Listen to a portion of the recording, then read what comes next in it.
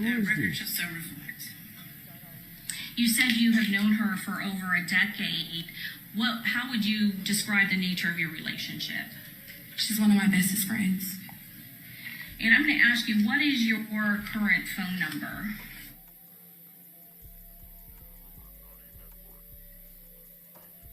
And as a good friend of yours, do you communicate with Alicia Andrews on the phone from your number 90? Correct.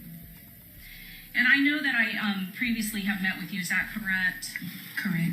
And I asked you some questions about whether or not your friend, Alicia Andrews, was dating somebody by the name of Isaiah Chance. Is that correct? Correct.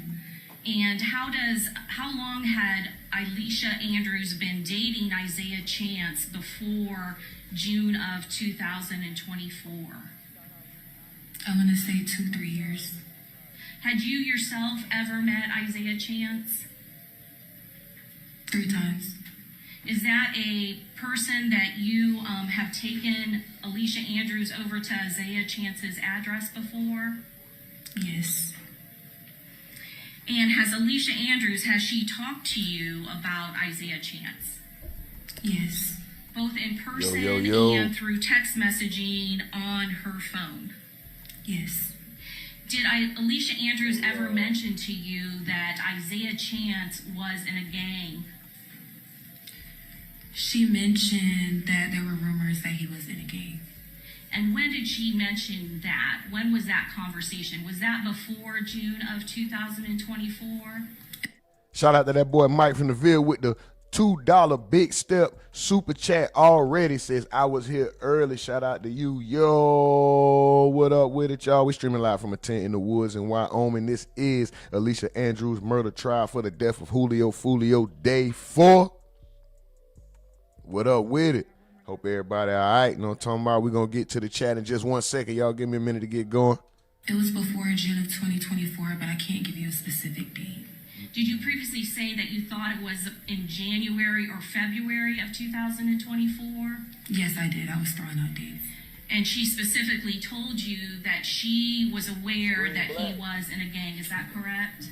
She was aware that he was tied in or affiliated within a gang, yes. Do you remember what gang that was? I believe it's NHG. Okay. And is that a gang in Jacksonville, Florida? Yes, it is. And you yourself, living in Jacksonville, Florida, you are aware with a rapper by the name of Foolio, Charles Jones, the victim in this case. Is that correct? That is correct. And that is a name that you have been familiar with for a very long time. Is that correct? That is correct. Approximately how many years have you known or heard of Foolio, Charles Jones? Since like 2016, so I would say going on a decade. Okay. I'm going to show you what's been marked for identification, States Exhibit 75C2. Do you recognize this exchange, these text messaging between yourself? Is that your phone number, 1904 9? It's my phone number. And are those messages from you? Screen still black. Between you and Alicia Andrews that occurred in 2021. That is correct. Your Honor, at this time, we would introduce into evidence States Exhibit 75C. Do you renew previously made objections? Yes. Okay, same ruling, and it'll be admitted. And it's just 75C2. Yes, correct. My boy Dummy Darko say, hey, Trey 1K say super salute chat fam. Slim Joan McJeezy say rumor naughty. You already know what time it is, big homie Slim. Say, yo, what up, rumor, what up, chat, big homie. I say, what up? Know what I'm talking about? Man, I hope everybody chilling. Phoenix say, yo, what up, fam? Keisha Jones say, good morning, y'all. What up, Keisha? Good morning to you. Mike from the Ville say, I'm still drunk from the verses. Forgot where I parked my motherfucking no limit tank. But I forgot where I put mine, too. That boy Stephen Edwards say, big homie, and say, rumor, why the screen black? I don't know. Y'all can see it yet? Y'all can see it yet? Phoenix 44 say, it's towed away, bro. He said, who on the stand? Oh, they done towed away the tank. God.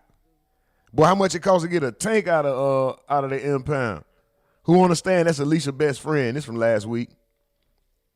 Oh, he said that. Okay, he see it. He said, I think it's a recap. Alicia friend Steven, he got to take the tarp off the tent to scare the critters away first. Oh, yeah, you already know we getting that mud together. You know what I'm talking about. Shout out to y'all, man.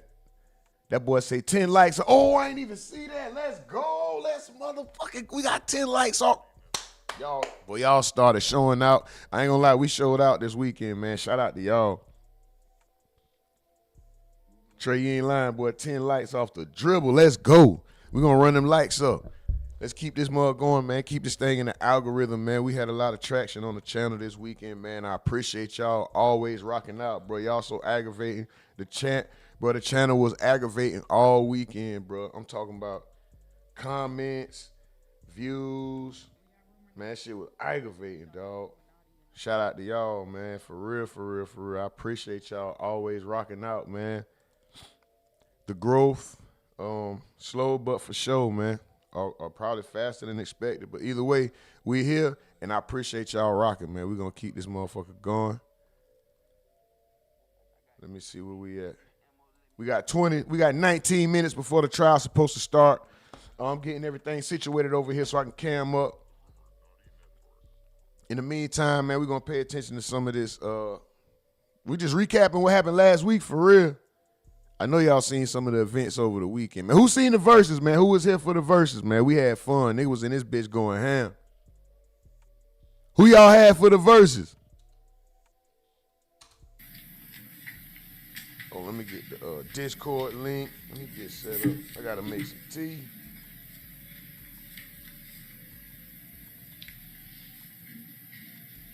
So again, Miss Jordan, this number here is your phone number. Is that correct? 190. Believe me, took 100,000 to the jeweler, tell them free. They're doing a real good job I'm of going to ask protecting you, her. They say her last name. column is your response to her messaging. Is that correct? Yes. Okay. And at the top where it says January 19th of 2021, where the defendant, Ms. Andrews, is saying or texting you in a message, but if you think about it, everybody dissing everybody, what does PPL mean? That's abbreviation for people. And then it says from out east. That's a hood in Jacksonville. Okay. And is that, when you say out east, a hood in Jacksonville, is that an area associated with ATK and 1200? More so 1200. And it says out east, they side, so. I ain't gonna and lie. then I be, OSC, oh, let's what go. that That means? boy Stephen Edwards. Well, as y'all see, it's Slim Jones McJesus, but my nigga Stephen Edwards came through with the $5 super chat, super step early this morning. Let's go. That boy say And do you know what rumor. gang Papa is involved Yes, in? sir. He's from 1200. Hey, man, I appreciate And then it y'all, says bro. like that, Man, I appreciate y'all, bro. Is that I ain't gonna lie, I appreciate y'all. That boy Stephen Edwards. Let's go. Big stepping.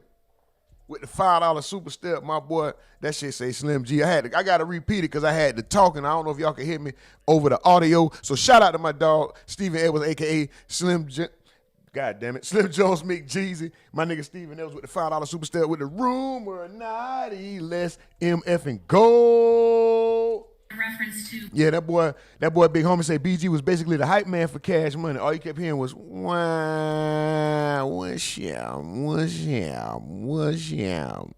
That nigga was up there doing the heroin call. That nigga was looking for dog food. Wah. It's over here, little one. Julio, the victim in this case? That would be correct. It says be the Mike from the Ville say, I told niggas No Limit was taking it. Phoenix say, I was present for the debacle. Bro, that bitch was a debacle the way it ended, bro. That shit was crazy. I hate that ending. I hate the ending. I hate the ending. The shit was fire, though. one talking shit, then all Man, we got the 12 little- likes, man. and Let's then go I'm run gonna them say MF and likes up, bro. Let's go. come and the We other here. extra ass people, is that correct? Yes. Okay, and then can you read what your response is? Bro, y'all wild talking about Turk. That boy Turk. Everybody be dissing. That's how That boy too. SB when them in choose to live like that. So that's what come with that lifestyle. It's sad, but it ain't gonna stop. Like famous Hold on. people do it. to look at Dirk. He always talk Hold about on, too hold on, good. hold on. Like it's always gonna be like that. So check this out. I normally don't even speak on this conversation. Y'all seen that? Y'all seen Mac talk about Mercedes lawsuit and all this other? Hold on, what Birdman at? I just want to see my nigga Bird. This shit started with me and my brother Stunner in a little small ass house, and we knew we was gonna change the world, and we changed the fucking world. Cash money forever, you heard me? Where you at, P? Say what you gotta say. Stunner, what you gotta say? Hey man, like, I ain't gonna even lie, bro. Like, when I met Blood, you know, I just was trying to do something different. When I met Blood. Here you go. I had started this shit young. Long-winded. I was a young man Hurry up. trying to get some money why and I not wasn't be in the taking the mic. streets. And I met BG. Hurry up. I met Wayne. I met Juvie. I met Turk. Shout out to Turk, you little bitch. You ain't here, but fuck you. We gon' fuck with you when we won't fuck with you. You heard me? I'm on script, nigga. We gon' fuck with that bitch when we won't fuck with her. But that's another movie. But ain't no, you know, Cash Money. When one nigga died, I ain't gonna say died, cause we lost a lot of soldiers. But Cash Money ain't built on you leave, you can't, we gon' still multiply. Let's go. Cash Money ain't gonna never die. I was a young man This nigga trying to baby. get some money why and I not wasn't be in the taking the mic. streets. And I met BG. Hurry up. I met Wayne. I met Juvie. I met Turk. Shout out to Turk, you little bitch. You ain't here, but fuck you. We gon' fuck with you when we won't fuck with you. You heard me? I'm on script, nigga. We gon' fuck with that bitch when we won't fuck with her. But that's another movie. But ain't no, you know, Cash Money. When one nigga died, I ain't gonna say died, cause we lost a lot of soldiers. But Cash Money ain't built on you leave, you can't, we gon' still multiply. Let's go. Cash Money ain't gonna never die. As long as I'm built on you leave, you can't, a lot of soldiers. But Cash Money ain't built on you leave, you can't, we gon' Cash Money. When one nigga died, I ain't gonna say died, cause we lost a lot of soldiers. But Cash Money ain't built on. Look how this nigga Juvie looking at this nigga, bruh. Bruh.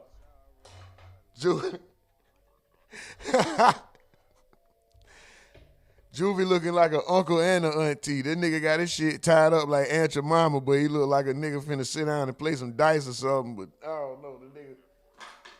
I said play some dice. First of all, you shoot dice, and niggas don't sit and play dice. They get on one knee. But this nigga Juvie got on the, man, anyway, he been wearing that rag like that. But all right, we gonna watch, let me move on from Baby. That shit was just funny. But if you know about them New Orleans niggas, hold on, I'm gonna say this after he say this. I met in the streets, and I met BG. Hurry up. I met Wayne. I met Juvie. I met Turk. Shout out to Turk, you little bitch. You ain't here, but fuck you. We gon' fuck with you when we won't fuck with you. You heard me?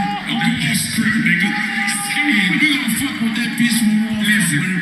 But that's another movie. But ain't no, you know, Cash Money.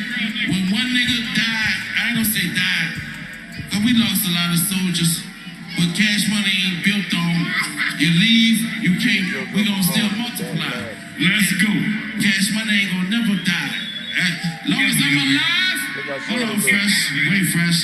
Long as I'm alive, Cash Money ain't gonna never die. Shout out to my nigga NBA Youngboy, NBA Rich Gang. Fuck who don't like it. We with all the bullshit. If you ain't with us, fuck you, nigga. P, where you at, bruh? Say something so they know our culture we get together. Tonight, listen, y'all, listen, for sure. Bro.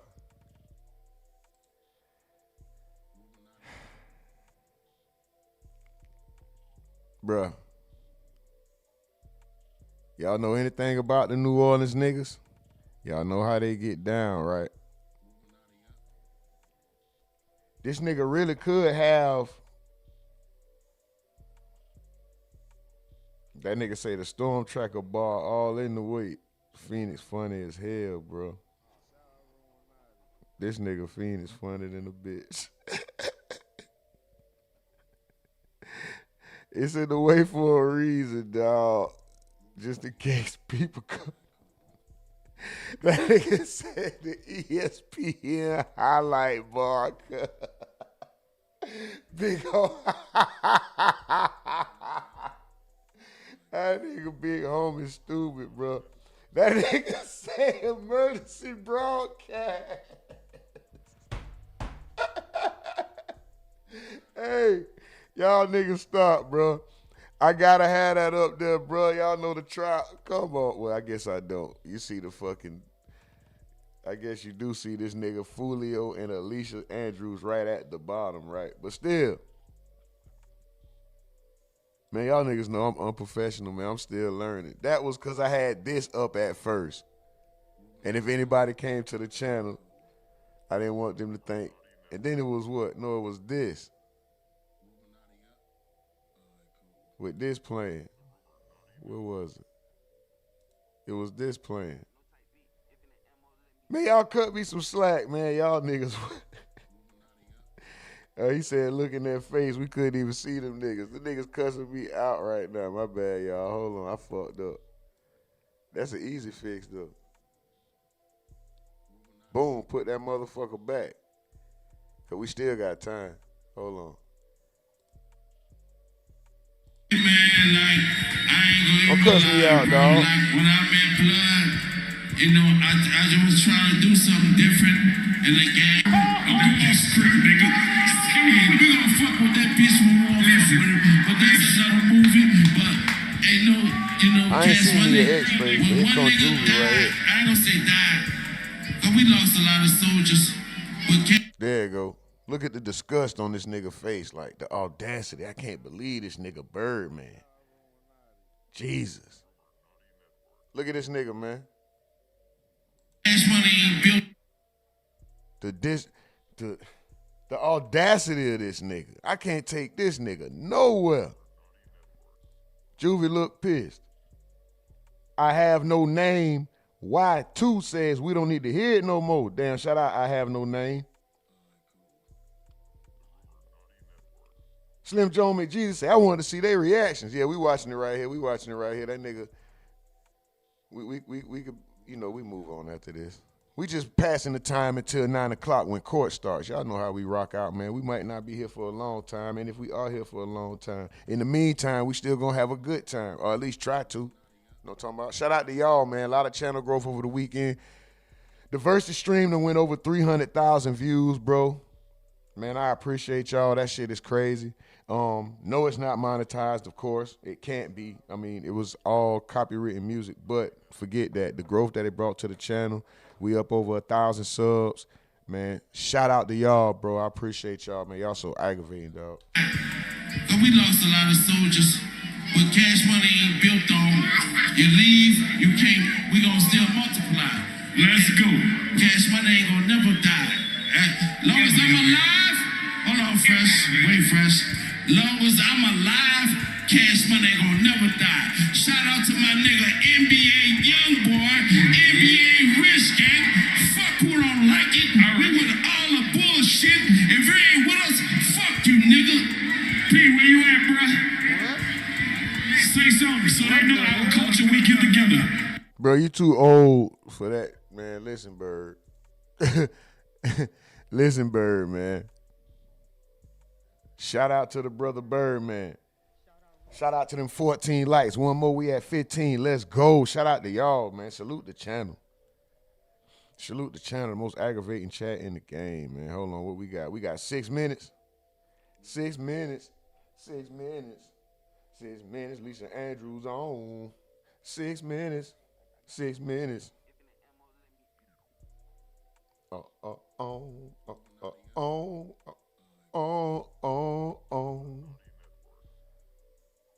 I think we can move this banner now.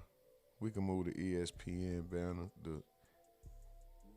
the Weather Channel banner, the emergency broadcast banner, the what else did y'all niggas say it was? Y'all stupid, man. Shout out to y'all. Oh, let's go. 15 likes deep. I just seen that motherfucker jump up to 16 at the edge of 16. Busting my 16. Kill one boy with the AR-15. Shout out y'all, man. But yeah, what I was saying about them New Orleans niggas, if you know about them, bro, that's how them boys talk. I ain't saying that make it right. I'm just saying. Y'all know New Orleans. Them niggas will look you right in your face and have love for you, but be calling you a bitch and a pussy all day. Be like, fuck you, you bitch. Then Turk, you pussy. So when he said Turk, fuck that nigga, fuck that bitch. Yeah, Birdman really don't fuck with Turk. He really is upset with Turk in real life, but at the same time, he probably don't hate the nigga. Like, they could be cool and have that same type of conversation. If you know anything about New Orleans niggas, then you know when they talk to each other and it's camaraderie amongst them, it sound like a dispute. It sound like it's about to go down. They approach each other with love like this. What's up, bitch? What's up, pussy? Yeah, I seen your boy over there with your funny looking ass doing the what you call it. I started to fuck you up over there. Yeah, boy, if I had my pistol, I'd have shot your ass. Like that, they call each other bitch, pussy niggas. They tell each other F you all day long. They tell each other how they'll slap the shit out of each other, but it be love, like they brothers. Right? So with Baby doing that, saying that to Turk, other than knowing that there's contention, we're already aware that there's contention, right? But I can't say Baby don't hate Turk. Baby the type of nigga to take his anger out financially. Like, nigga, you just ain't getting none of this money. You can't be around none of this shit. You heard me?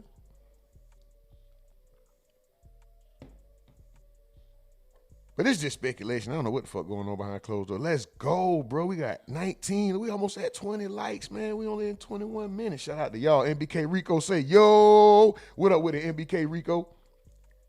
Slim Jones said, that's my city, unfortunately. Oh, that boy come from the land. That boy come from the land.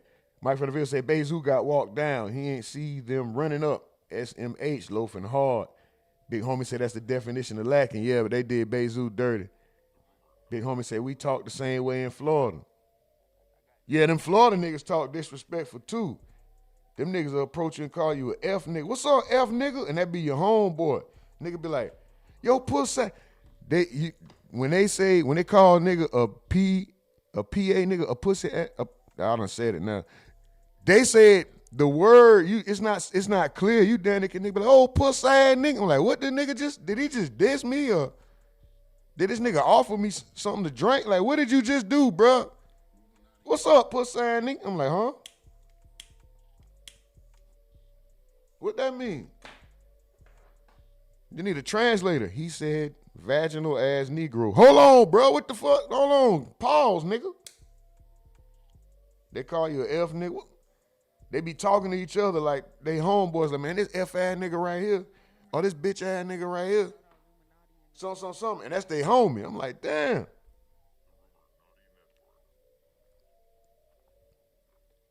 Keisha Jones said, I had forgot to hit the like button. I thought I did. I'm glad you did, Keisha. Appreciate you, man. Top of the morning to y'all. Shout out to y'all. Good morning, top of the morning, grand rising, great AM, great day. Shalom, assalamu alaikum. Whatever greeting you choose, I just hope y'all got that good energy going right now to carry over for the rest of the day. Hope y'all already in motion and go ahead and accomplish more than you set out to accomplish for the day. You know what I'm saying? Keep that positive attitude.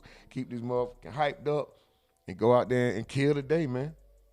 Be better than yesterday, every day. Make sure you was better than the day before. No talking about Mike from the Ville. Say, Mels, anybody who wasn't there, a.k.a. Wayne and Turk.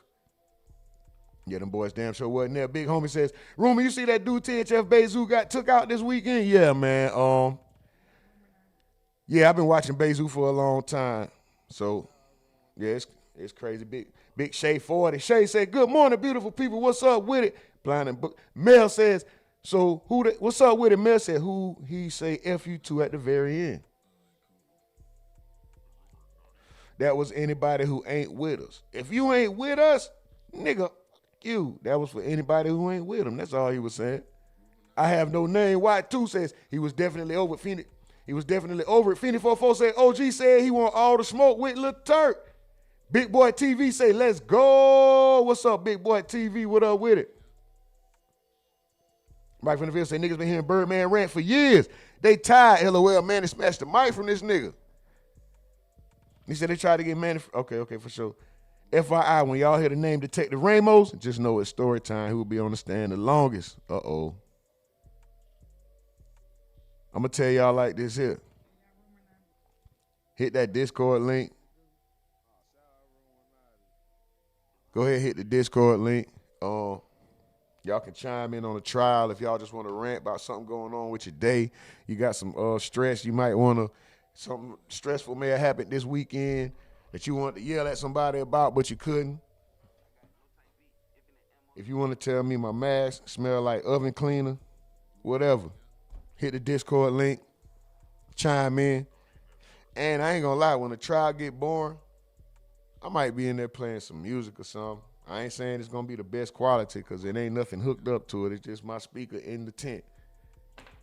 But I damn sure be playing some music to stay live, bro, because when this shit get boring, nigga. That boy Ramos, nigga. Phoenix say, shout out to Hillsboro. Shout out to Hillsboro, man. Supreme Tunes 3430, top of the morning, fam. Hope everyone doing great and blessed. This finna be a blast today. Man, let's go, Supreme Tunes. Shout out to you, Dummy Darko. That's my, man, that's Bob Marley. I'm not gonna remember to say that every. Damn, I hate that YouTube switched this shit up. Dummy Darko says they were saying that nigga was someone else. Trey 1K say, word, my B, shout out Shy Time. Shout out to the Shy, man. Bro posted with the money, too. Looks like a paid hit. He will probably be taken out soon to tie up the loose ends, Mike from the Ville said. Hey, yeah, man, I don't know if I should be doing that. I don't want to post pictures, but they definitely have somebody in mind on the internet. They definitely got somebody in mind. There's somebody that did the calculations for the height and the size of the person and the angle they were shooting at to determine this person's, bruh.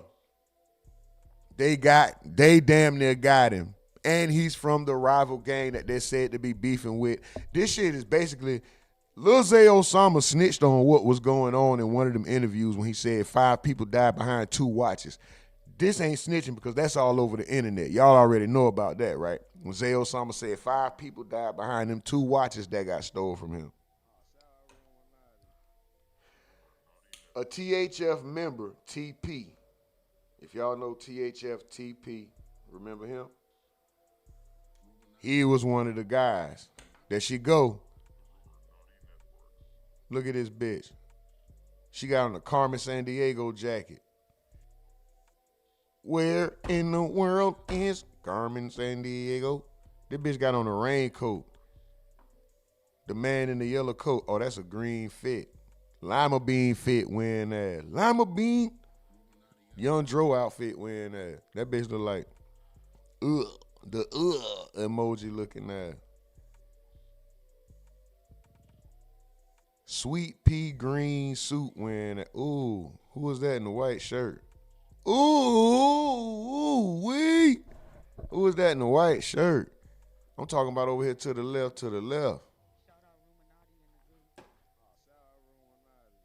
Oh, that's Alicia's lawyer that look like her mama. Damn, she looking good today.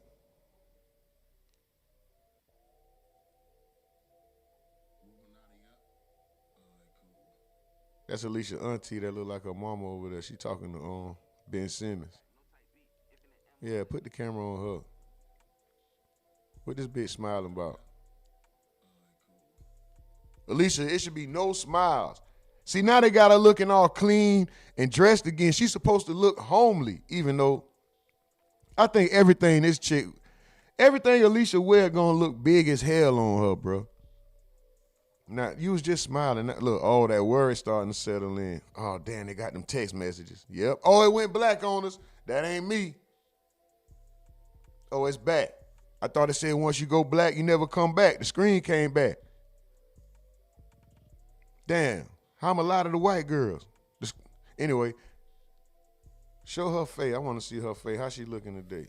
Well, let me see Alicia's lawyer. I like what she got on. Not Alicia. I hate what you got on. Thick ass jacket. That's a shacket.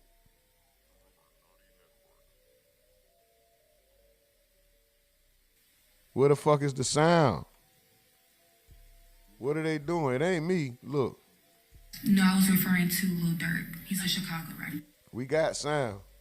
That's the courthouse.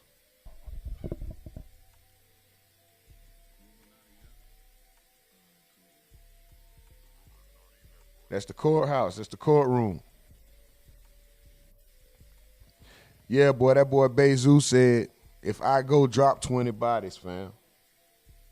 That was like in a text. I mean, a tweet. 20 likes, let's go. 22 likes, let's go.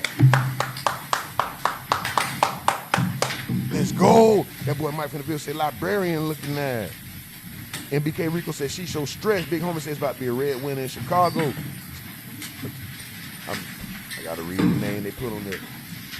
Stephen Edwards say, definitely. Mike from the Bill said, I wonder if she got the All watch right, versus. very good. Thank you. Everyone have a seat.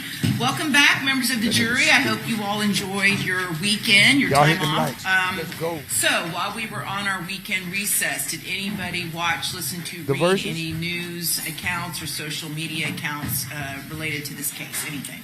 Pre Did anybody tune, what up? talk to MBK anybody Rico. about anything Trey related 1K. to this case?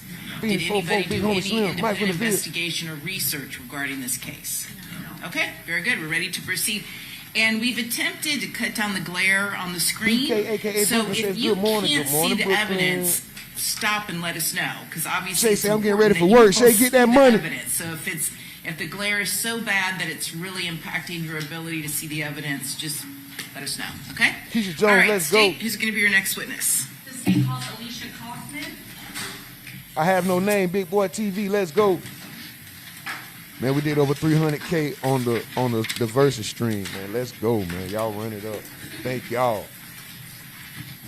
300K videos. Wow. I'ma shut up. We here. 2 more likes. We at 25. Let's go. Do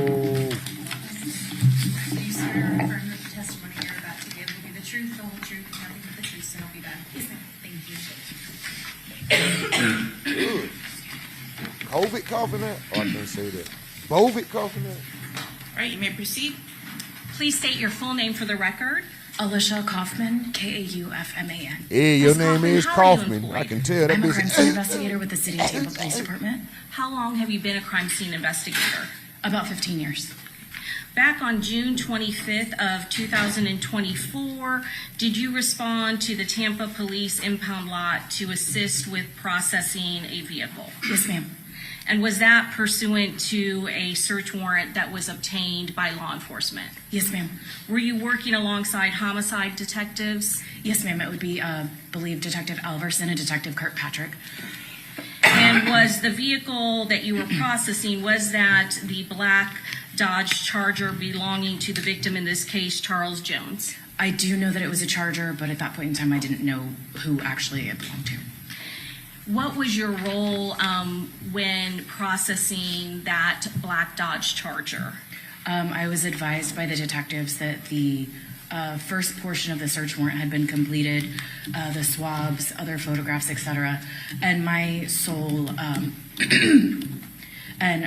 job was going to be to photograph further and document the damage and potentially pull any projectiles from that vehicle. So there had already been a crime scene investigator who had already done those things that you have just mentioned. Is that correct? Yes, ma'am.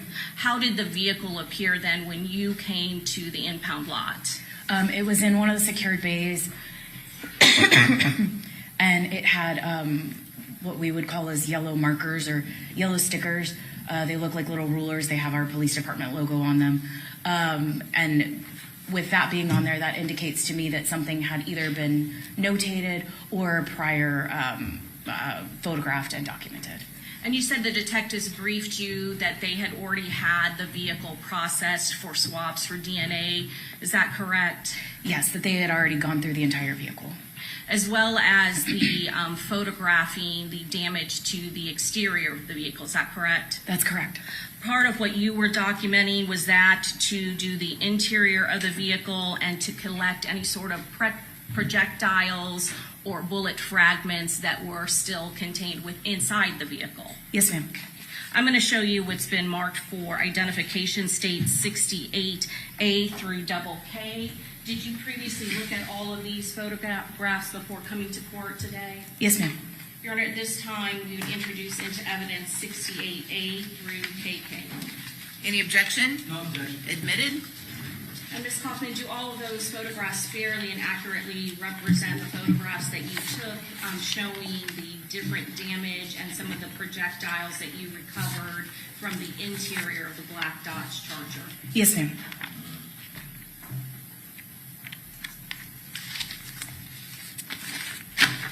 Was there a projectile that you recovered from this vehicle that still appeared to be intact? Yes, ma'am. And where was that located? I believe I notated it as like a hinge hood. So when you open the hood of the vehicle, in this particular case, the vehicle opened normally where the hood opens towards the windshield. And in the corner, up near the windshield of the driver's side, there's kind of a groove or a divot where the wires come, and it was right there up in that area. Do you document with photographs that entire path, opening the hood, as well as the location and close-ups of what you've just described? Yes, ma'am.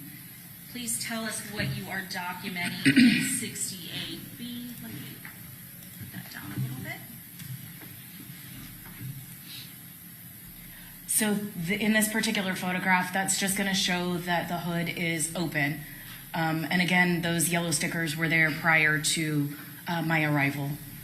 And can you point out where it is ultimately that you locate that projectile that's still intact? Sure. Good to get up? Yes, ma'am. It's definitely a little difficult from here to see, but if you see the corner where the hinge comes to the hood, there's almost like a leaf that's orange, a little off-center, and it's right about there in that particular area. And 68C, if you want to stand up just Sure. for these next series. 68C, is that a close-up of that area that you're talking about? Yes. So you'll see, again, there's that hinge, or the corner. You have your hinge coming down here, Into and the then rim shot. right kind of underneath where that parallel line comes, it breaks. It's hard to see just because of the shadows, but there's a further documentation after that. 68D, So that's going to be, you can actually see where it comes down the parallel again. So we're kind of leading into this photo to show that very almost shiny, metallic looking item there in the middle, kind of lower, almost the center of the photograph there. and then 68E. That's my hand, just removing the projectile, again with what we would use as a measure, just basically showing it close up. And that was the one projectile that you found still intact, is that correct? Yes, ma'am. You can go ahead and have a seat. Thank you. Please tell us what 68F shows. Excuse me. So that is going to be the driver's seat, as well as the headrest to the driver's seat. And can you show damage from projectiles in this particular photograph? Yes, you can actually see, due to the headrest being dark colored, all of those little white spots and fragments are potential damage there. 68G, what part of the vehicle is this? That's actually going to be the back of the driver's side headrest. You can see the steering wheel in the forward of the picture, notating that we're still on the driver's side, and then that's just an opposite, so that way we can get both sides of that headrest. And again, in this photograph, can you see damage that has been caused by projectiles in this particular, in the back driver's seat of the headrest? Yes, particularly if you're looking at the actual driver's seat, those two notations correct over there on the right side. Look like that fingernail polish was chipped up, sweetheart. I seen that. 68A. Kaufman. I believe that's the driver's side. Yes. Sorry about that. That's okay. That's all right. Wanted to make sure that we have them notated and separated. That's going to be the driver's side headrest. We're looking at this particular photograph is the front.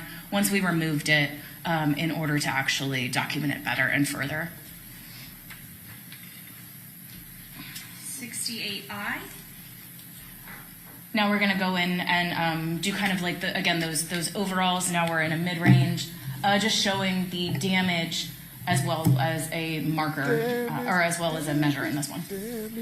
So O'Murder, he did get hit 8 times probably with all those fragments going 68J around. is at another close-up of 68. I thought it was capped. That's correct.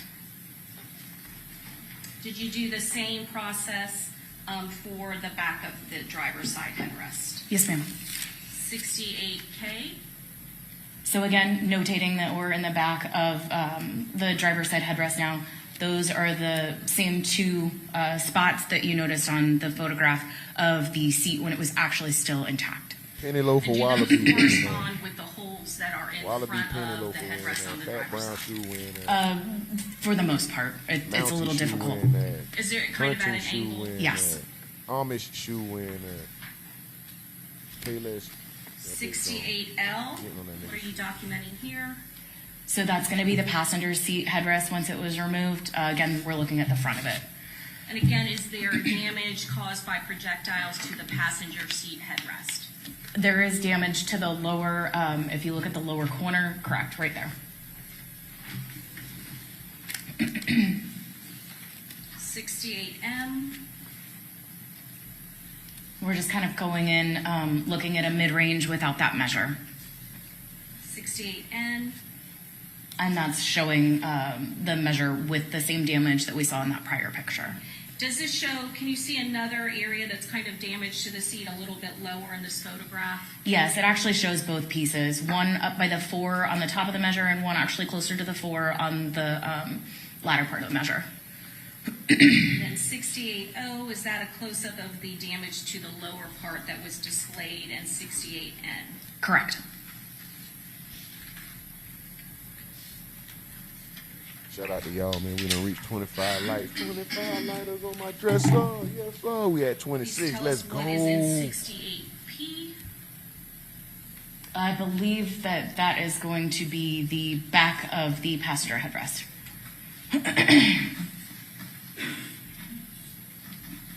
What are you documenting in 68Q? So this is going to be what we would call the B pillar of the vehicle. It's that pillar that runs between the driver or the front door and the back door. And right dead center, you'll see the actual line of the black B pillar. And then there's a giant white spot. That's a strike or potential damage. So we're just kind of getting that overall angle so that we can maneuver in so that we can see how we're moving forward in our photos. You also see damage to the window of the driver's door, is that correct? Correct. And then 68R. Is that the same area in the center of the photo, just at a better angle? Yes, ma'am.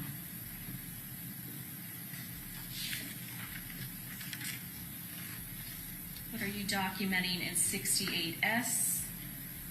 So now we've moved to the back seats, just kind of documenting overall in the back seat at this point in time.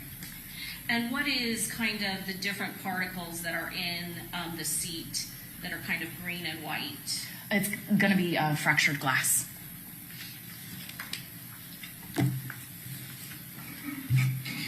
.68T. So again, we're looking in from the driver's side of the vehicle.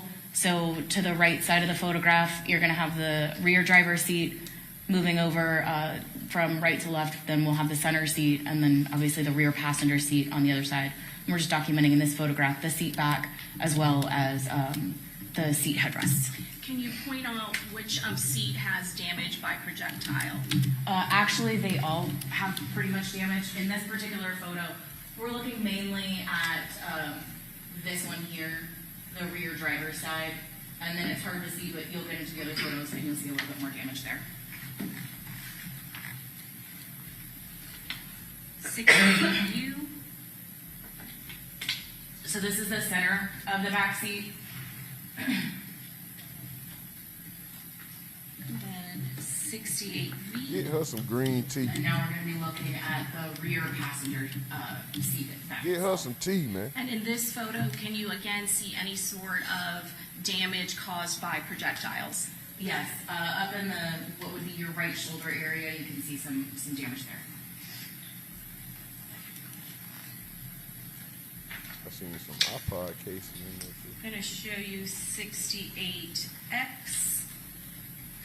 What are you depicting in this photograph? This is going to be damage to the rear passenger side seat, up near the top where the seat back is, or where the headrest is. You can kind of see it.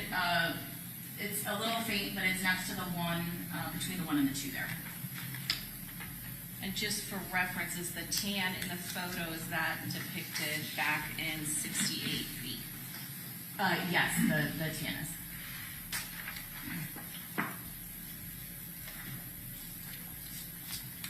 .68Y. Just a closer up photo. Again, you can see it kind of mid-range between the 2 and the 2 there.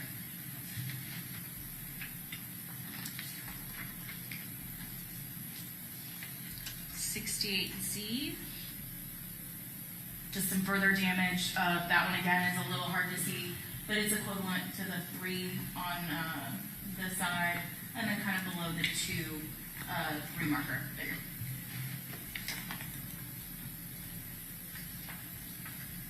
Going to 68AA. So that's going to be the back of the rear driver's seat once we had pulled it out and removed it. And did you see any sort of damage or strikes to the bottom? Not to my recollection on the bottom. 68BB. So that's going to be damage. I believe that's the middle seat. And again, can you, for the record, just kind of designate where it is located in the photograph? Sure. It's actually pretty much center in the photograph itself, at the 2 and the 2 mark there. At the 2 and the 2, at the 2 and the 2. What is in 68CC? That is going to be the seats once they were removed. That's going to be your middle seat and your driver's seat. And we're still looking at the front of that, is that correct? Correct. And again, can you see damage in this particular photograph from projectile strikes? Yes, it's going to be in the actual headrest up on the right. Then you can see in the tan portion where that line comes down. And then it's a little harder to see, but between the headrests, there's actually some more damage there. 68DD. That's going to be kind of between those headrests. A close-up from when we just looked at 68CC. Correct. 68EE. So now we're in that, we're doing a mid-range photo again. That's going to be the driver, the rear driver. Dead center, you'll notice kind of the discoloration coming down right at the line that goes up and down as well as the vertical line. And the horizontal line. 68FF, what are we looking at? It's going to be the back of the seats for the middle and the driver. And in this particular photo, can you see damage from a projectile strike? You can. There's some small damage down on the bottom to the right. Right there, there's some damage pretty much in the center on that particular photo. 68GG. So that's just marking where that is, especially because it's kind of hard to see without that marker. Specifically saying where it is on that photo. And then 66AA, is that a close-up of the damage that was at the lower end of that seat? Correct.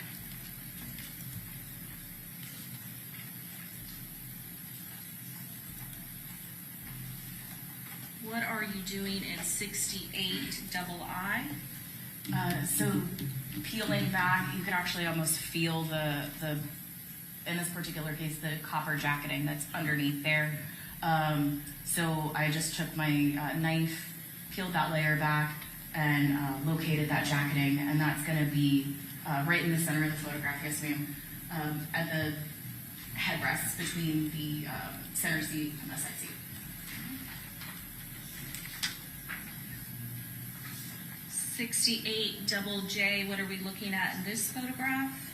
So there's a lot going on here, but what we're really focusing on and depicting is the driver's side door is open.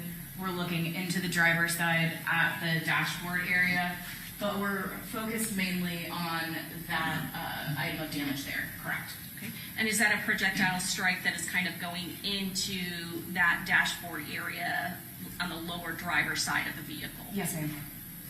68 double K. So now we're doing a closer up photograph of that with the measure again. After you basically peeled back some of the seats and pulled out various parts of the car, can you tell the jury, I know that there was one intact projectile that was found in the hood area, what other either projectiles or fragments did you locate? I did locate some other what I would call as fragments or debris, pieces of metal essentially, from some of the seat rests, as well as I believe a small sliver came out of the dashboard. The part of the back or that seat that you peeled back and you kind of saw a fragment, was that the only other thing other than the projectile that you could qualify as a fragment? Were the other pieces that you qualified as debris too small or too tiny to be able to truly discern if it came from a projectile? Yes, ma'am. Your Honor, may I have one moment? Yes. Your Honor, at this time we pass the witness. Okay, cross-examination. Okay, thank you. May this witness be excused? Yes. Okay, very good. You're free to go. All right, who is your next witness? Judge, our next witness is Detective Kaylin Small.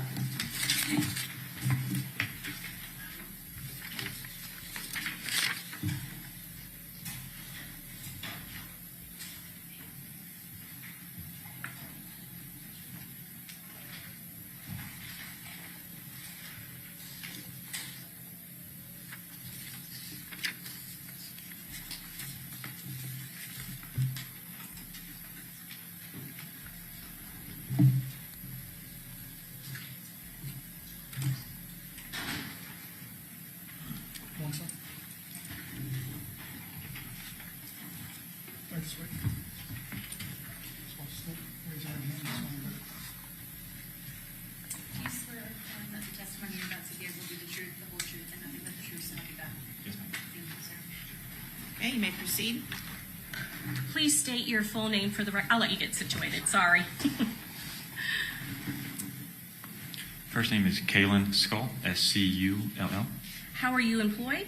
I'm a detective with the Tampa Police Department, How long have you been with the Tampa Police Department? approximately 14 years. What unit are you currently assigned to? I'm assigned to a firearm investigations unit, How long have you been in the Firearms Investigation Unit? approximately 6 years. What prior assignments at the Tampa Police Department did you have before being put in the Firearms Investigation Unit? I was assigned to a narcotics unit and patrol with street crimes unit. As part of the Firearms Investigative Unit, are you also a member and cross-designated as a member of the ATF Task Force? Yes, I am. What are your duties as an ATF Task Force officer? We investigate violent crimes with firearm cases, commercial robbery cases, long-term trafficking cases with firearms, any violent nexus to a crime involving a gun. Does your unit respond to homicide scenes? Yes, we do. What type of homicide cases does your unit respond to? Anything that homicide will ask for our assistance on, usually it's either mass shootings or 3 or more people, any high-profile case that they may deem may be high-profile at the time, or anything that they need assistance on from the ATF. Did you respond to the home to suites located at 11606 McKinley Drive in Tampa, Florida? I did. Did you respond to that area on June 23rd of 2024? Yes. What time did you approximately arrive at that location? It was just before 9 o'clock, around 8:45 or so.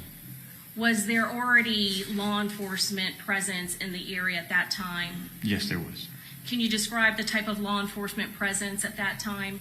When I arrived on scene, I parked on Fowler Avenue in the like the grass area side of the road. There was approximately 10 or 12 law enforcement vehicles already there. There was a large, I observed crime scene tape around the perimeter of the hotels. I saw multiple law enforcement members, crime scene vans, stuff like that.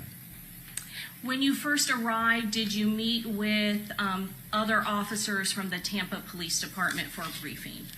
When I first arrived, I met with the officer holding the perimeter. He had a crime scene log, so I checked in. I then went over and talked to the homicide unit, which I believe was the sergeant at the time, Rachel Cholnick, and then another detective from my unit, which is Detective Michael McNamara. Sergeant Rachel Cholnick, she is the sergeant of the homicide division, is that correct? That is correct, yes. And you said you also met with Detective McNamara with your unit? I did, yes. Were you at that time apprised of the investigation of what had occurred prior to you arriving? Limited information. I was told that there was a deceased individual in the vehicle. I was told that he had maybe a rapper from Jacksonville area. And then there was the scene that started in the back of the hotel from where I originally arrived to meet with detective and sergeant. What did you do at the scene? After I was briefed on limited information, I kind of just walked the scene. I was looking for two other special agents with ATF. I was told that were en route. Wasn't sure if they were on scene yet or not. Went around to where the shooting had initiated, which is the front of the hotel, and met with street crime units from Tampa Police Department. I'm going to show you it's already into Evidence States Exhibit 1. Can you take a look behind you and see that? I'm going to blow it up a little bit. You said, where did you first come in at and where did you park? Where I stand? Or Yes, absolutely. So this is Fowler Avenue here. This little grass area in front of this where there's a sidewalk. This is where I parked, and this is where all the law enforcement vehicles were kind of stayed because they could not get into the hotel itself. Okay. And you said that you entered the crime scene, is that correct? I did. I walked down the grass area, walked to this opening here, which is the drive, and then met under some trees, which was, I believe it's this area here, the street on the right side in front of the hotel. Where did you do your walkthrough? So when I arrived and met with them, there was a black Dodge Charger that was situated between Holiday Inn and those tree lines there, which I believe is where the victim was in the vehicle. And then I kind of walked down, I saw a path of what I believe the vehicle fluid from either a radiator or a transmission coming all the way down this little grass area in between the two hotels, through the grass, all the way down. And I kind of made my way where the initiated shooting was, which is in front where it says Sarah's Amiga Natural Horse Training, this little overhang here. Okay. And then the crime scene, or the street crime unit were kind of in that side of the parking lot, and I met with Detective Andrew Trotta. Okay. When you met with Detective Trotta, was there some damage to a vehicle that was pointed out to you? There was, yes. What sort of vehicle was it? And can you point out on States Exhibit 1, this diagram, where it was parked and located? It was a yellow, I believe it was a Ford Bronco, or I'm sorry, maybe yellow or light orange. You can see a small little vehicle in these parking spots here. Maybe it was the second or third open available space there. And did you note any sort of damage to that vehicle after you were alerted by Detective Trotta? I did. I'm going to show you what's been marked for identification, States Exhibit 17A through D. Did I previously show you these photographs? Yes. And do these photographs fairly and accurately represent that yellow vehicle that had sustained damage by a projectile and where it was located at the time on June 23rd of 2024? It does. Your Honor, at this time, we introduce into evidence States 16A through K. Any objection? No objection. Oh, it's 17A through K. I apologize. Okay. Okay, admitted. And you said previously on State's Exhibit 1, it was parked in this area in the lower kind of center of the picture where there's some parking spaces near this kind of grassy field. That is correct, yes. What is in 17A? That's the yellow Ford Bronco. 17B, is that a close-up of the tag? Yes, it is. And then 17C, in this photograph, can you see where the damage from the projectile strike is on the vehicle? Yes. Can you stand up and point it out where it is and describe the location? Directly above the gas tap door, the different color and the paint color, silver color. This area right here? Yes, that's where the projectile entered the vehicle. And then 17D. Same projectile, just a close-up of it. And can you tell us what it is? Is there any significance to this particular photograph? Yes, it seems the entry point of the projectile entered from the front of the vehicle towards the back of the vehicle. So if you go back to 17C, where would be the location of the shooter when they are firing this particular projectile? It's my belief that they were in front of the vehicle, firing towards the back of the vehicle. And then again, going back to 17D, can you show what is the basis of that? You can see the projectile, how it's like an arrow type shape. It enters the vehicle on this portion here, scrapes the side of the vehicle, and actually enters to the back portion. Then I'm going to go put State's Exhibit 1 again. So based on this photograph, can you kind of tell us the general area where the shooter would have been at that point when that yellow vehicle was struck? My belief would be somewhere in this light-colored area near the parking spot in the grass, maybe either on the parking bumper, in the grass, or just in front of the vehicle itself. You can go ahead and have a seat.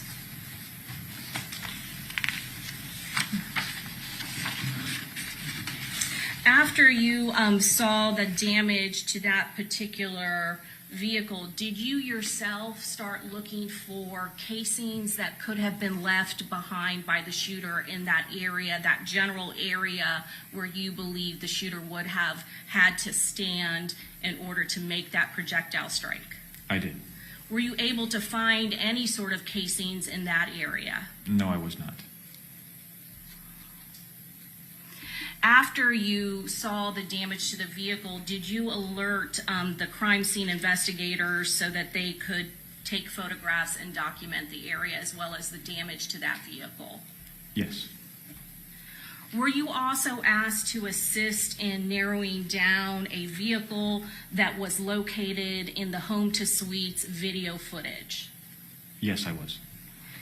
Were you able to look and see a vehicle that was a black Chevy Impala and asked to see whether or not you could narrow down the year of that vehicle? I was told on scene that the belief was a later year model vehicle. My belief it was earlier than that, so I did some research on it.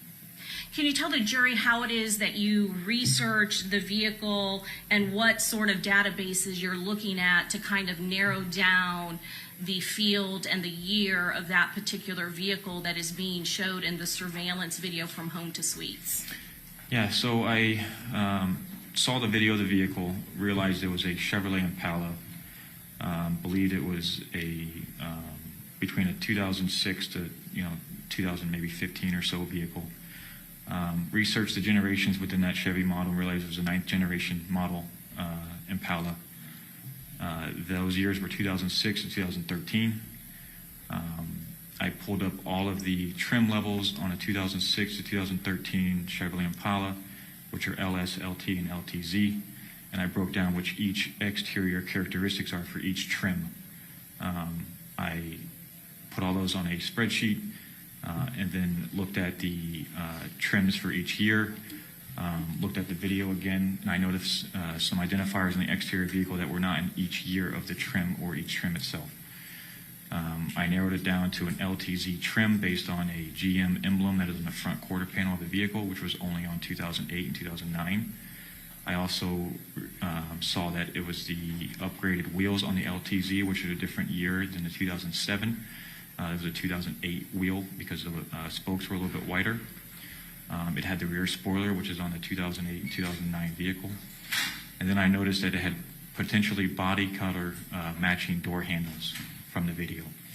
There was a little bit of light on the door handle, so I wasn't sure if they were chrome or body color matching.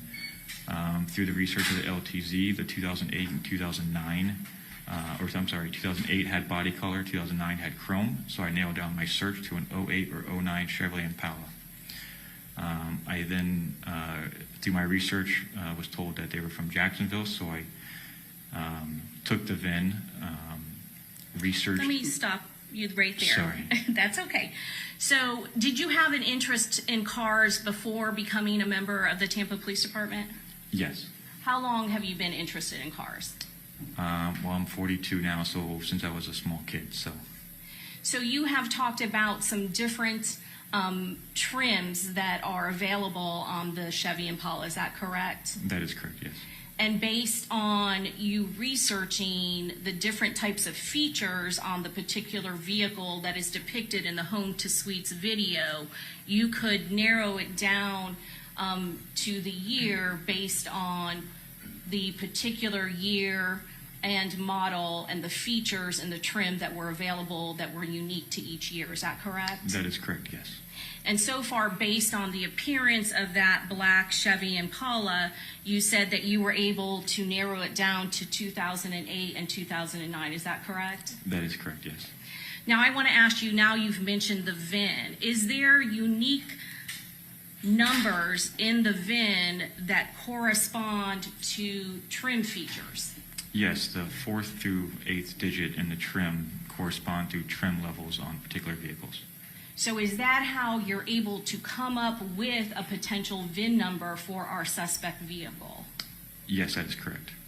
Now, I imagine there's more than one 2008 or 2009 black Chevy Impala, so are you getting more than one VIN?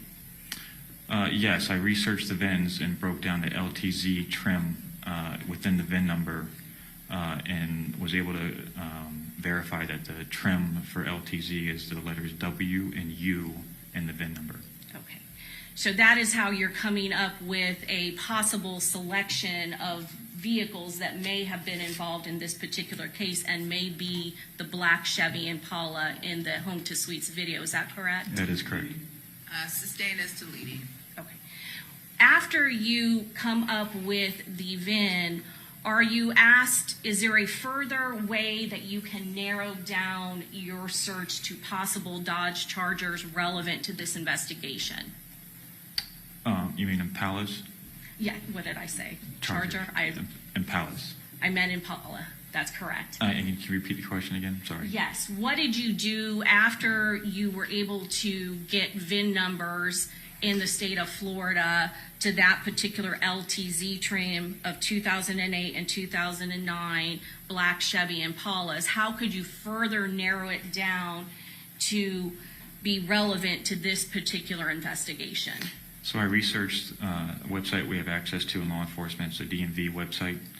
I inputted 2008, 2009 Chevrolet Impala with LTZ trim black and then selected Duval County, which is overseas Jacksonville. And why are you selecting Duval County? I was told originally that the suspects may be from Jacksonville because the victim was from Jacksonville. When you access that database, how many vehicles, black Chevy Impalas, did it become narrowed down to at that point? 3. After you had 3 black Chevy Impalas, LTZ trim, between 2008, 2009, is there further analysis that the Tampa Police Department can do to assist in further narrowing it down? There is. We utilize license plate readers. I provided my 3 vehicles to an analyst with homicide who was Brittany Jackson. I told her these are the vehicles that I was able to populate and come up with. And then I was later told that there was a confirmation of a vehicle. One of those 3 that actually were picked up on a license plate reader in Tampa during the weekend of the homicide, is that correct? Yes. Okay. And was that for the black Chevy Impala LTZ trim for Florida tag number 68 DLWD. Yes.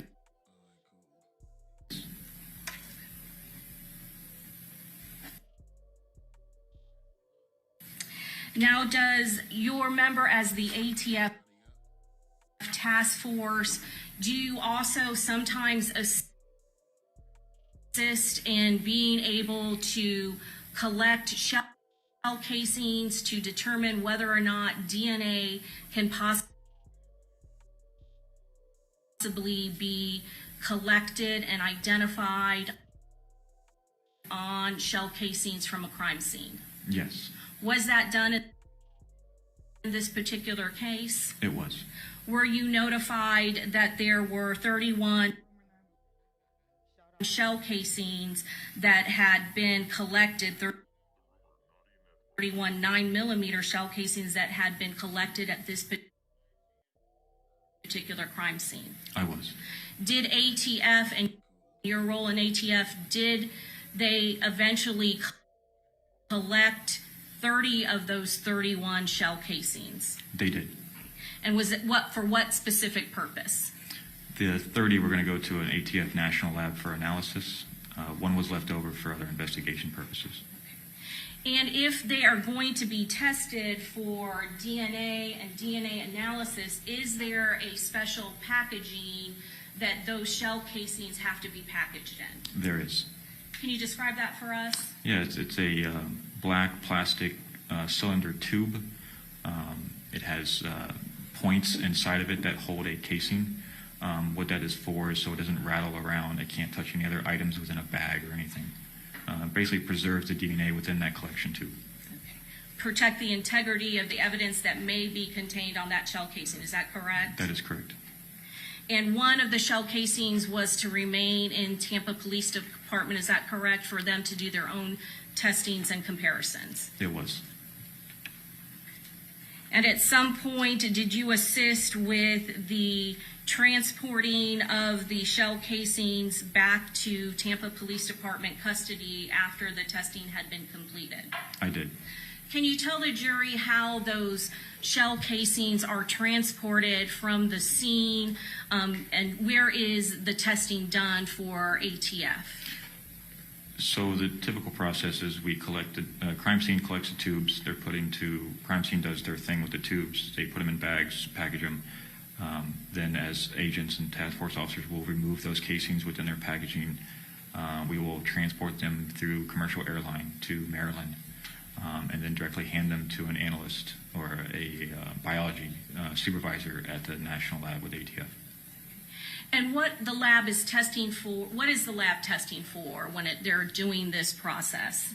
Their initial process is just to see if there's presence of DNA on a casing to begin, if they have enough to move forward with further analysis. And was that done in this particular case? Yes, it was. For all of the 30 shell casings that was sent to ATF in Maryland? Yes, it was. And was there any DNA that was found to be suitable for DNA testing or comparison to any suspect? I'm not sure on that one. Did you, were you the one that got back the report from the ATF lab in Maryland? I was not, no. Okay. Would that have been another ATF agent in your unit? It would have been either the agent that submitted the casings or a designee with Tampa PD that he would have told the supervisor to forward the report to.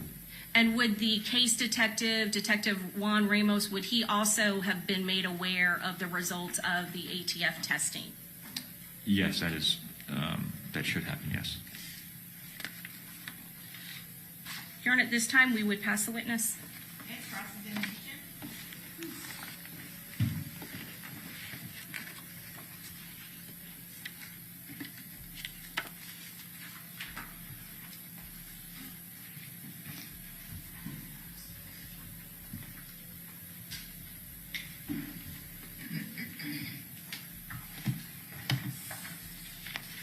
Good afternoon, Detective. Good morning, sir. Good morning, Detective.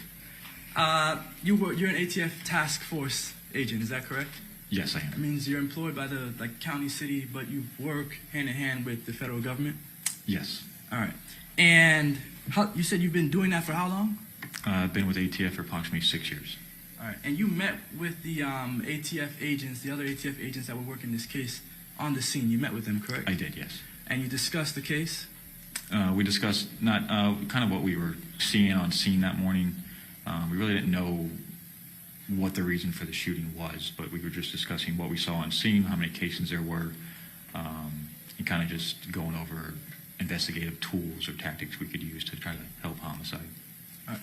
Did ATF collect the casings, the 31 casings, or did Tampa Police Department crime scene techs collect those casings? Tampa PD crime scene collects casings. All right, and they're put into a special, like a container? Yeah, it's a black plastic tube. It's not a full cylinder tube. It has openings on it, so DNA can breathe. And then inside it has these little, I don't know what you call them, but they're almost like a bracket, so the casing is held in its place the entire time it's in that tube. All right, and though it's kept in that tube for what purpose? So it can't be rattled around or moved, and DNA can't be compromised. All right, so that tube is to protect the integrity of that evidence. Correct, yes. All right, so when you all are putting the casings into the tube, I assume the person that's handling the casings has on gloves? That'd be crime scene, but yeah, that would be my assumption. All right. And you don't have any reason to believe that anyone was not wearing gloves when they were handling the casings, is that correct? Oh, I don't have any part in that collection, so I wouldn't be able to accurately answer that question. All right. The ATF, federal government, you all refer cases to them at times, right? Tampa PD can refer cases to ATF. We adopt cases that are state cases, and we adopt them federally, yes. All right. And that was a conversation that was had in this case? No, this case was not adopted federally, to my recollection. Yes, it was not adopted. The federal government did not pick up this case, correct? That's my belief, yes. All right. And the DNA that was submitted, or the casings that were submitted to ATF, they were tested for DNA? Presence of DNA, yes. Or analyzed to see whether there's DNA on the casings? Correct. What about for fingerprints? I don't know that answer. Okay. All right, and obviously you said you did not get the report back from Maryland. That is correct. And when you say from Maryland, that means from the ATF. The national lab, correct. So that's why you don't know why or whether there was any DNA that was of value on the casings? That is correct. All right. All right, no further questions. Okay. No, Your Honor. Okay, very good. May this witness be excused? Yes. Okay, thank you. You're free to go. Very briefly. Sure.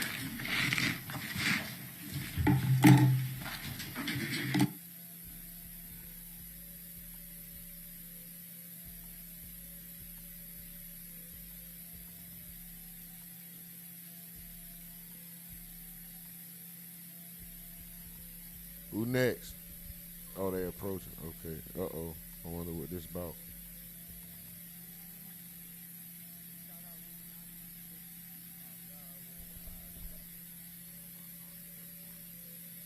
Stephen Edwards say, man, that weak ass cross. Bob Marley say, no further question, head ass. And then it happened right after that. He called it. Damn. This nigga swear he be cooking. That nigga said, Shay said, all right, Miss call Ty, your next good morning. witness. Good morning, Miss Ty. State calls Detective Daniel Wilson. Phenom Scorpio, what up with it? He said, good morning, Miss Ty. Miss Ty said, good morning, everyone.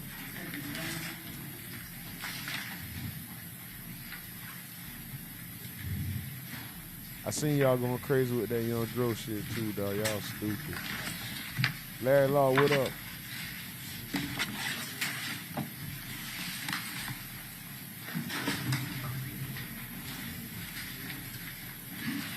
One, sir. Just watch the stand. Here's the right hand. Just want to You swear to affirm that the testimony you're about to give will be the truth, the whole truth, and nothing but the truth, so help you God. I swear. Thank you, sir.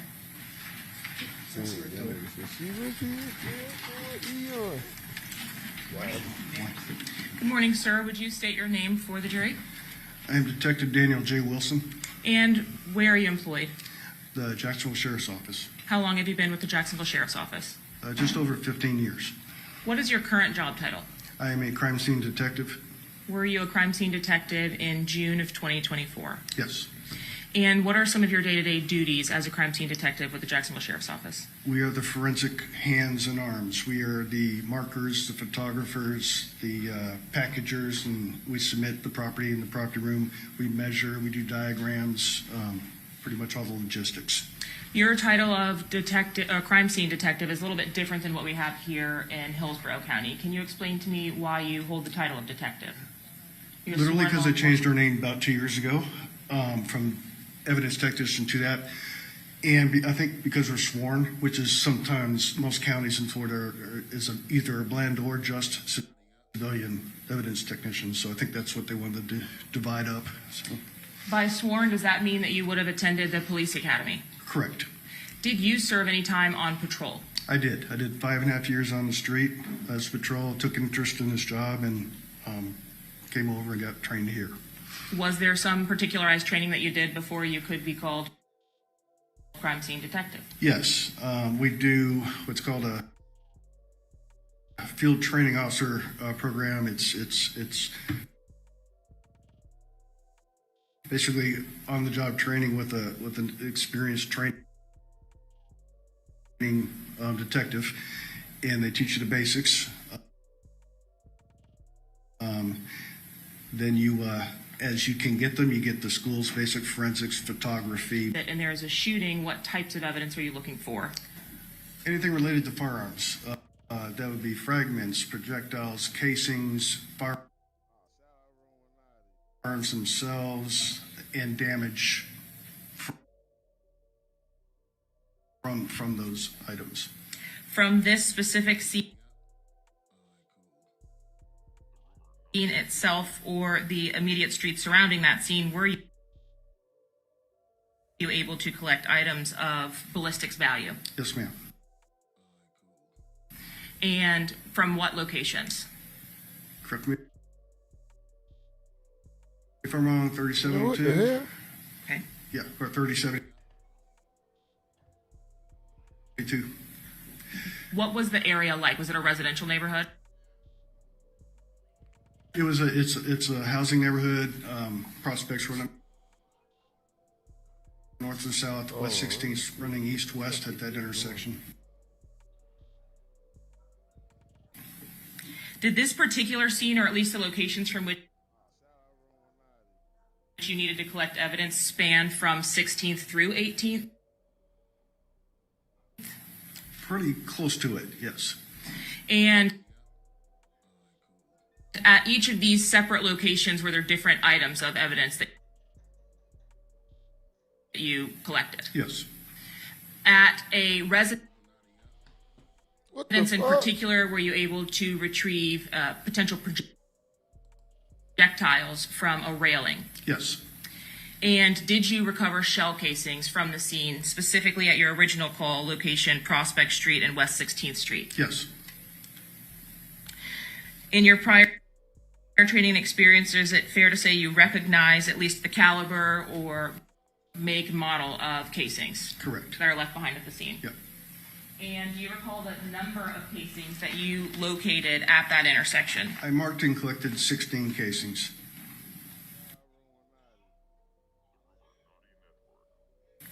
Do you recall the specific caliber of the casings that you marked and collected? There was a blend, primarily of 5.56 and 223. I am showing you now what has been pre-marked for identification as States Exhibit 50A through P. Would you take a look at that passage in there? Well, that got me fucked up. And you said there were more 5.56 NATO. Is that the 13 fired casings that were of one type? Yes. And there were 3 223 Remington caliber cases located at that scene as well? Correct. But all in the same area? They are.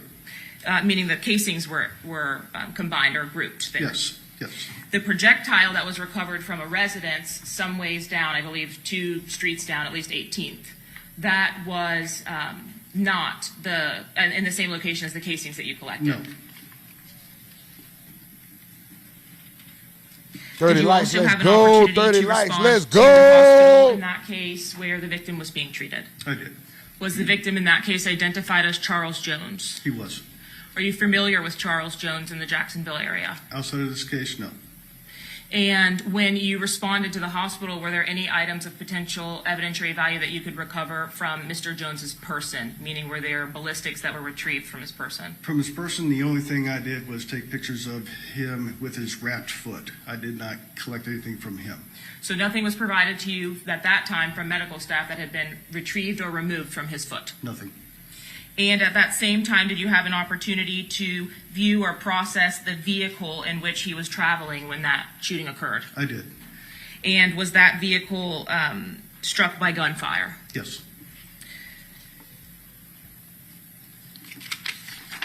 Your Honor, may I have 1 moment? Yes.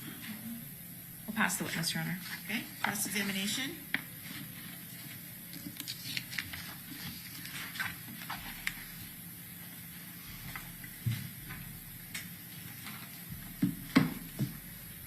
So you're testifying about a shooting that occurred in October of 2023, correct? Yes. You investigated that shooting? I did. And the victim in that case was Charles Jones? Yes, sir. All right. That Further case is questions? still open and pending? The I believe it investigation? is. All right, no one's been arrested for it yet? I do not know. No further questions. Okay, read her out. Okay, thank you. May this witness be excused? Yes. Okay, very good. Thank you. You're free to go. All right. Let's go ahead and just take a brief morning recess, about 10 minutes, okay? And we'll be back. All right. Bro, this break is pointless.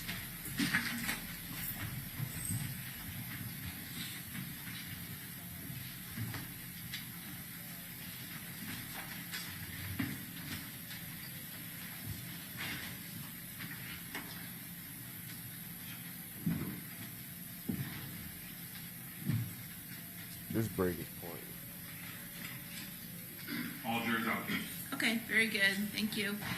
Okay, so next up, you're going to bring the firearms or introduce the firearms? We may have one brief witness in between, but yes, the witness right after that is extensive with the firearms. Okay, and then so what is your question regarding how the firearms are being stored or shown to the jury, or what is your issue? Correct. I believe that we were going to have some acrylic cases for those, so I did not know if both the clerk or HCSO had a preference as to how they were presented, because right now they're still in the evidence boxes.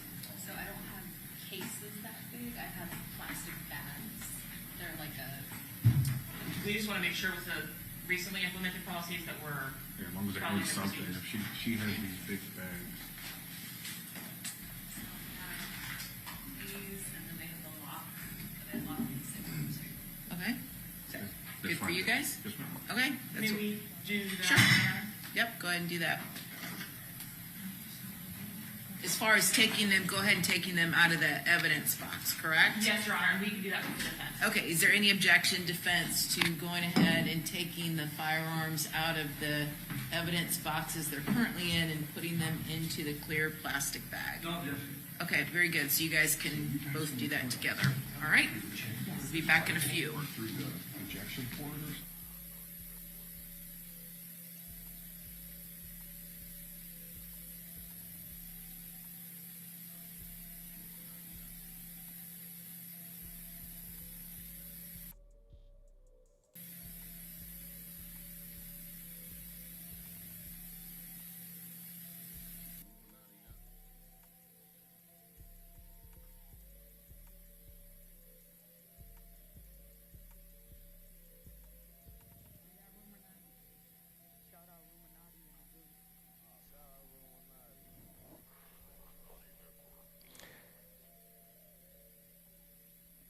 Again.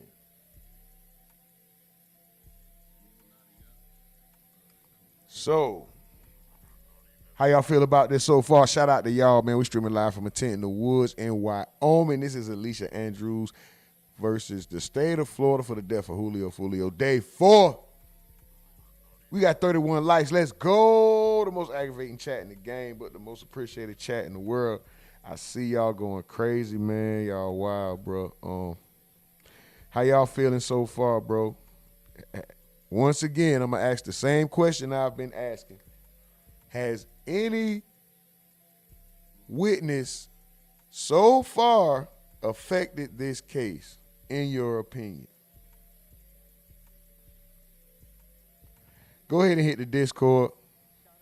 We got 10 minutes. I don't know why. This break is pointless. They started at 9. It's 10 o'clock. Y'all done been through what? 2 or 3 witnesses already. Stop trying to prolong the fucking case. The doggone case, excuse my language. I don't know who's trying to run up a check. I don't know if the judges get paid the same way the lawyers do, by the hour, by the day, I don't know how this works for judges, but I know this much. They can run this case could be going a lot faster. There was no need for this break. They could have ran this to like 11, at least to 11. I don't know. Unless, who did y'all say? Ramos? Ramos gonna get on the stand and he could have talked. I don't know, bro. It just feels prolonged. It feels prolonged. Hit the Discord link. It's pinned to the top of the chat, man, if you want to chime in.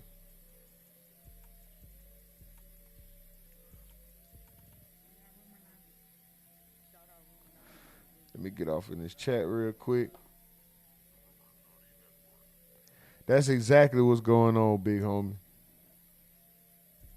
First comment I see. That's exactly why we having this break right now. The judge got to go and dump from all that coffee she done drunk this morning. That's what's going on. There was no reason for this break, bro. Excuse me. I'm coughing like Detective Kaufman. Detective Kaufman was up there going crazy. Hey, didn't she look like the mask, though?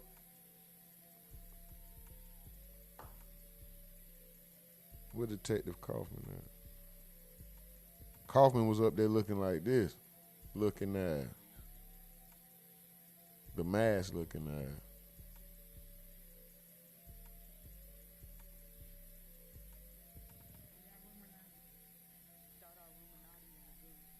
Phenom Scorpio says, you know they got to drag it and make money off the situation. And Skin Mel said, bless you.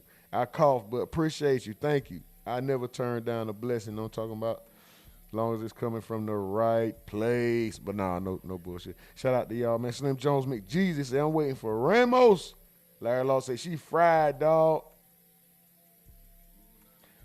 Phenom said, yeah, the one for the Uber. Mike says, her friends definitely did what they must have been talking about. Told the mail says you have to purchase it yourself. Phenom says it don't look good for her.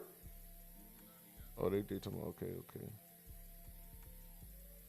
Mike said should auto renew. If you're not, you go to settings and look for subscriptions. Y'all know how to renew the memberships. Oh, I don't know, Phoenix. I see what y'all talking about. That boy Steven said he asked like 2 questions and spunked off real quick. I'm talking about I got up out of that nigga say, you're investigating, you're here. This nigga asked this nigga 2 most obvious questions.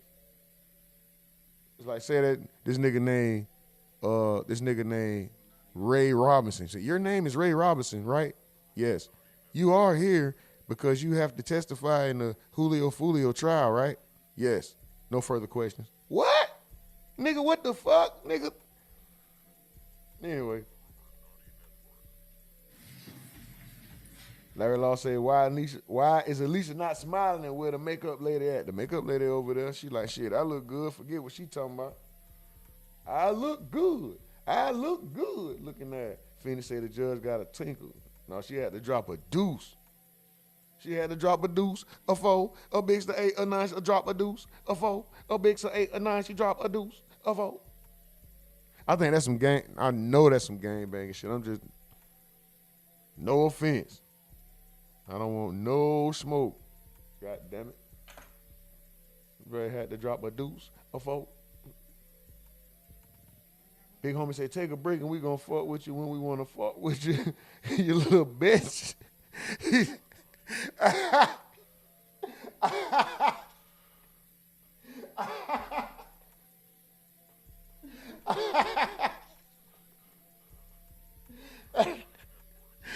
niggas.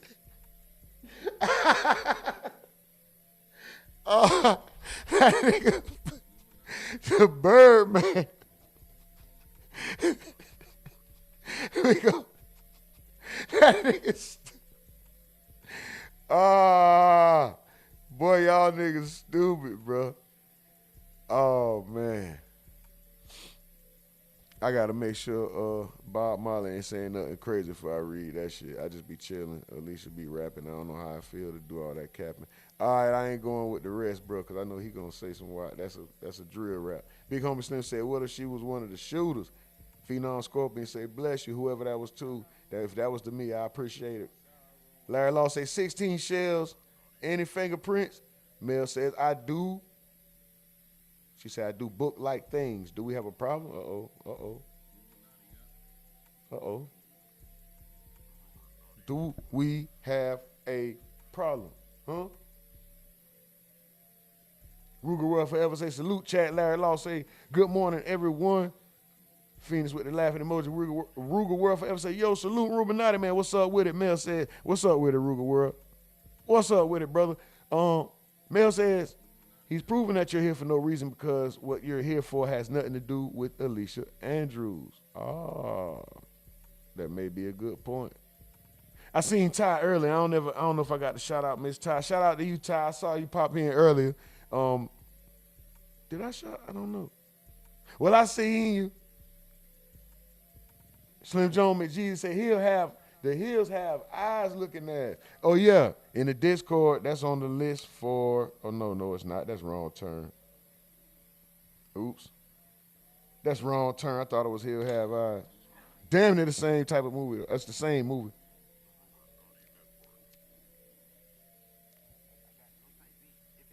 Phenom says it was true. Alicia did know one of the girls at the hotel. Hold on, wait a minute.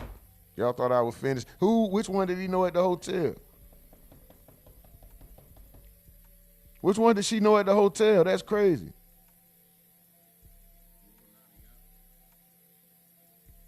Did they say that in the trial anywhere? Phoenix said, bro, let Miss Judge go use it, bro. Let Miss Judge hit the bathroom. What picture was it?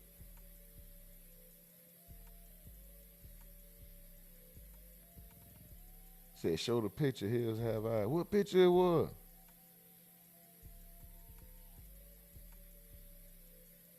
Oh, the desk clerk's need.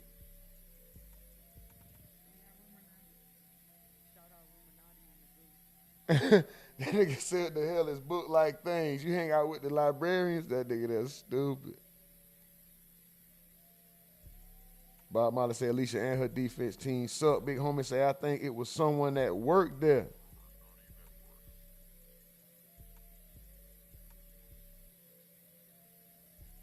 So let's see what time they supposed to be coming back.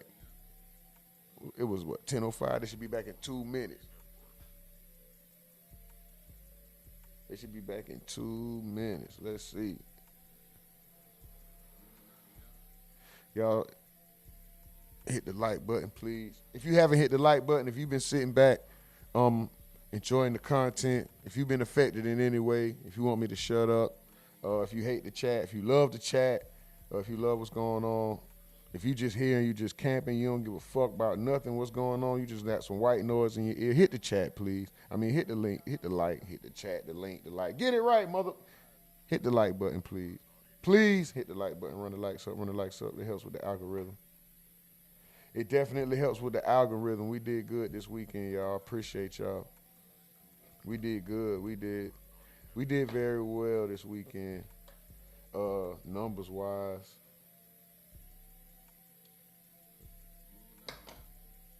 I think it's let's see where we at now. Let me check real quick.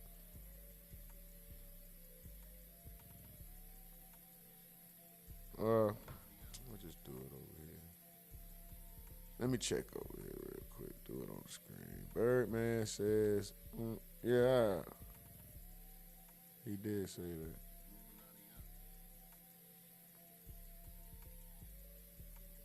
Yeah. Wait. Okay, 302.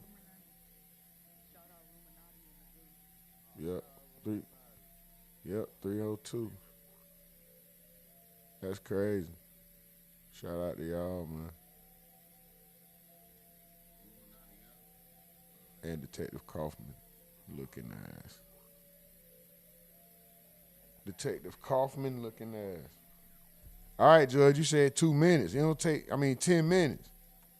I'm really starting to think you had to drop a deuce or four. A deuce in the court. Judge, when that bitch and dropped a deuce in the court, we ain't finna talk about that. Big nasty Jim Beam drinking, bunch of bacon eating, olive sandwich. I want an olive sandwich. Olive and mayonnaise sandwich eating. Oh shit. What's up, Larry Law? What's up with it, boy? You got you want to chime in? You got something you want to chime in, bro? What's up with it? Oh man, she fried, dog. Like, Huh? hold on for a second. Man, what you inside the phone booth underwater? What's up with it? Get your phone together, brother. What's up? Should I hear me now? Yeah. You good? Yeah, man. She fried like KFC, dog. Love that chicken from Popeyes. Deep fried, dog. You know what I'm saying? Where her dad at, dog? Where the dad is at? In all these cases. Where they at, dog? I don't have that answer, That's brother. it. I don't know. I say you got Foolio woman speaking out like a strong woman. Where the man at? Yeah. Well, you see? We need more leadership, dog. All these followers, dog. We need more leaders like me. You know what? I think that that was very narcissistic of you. I think Alicia's parents are both in the picture, if I'm not mistaken. Oh, so she just chose the wrong path. Yeah. Bad decision. If I'm not mistaken. I don't know. I think there's a stepfather somewhere in the picture. I don't know about the real dad, but I think it was a stepfather that's been there a long time. So I don't know. Nope, not yet. Yeah, man. See, that goes to show you, man, trying to be something you're not. That's another reason why she's in this situation. Trying to be something she's not. Being a follower.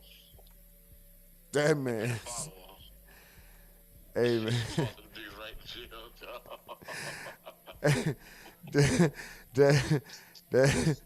that Popeye shit was funny. Can't be followed by everybody. Hello? That Popeye shit was funny, man. You crazy.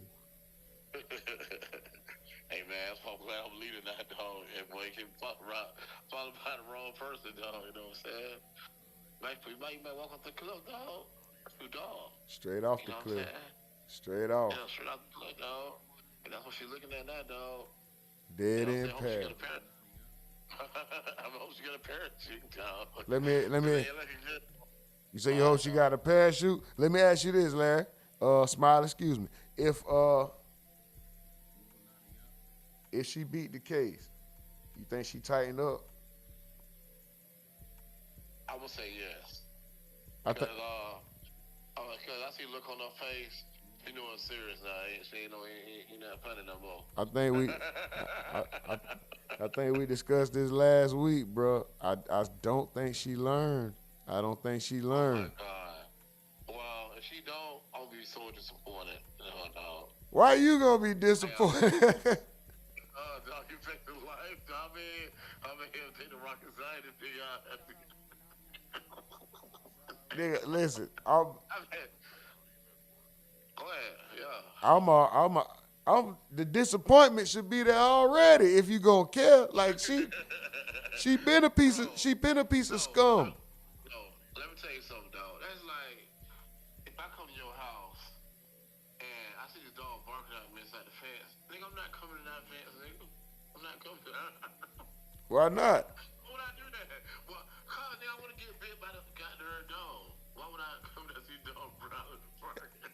Why would I go Man, listen, the dog don't bite, man. It just look vicious, man. No.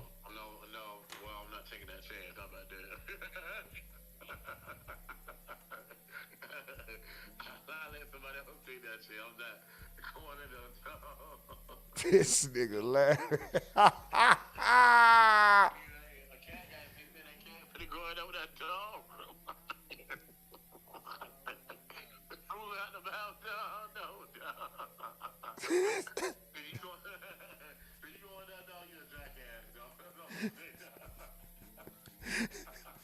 How you never so long, jackass, dog? This nigga laughing. But no, that's what's up, Larry, man. All right, dog. We appreciate you, bro. Oh, man. That boy Larry. Shout out to Larry Law, man. Mel says, Benzino dog. Benzino dog. That shit was funny, man. That boy Larry hit the Popeyes chicken commercial. Boy Phoenix said, Gotham City ass laugh is wild. Bob Marley said Larry sound like he on the phone underwater. I said water. Underwater. Wow. Big homie Slim said crumbs flying everywhere. Nigga sound like a super villain. Nigga said Larry laugh like a super villain. Oh man, that's funny. I gotta see that Benzino dog shit. Larry sound like he got a Dorito stuck in his throat. This nigga dummy darko Bob Marley. That nigga stupid.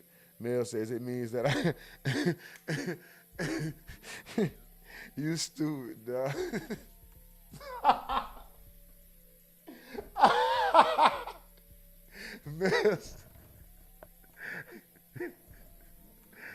Oh boy, y'all niggas wild, dog. Larry B done got on one. All right, now. Mel says it means that I read and I also do book-like things. Excuse me. Mel says it means that I read and I also do book things like go shopping for books, book decoration, you know, like she said blackish. I don't know if that was the show or it meant to say bookish. But shout out to you, Mills. Big homie say Larry sound like he threw a few back this morning. Oh, that boy ain't hit the miniatures, did he? Larry, you hit the miniature this morning, boy.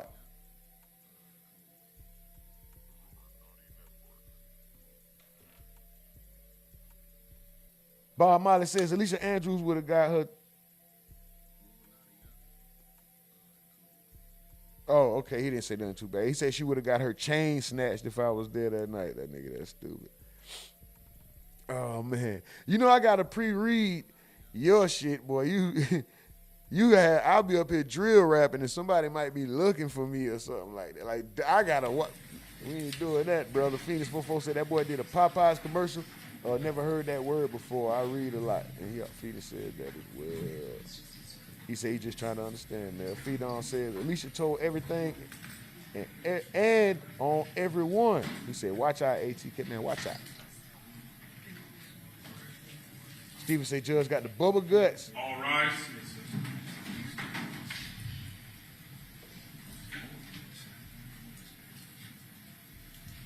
Hurry up, bitch.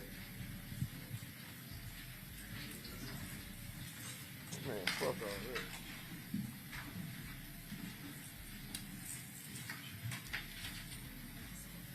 Mike says one of the girls in the party knew Alicia and was also an ex someone from AT. Ready to proceed. Everyone have a seat. Call your next witness. Take over Detective Steve Johnson. Phenom say that's how Foolio got his last room turned down. Mel says you owe my. What? Oh, you own my. Okay. Shay said I'm here but at work. So she watching from the bushes now. I say do your thing, do your thing. Big homie say she low-key looking like the mastermind. I think it was someone that worked there. Okay, for sure. I don't. I'll just raise your right hand and swing it back. All right, let me turn it up. The testimony you're about to give will be the truth, the whole truth, and nothing but the truth, so help you God. I do. Thank you, sir. It's not rainbow. You may proceed. Good morning, sir. Would you please state your name? Morning, it's Stephen Johnson, Where are you currently employed? Jacksonville Sheriff's Office. And how long have you been with the Sheriff's Office? I've been with the Sheriff's Office for 8 years now. In your position, did you also attend the academy and become a sworn officer with Jacksonville Sheriff's Office before your role in crime scene? Yes, I did patrol for 5 years, and then I've been with the crime scene unit for 3 years now. Did you receive specialized training in your transition to crime scene from patrol? Yes, ma'am. And in that time, did you have an opportunity to respond to a scene in the area of 2718 New Berlin Road for a vehicle search? Yes, ma'am. What date was that? That was 6/26/2024. And if at any time you need to refer to your report for a refresher, just let me know, and I'll go ahead and let you have an opportunity to do that, okay? When you responded to that area, what was the nature of the call you were responding to? It was in response to a vehicle that had been pulled over, and they wanted to process the vehicle for potential evidence. And how did you go about doing that? So when I showed up, I think the officers had already done a preliminary search of the vehicle, and they located a firearm, so then they backed up and called us. So by the time I showed up, all the doors were open, so I took overall pictures of the vehicle and its general location, and then proceeded to process or collect evidence from the car. I'm going to show you what has been marked States Exhibit 48A through QQ and 49A through I. Do you recognize the items depicted in 48A through QQ?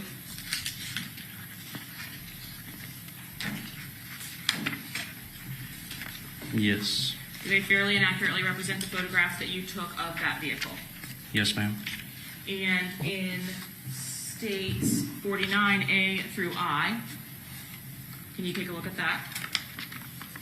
And you identify that as an item of evidence that you collected from that vehicle after photographing it? Yes, ma'am. Your Honor, at this time the state moves to admit States 49A through I and 48A through QQ. Any objection?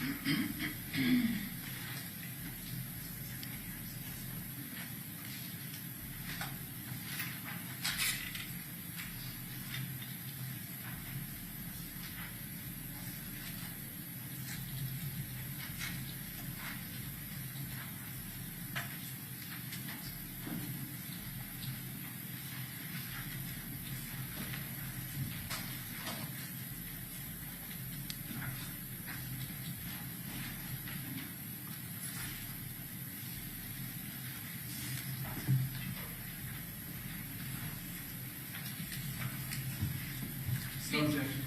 Okay, he'll be admitted.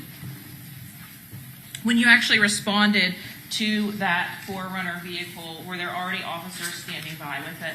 Yes, ma'am.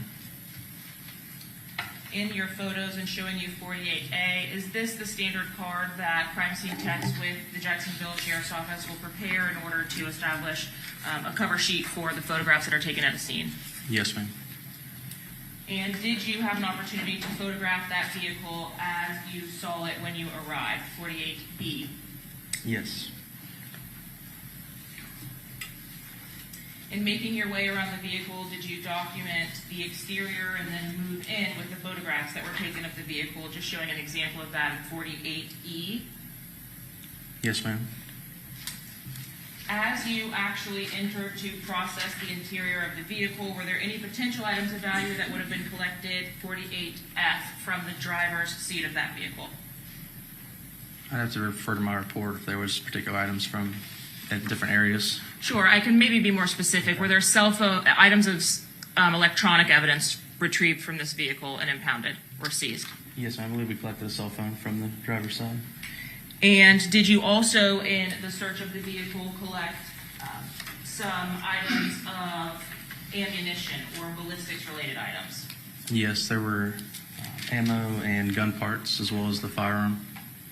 In 48H, is that the firearm that you're referring to? Yes, ma'am. And where was that firearm located? That's in the glove box. Or not the glove box, center console of the vehicle. In between the passenger and driver's seat, center console? Yes, ma'am.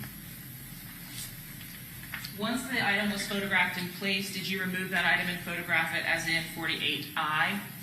Yes, so before taking pictures, I actually collected a touch DNA swab of the firearm and then unloaded it and took pictures as I unloaded it.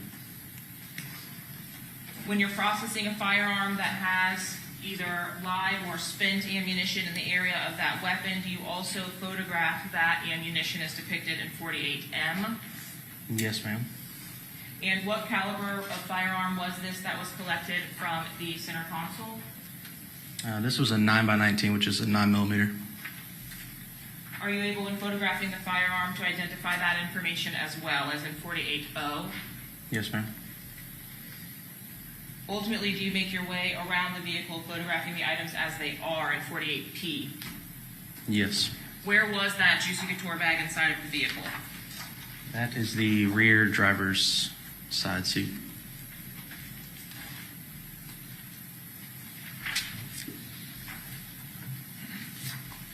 Was there also another bag inside of that vehicle which was removed and photographed and states 48S? Yes, ma'am. And can you describe which bag we're looking at here in 48S? Specifically that was removed to photograph, 48T, maybe more specific. Yeah, I'm not sure what I referred to in the report, but when looking at 48S, is the item with the blue strap on the bottom the same as 48T? yes. What was recovered from the interior of that bag? I refer to my report for that one. Yes. So I know there was a few bags in there.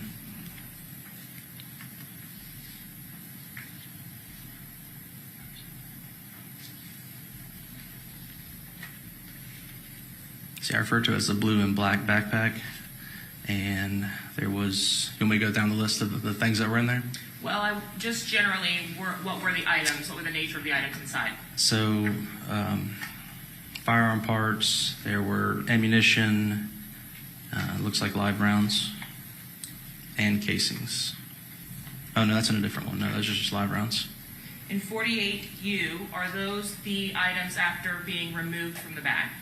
Yes, ma'am. Can you tell us what we're looking at here in the center? Let me see if this will help. Not sure if that makes it better or The worse center for you. in the bag? Yes. Those are live rounds. Okay. Is it a little bit easier to see it that way or before? Oh, that's fine. Okay. In 48V, do you photograph a little bit closer the items that were located inside of the bag? Yes, ma'am. From your processing of the interior of this blue bag, did you remove each of these in 48W live rounds from inside of the bag? Yes. Did you open the boxes of ammunition that were also contained within that bag, 48Y? Yes, ma'am. And were you able to document the items that were inside of those boxes of ammunition? Yes, we have to get a count before we submit them into evidence. Can you show us where it is? What are the items that were removed from those white boxes? You're welcome to stand up if you need to. So the white boxes that are open, are those strips of ammunition from inside of the white boxes? Okay. Sorry if that was not a clear question. Were you able to get a better picture in 48Z of the head stamp of that ammunition? Yes, ma'am. And what was the head stamp on the ammunition that you photographed? These ones are 300 blackout.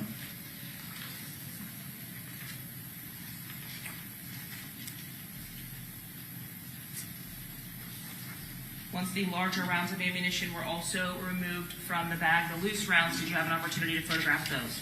Yes, ma'am. Is that what's depicted in 48CC? Yes. There were several bags containing ballistics evidence in this case retrieved from this vehicle, were there not? Yes, ma'am. In 48D, D is this white plastic bag here, another bag that was located inside of that 4Runner. Yes, I believe that's the Bucky's bag, and it was located in the Juicy Couture bag. So inside of the Juicy Couture bag that we previously saw as in the back seat. Yes. And this is your processing of the interior of that bag now. Yes, ma'am. Different bag. You again remove all of the items from inside of that in 48EE. Yes, ma'am. Is that what's depicted here? Yes. Inside of the Juicy Couture bag and then ultimately inside of that white plastic bag, were there additional cardboard boxes? 48FF, I'm referring to the top left of this photograph. Yes, that's correct. And is this as those boxes were when you pulled them out of the bag? You mean with the items inside? Yes. Yes.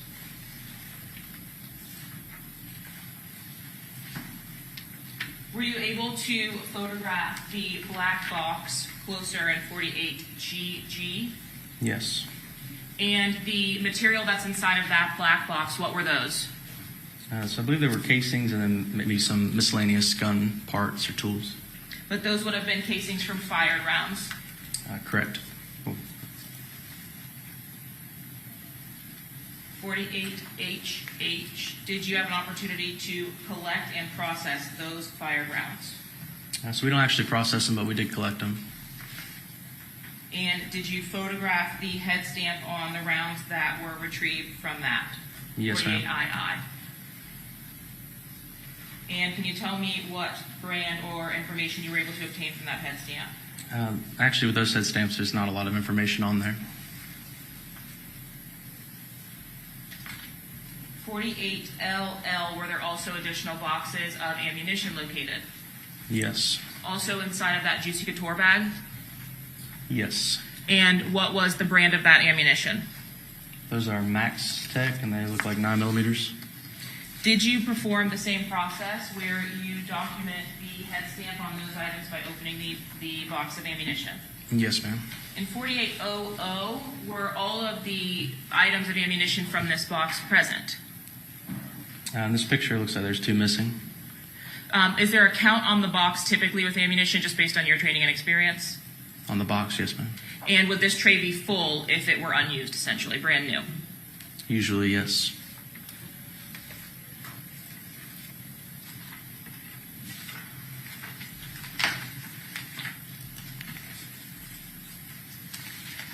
You indicated that you processed the interior of the vehicle by photographing and collecting those items of potential evidentiary value. Is that right? Yes. As it relates to the shell casings that were located inside of the black box from the Juicy bag, do you recall those casings that were collected? Yes, ma'am. Did you have an opportunity to document the type of casings that were collected in states 48GG? Maybe clarify that a little better. Did you pull them out of that box? Yes. And Did photograph you them. impound them? Yes, we collected them. Is that what I showed to you in states 49A through I? That's correct. And what was the caliber of those shell casings that were retrieved from that black box? They ended up being 5.56 and 2.23 casings.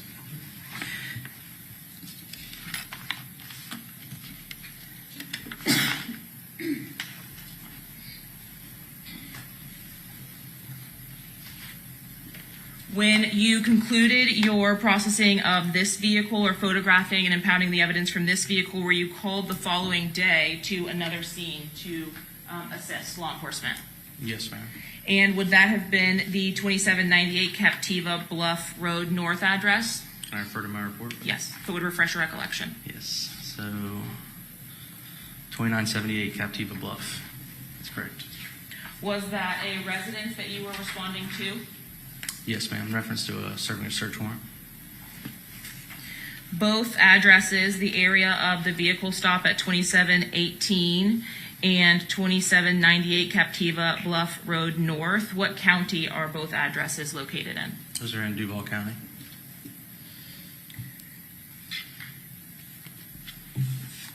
Your Honor, one moment, please. Yes. I'll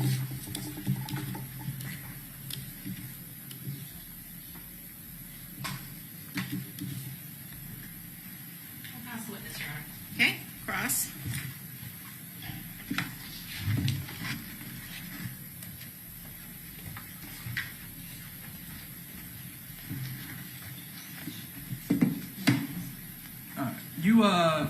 You don't remember much about what you did in this case without looking at your report. Is that correct? Objection, Your Honor. Pardon me? Improper argument. Sustain the objection. What's your next question? What is the legal basis for that objection? It was improper asking him to comment. I've sustained the objection. Do you have a recollection of how much you did in this case? Sure. All right. Do you remember the incident that you were just describing, the search of the vehicle? Yes, sir. Did you have body-worn camera on that date? We do not. We do not? Who's we? The crime scene unit themselves. All right, but there is body-worn camera Most likely, of this search? If patrol officers were there during the initial stop, then they likely had body cam footage. So, other than you, there were patrol officers present at the scene? Yes, sir. I believe there might have been a homicide detective that was there as well. And this is in what city? This is in Jacksonville. All right. When you arrived on the scene, you said the doors were open at the vehicle? Yes, sir. And your role is to collect the evidence? Yes, sir. You collected the evidence with gloves on? Yes, sir. And you put the evidence into evidence bags? Yes, sir. Packaging. All right. You wear gloves when you handle evidence because you want to make sure you don't get your fingerprints on the evidence. Is that correct? That's correct. Same thing with DNA? Yes, sir. All right. And who's responsible for sending the evidence, if it gets sent at all, who's responsible for sending the evidence out to any lab for any sort of analysis for DNA or fingerprints? That would be the lead detective on the case. And who's the lead detective in JSO? I believe this one would be, his last name was Drabeck. All right. So Detective Drabeck is the lead in Jacksonville Sheriff's Office for this case? For this particular incident, yes, sir.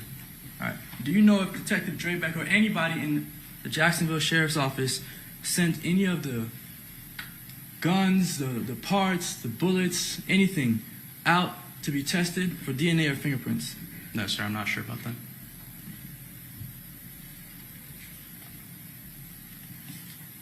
No further questions. Okay, redirect. No redirect, Your Honor. Okay, may this witness be excused? Yes. Okay, thank you. Free to go. All right, State, who's your next witness? Detective Summer Dees.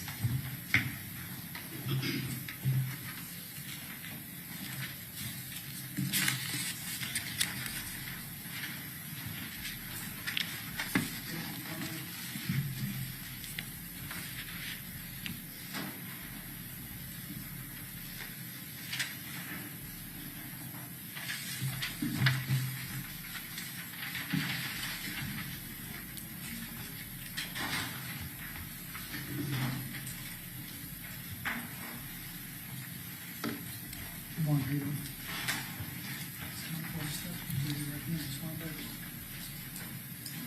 Do you swear or affirm that the testimony you're about to give will be the truth, the whole truth, and nothing but the truth, so help you God? I do. Thank you. Ma'am, would you state your name for the jury? Yes, it's Crime Scene Detective Dees, Where are you employed? Jacksonville Sheriff's Office, And how long have you been employed with Jacksonville Sheriff's Office? for almost 6 years. Did you attend the academy before transitioning to the crime scene unit? Yes, ma'am. And did you work patrol for any period of time before you moved? Yes, ma'am. How long was that? The academy was about a year, and patrol was about 2 years. As a crime scene detective, do you commonly respond to scenes to process for evidence? Yes, ma'am. And do you collect the evidence as directed by detectives, but also based on your own training and experience? Yes, ma'am.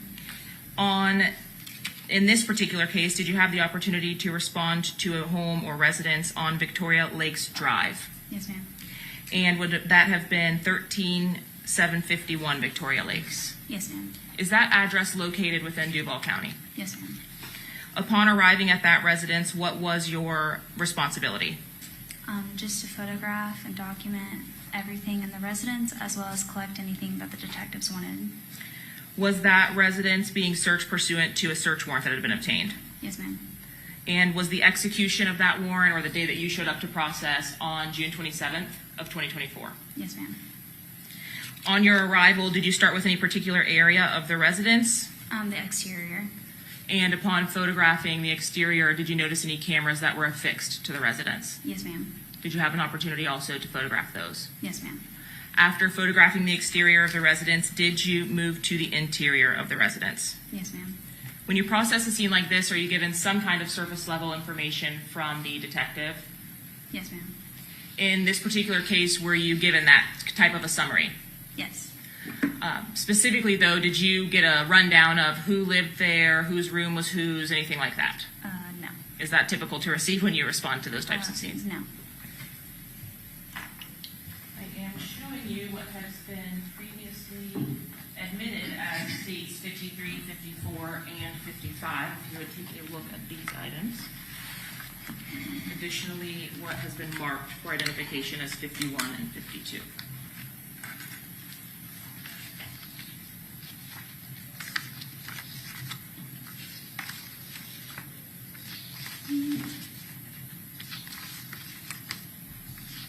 There's a lot of pictures. Sure. Did you previously review the contents of the photographs that you took at the residence as noted? Yes, ma'am.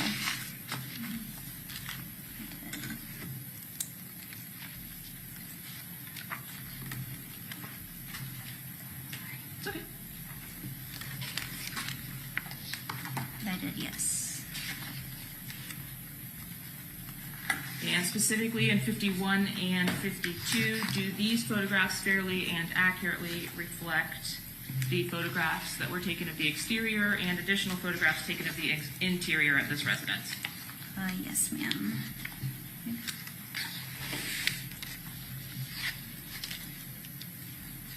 Thank you.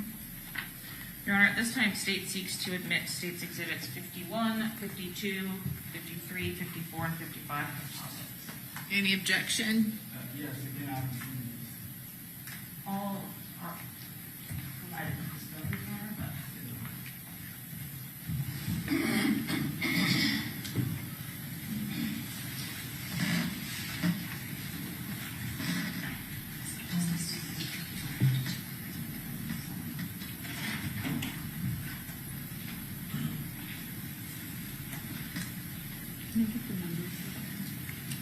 I believe they are 51, 52, 53, 54, and 55.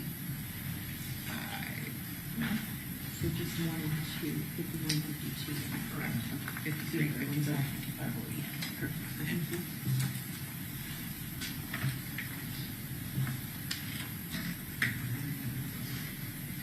Yes. 53, 54, and 55 are in evidence.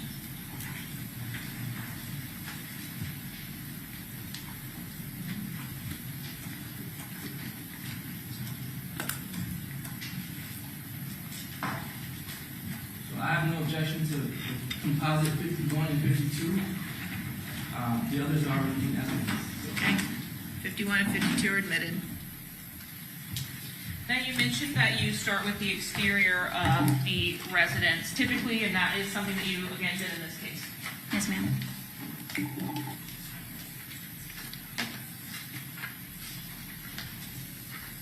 In showing you 51C, if you're able to look over your shoulder there, is this the residence for which the search warrant was executed? Yes, ma'am. And were the vehicles that are parked in the driveway of this photograph there when you arrived to start processing the scene? Yes, ma'am. In 51D, did that include this Toyota 4Runner? Yes, ma'am. You also advised that there were some cameras affixed to the exterior of the house. Can you tell me where in 51E, and if you need to stand, feel free, the camera would have been that you were documenting here? Yes, ma'am. Above the garage right there. 51F vantage point of that same camera above the garage. Yes, ma'am.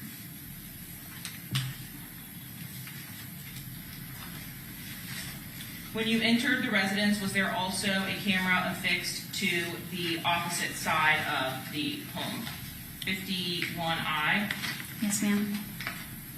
And is that what's depicted in the top right corner here? Yes, ma'am. In photographing the entryway of the residence, was there an additional camera at 51L for this residence? Yes, ma'am. Ultimately, did you learn the at least name of the occupants of this residence? Not that I recall.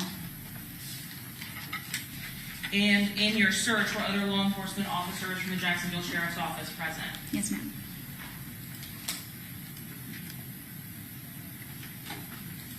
As you moved to the interior of the residence, did you have an opportunity to photograph the kitchen? Yes, ma'am. And just based on your training and experience in 55A, was there anything that was present in the sink of the kitchen that you documented? Yes, ma'am. What was it that you felt the need to document? As you can see, there's material and pieces of cardboard right there. Was the sink filled with any liquid at any time? Yes, ma'am. 35B, is this as the sink was when you arrived? Yes, ma'am. Do you at some point start the process of removing those items from the sink to document them in 53E? Yes, ma'am. And the item that's located in 53F, where was that in the kitchen as it related to the sink with all of the other items?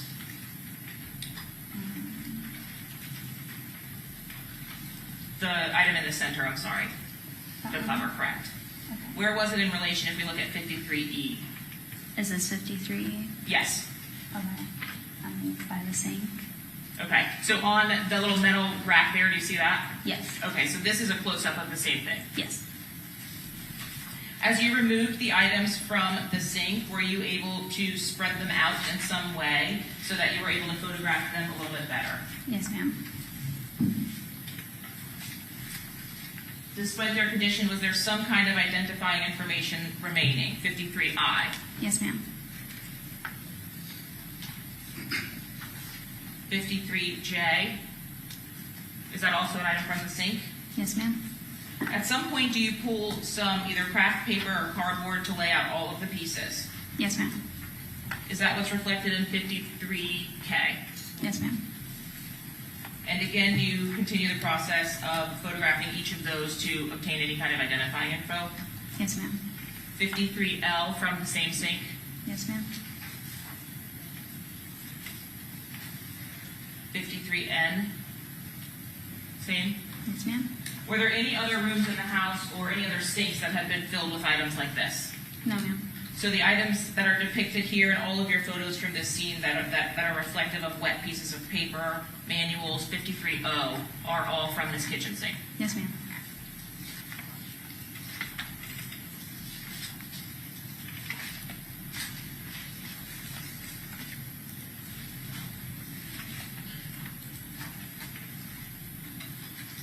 And the cover from 53V that we previously saw in the photograph next to the sink, did you also place that on the cardboard? Yes, ma'am.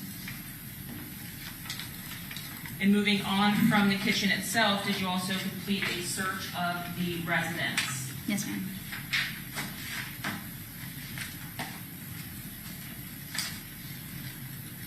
Did you have an opportunity to search the hallway of the residence leading to the bedrooms? Yes, ma'am.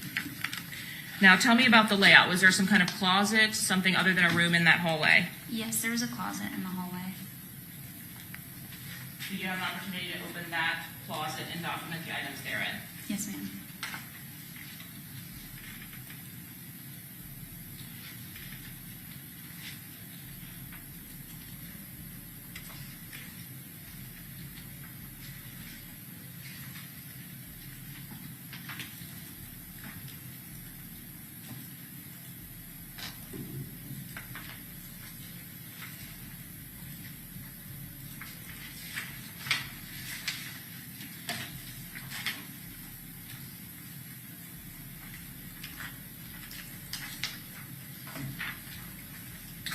The items that were contained within that closet, is that what we are seeing in 55A?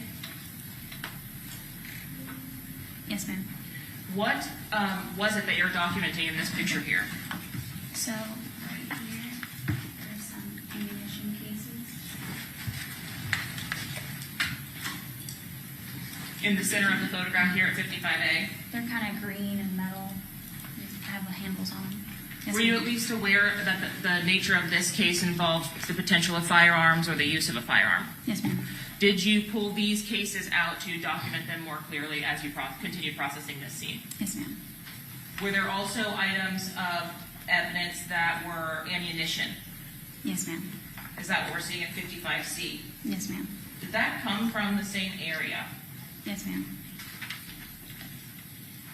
As you moved those items out of the closet, did you also locate additional boxes of ammunition in 55E? Yes, ma'am.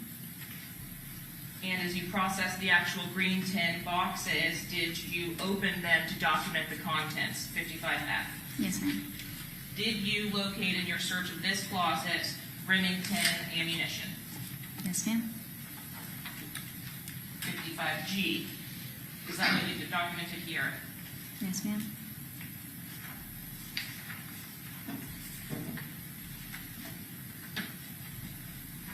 Contained within the green metal boxes, were there live rounds of ammunition? Yes, ma'am.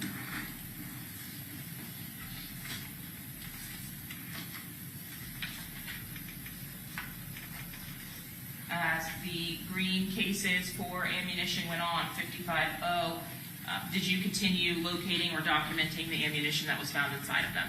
Yes, ma'am.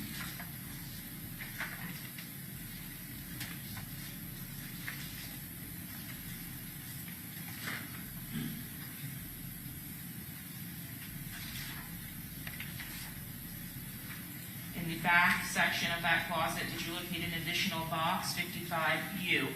Yes, ma'am. And also contained in this closet, were there other household items, clothing items or shoes, things of that nature? Yes, ma'am.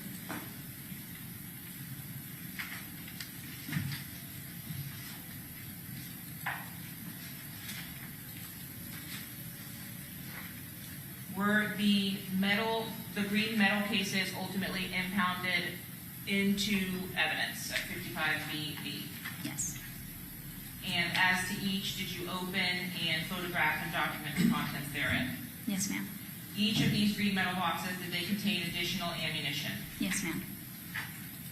In the smallest of the green boxes, were you able to document the contents inside of that, 55JJ? Yes, ma'am.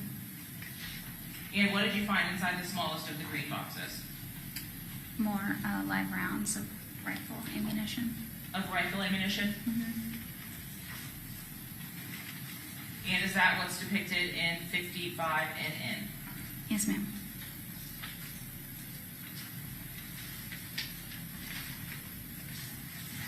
And leaving that hallway where these items were located, did you move to the bedrooms of the residence to photograph the contents therein? Yes, ma'am.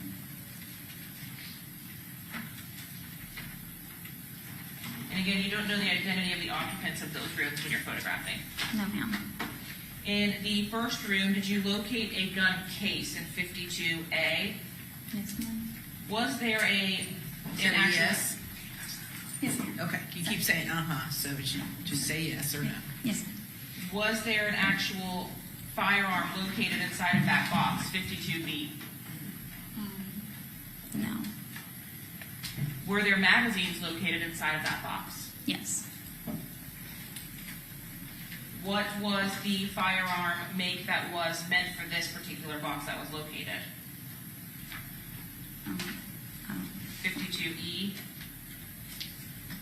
Yes. But no firearm located with this box? No. Did you locate as well in the house or in that same bedroom, a mask in 52J? I don't recall if the mask was in the bedroom. Is it okay if I refer to my report real quick? Would it refresh your recollection? Yes.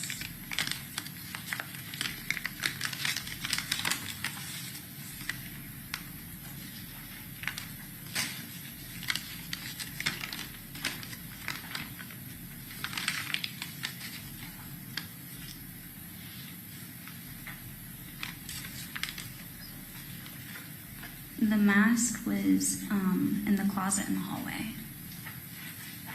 And it may be that some hallway photographs are here. So let's look back then at the next photo of 52M. Is this that same hallway, but just from a different vantage point where we found those green cases, 52M? Yes, ma'am. What is that in the center of the photo there? That would be a vest. And did you have an opportunity to process that as well by photographing it and laying it out in 52N? Yes, ma'am.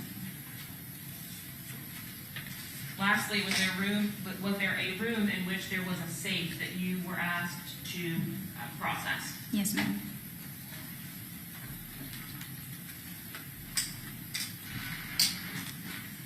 In 54A, is this the safe that you were asked to process from this same residence? Yes, ma'am. And did you have an opportunity to photograph the contents of that safe? Yes, ma'am. Does 54D fairly and accurately represent what the safe looked like when it was open? Yes. 54G, what are we looking at here that you're documenting? Just the interior of the safe as it was. As it relates to the firearms or the rifles that are located inside of that safe, were those rifles ultimately impounded into evidence? Yes. Was there ballistics evidence also located inside of the safe? Could you clarify ballistics evidence? Sure, shell casings or items of live ammunition. Yes.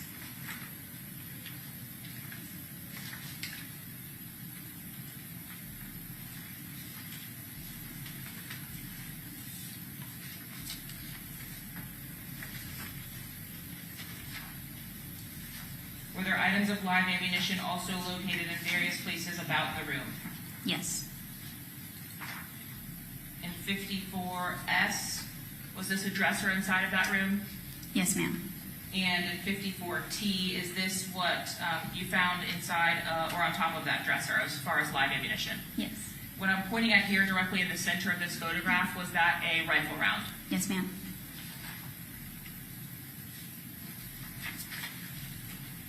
Was that dresser located directly next to the safe?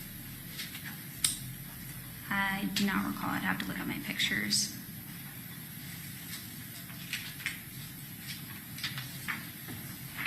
In 54D, were these both in the same room, the safe and the dresser?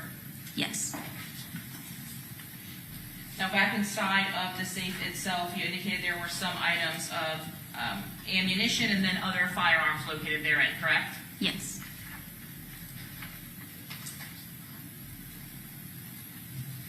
In your processing of the safe, did you collect an item in 54Y that looked like this? Yes. Do you know what that is? It's a brass catcher. Were you able to document the contents of that brass catcher in 54Z? Yes. I'm showing you what's been marked as states 58, excuse me.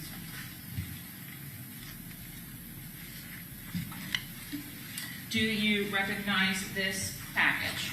Yes. And did the contents of this package come from the interior of this brass catcher as we're viewing this photograph? Yes.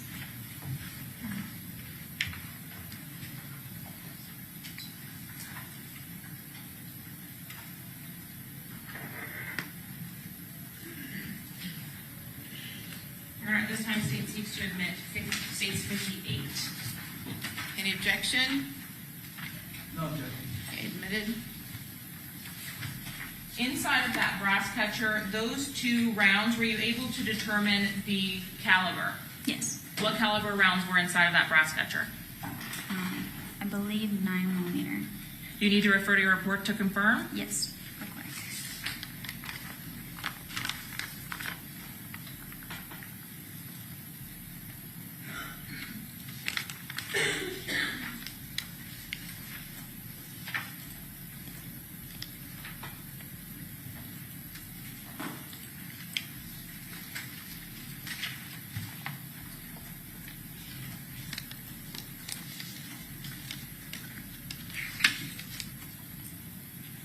Yes.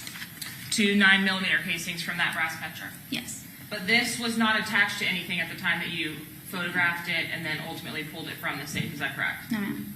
Did you locate additional brass catchers inside of that safe? Yes. 54B. referring back to the firearms that were actually recovered, did you have an opportunity to pull out the firearms from 54DD that were recovered from that safe? Yes. Once those firearms were recovered or they were determined to have potential evidentiary value, were they impounded or boxed up by you? Yes, ma'am. In 54HH, is this one of the firearms that was removed from that safe? Yes. What is depicted as attached to that firearm, was that brass catcher already on there? Yes, ma'am. Was the rifle in 54, OO also removed from that safe? Yes, ma'am. In 5500, are we looking at the Black Forge rifle as depicted in 54QQ? Yes. And was the first rifle that had the brass catcher attached the Anderson rifle from 54II? Yes. Ultimately, at your conclusion of processing this scene, did you impound both of those rifles into evidence? Yes, ma'am. And upon impounding those rifles, were they boxed up and preserved and taped up? Yes, ma'am. I am showing you what's been marked as states 56 and 57.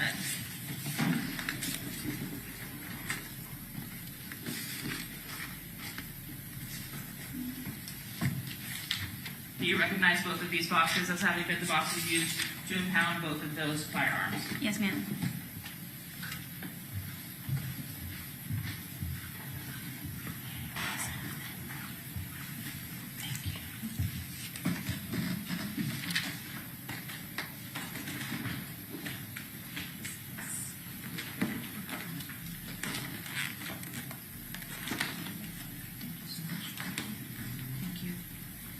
Your Honor, at this time, the state seeks to admit states 56 and 57. Any objection? No objection. Admitted. Is state's exhibit number 56, based on your review of the packaging from which it was contained, the firearm that was retrieved from the safe? Yes, ma'am. And was this particular firearm the Black Forge rifle that was retrieved from the safe of this residence? Yes. Was there an additional rifle that was retrieved? Yes.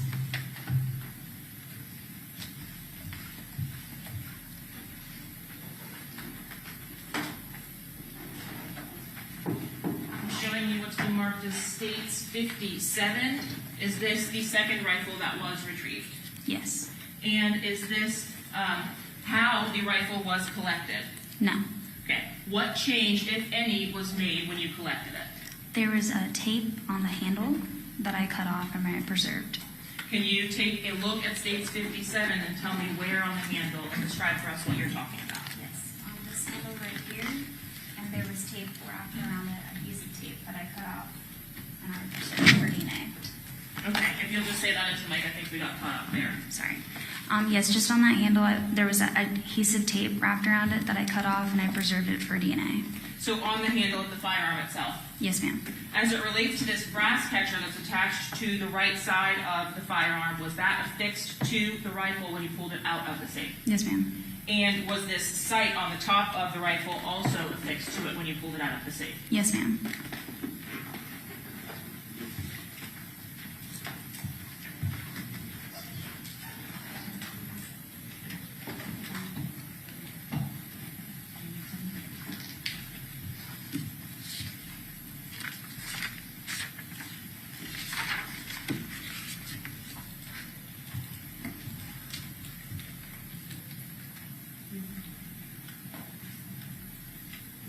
Your Honor, at this time I will pass the witness. Okay, cross.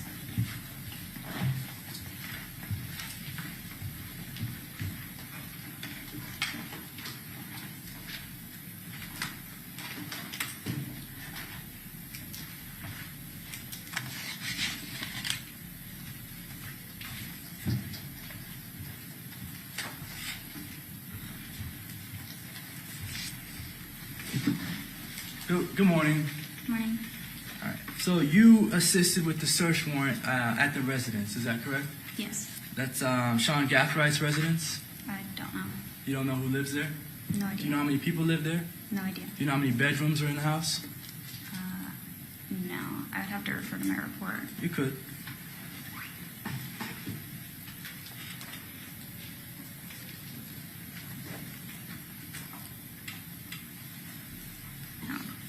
No, I don't know how many. I'd have to look at my pictures, actually. Okay. There was a picture of a safe. There were some rifles in the safe. Do you remember that picture? Yes. And those rifles, that safe, that was found in the master bedroom of the home? Yes. All right. It's not Sean Gathride's room, correct? I don't know. You don't know? All right. For sure, that home that you searched, that's not Alicia Andrews' home, correct? I don't know. You don't know if it is? I don't know.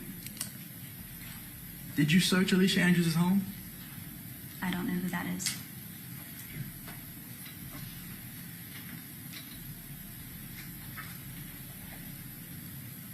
So you wouldn't know if Alicia Andrews' DNA or prints are on any of the weapons that you found?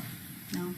You wouldn't know if Alicia Andrews' DNA or prints are on any of the casings or the gun parts that you found? No. You wouldn't know if her DNA or prints are on any of the cardboard boxes that you found? No.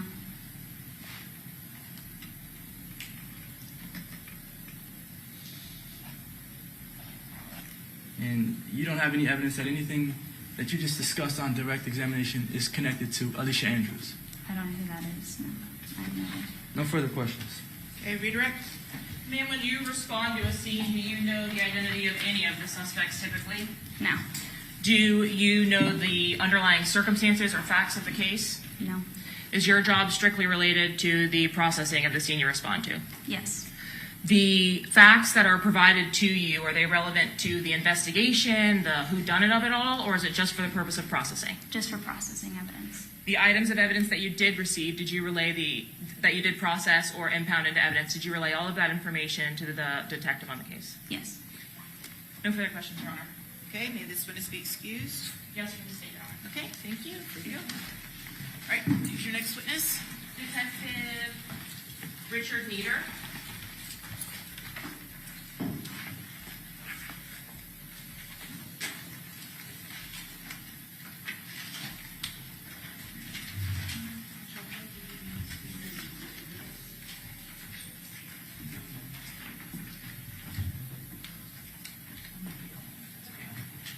Judge, can we just have one please before? Yeah, hold on 1 second. Wait, hold up 1 second. Have him sit back up. Come on up.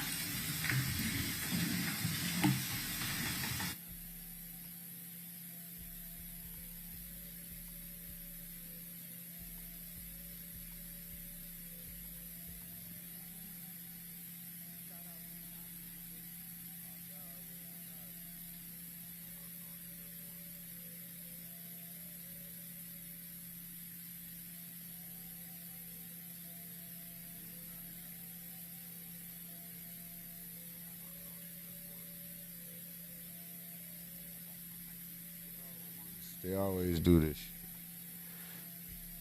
Every time. For a moment, I'll be with you momentarily. Just tell the detective to sit tight. All rise. Notes.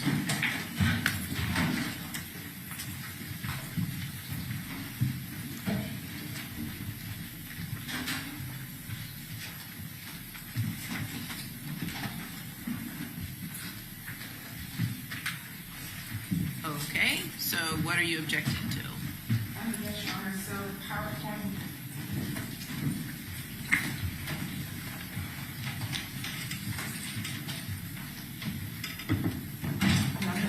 Copy it. I do. Okay. So the first objection would just be to the actual statutes being listed, things that are appropriate for the witness to advise the jury of the law. That would be Your Honor's purview. What's your response to that? The detective is listed as an expert, Your Honor. No, but expert on the law? As an expert in gang evidence, and what is presented is the criminal gang statute.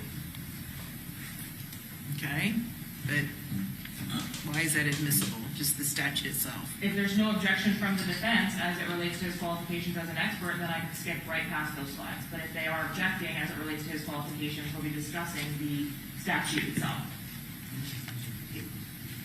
So there is an objection, Your Honor, but he's not going to testify that he has some sort of expertise in the law. He's just going to say that he uses it to qualify him. But even if Your Honor decides to qualify him as an expert, that does not make the actual statutes admissible as evidence in the trial. Okay. Well, I tend to agree, so at this point I'll sustain the objection just as to the language of the statutes themselves, and that would be Criminal Gang Florida Statute 874.031, 874.032, and 874.033.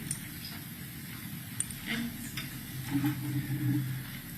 Next, Your Honor, we have a general objection to the videos coming in as hearsay. Okay. State what's your response to that. Certified business records provided for those, Your Honor, and the witnesses testifying, not as it relates to the truth of the matter asserted of the content of those videos, but only as it relates to the intent and knowledge of the defendant based on the history of the criminal gangs.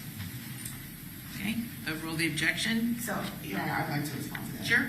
I don't find that to be, not personally, but as a legal response, just based on the fact that they have specific lyrics highlighted. None of those, I believe, related to any of the text messages that Your Honor has admitted thus far, where the state claims that they go to the defendant's knowledge. So it might go to maybe some of the co-defendants, their knowledge of what has happened, but not specifically to Ms. Andrews' knowledge.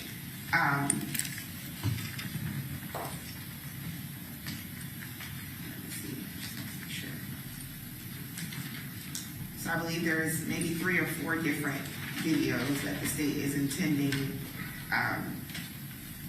to admit, and I didn't count, but there are multiple murders or shootings that are addressed according to the state in here that are not going to be discussed in this case.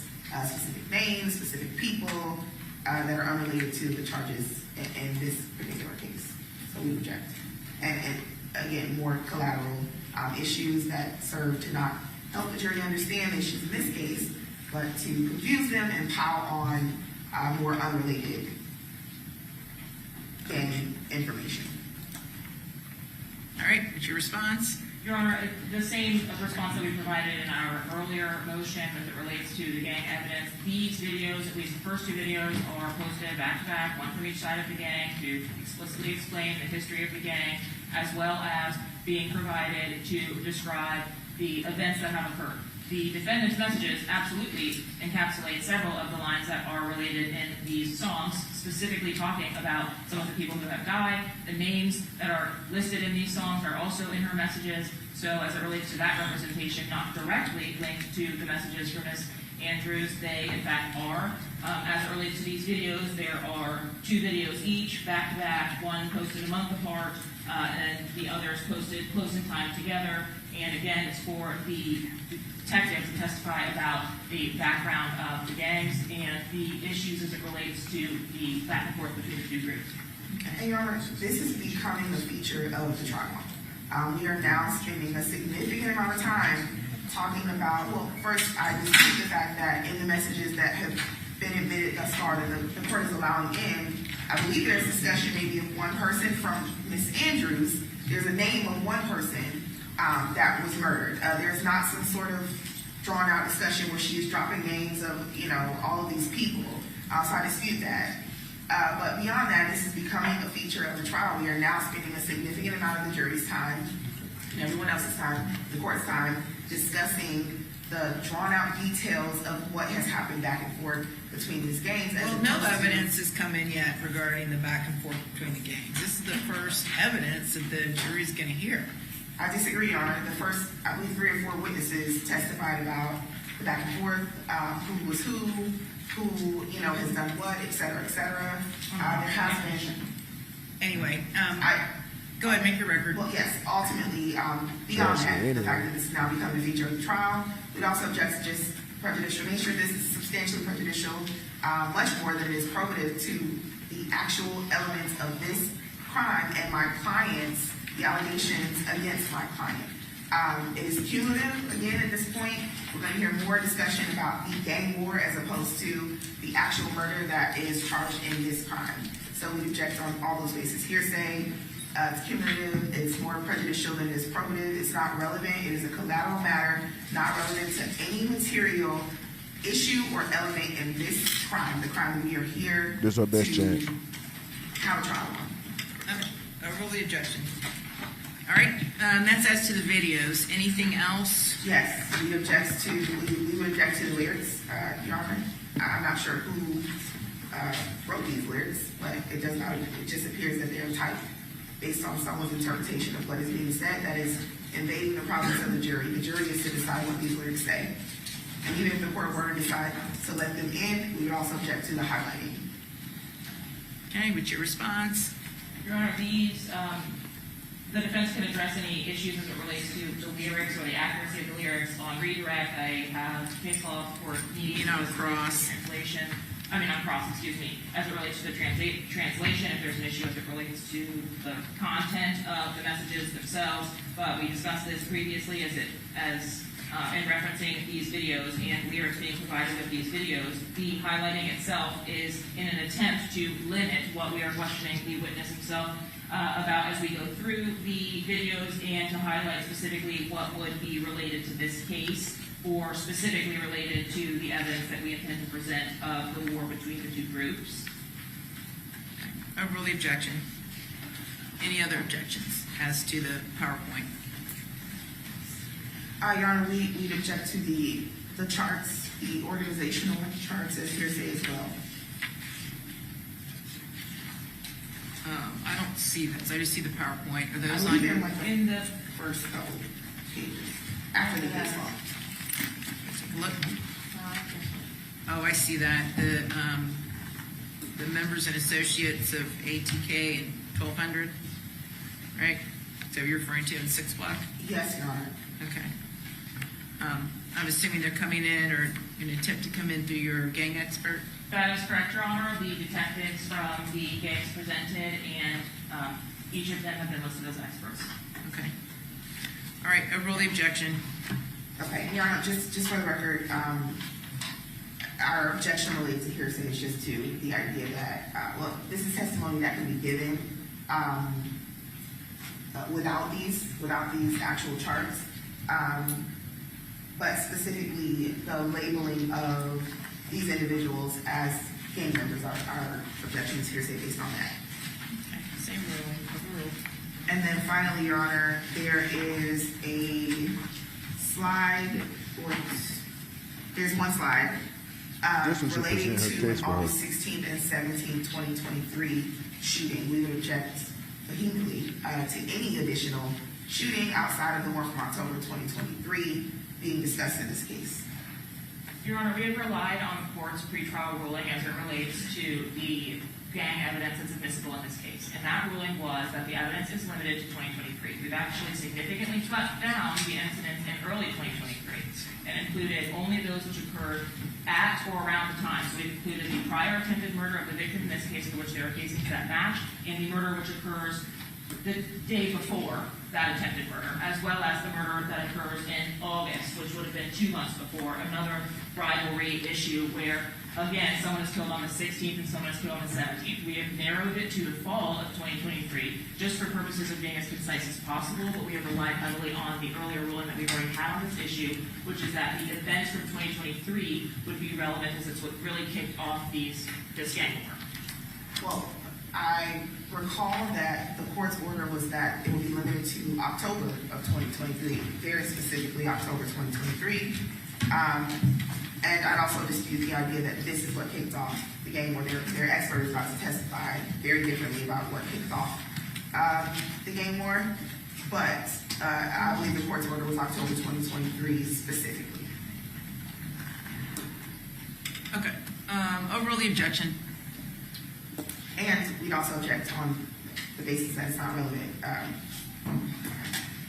Okay, very good. Same ruling. All right. Your Honor, Yeah. may I take a quick chair comfort break before we Sure. enter that?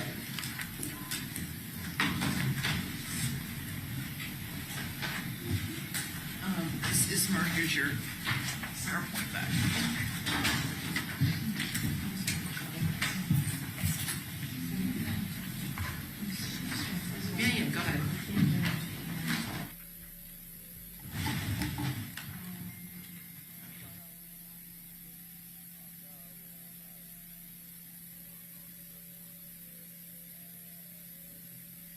Hey.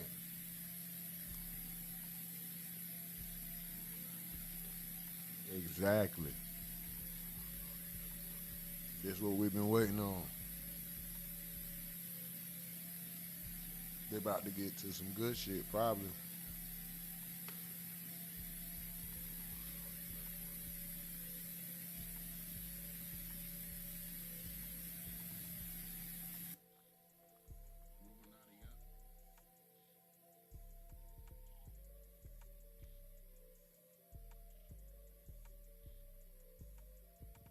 To the actual murder that is charged in this crime. So we object on all those bases. Hearsay, it's cumulative, it's more prejudicial than it. This all the stuff linking there, ain't it? Next, Your Honor, we have a general objection to the videos coming in as hearsay. Okay, state what's your response to that. Certified business records provided for those, Your Honor, and the witnesses testifying, not as it relates to the truth of the matter asserted of the content of those videos, but only as it relates to the intent and knowledge of the defendant based on the history of the criminal gangs. Okay, overrule the objection. So, Your Honor, I'd like to respond to that. Sure. I don't find that to be, not personally, but as a legal response, just based on the fact that they have specific lyrics highlighted.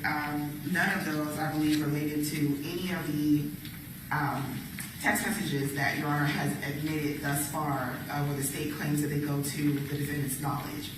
So it might go to maybe some of the co-defendants, their knowledge of what has happened, but not specifically to Ms. Andrews' knowledge.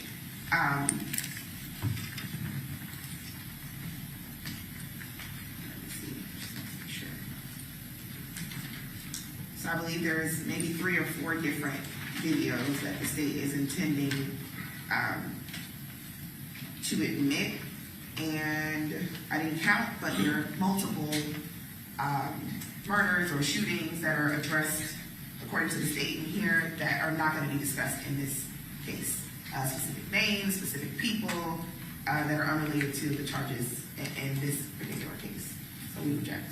And again, more collateral issues that serve to not help the jury understand the issues in this case, but to confuse them and pile on more unrelated gang information. All right, what's your response? Your Honor, the same response that we provided in our earlier motion as it relates to the gang evidence. These videos, at least the first 2 videos, are posted back to back, one from each side of the gang, to explicitly explain the history of the gang, as well as being provided to describe the events that have occurred. The defendant's messages absolutely encapsulate several of the lines that are related in these songs, specifically talking about some of the people who have died. The names that are listed in these songs are also in her messages. So as it relates to that representation, not directly linked to the messages from Ms. Andrews, they in fact are. As it relates to these videos, there are 2 videos each, back to back, one posted a month apart, and the others posted close in time together.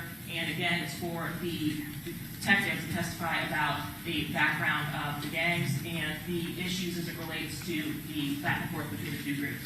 Okay. And Your Honor, this is becoming a feature of the trial.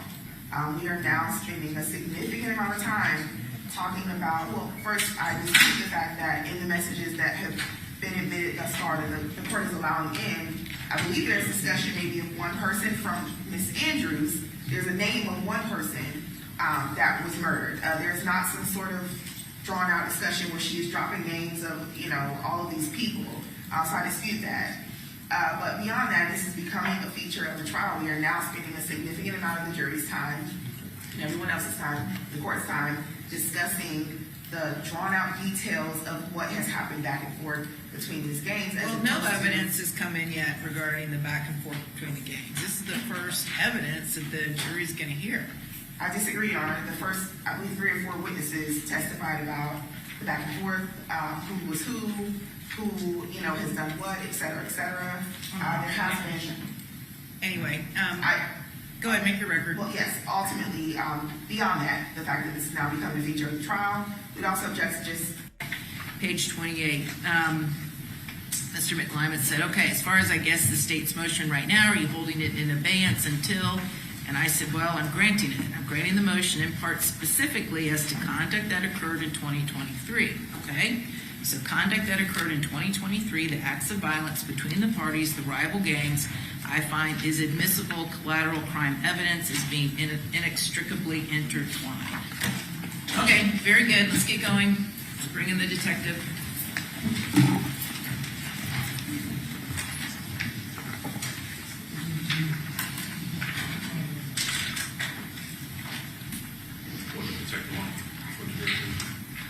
Oh, yeah, go and bring the jury in.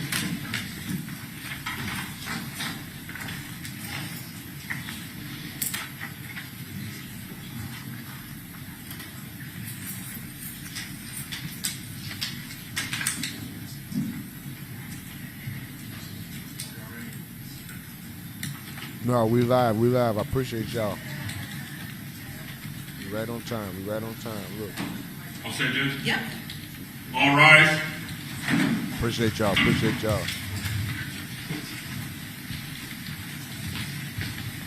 Thank y'all. 35 lights. Let's go.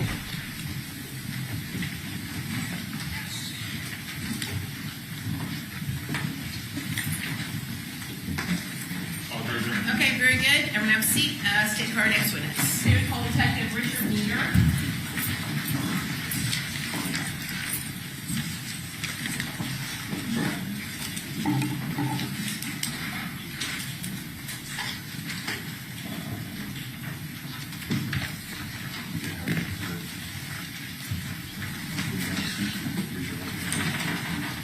Do you swear or affirm that the testimony you're about to give will be the truth, the whole truth, and nothing but the truth, so help you God? Yes, ma'am. Thank you, sir. Hello, would you state your name for the jury? Good morning. It's Detective Richard Nieder, Where are you employed? Jacksonville Sheriff's Office. How long have you been with JSO? 9 years. What is your current assignment? I'm currently assigned to the Gang Investigations Unit. What assignments did you have in advance of your gang assignment? Prior to that, I was assigned to a community crime response team. It's a violent crime task force that patrols the city. Prior to that, I rode the east side patrol, which would be like the east side of downtown Jacksonville. Did you have the opportunity when you were actually a patrol officer in advance of that to patrol different neighborhoods in Jacksonville? Yes, ma'am. And what neighborhoods were those, if you recall? The main neighborhoods would have been out east in Springfield. When you say out east, what does that mean to a layperson not from Jacksonville? So the out east area of Jacksonville is well known for its the gang territory for the criminal gang 1200 out east. And so did you become familiar with that area out east in 1200? Yes, ma'am. Does that title 1200 and out east, does it relate to or refer to an area where the people live? Yes, ma'am. Does it also refer to a moniker for their gang association? Yes. If someone from out east was a member of 1200, is that a fair or accurate representation of their membership? Yes. In addition to patrolling some of these areas, now that you've become a gang detective, what do your day-to-day duties or activities look like in that role? So our day-to-day duties is we monitor the gang and the members along with their associates. We also purge them if they no longer meet Florida state statutes. That is simply like undocumenting them, where the status of a gang member is no longer on them through NCIC and FCIC records. We also conduct custom notifications. This is where we take community outreach and influential people in the community out to troubled youth and at-risk adults' homes and offer them a way out. When you were mentioning that you document or undocument members, tell me about that process. You said you document based on statute. What is that statute? Yes, ma'am. It's 874. And what do you do? Overall, go ahead. What is it that you're following as a guide in order to document a gang member? There's 11 of the criteria that's laid out in the statute. Some of them are like admits to criminal gang membership, physical evidence, tattoos, style of dress. They associate with one or more known criminal gang members, or they're in the presence of, like with them in traffic stops and stuff like that. Their parents or guardian can say that they're a part of a gang. And there's probably a couple more. As it relates to documenting a gang member, is there a different process for essentially seeing if a person meets the criteria to be a gang member versus being a gang associate? Yes, ma'am. To become a gang member, you have to meet 2 or more of the 11 criteria outlined in 874. And to be an associate, you just have to meet one of the criteria. And you indicated that criteria includes admitting your membership or role in that gang. Yes, ma'am. Is it frequent that during the course of your investigations, gang members or their associates will admit to such, that they're involved in a gang or that they are members? Yes, ma'am. Do your duties also include undocumenting gang members? Yes, ma'am. And tell us a little bit more about that process. I don't know that the jury understands what FCIC and NCIC is. What is that? Yes, so NCIC is a national database, and FCIC is a Florida database. Whenever you run somebody's driver's license or run a person in those databases, it will come up and show you that they are a documented gang member within the state of Florida, and it'll tell you the gang that they're documented under. Why would there be an undocumenting of a gang member? How does that happen? They no longer meet Florida state statutes. And do you continue, is it an ongoing process with either documenting or undocumenting? Yes, ma'am. We investigate them, and if they continue the status within the gang, we continue to document them. Did you and the members of your gang unit attend any particularized training as it relates to gang investigations? Yes, ma'am, I have. What particular training did you attend? I've gone to 2 of the Florida gang investigation conferences where they've taught beginner and intermediate levels of gang investigations. I've also attended violent crime and gang investigation conferences. I've also attended technology conferences that deals with cell phone towers and that type of stuff while tracking gangs. When you attend these types of trainings, is that a more generic style of training or educating you on gangs in general?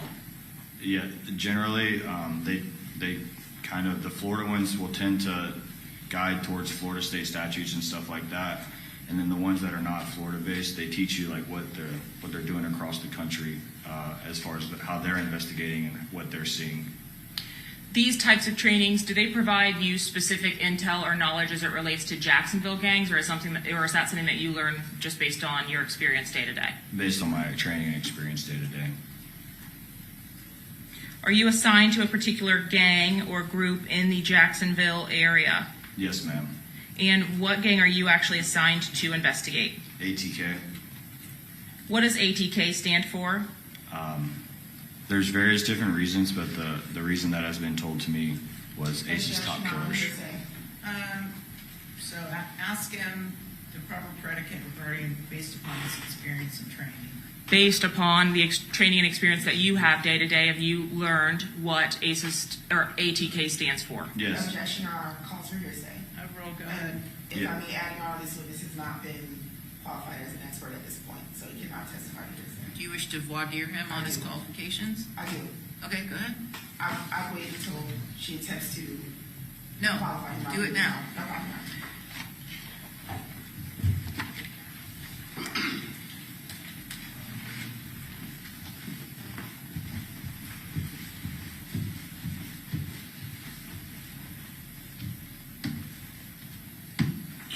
Good morning. It's still morning. Good morning, Officer Detective Meter. How are you? Good morning. You said you've been with JSO for about 9 years. Yes, ma'am. In your 9 years that you've been with JSO, you have not been working with gangs the entire time, correct? That is correct. So you've only been investigating gangs for about 3 years. Correct. All right. In the gang unit, there are about 12 detectives total. Yes. Is that accurate? And each detective has a specific assignment for a particular gang that's in the city. Yes, ma'am. Okay. And the gang that you're assigned to is ATK. Yes, ma'am. Okay. So your training and experience as it relates to gangs, I want to talk about before you ever became an officer. You were never a member of a gang, right? No, ma'am. So you don't have any personal experience related to gangs? I do not.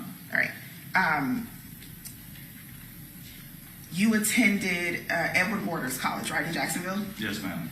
And your degree's in criminal justice? Correct. You didn't have any sort of specialization in gangs while you studied criminal Not there. justice? You did not? Not there. Okay. Did you have a specialization in gangs in any other degree or education? Through the Jacksonville Sheriff's Office, I have. Okay, we'll talk about that in a second. I mean, just mean like as far as education, any sort of master's degree or I do not. No. Okay. And you didn't study or focus on gangs at all while you studied for your criminal justice degree? Not just Jacksonville gangs specifically? That's correct. Okay. So your training, you have attended two, I'll say, groups of training as it relates to gangs while you were a detective in Jacksonville, is that right? Yes, ma'am. And that would be the HIDA trainings? HIDA. Yes, HIDA ma'am. trainings? Yes, ma'am. And the other one is the Florida Gang Conference, right? Yes, ma'am. Okay, I want to go through those in kind with you. So starting with the HIDA trainings. That stands for High Intensity Drug Trafficking Area, right? Yes, ma'am. I believe it's a federal agency. Okay. And they put on these trainings for officers to attend. Yes, ma'am. All right, and those classes are given by specific instructors. Are those instructors detectives or officers that investigate gangs? Generally, they are gang detectives from other parts of the United States and sometimes Florida. Okay. Those are not other detectives that are going to have expertise in Jacksonville gangs. Is that accurate? I wouldn't know their expertise. Okay. You never took any specific training with HIDA that highlighted Jacksonville gangs? No, ma'am. It was just a street gangs class. Okay. And you took between 2 and 3 of those classes? Yes, ma'am. Okay. You don't remember exactly when you took those trainings, do you? Sometime within, I would say, I probably took one within when I was on the community problem response team, and then the other 2 I'd probably taken while I was been a member of the gang unit. Okay. The curriculum, you said that it doesn't focus on Jacksonville gangs, and you don't really touch anything related to Jacksonville gangs in those trainings. Is that accurate? I would say no. Okay. It's not accurate, or you don't? It's not accurate. Okay. They do touch on Jacksonville gangs because the class is being hosted in Jacksonville, but the whole class is not about Jacksonville gangs. Okay, and is it your testimony that there are detectives that are teaching you the specifics of Jacksonville gangs in those trainings? Just trends that they've seen in Jacksonville. I wouldn't say they're teaching us strictly about a Jacksonville gang as much as like the crimes that street gangs and other people that we could see. Okay. All right, the Florida Gang Conference. You've been to 2 of those, right? Yes, ma'am. And those are courses where at the end of them you get sort of a participation certificate? Yes. And you've received those? You completed the courses? Yes, ma'am. And those courses also have no emphasis on Jacksonville gangs? No, ma'am. Okay. All right, and now inside your specific experience at JSO as a detective, you didn't investigate gangs as a patrol officer, is that right? That's correct. And the community response team, they don't investigate gangs specifically, right? No, ma'am. You already mentioned you don't personally know anyone that's been in a gang. Drill rap, you would say, is an important piece of this as well, right? It could be, yes. You don't listen to drill rap outside of when you're working, when you have to? I listen to it for my job, yes. Right, only for your job. Correct. You're not a fan of it. It's not something that you have attempted to understand outside of when you're investigating these gangs? I would say I understand it so I can do my daily duties as a gang detective. Correct. And let me be more specific. Your only attempts at understanding it are in your role as a detective? Yes, ma'am. Okay. All right. And it's your understanding that there's no hierarchy in these gangs. That's your understanding? And what? I'm sorry. In Jacksonville gangs. It depends on what kind of Jacksonville gang you're So are you speaking. asking him about his opinion? Because this is limited to voir dire regarding Correct. qualifications. So are you now going to elicit his opinion? No, I'm not. I'm Well, listening. sounds like you are. If I can respond, Your Honor. Yeah, go ahead. You can answer the question. Okay. In your experience, you have not understood that there's any sort of hierarchy in these Jacksonville gangs. It would depend on what Jacksonville gang you're speaking of. Okay. Is it your testimony that in your experience you've learned that there are some gangs that have hierarchies in Jacksonville? There is, yes, ma'am. Okay. You wouldn't be able to, you have not learned in your experience or your training about any sort of initiation that these gangs in Jacksonville may have. Once again, it would depend on the gangs you're speaking about. I'm speaking specifically about the gangs related to this case. So I'll list them: ATK, 1200, 6 Block, those gangs. I'm not sure about any initiation into those gangs, no ma'am. That's not something that you've learned in your experience. No ma'am. That's not something that you could testify to the jury about. Correct. You've never written any sort of publication on gangs in general or specifically Jacksonville gangs? I have not. You're not even quite really sure what a publication is as it relates to your expertise. Is that accurate? Like, yeah, what would you mean by publication? Like a book? A book or some sort of article where you've done research and gathered information to teach other people about? I would say that our field investigative reports and documenting gangs and gang members would be a publication I've written about gangs. Well, I'm not asking what you write about in your investigations. I'm asking about scholarly things that have been published and peer-reviewed from other experts. No, ma'am, I've never written a book or a news article or anything of that Okay. nature. You've never read any publications on gangs either? Just stuff to do on my daily duties. You said written any books. You've never read any books on gangs either, have you? I have not. Okay. I'm about to take a stand. Let me get on the goddamn. Right. Your Honor, I don't have any other questions at this time. I don't know if you want me to make arguments or... Okay.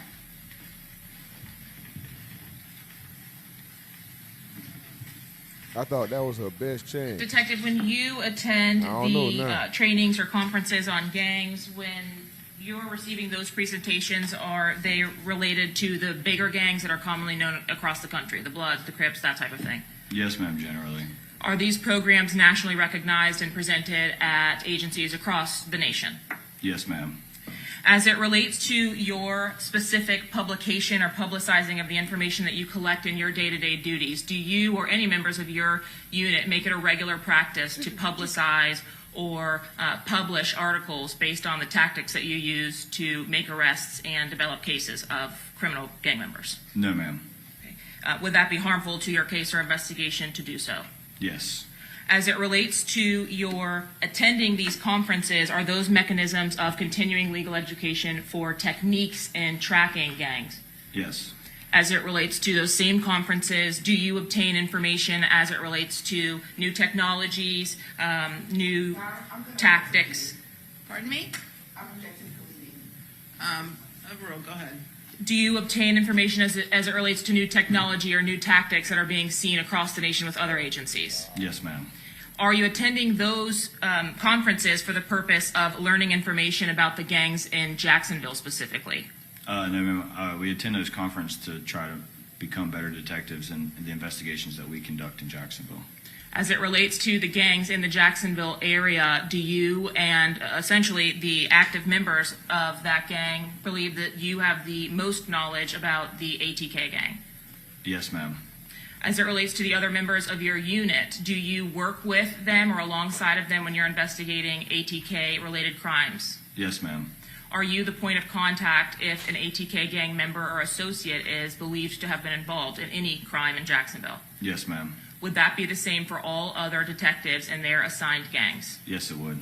As it relates to the other assigned gangs, specifically related to this case of 1200, ATK, and 6 Block as a total, are you all required to still be familiar with the other gangs despite your assignment to one specific group? Yes, ma'am. We have to have general knowledge of all of the gangs in Jacksonville. Just if something was to happen and I was the one that was up and available, that I would have to respond and have the general knowledge to give the intelligence to other investigating detectives about what occurred. And when you say if you were the one that was up, are you actively on call as a member of the gang unit? Yes, ma'am, all the time. Do each of the detectives in that unit hold the same responsibility? Yes, ma'am. If called to a scene, are they required to understand the neighborhood, the parties involved, etc.? Yes, ma'am. If there are facts that need developed as it relates to ATK, 1200, or 6 Block, are the members of your gang unit called to respond? Yes, ma'am.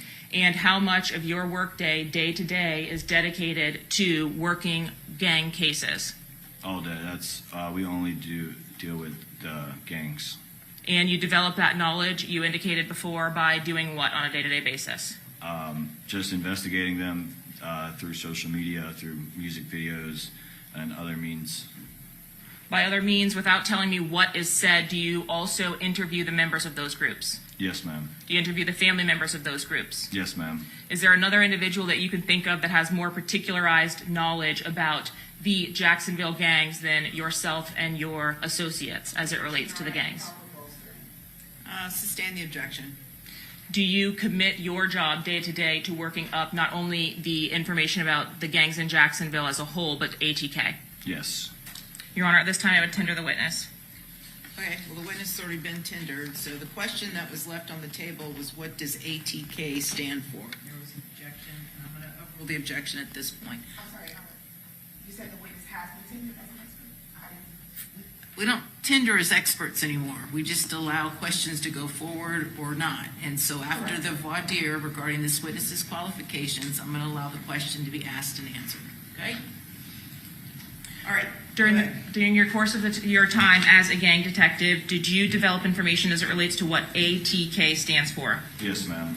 And have you had an opportunity to develop the potential members of that group in your time working up the ATK gang? Yes. As it relates to the term ATK, what does that stand for, if anything? Based on my training experience, it stands for ACE's Top Killers. And ACE's Top Killers, is there a meaning behind that? What does that mean, or what does that relate to?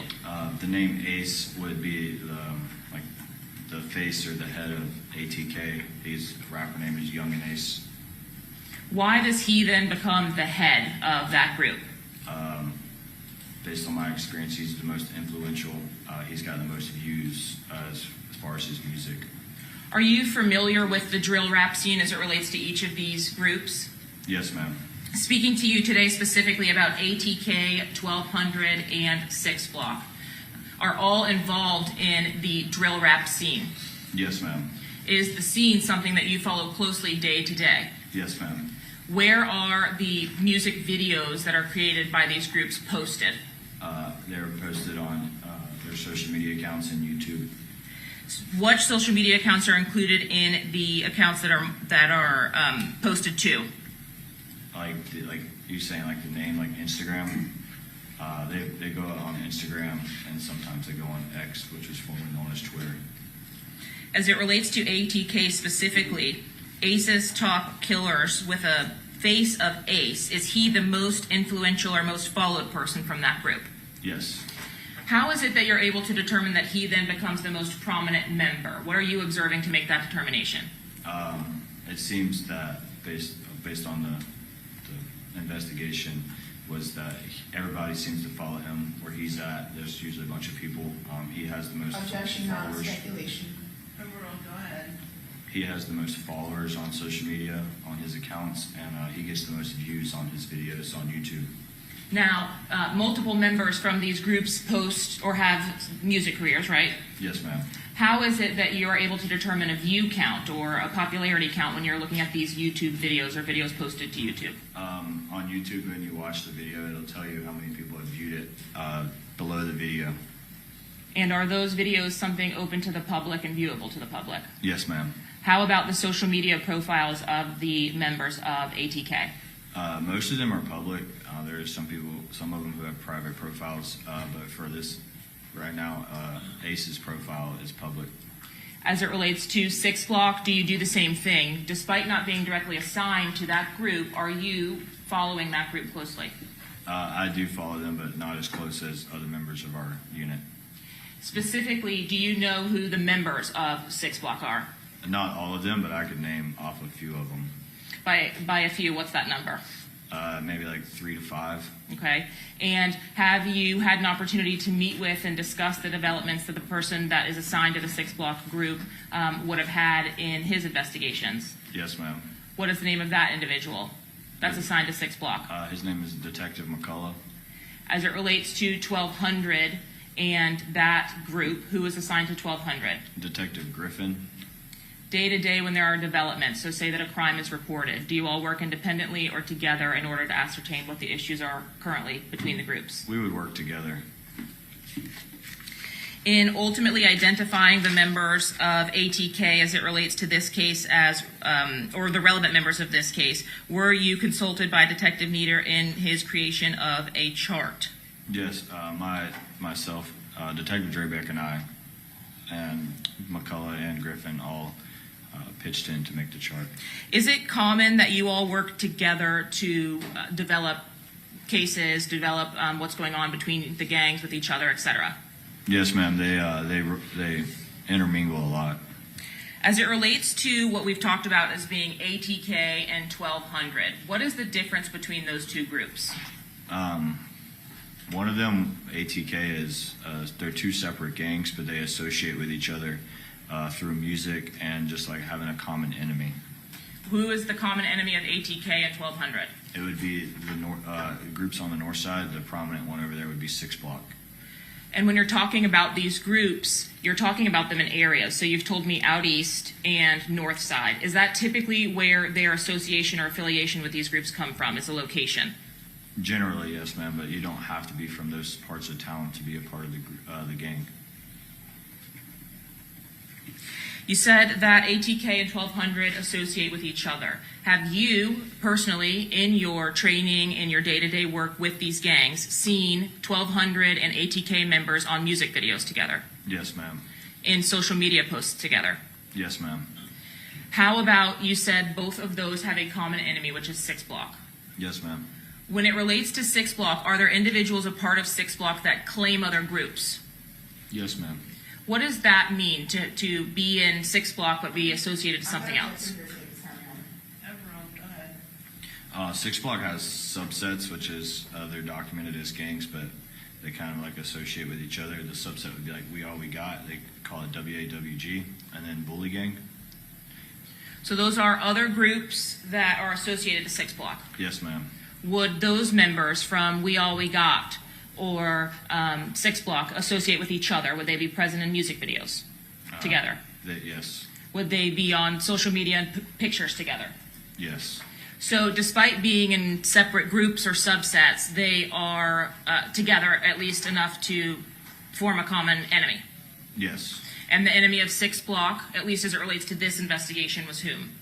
It would be like 1200 and ATK. When you were working as a member of the Jacksonville gang unit, were you notified about the potential for Charles Jones coming to Tampa for some kind of performance? Yes, ma'am. Are you familiar with an individual by the name of Charles Jones? Yes, ma'am. And how are you familiar with him? I've dealt with him several times in person. Doing my daily duties.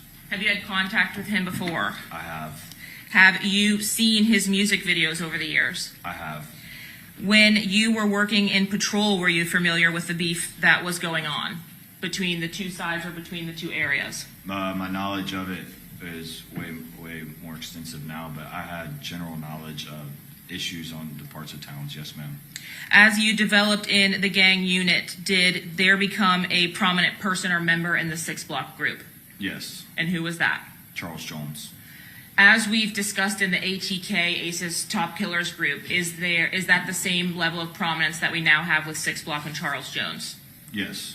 Does Mr. Jones also have that music career that we've discussed? He does. And is your position or your opinion based upon his position in 6 Block based on what you've already indicated was the same for Ace or Yes. Young and Ace? Yes. Is he the person in 6 Block with essentially the most views? He is. And when videos or music videos were released by ATK, if we start there and talk about Young and Ace, were those videos that you personally and members of your unit would watch? Yes, we would. What is your process in viewing the drill raps or music videos that are released by each of these sides? My process is I listen to it, the whole thing through, and then after that, I will break down the video. You can collect a lot of good evidence towards the gang in them, as far as like hand signs and clothings and other stuff of that nature. And then once I get through all of that breaking down, and then I break down the lyrics. Do you work with the other members of your gang unit in order to accomplish the review of these videos and discuss potential crimes surrounding them? Yes, we do. Is there any procedure in place where you also review crime reports to see if anything is related to what has been described in these drill raps? Yeah, generally the drill raps, they come after the crime, so they'll talk about stuff that has already happened. So at the time that you are watching these drill raps on YouTube, for example, do you, when you're viewing it, just based on your day-to-day training and experience, your duties day-to-day, relate this video is related to X incident? Yes. Have you personally, whether now in your time with the gang unit or earlier before that, responded to the incidents of violence between ATK and 1200 and 6 Block? I have. Now, you indicated that you worked to complete some charts with the other members of your unit with the Jacksonville Sheriff's Office. Is that correct? Yes, ma'am. I am showing you now what has been marked as State's Exhibit 90A. Do you recognize the individual depicted in that photograph? It's Charles Jones. And I am showing you 84A through C. Please take a look and tell me if you recognize the items depicted there.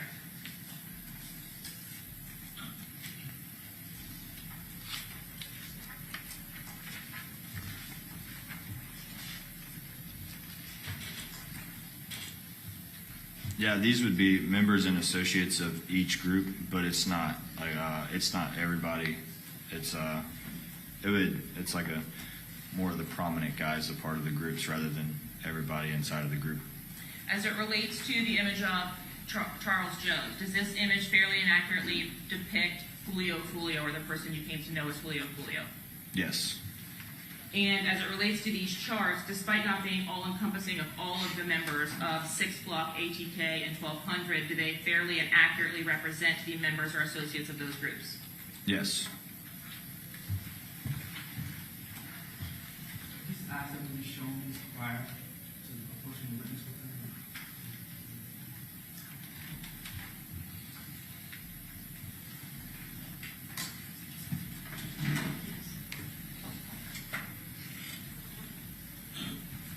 At this time, Your Honor, the state seeks to admit States 90A and 84A through C. Any objection? No objection to the photo of Mr. Jones. We just renew our previous objection to the chart. Okay, very good. Same ruling, so 84A through C will be admitted as well as 90. I'm showing you on the screen, if you can look over your shoulder there, what I've previously shown as 90A. Is this the person that you know to be Charles Jones? Yes, ma'am. And were you alerted to an incident having occurred in Tampa in June of 2024 resulting in the death of Mr. Jones? Yes, ma'am. Prior to that incident, had you responded to calls for service related to Charles Jones or his potential injury? I have. Had you responded to calls for service related to the injury or homicide of members of the opposing gangs, ATK or 1200? Yes, ma'am.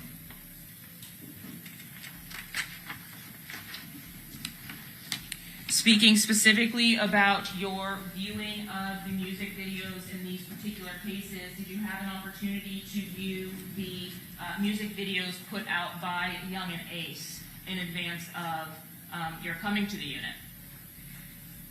I'm sorry, can you ask that? Before you came to the gang unit, were you aware of these drill raps in Jacksonville? I was, just based off of my time in the community problem response unit. Since you're having come to become a detective in the gang unit, have you studied the videos that have been released, the music videos or drill raps released by Young and Ace? I have. Have you studied the music videos or drill raps released by Charles Jones? I have. Let's speak specifically about the evidence that you previously mentioned as the charts that were created by your unit.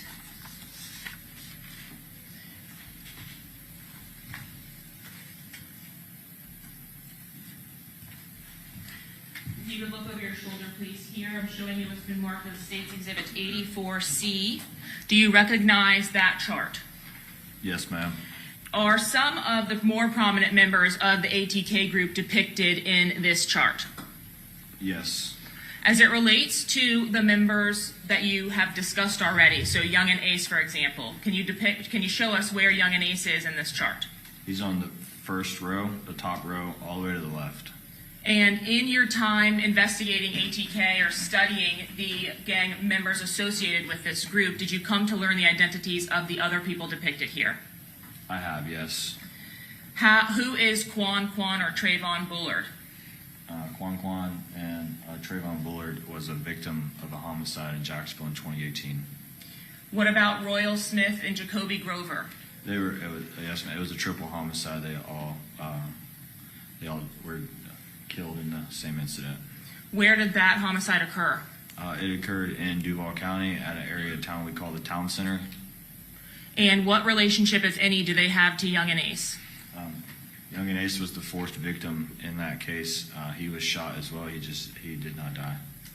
As it relates to the drill raps that you saw subsequent to that homicide and the shooting of Young and Ace, were there music videos put out by 6 Block which referenced that shooting? There was. Was there a nickname associated to Royale Smith in the middle photo there? Yes, ma'am. His nickname was 23. So just the number? Yes, ma'am. And as it relates to Gutta Zay or Isaiah Chance, did Isaiah Chance represent ATK? He did. He is a member of ATK. And did he have any associations or affiliations to other groups? He had an association with 1200. When we speak about your observations or your review of the social media profiles of each of these individuals, did you have an opportunity firsthand to review the social media posts by Isaiah Chance in his falling out with ATK? I did, yes, ma'am. Was there a group for which Isaiah Chance begun relating himself after his fallout with ATK? Are you asking what the post was? No, what was the group that he then wanted to associate himself with or did post to associate himself He then with? associated himself with 1200. When talking specifically about Antonio Tilley depicted in this image, is Mr. Tilley alive or deceased? Mr. Tilley is deceased. And are you familiar with how that homicide came about? Yes, ma'am. Did you respond to that scene specifically yourself? Yes, ma'am. And was that homicide referred to in the drill raps? Yes, it should be. The homicide of Antonio Tilley, is Tilley mentioned in the drill raps between the groups? Excuse me. He is. He's mentioned in them. As it relates to the group 1200, did you have particularized knowledge about the group 1200 as well, just in your role as a gang unit detective? I do. And in showing you states 84B, does this chart at 84B also fairly and accurately depict the members of the 1200 group? Yes.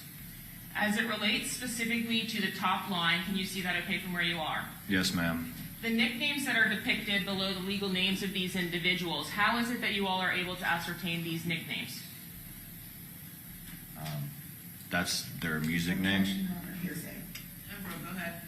That's their music name. Whenever they post stuff online, that's the name they use as like their artist or their stage name. And so on the Instagram posts, for example, are they utilizing their nicknames or their legal names? Nicknames. What about as it relates to the YouTube videos? Do they use their music or street name or their legal names? Nicknames. So when viewing these videos, are you able to ascertain, despite not having the legal name of the person on these drill raps, are you able to ascertain who the parties are inside of them? Yes. Do you, when viewing these drill raps, recognize the individuals as you're watching them, even if they aren't labeled? Yes. Have you had an opportunity to review a music video as it relates to saying the words Spaz or Corbin? Yes. And is that frequently used in the drill raps by 6 Block? Yes. Now, when a group says another group's member in their drill raps, is that intended to be a good thing or a nice thing to do? If you're a part of one group and you say somebody else's name that's a part of the opposing group, it would be disrespectful. And have you had an opportunity to view music videos from Wappa with the Choppa and Spin of Ends? Yes, ma'am. Specifically as it relates to their music videos with members of ATK, have they been documented as having videos together?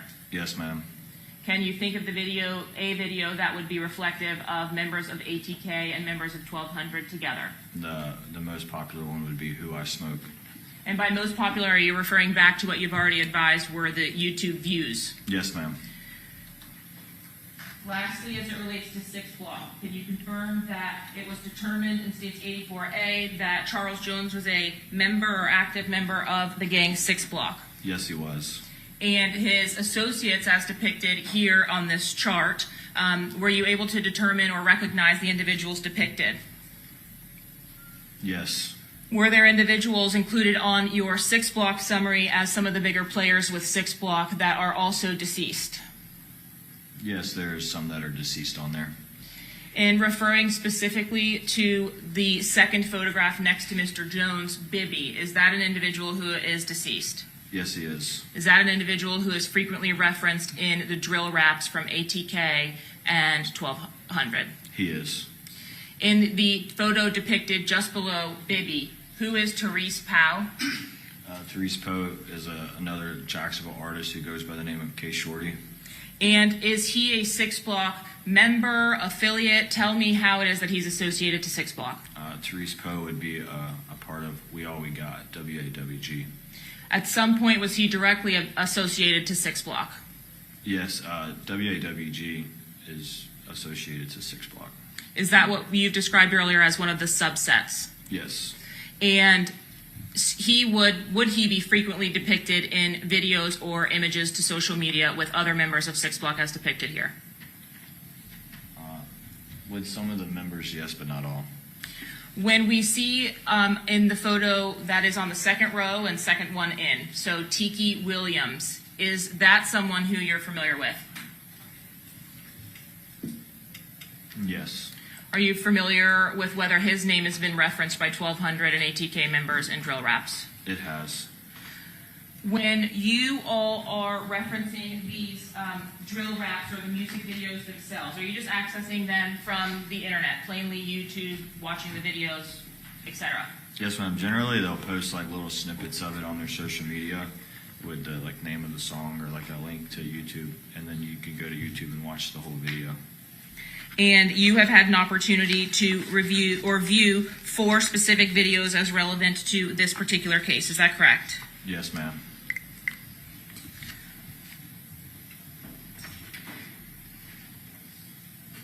Was there a video that was published by members of ATK and members of 1200 called Who I Smoke? Yes, ma'am. Is it fair to say that that is one of the more popular videos that has been put out by Jacksonville gang rappers? Yes, it is. And in your experience, have you had an opportunity to see the number of views that have been racked up to that video at this time? Yes. Approximately how many views, if you know, has that video received? Last I believed it was around 50 million.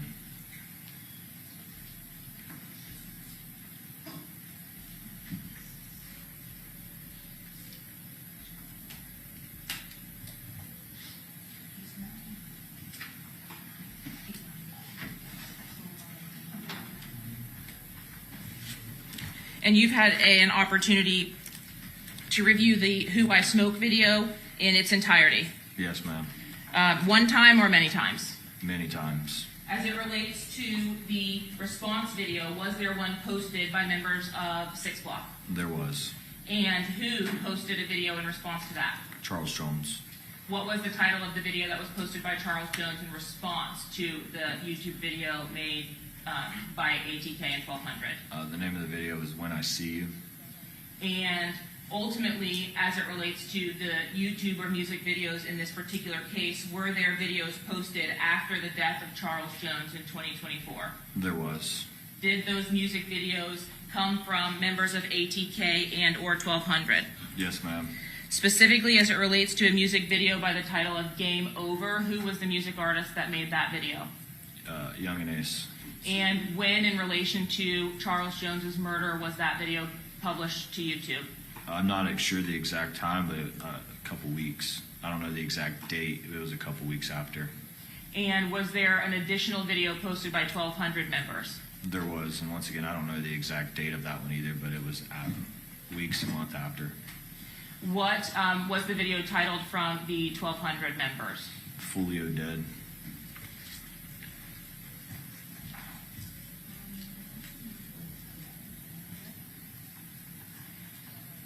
All right, are you getting ready to play the videos? Yes, ma'am. Okay, so I tell you what, it's 12:15, so it's probably a good time for us to go ahead and take our lunch recess. We'll come back and then you can play the videos, okay? All right, so if you all can be back at 1:15, we will continue with the trial. And just remember my previous admonition while we're on the break, don't talk to anybody about the case, all right? Okay, see you all back at 1:15. All rise.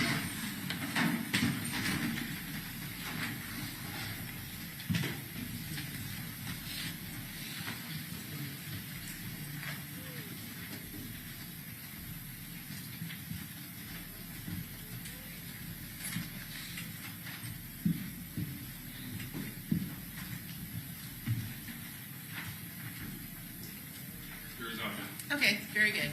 All right, Detective, since you're on the witness stand and have not yet been cross-examined while we're on the break, you can't talk to anybody about anything related to this case, including the prosecutors, okay? Yes, ma'am. All right, see you back here at 1:15.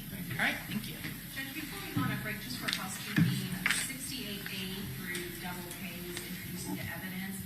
There is no 68W for the record. I have my secretary go look at our master list and confirm that, so I just want to make that a note for the record. Okay, so it'd be 68A through B, right? 68A through B, and then Yes. X through KK. Yes. All right, got it. Thank you. Okay, see you at 1:15.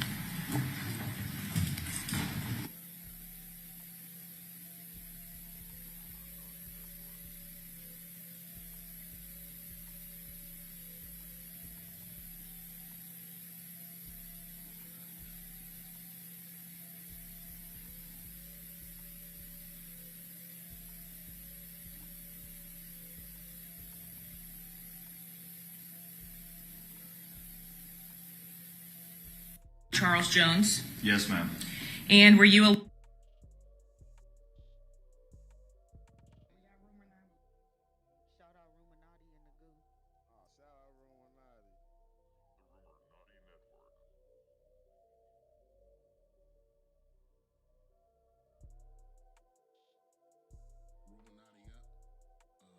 I got it. Sound coming. Hold on.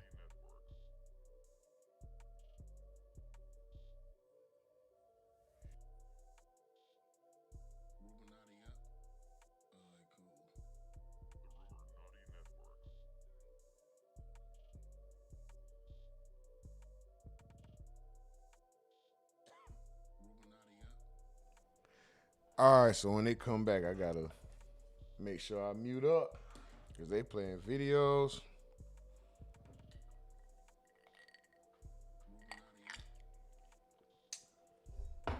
Anybody want to chime in? Anybody got any input about what's going on so far? Hit the link, join the Discord. Hop in the Discord, give your thoughts on what you've seen so far, what you heard, and what the hell is going on.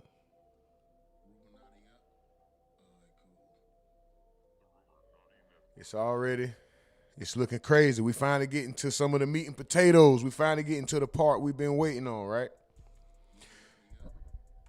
It's getting spicy for Young and Ace. It's getting spicy for Young and Ace. Boy, oh boy. Oh boy. It's getting spicy for Young and Ace out here, man. We back at 1:15. They crank back up. They're going to play the music. It's getting spicy. Hold on.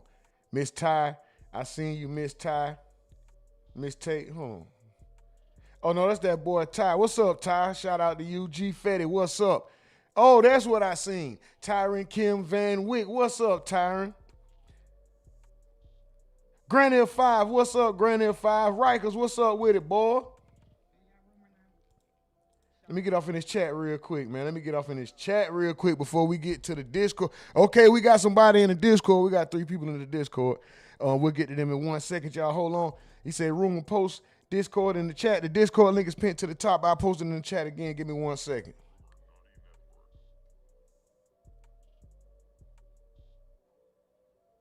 Hold on.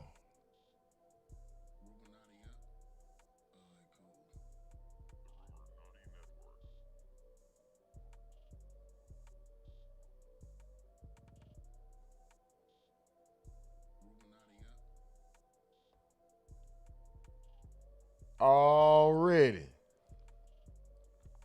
Shay says, I'm still here, just busy at work. Shay, you doing everything the right way. You doing everything the right way. You doing exactly what you supposed to be doing.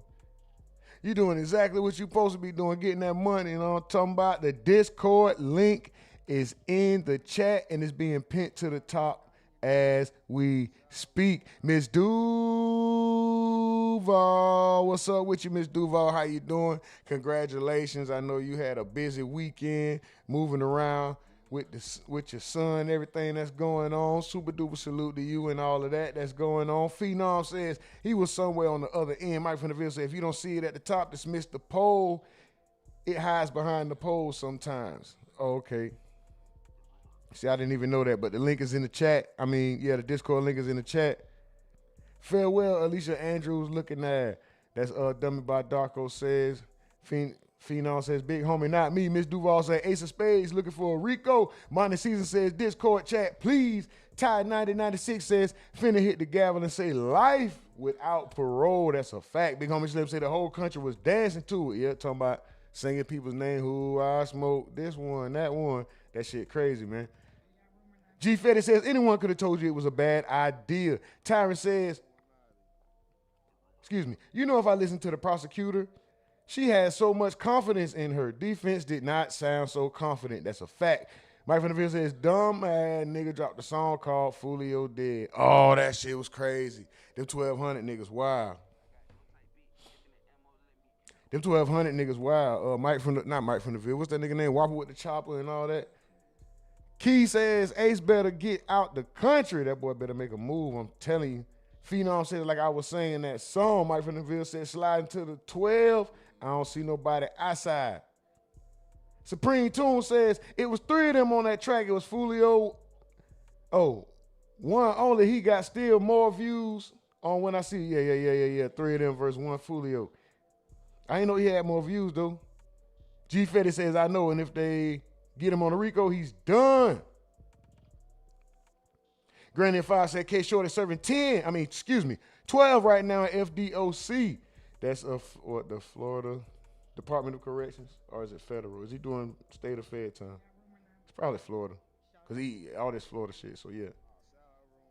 Rikers said I was smashed Shorty with no protection. This boy here crazy. Come on, bro. MBK Rico said, damn, she got everybody at Rico. How the F a grown man go? Ty ain't reading that, bro. That's them drill lyrics. Mike from the Ville said them niggas ain't got money to run. It's a rap. Nah, they sure don't. Whopper better run. Spins better get low. Shit, all of them. Ty said. Supreme Tune said Foolio love that. Where's Corbin?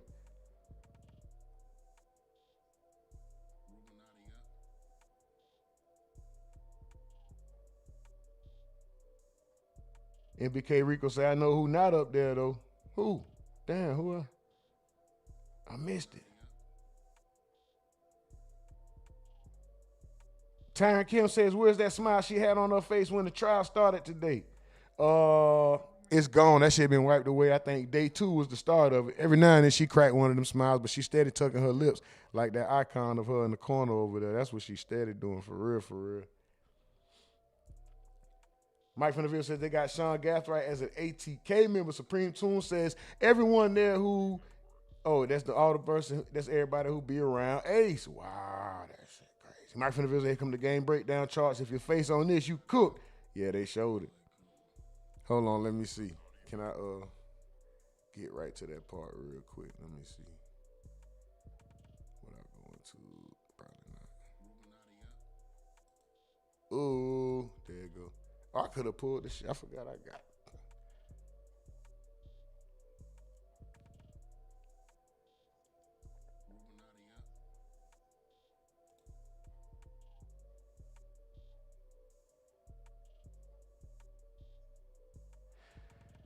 Big homie says it was for everybody always forget about Fast Money Goon. Mike from the Ville said, okay, no man, tied with the left. Richard Rich says Rico Suave album dropping soon. All right, you only got to post it one time, brother. Everything cool. Miss Duval said, she shouting out big homie. Bob Marley says, I'm high as Alicia Bond. That nigga that stupid. I just got my phone back. 10,000 sales, high as Alicia Bond. 10,000 cell phones. What's that? I just got my phone back. 10,000 cell phones. That's a must. They fix phones.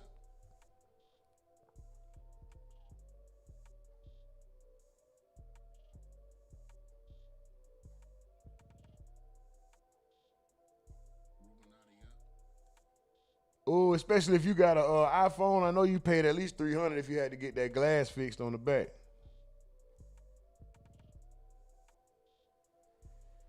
Let's see what they're talking about in the Discord. Hold on. Where we at? Discord, what y'all talking about? We live. Anybody want to chime in? What y'all got going on? I wanted to say this, because I ain't celebrity. I said young Ace, he better get his bags, baby. And they better hop on the nearest flight, baby, and just never come back to this country. Because they about to get him. Hold on. Who background? Somebody background. Mute up. I think they would have been got that on your. No, that's what they. He good. Cause when they got queso, they would have got young Ace if they really wanted him. He good. How? Ace wasn't on that drill with them. They got them for the acts of that homicide. That wasn't the RICO. Right. Oh, okay. But what I'm saying is they would have been pulling him in if they wanted him. I don't think they're gonna mess with him. That is my opinion. I think he good. You think Ace is good? Yeah, I think he good. Man, this nigga name keep coming up. It don't matter. Jay-Z name can't come up. Not like this. I have something to say directly related to the trial. I think the female lawyer attorney, she did a very good job at her voir dire. I think that we wasting time and it's cumulative with this gang expert. It does put a little bit of perspective as to like what's going on in Jacksonville, and he's not really giving no details as to how the hierarchy or how the gang initiation goes. You could just say, hey, I'm ATK. So basically that's what he's saying. But I do feel that Alicia might not be as cooked. She might be medium done. She might be medium well. It ain't no me. It's either you cooked or you not. And K, you could chime in. You just had to turn your background down. Whatever you was watching the stream on, just turn that down. You can still chime in. No, she excuse me. Oh damn, she dipped. Yeah. Okay, no. I think she had to get her service back. Okay, no. I don't think there is no medium cooked. I think it's either listen, it's life or she goes home.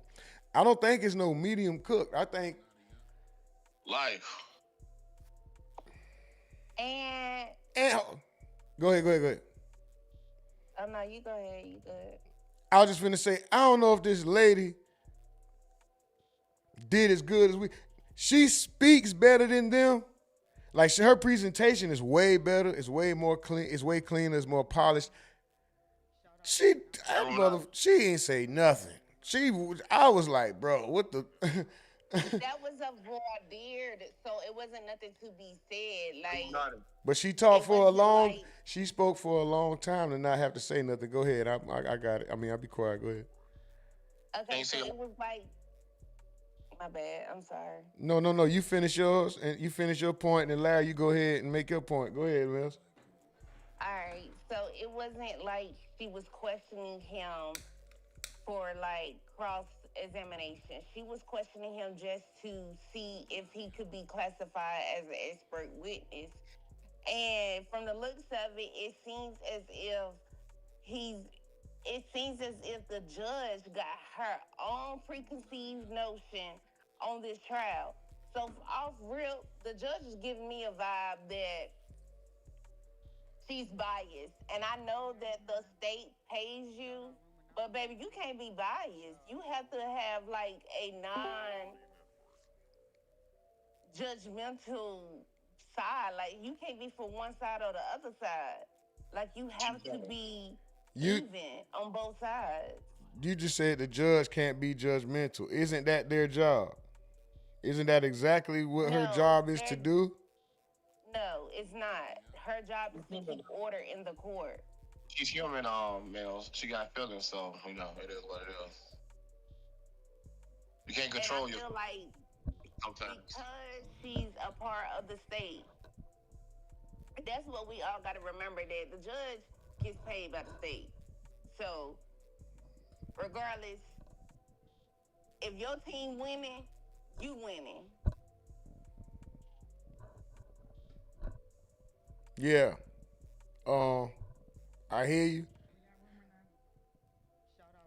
I don't think I think we may misinterpret people's mannerisms for their feelings.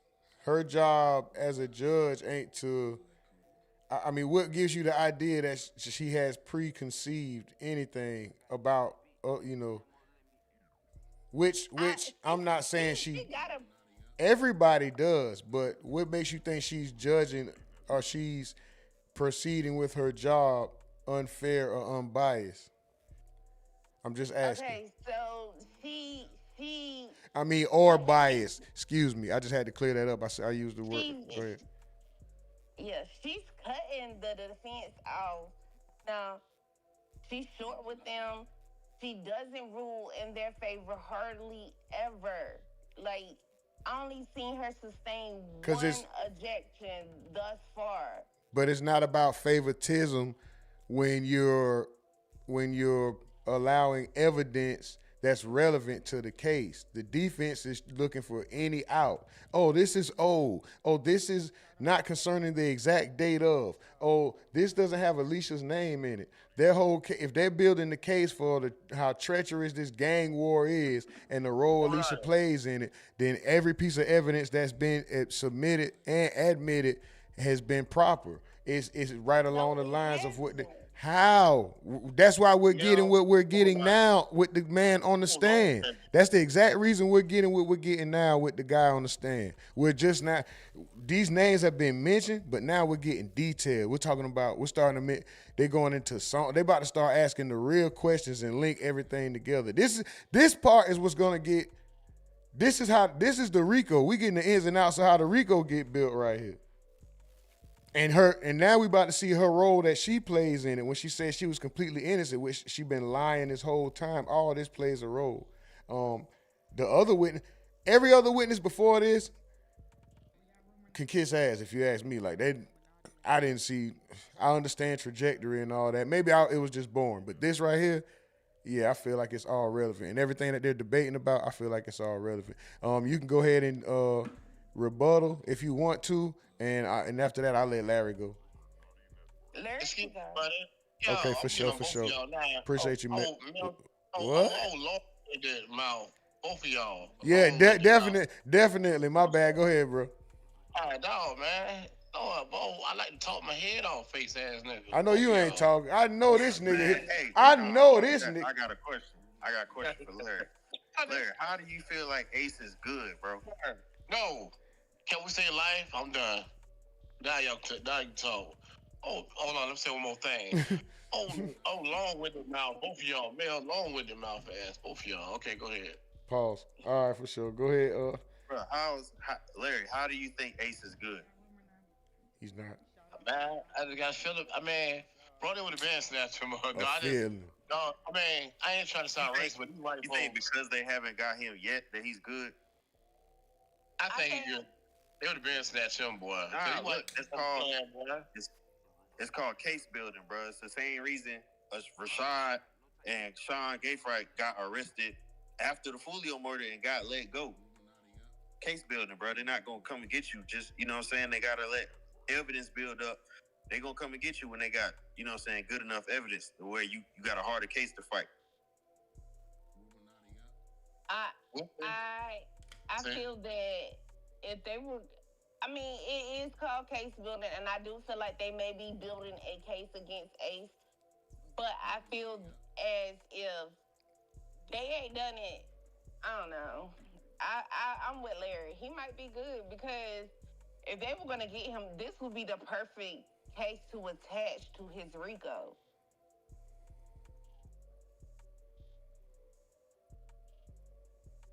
If there would be a RICO.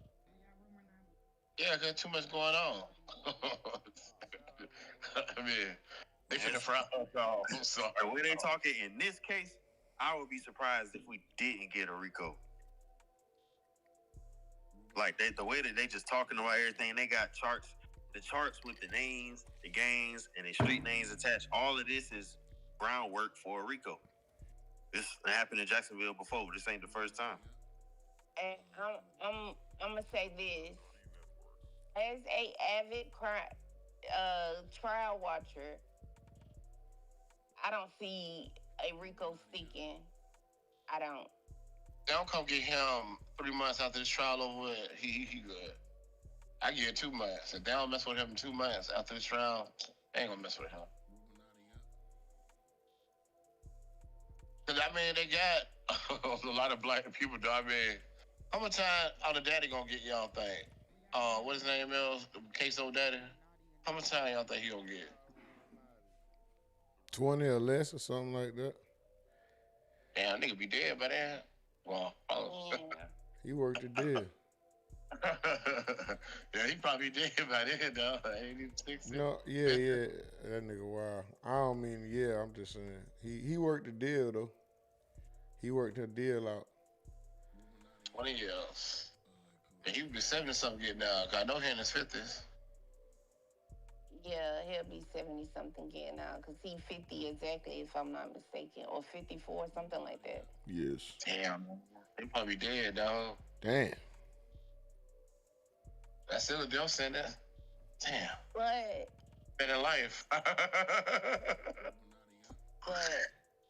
Anything better life, dog. I'm sorry. What to have an end date is much better than to have life note, like infinity. Like, Why? What know that girl, man? I feel sorry for her baby. That little girl. Boy. See, Yeah, it's over. she, boy, if they, boy, Forgive me, my they bad. let her I'm working go. on something.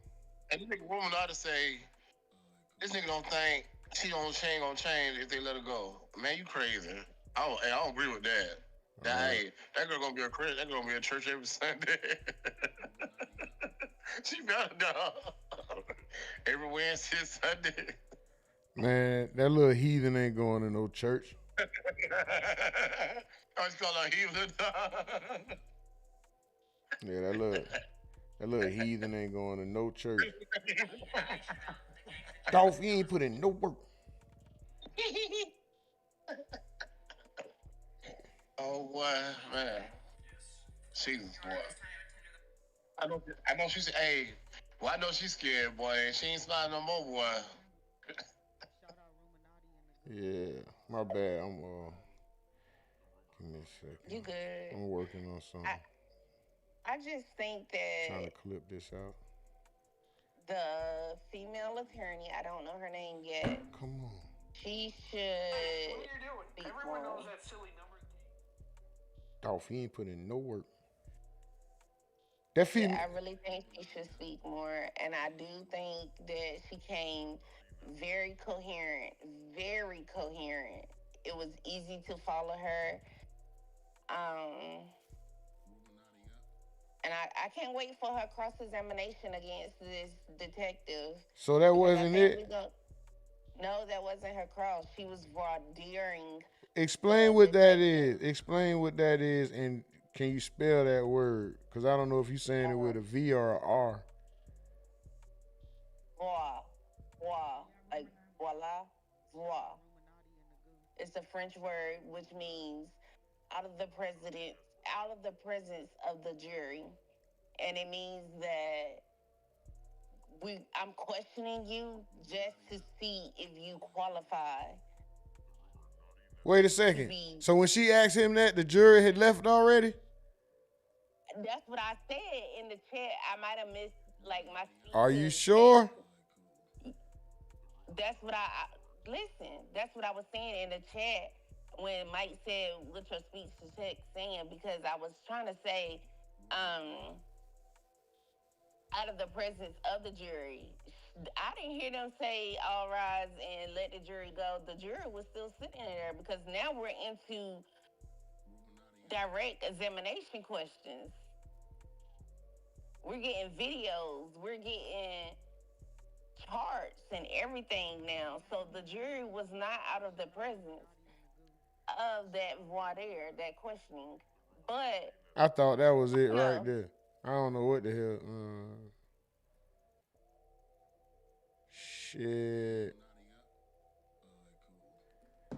My bad. I'm working while I'm. You good? My bad, y'all. My bad. I'm back. I'm talking about I to don't know the chat. what that was. I don't even know how to spell voir dire. Hold on, let me see. Alexa, spell voir dire. A-R-R-I-O-R. She spelled warrior. Boy, she run all y'all, everybody damn wrong. Don't nobody even know what the hell that word is. Alexa, stop. Hold on, y'all. Let me see.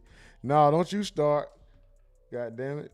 This shit making my what's her name go off. I ain't even gonna say it. She start turning blue. Don't you? Nope. Unplug your ass.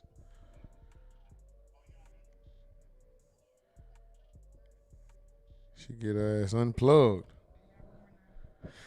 Big homie says, Larry ready to trick on Alicia right now. Butter got 18 years. Or Butter got 18. How much did the Pops get?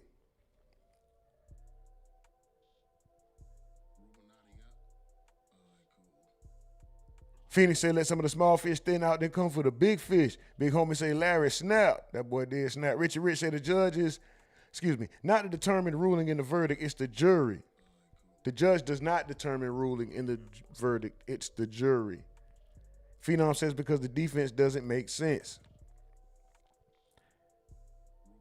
And he says, you must be delusional, ain't nothing up there, it's the judge's job because the defense doesn't make sense.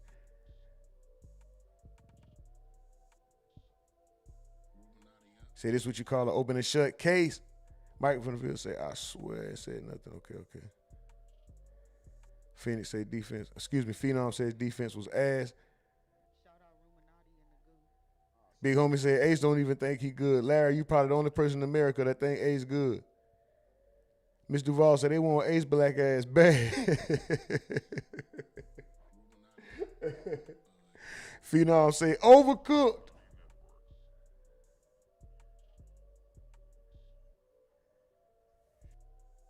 Kima Drea says they don't have anything valid on Ace. Granny of 5 says Florida. Wait, what just happened? Oh, okay. Oh, Miss Duval just got that phone fixed. Phenom says YBZ and J-Dot wasn't on that list. Oh, that's who we didn't see. We didn't see J-Dot, but J-Dot name keep coming up too. Which one is YBZ?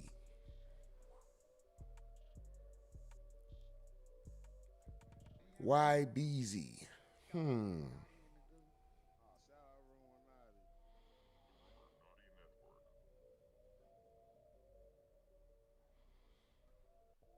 What's that? ATK? Well, let me look this up real quick. Let me see.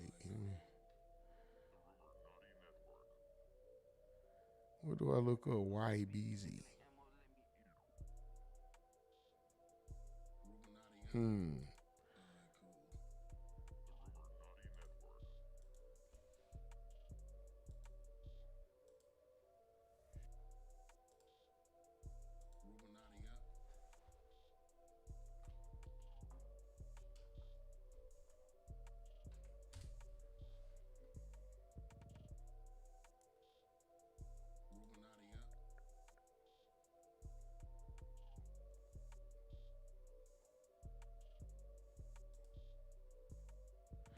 Okay.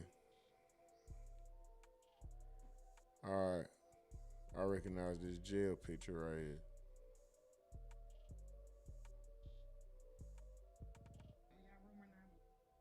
Shout out Rumonati and the goo.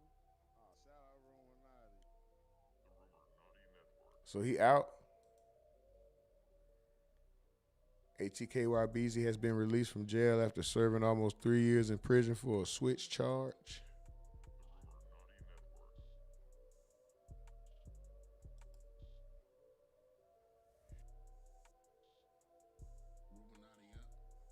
ATKYBZ free.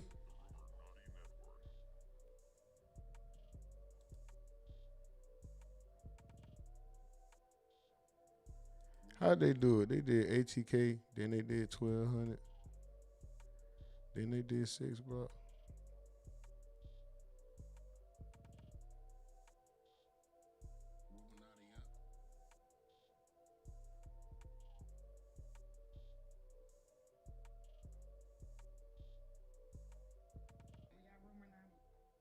Shout out Rumonati and the goo.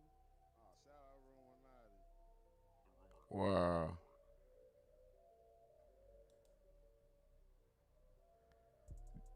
Damn lawyer was standing in the way almost for the whole 1200 picture. I got it though. Oh, there you go right there.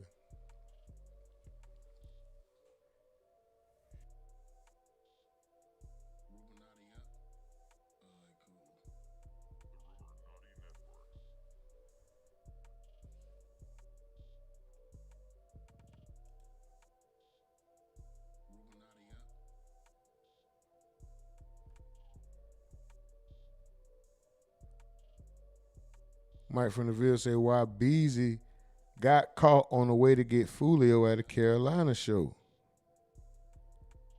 Wow. Oh, this J Dot right here. Ain't this J Dot? Jacoby? Wow, Rashad Murphy name is Ghost.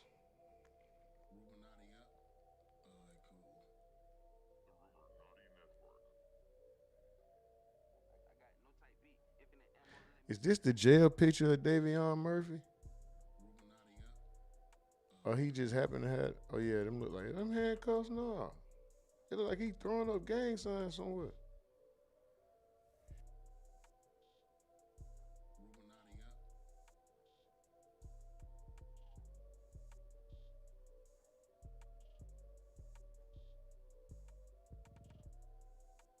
That's crazy.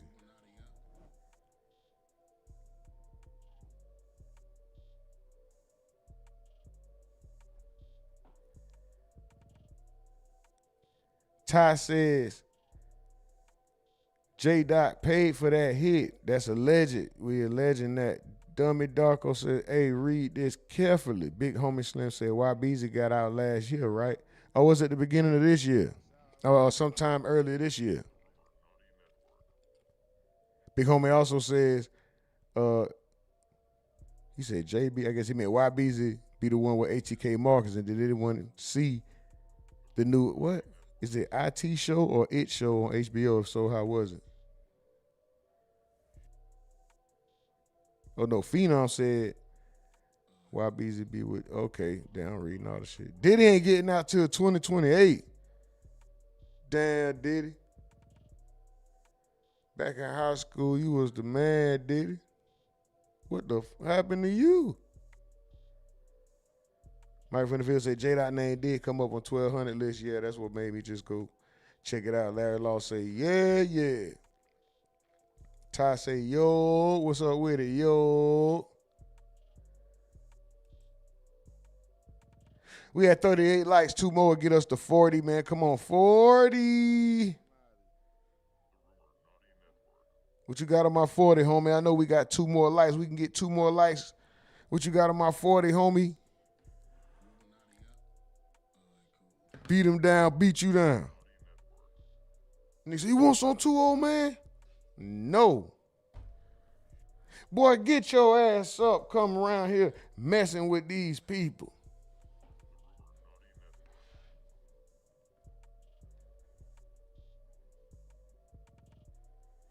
Hold on. Damn, I ain't make that thumbnail. Or did I start it in this phone? No. Hold on. I gotta.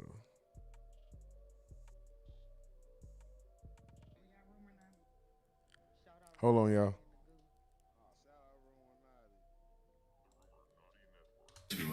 What is your process in viewing the drill raps or music videos that are released by each of these sites? Oh, y'all seen that boy? I know y'all seen that boy THF Bezu. I know y'all seen what happened. Y'all was talking about it. Oh, let's go. 40 likes. Let's go. What you got on my 40, homie? Beat him down, beat you down. What bike? The Beach Cruiser. The one I let you hold 2 weeks ago. Oh. That nigga say, it's like both of ours, but let's just keep it at my house. This nigga said, oh, I ain't know you wanted it back, homie. Man, what? You gotta put that iron on a big nigga like that, boy. You gotta, bah, bitch.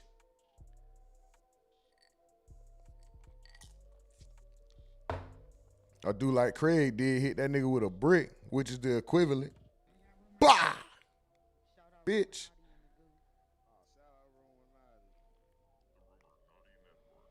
Guys. My process is I listen to it, the whole thing through, and then after that, I will break down the video. You can collect a lot of good evidence towards the gang in them, as far as like hand signs and clothings. Did he say as far, he said towards the gang in them? Hold on, bro. I'm trying to work on something, but this nigga just said towards the gang in them. Damn, can I rewind it without going back too far? Videos or music videos were released by ATK. I think this nigga said towards the gang in them. Bruh. White boy, you too entrenched, boy. You too engulfed, boy. You a fan. She was trying to establish his ass was a fan. That nigga a fan. That nigga say, gang in them. What?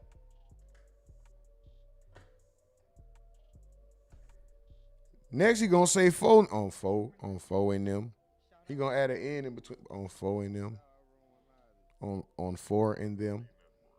Okay, if we start there and talk about Young and Ace, were those videos that you personally and members of your unit would watch? Yes, we would. What is your process in viewing the drill raps or music videos that are released by each of these sides?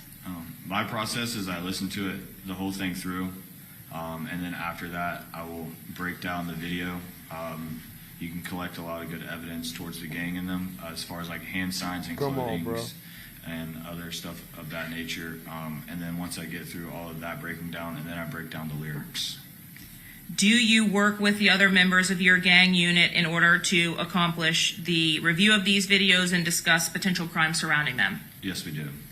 Is there any procedure in place where you also review crime reports to see if anything is related to what has been described in these drill raps? Yeah, generally the drill raps, they come after the crime. So they'll talk about stuff that has already happened. So at the time that you are watching these drill raps on YouTube, for example, do you, when you're viewing it, just based on your day-to-day training and experience, your duties day-to-day, relate this video is related to X incident? Yes. On gang. For sure. Have you personally, whether now in your time with the gang unit or earlier before that, responded to the incidents of violence between ATK and 1200 and 6 Block? I have. Now, you indicated that you worked to complete some charts with the other members of your unit with the Jacksonville Sheriff's Office. Is that correct? Yes, ma'am. I am showing you now what has been marked as State's Exhibit 90A. Do you recognize the individual depicted in that photograph? It's Charles Jones. And I am showing you 84A through C. Please take a look and tell me if you recognize the items depicted there.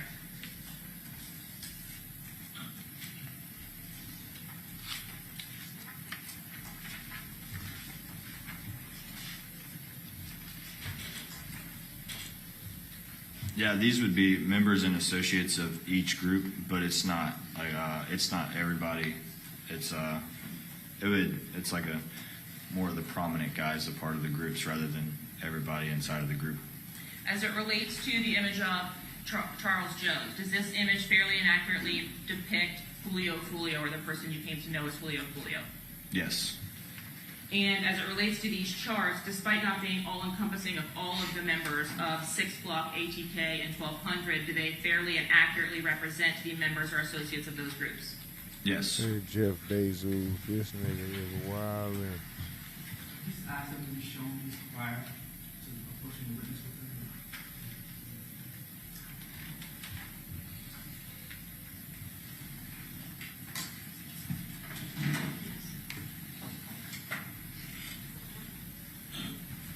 At this time, Your Honor, the state seeks to admit states 90A and 84A through C.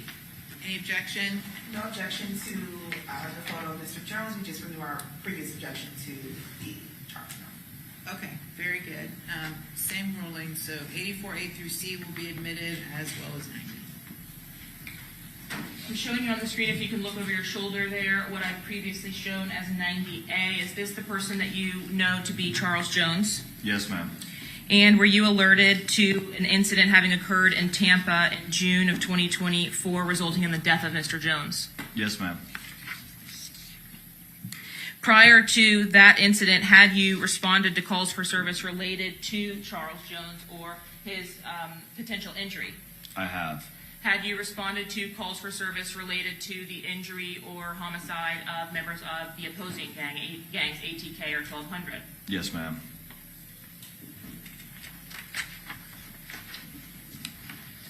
Speaking specifically about your viewing of the music videos in these particular cases, did you have an opportunity to view the music videos put out by Young and Ace in advance of your coming to the unit?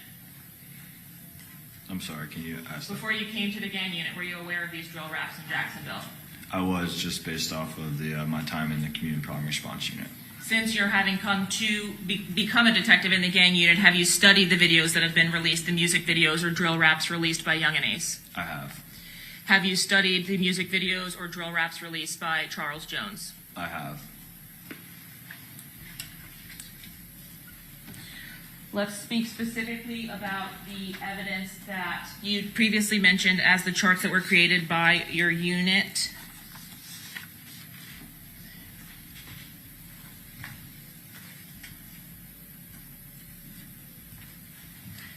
If you could look over your shoulder, please. Here I'm showing you what's been marked as State's Exhibit 84C. Do you recognize that chart? Yes, ma'am. Are some of the more prominent members of the ATK group depicted in this chart? Yes. As it relates to the members that you have discussed already, so Young and Ace, for example, can you show us where Young and Ace is in this chart? He's on the first row, the top row, all the way to the left. And in your time investigating ATK or studying the gang members associated with this group, did you come to learn the identities of the other people depicted here? I have, yes. Who is Quan or Trayvon Bullard? Quan and Trayvon Bullard was a victim of a homicide in Jacksonville in 2018. What about Royal Smith and Jacoby Grover? Yes, ma'am. It was a triple homicide. They all were killed in the same incident. Where did that homicide occur? It occurred in Duval County at an area of town we call the Town Center. And what relationship, if any, do they have to Young and Ace? Young and Ace was the fourth victim in that case. He was shot as well. He did not die. As it relates to the drill raps that you saw subsequent to that homicide and the shooting of Young and Ace, were there music videos put out by 6 Block which referenced that shooting? There was. Was there a nickname associated to Royale Smith in the middle photo there? Yes, ma'am. His nickname was 23. So just the number? Yes, ma'am. And as it relates to Gutta Zay or Isaiah Chance, did Isaiah Chance represent ATK? He did. He is a member of ATK. And did he have any associations or affiliations to other groups? He had an association with 1200. When we speak about your observations or your review of the social media profiles of each of these individuals, did you have an opportunity firsthand to review the social media posts by Isaiah Chance in his falling out with ATK? I did, yes, ma'am. Was there a group for which got Isaiah 15 Chance minutes. begun Hold on, y'all. relating My bad, I'm working on himself something after real his quick. I fallout gotta with get this worked ATK? out. Are you asking what the post was? No, what was the group that he then wanted to associate himself Oh, with or did I'm post to sorry. associate He himself then with? associated himself with 1200. When talking specifically about Antonio Tilley depicted in this image, is Mr. Tilley alive or deceased? Mr. Tilley is deceased. And are you familiar with how that homicide came about? Yes, ma'am. Did you respond to that scene specifically yourself? Yes, ma'am. And was that homicide referred to in the drill raps? Yes, it should be. The homicide of Antonio Tilley, is Tilley mentioned in the drill raps between the groups? Excuse me. He is. He's mentioned in them. As it relates to the group 1200, did you have particularized knowledge about the group 1200 as well, just in your role as a gang unit detective? I do. And in showing you states 84B, does this chart at 84B also fairly and accurately depict the members of the 1200 group? Yes. As it relates specifically to the top line, can you see that okay from where you are? Yes, ma'am. The nicknames that are depicted below the legal names of these individuals, how is it that you all are able to ascertain these nicknames? That's their music name. Go ahead. That's their music name. Whenever they post stuff online, that's the name they use as like their artist or their stage name. And so on the Instagram posts, for example, are they utilizing their nicknames or their legal names? Nicknames. What about as it relates to the YouTube videos? Do they use their music or street name or their legal names? Nicknames.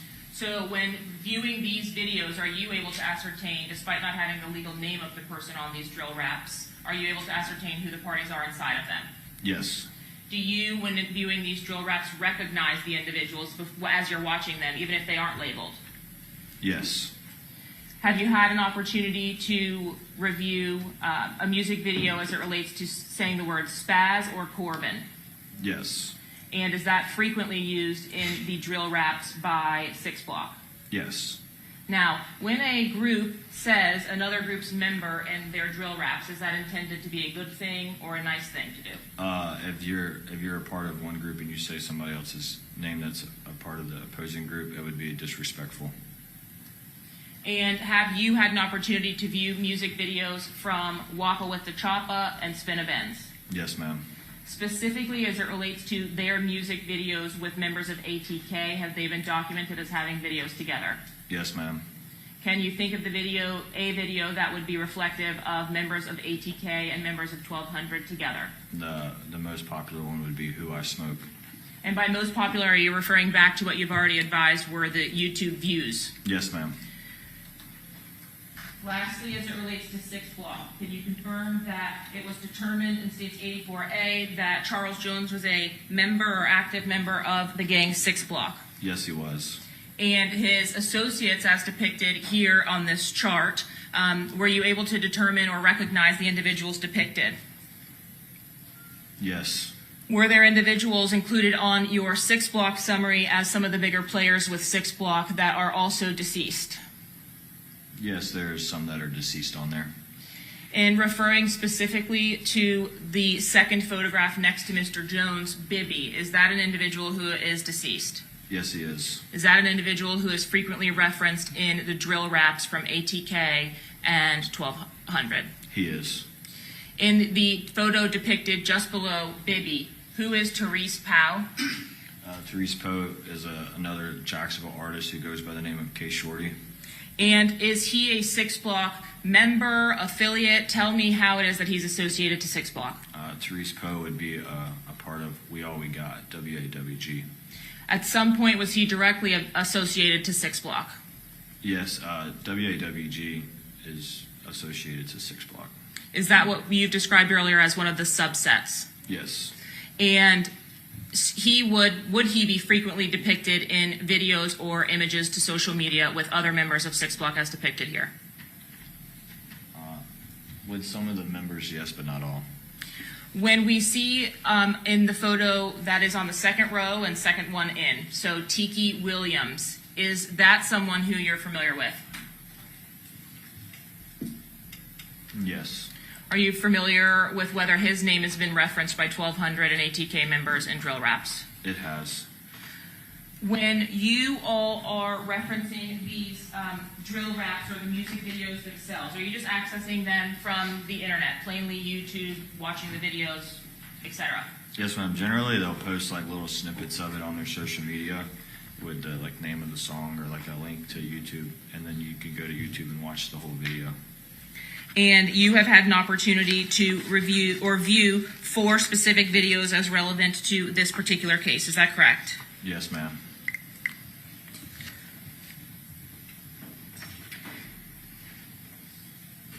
Was there a video that was published by members of ATK and members of 1,200 called Who I Smoke? Yes, ma'am. Is it fair to say that that is one of the more popular videos that has been put out by Jacksonville gang rappers? Yes, it is.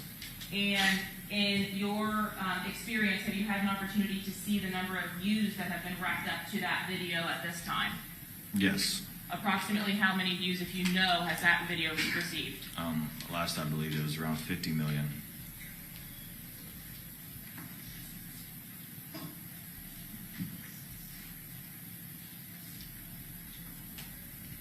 My bad. I had to trim a video down, make a thumbnail, upload title, hashtag.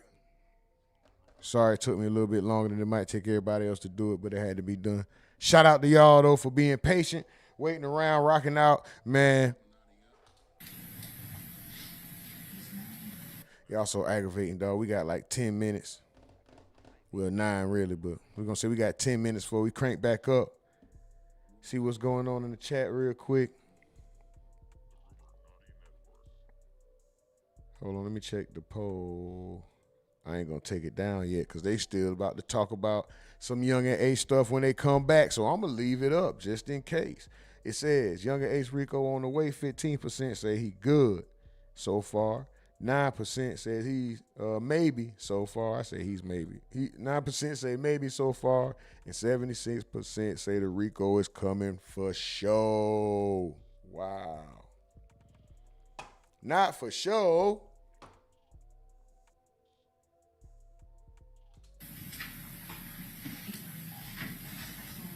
But the damn show.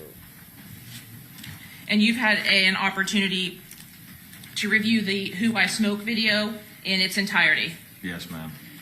One time or many times? Many times. As it relates to the response video, was there one posted by members of 6 Block? There was. And who posted a video in response to that? Charles Jones. What was the title of the video that was posted by Charles Jones in response to the YouTube video made by ATK and 12? How come them big networks don't have nothing going on in between when everything is calm and cool? You go over there, it's just silence.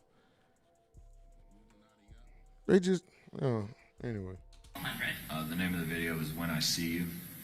And ultimately, as it relates to the YouTube or music videos in this particular case, were there videos posted after the death of Charles Jones in 2024? There was.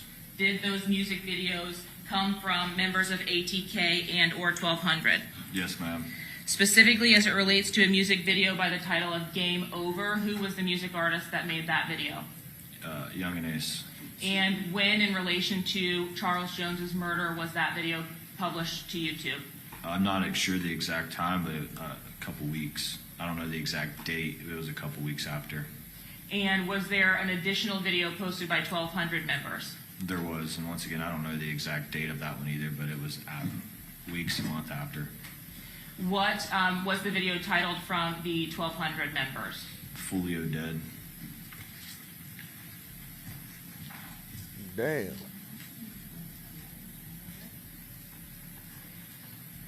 All right, are you getting ready to play the videos? Yes. Okay, so I tell you what, it's 12:15, so it's probably a good time for us to go ahead and take our lunch recess. We'll come back and then you can play the videos, okay? Yes, all right, so if you you all can be back at 1:15. We will continue with the trial. And just remember my previous admonition while we're on the break. Don't talk to anybody about the case. All right? Okay, see you all back at 1:15. All right.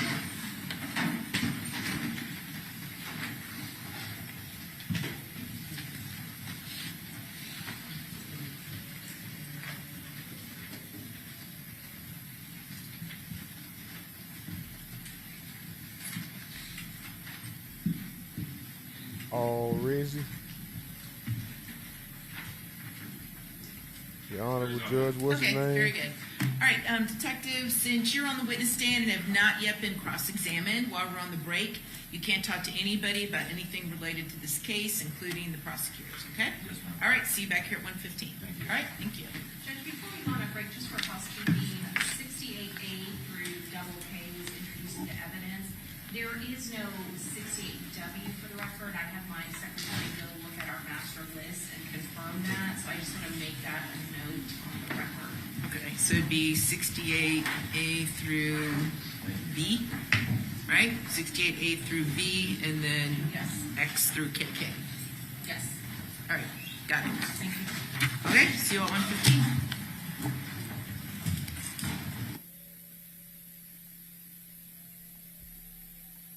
Yeah, took a few shots, but you know what's coming after that.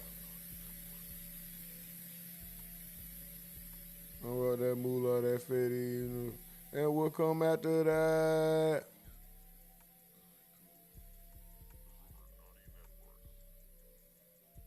Dropped so many, man. I almost gave myself a rack attack. Fuck, nigga, say something. When I walk in, Jacks come after that.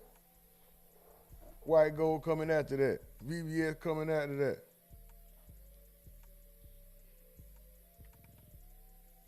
I'm whipping up in the farm like with a. Yeah, took a few shots, but you know what come after that. They must about to come back. Why they screen shaking like that? Boom, right on time. Now what come after that?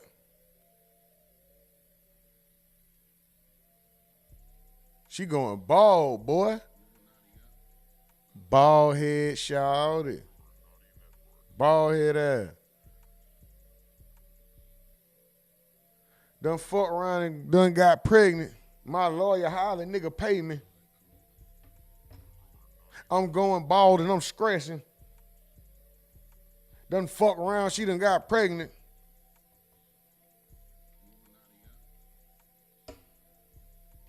Her lawyer posting young at Ace. Bitch going bald and she scratching.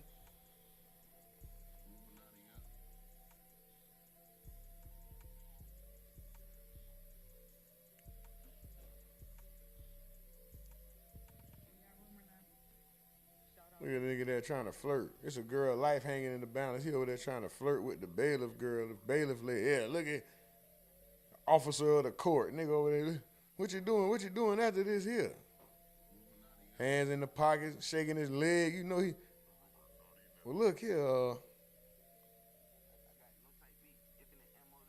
Looking at. But I ain't gonna lie. Her bun tight than a motherfucker though. She got that bit rolled up like a fake one.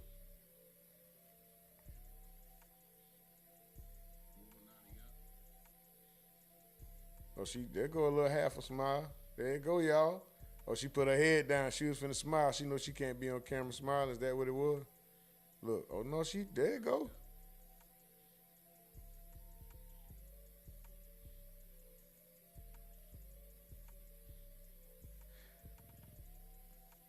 How y'all feel though? How y'all feel? Y'all think Mills was right? Y'all think she got a little half a chance or something? Cause what happened is any error, she going home. Sure, they ain't getting no 10, no 15, no 8, nothing like that. She getting life or she going the fuck home.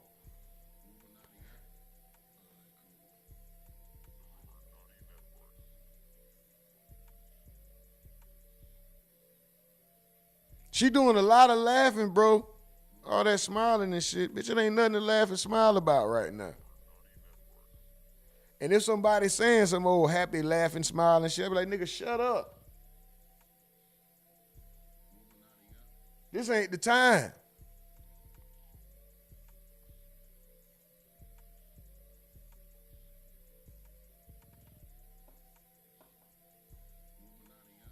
Just in case I get life, I can save all this laughter for when I imagine that I'm somewhere else like Eddie Murphy and Martin Lawrence in the movie life. Like, okay, so let me save all my laughter to then. Right now, bitch, this is serious. Will you shut the fuck up with all them jokes?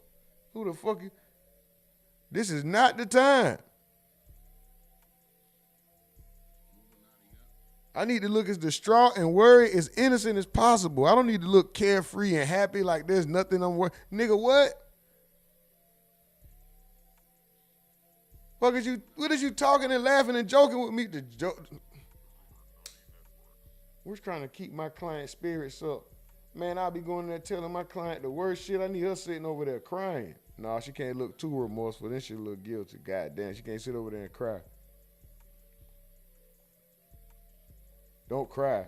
Then you look guilty. Just look remorseful. Look like you don't want to be in this situation. Don't be in there smiling and getting your makeup done and shit.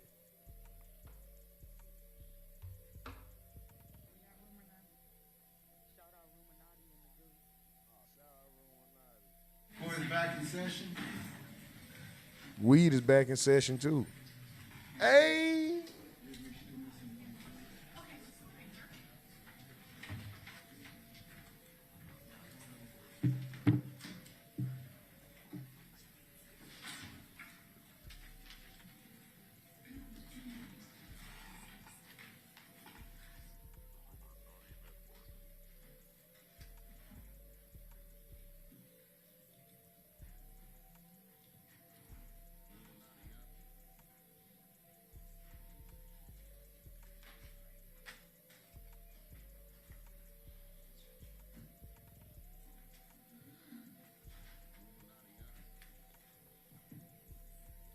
Excuse me. Phoenix said they stalked her that night with a car full of guns, proving she knew what was going on. Ty says, facts, Jordan, they breaking shit down, but ain't say what she did, but be at the club. Jordan says, bitch fighting for her life. Phenom says, Jordan, know what? Lawyer's daughter say trying to cover her mouth. The nerve of her. Trying to hide the damn smile. Jordan says, thank God I live in California. Florida don't got no parole. Jordan also said they still really ain't say how she knew. Phoenix says she gonna be looking like that picture on the bottom left soon as the sentencing day. I swear to God. She gonna be looking just like that, ain't it? Lips tucked, head bald even more. Mike Finnerville said her lawyer's fucking her over, making her look bad. Don't tell me any jokes right now. Phenom says, no way I'll smile, not once. Not at all, bro, y'all feel me? Lawyer's daughter said, what is so funny? Phoenix says, she think this shit funny till the sentencing day. I bet she stopped laughing then. Okay, thank you for alerting me. There was no conversation or anything, I'm assuming. Ty say 100 years. Big Shay say she goofy as fuck. Phenom say Phoenix, that was over 30 years ago. First I saw it on TV, something about New York. They had a squad called the Hip Hop Police, but they still didn't listen to rap. Ty says HBS, but shit might as well go out with a bang if they got all this. Yes, Your Honor. Okay. Where's the detective? Jordan said they gave Queso like she finna cook that girl. Yeah, just go ahead and have Phoenix said what happened in the last hour, I was on the phone. Mike Finnerville said H decision doesn't show he cares about getting the RICO. If he did, he wouldn't do dumb shit like make a song in a video called Game Over after Foolio died. Common sense. Fuck it.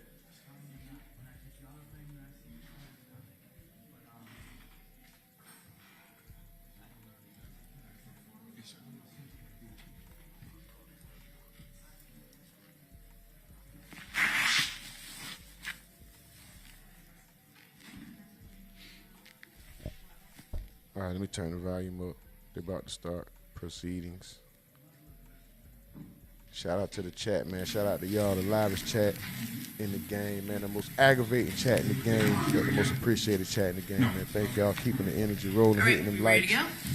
Keeping the chat rolling. Share the stream. If you know somebody sitting at home, working from home, driving a truck or something, just share the stream with them. Tell them tap in, tap in, tap in. Let's go. Which is already included in the state's presentation of evidence and on our exhibit list. But the others are several songs. Uh-oh. Looks like attributable to the I gotta mute it when they play the music. Y'all know that. I gotta mute it when they play the music. Obviously, refer to or extend the time frame as previously discussed and of course objected to by the defense. So the playing of 4 additional videos is something that the state's going to be objecting to. It is. Well, what's the basis of the objection other than it extends the time? I mean, if they open the door, they open the door. Sure, but at some point, the playing of 4 in a row videos from our victim becomes cumulative by the defense when we're playing one from each side in the state's presentation of evidence. At some point, playing all videos that the victim published that were bad opens the door for then the state to publish whatever extra videos that the ATK members or 1,200 members also published that were bad. I don't know what the basis or honestly the relevance of publishing 4 more videos in addition to what we've already discussed and litigated is. What's the relevance of 4 additional videos of Mr. Jones? Well, Your Honor, first, I guess to address the scope, there is no particular scope of these music videos that the state is entering. They're not limited to the 2023 incident. They're discussing murders that occurred well before. No, I'm not as concerned about that. I mean, Okay. yeah, I'm not as concerned.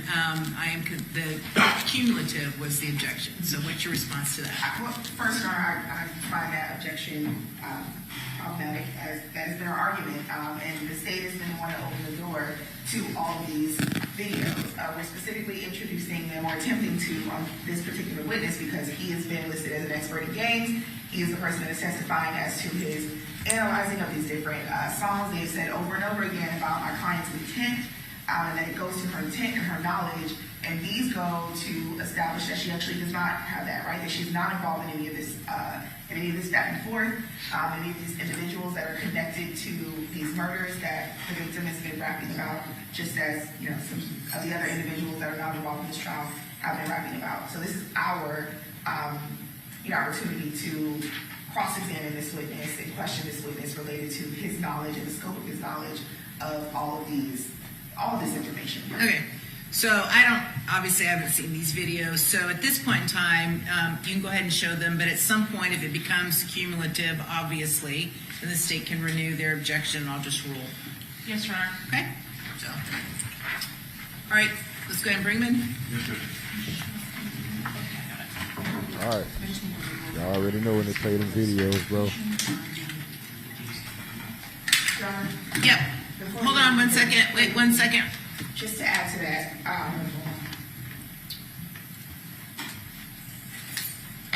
Sloppy. the other reason that these videos are going to be relevant is to complete the story. The state has sort of cherry-picked particular videos. This goes through completeness and just to provide the entire context of what is actually happening in light of what they're alleging. Okay. All right. Very good. Well, I already said you could play them. Yeah, I just wanted to... Sure. Yep. Okay. Now I think we're ready.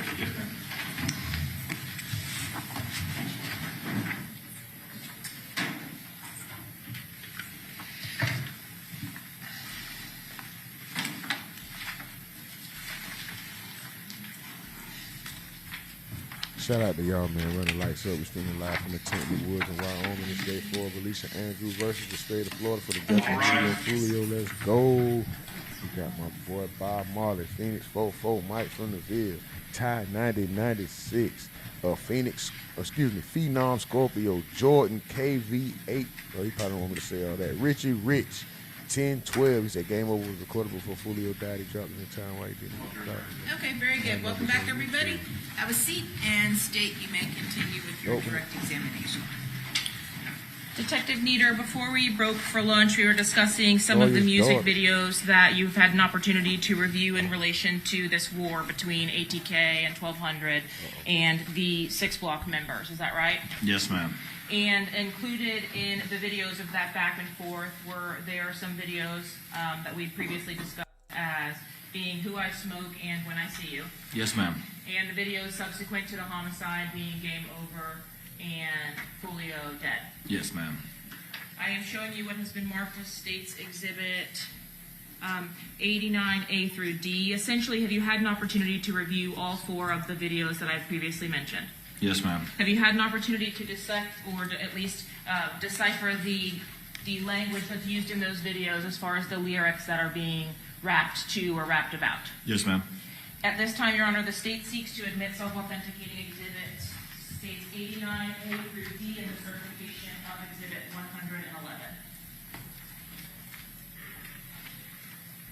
Okay, any objection other than those previously made? No, Judge. Okay, same ruling and they'll be admitted. And Your Honor, permission to publish. Yes. In discussing states 89D, if we are, or 89A, excuse me, if we are reviewing the videos that you've previously described in order, which video occurred first? Who I Smoke. And who was the creator of the Who I Smoke video? It would be Young and Ace, Fast Money Goon, Wappa with the Choppa, and Spinabins. And when you mention all of those names, are those all separate people? Yes. And of the individuals that you've identified, are they associated with different groups or gangs? Yes. Young and Ace and Fast Money Goon would be ATK, and Spinabins and Wappa would be 1200. I'm going to publish those videos before we look to the language of them. If you could look over your shoulder, please. Oh, no. Y'all know I gotta turn it down, bro. Hold on, I gotta even turn it down on my side so they don't hear it in the background.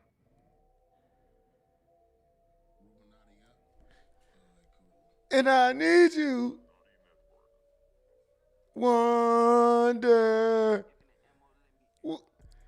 into the sun.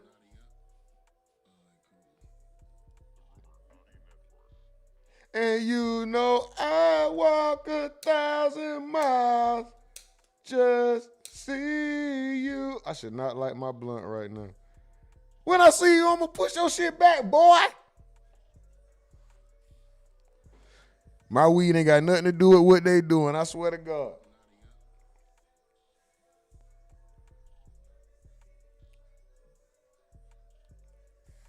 This country ass nigga.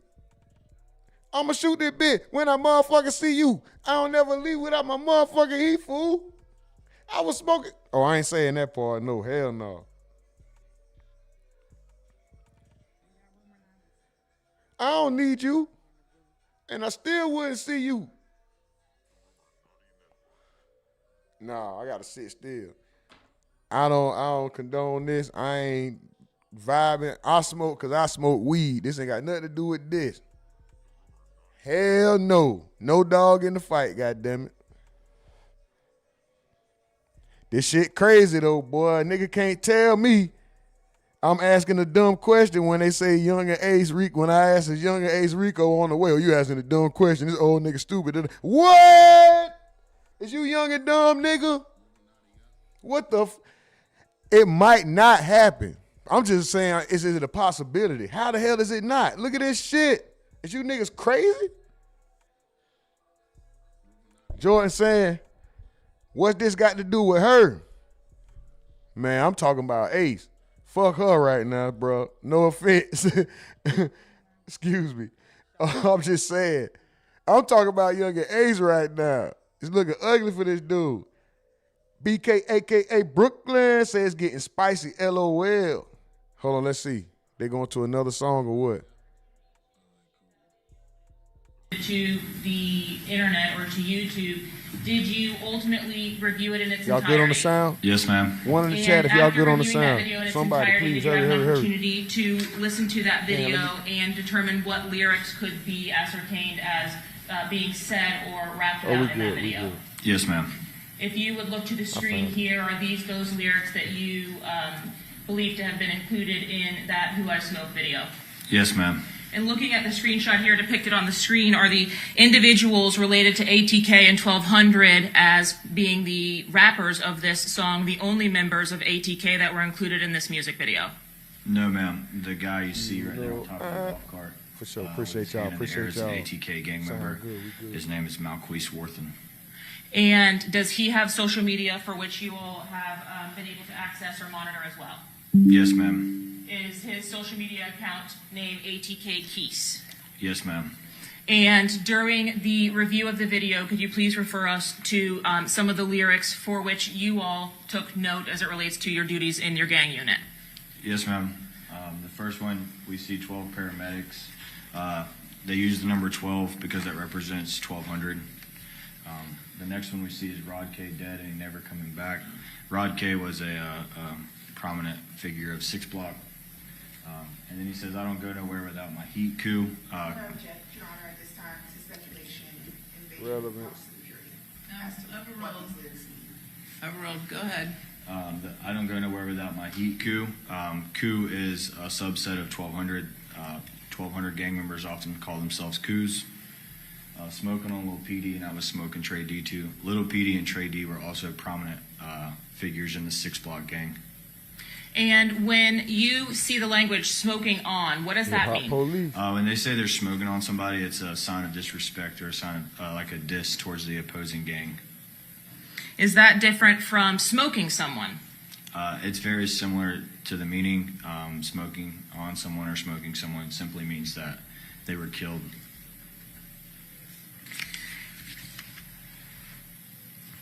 Throughout the video itself, were there names of members from the actual group 6 Block that were depicted in the music video? Yes, ma'am. And during the course of that video, was there a portion when the artists were saying names of 6 Block that you can identify here? Yes, ma'am. Please describe what that was for the jury. The Who I Smoke Bibby and Who I Smoke Tiki. How about Little Nine? Little Nine was, he was affiliated with another group associated to 6 Block. He wasn't 6 Block himself. So he was an associate of 6 Block? In another gang, yes, ma'am. Well, was he the member of a gang that was rivals with ATK, 1200, or their affiliates? Yes, ma'am. And is Bibby alive or deceased when this video was created? Bibby is deceased. And is Tiki alive or deceased when this video is posted to YouTube? Deceased. Last question, Little Nine, alive or deceased? Deceased. Now, what does JIT, J-I-T-T, I'm smoking JIT, mean? JIT is what they refer to as like a younger teenager or like a young adult. They would, instead of calling like your friend, you say like, that's my JIT. And was there any reference to an individual that was a member of ATK or NHG named Queso? Yes, ma'am. And is Queso related to a gang in Jacksonville? Yes, ma'am. Queso is an ATK gang member. And what is the next line under the Queso lyric referencing?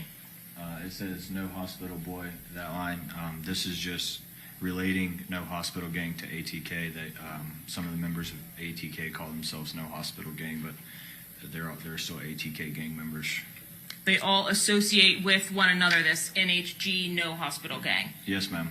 They associate then with ATK and members of 1200. Yes, ma'am.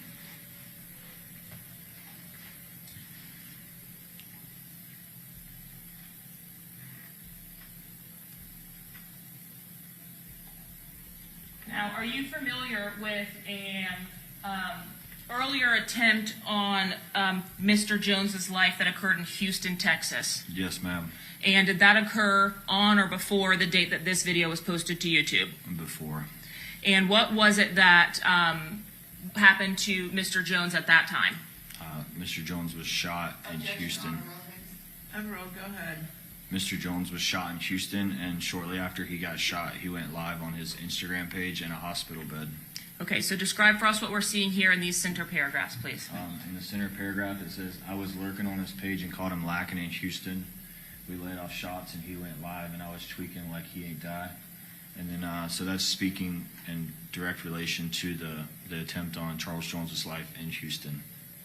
When the videos here, these drill rap videos are actually posted to YouTube or posted in some way, are you all, in addition to documenting these, relating them back to whatever offenses that they're referencing? Yes, ma'am. And did you, in seeing these lyrics, relate this to the offense that occurred in Houston on the prior attempt on Mr. Jones's life? Yes, ma'am.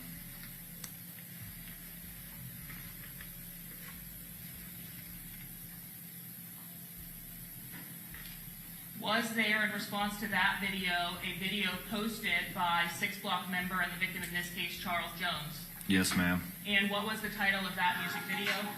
When I See You. And that music video, or was that music video released, and did you have an opportunity to fully review the contents of that video? Yes, ma'am. Did you or were you able to identify some of the individuals that were depicted in that video in addition to Mr. Jones? Yes, ma'am. Who are the individuals depicted at 3 seconds on this When I See You video on the screen, please? In the black hoodie and the black pants with the red underwear, that's Charles Jones. On the poster board to the right, that's the 3 victims of the town center shooting, the triple homicide that occurred in 2018.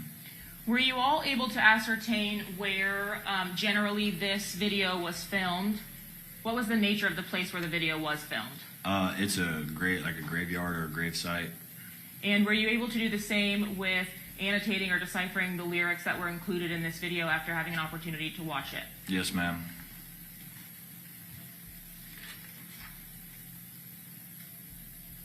Publishing 89B.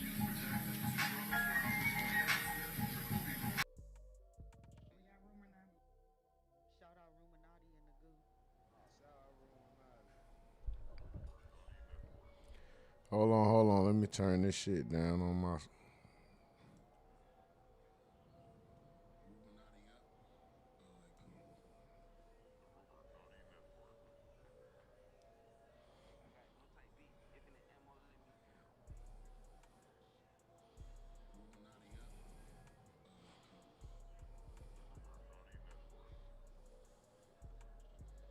We're not the eater. Oh shit. Can't read. You dissing on me, E?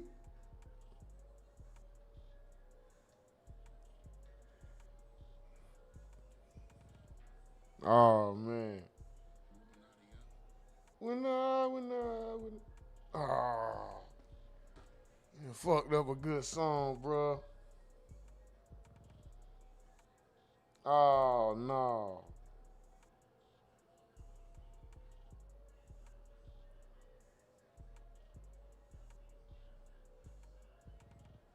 Oh, this shit going crazy.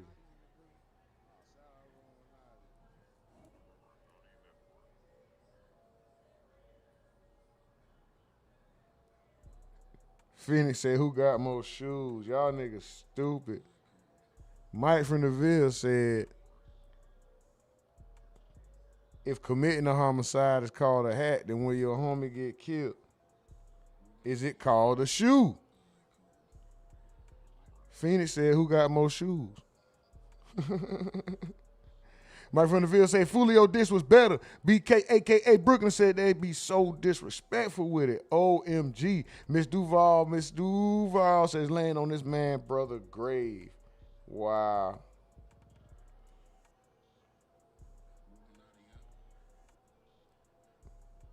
That nigga say, when Damn.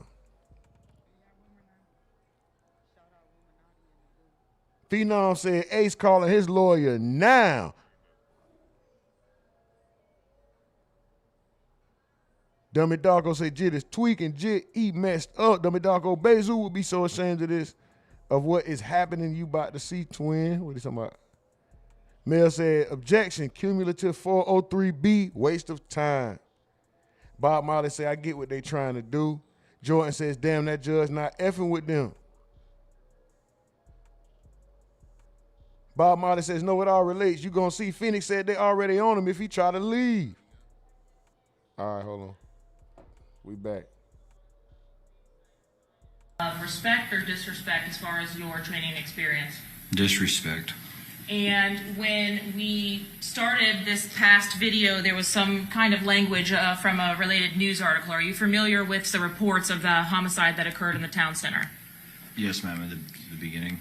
And was there some specific reference as it relates to the date in which that homicide occurred, where 423 and Royal Smith were killed? Yes. Excuse me, Trayvon Bullard were killed? Yes. Okay. And what was the significance of that date? It was 23's birthday. Was Young and Ace or Kenyatta Bullard the only person who survived that shooting? Yes. But he was with the other 3 when they did not survive? Yes. What was the nature of that shooting itself? It was a drive-by shooting at a red light. And were the victims of that shooting located in a vehicle at the time that they were shot? Yes, all 4 were in a vehicle.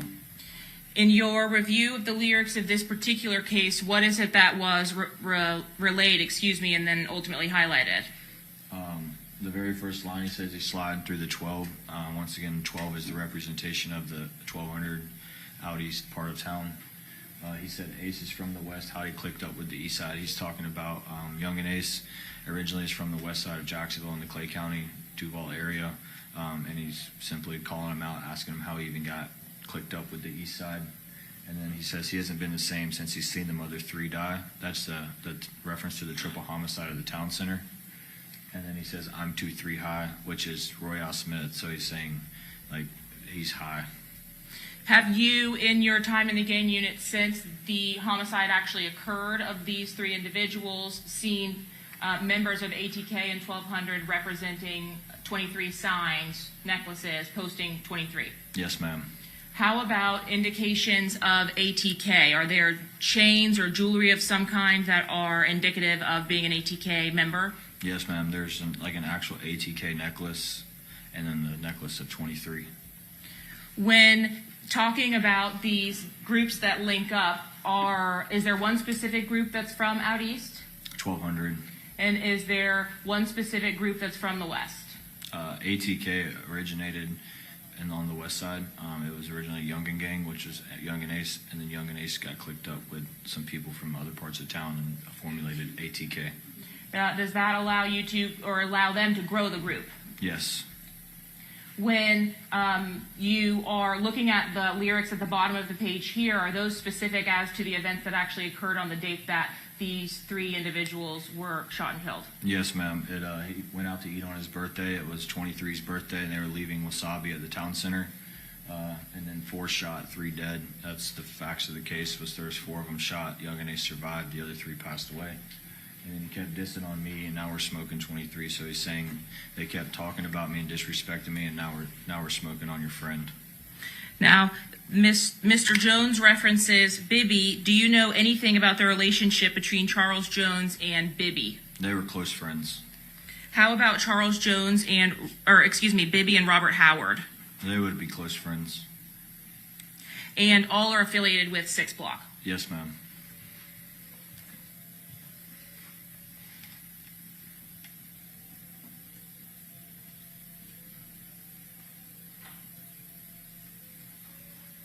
What area of town is Melvin Park in? It's in Jacksonville's west side. And what gang is affiliated with Melvin Park or the area? ATK. If members of 6 Block are in the Melvin Park area or posting from the Melvin Park area, is that seen as a sign of disrespect of some kind? Yes. When the lyrics indicate caught Keese, who is Keese? Malquise Worthen.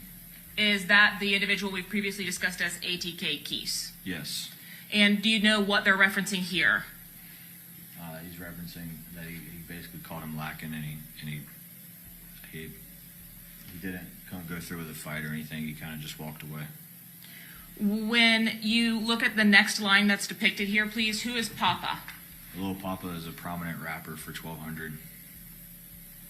And again, Queso, is this the same individual that was referenced before?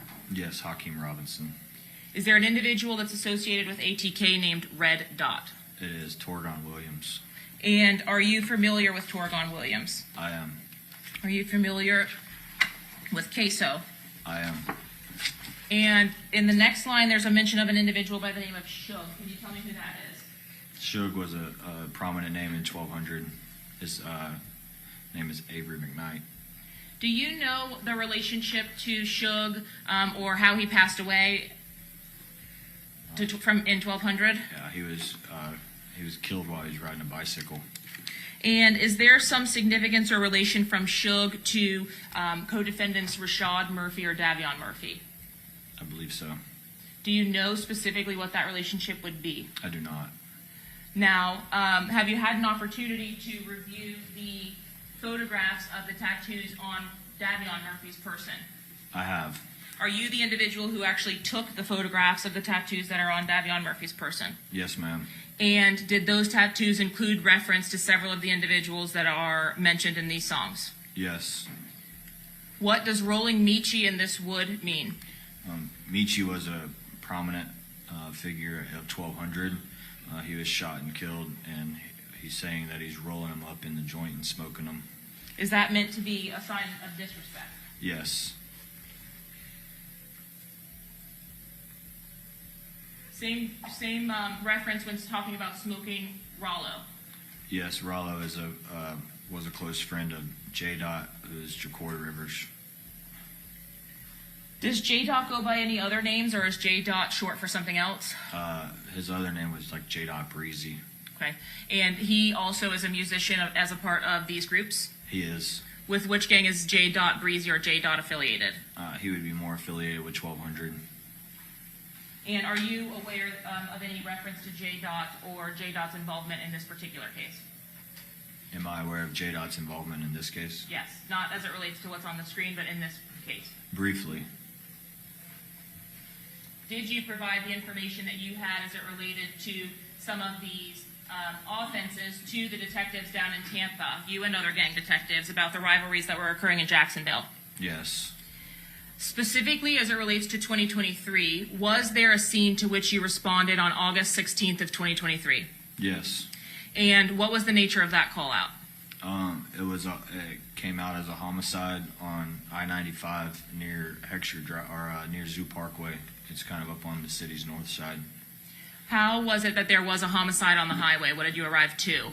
I arrived to a deceased black male, later identified as Jaquan Pickens, inside of a green Dodge Challenger that was crashed into the back of a semi. Upon your further review of the vehicle or the evidence in that investigation, was it determined that it was more than a vehicle crash? Yes. What occurred?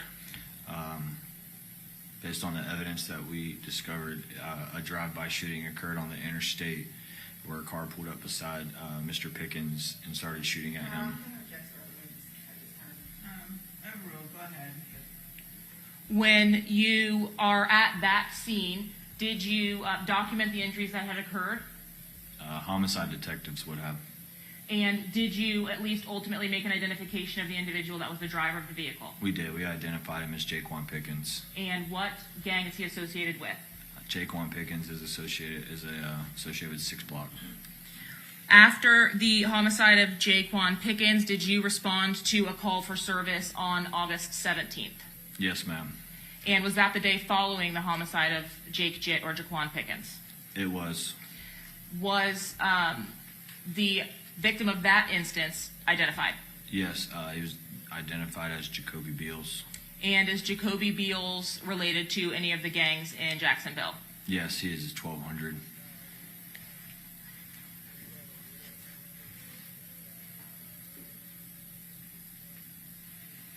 Following the incident that occurred in August, were there several social media posts that occurred after Jaquan Pickens was murdered? Did anyone take credit for that murder? Generally, after all of gang-related shootings in Jacksonville, social media tends to boost up and get really active. A lot of people post and start disrespecting the deceased of the opposing groups. Does that also happen on October 6th and 7th when there are additional offenses that occur? Yes. Did you respond on October 6th to the homicide of Antonio Tilley? I did. And what was the nature of that call? Antonio Tilley and an Uber driver was located deceased after they crashed into a house. Evidence in that case showed that a female named Diamond Harris set up Antonio Tilley by sending him provocative. Relevance, hearsay, outside the scope of the court's prior order. Yeah, sustain, just talk about what actually happened to Mr. Tilley. What happened to Mr. Tilley to bring about his death? He arrived at an abandoned house and was ambushed by a black male. Was he shot and killed with a firearm? He was. And while you were working that scene, did you receive additional information or a call for service elsewhere in the city? I did, yes, ma'am. Where? It would have been in the city's side of town called Paxson. Is Prospect and 16th located in that Paxson area? Yes, ma'am. And what was the nature of that call for service? Were you able to determine who the victim of that was? Yes, it was Charles Jones was shot in his foot. Did you receive that call and request to respond while you were still working the first scene? Yes. Approximately what time did the October 6th shooting of Antonio Tilly actually occur was reported? I believe it was reported around like 2300 hours, which would be at 11 o'clock at night. I was not dispatched until like 1:30, 2 o'clock in the morning. And while working that scene, you received notification of the scene that Charles Jones had been shot. Yes, that notification came in around probably like 6:30, 7 o'clock in the morning. Was there evidence that was obtained from that attempted murder on Charles Jones from October 7th of 2023, and was that ultimately provided to law enforcement in this particular investigation? Yes, there was spent casings that were discovered on the shooting of Charles Jones. When you learned of the homicide that occurred here in Hillsborough County, did you provide assistance to the gang members in Jacksonville and also to the Tampa Police Department investigators that was about the gang activity in Jacksonville? Objection, Yes. Specifically as it relates to Charles Jones and Isaiah Chance, were you in your daily activities able to observe some interactions with the co-defendant and the victim in this case on the internet in the days leading up to Mr. Jones's homicide? I personally did not know. Would another member of your unit have done that? Very well could have. Okay. When you are referencing Isaiah Chance being a part of ATK, was there some time at which he was being removed or removing himself from that gang? Yes, he is. He had a falling out with ATK. And what group did he begin then affiliating himself with based on the social media posts from his accounts that you reviewed? 1200. Objection, Your Honor. Hearsay and speculation. Overruled. Go ahead.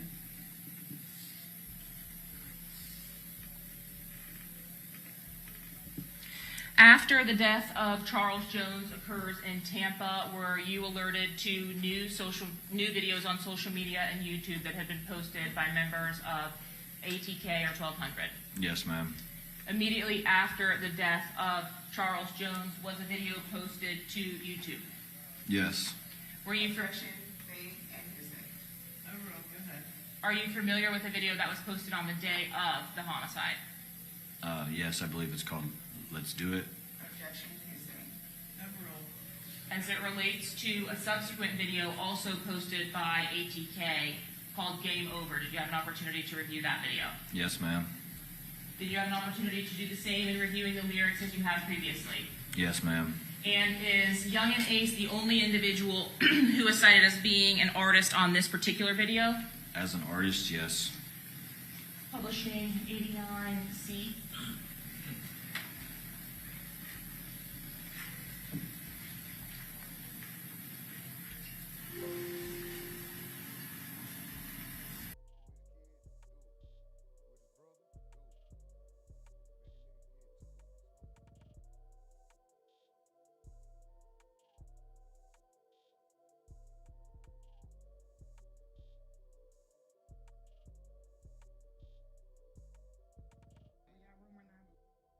Shout out Rumonati and the goo. Shout out y'all run the lights up.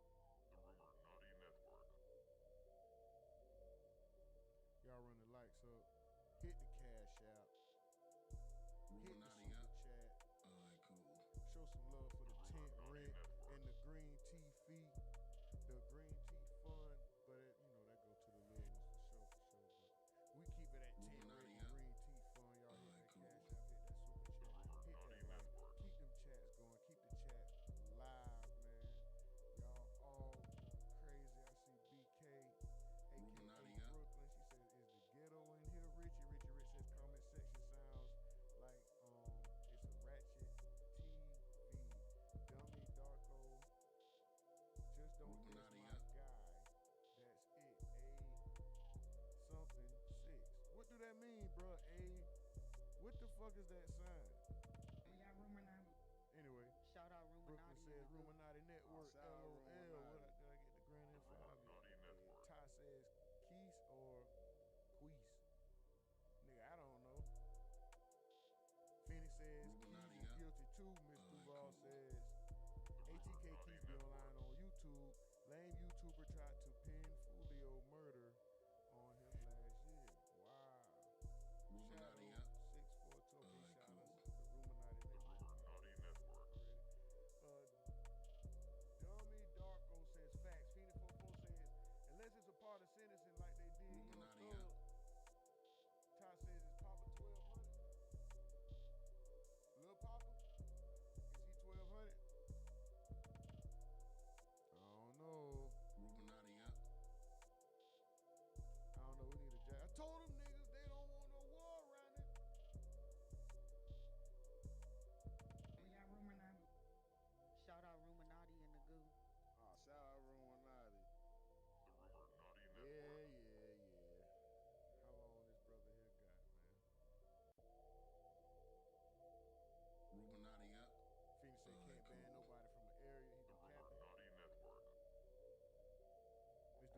on his ass, so police gang would have banned him 3 years ago.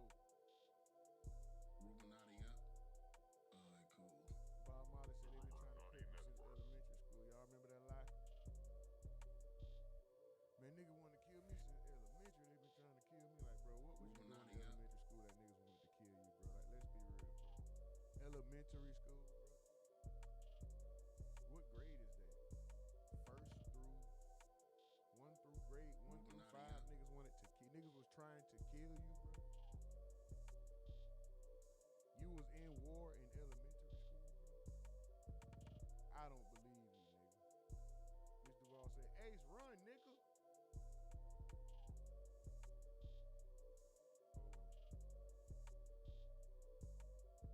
We got Rumonati. Shout out Rumonati and the goo. Oh, shout out Rumonati. This Tubi movie ass acting he in there doing.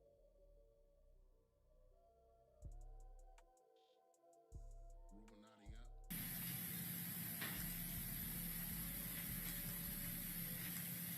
As it related to the lyrics of the song Game Over as published by Young and Ace, did you have an opportunity to review those lyrics as well? Yes. Was there a specific reference to the homicide that occurred in Tampa on June 23rd of 2024 in the death of Charles Jones? Yes, there was. When speaking about the lyrics that have highlighted here, has there been an ongoing feud for over the course of the last several years between the groups ATK and 1200? Yes, that's the go to war reference. In several of the videos that you have seen, or at least in these videos, surely this is not indicative of the only videos that have been posted between the two groups. Correct. And in the videos that you've seen, is it common to see this fuck the six language across the videos? Yes. Is that language used in the videos in a manner to disrespect 6 Block? Yes. 6 Block members that are posting their own music videos, including Mr. Jones, use similar language in his videos. Yes. And in the video that we've seen here, did you see the chain that was worn by Mr. Bullard? Yes. And is that the chain that you were indicating was indicative of ATK? Yes.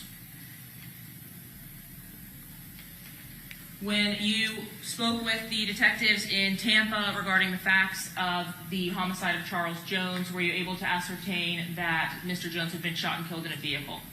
Yes. And were you able to ascertain that other individuals were also with him? Yes.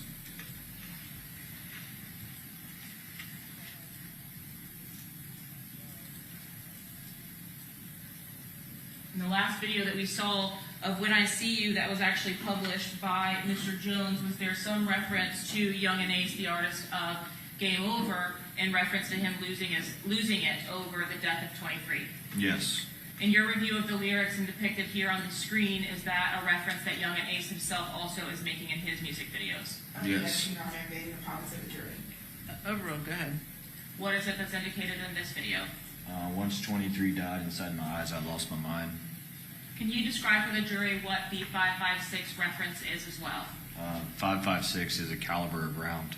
And was that used in the lyrics of this song? Yes. What was the 556 lyric? 556 increases the murder rate. Was there a description as to as to clothing in this song as well? Yeah, mask on, get up close. This is another closed case that's referencing like suspects or individuals. Wait. Okay. Overall, go ahead. It's referencing suspects or other individuals masking up and getting very close to the people that they kill. And it's another closed case because they died and there's no a living victim. Overall, go ahead. As it relates to the language when the artist Young and Ace is referring to Mr. Six, do you plainly, based on your training and experience in day-to-day work in this area, understand who he's referencing? Mr. Six is Charles Jones. And the showing of Don Julio bottles, is there some significance to that as it relates to these videos that started in June of 2024 that were posted by ATK or 1200 members? Objection, speculation, objection to invading the province of the jury, Your Honor. Overruled. Go ahead. Yes, ma'am. Objection to Rollins. Okay. Overruled. Yes, ma'am. During my investigation into the criminal gang ATK, Until after the death of Charles Jones, Don Julio bottles were not referenced in any music video or any type of photograph that they have taken until after the death. Is the bottle of Don Julio a bottle of alcohol? Yes, ma'am. And is that something that was commonly related to Julio, Foolio, or Charles Jones? It was related to him after his death. Some people knew him as Julio Foolio, some people knew him as Foolio, so the name Don Julio brought in the rapper name of Charles Jones. Depicted in the beginning of this Game Over video, we see a Don Julio on top of the head, and we've heard some of those lyrics about having the head of another member. What does that mean? Like they're killed. They've been deceased, usually by gunfire. After the publication of this video by ATK's Young and Ace, was there a music video also published by the individuals who were in that first song? Yes, ma'am. The Who I Smoke video had members of both ATK and 1200, is that correct? Yes, ma'am. And included in that video with Young and Ace were individuals by the name of Wappa with the Choppa? Yes, ma'am. He's also known as Doochie. And were there any other individuals also depicted in both? Can you ask that again? I'm sorry. Yes. Was there anyone else from the original song that we played in States 89A with Spinabins, Wappa with the Choppa, Young and Ace, and Fast Money Goon of Who I Smoke that made their own videos after Young and Ace made Game Over? Yes, ma'am. Wappa and Spinabins made their own song called Foolio Dead. Posting now States 89D.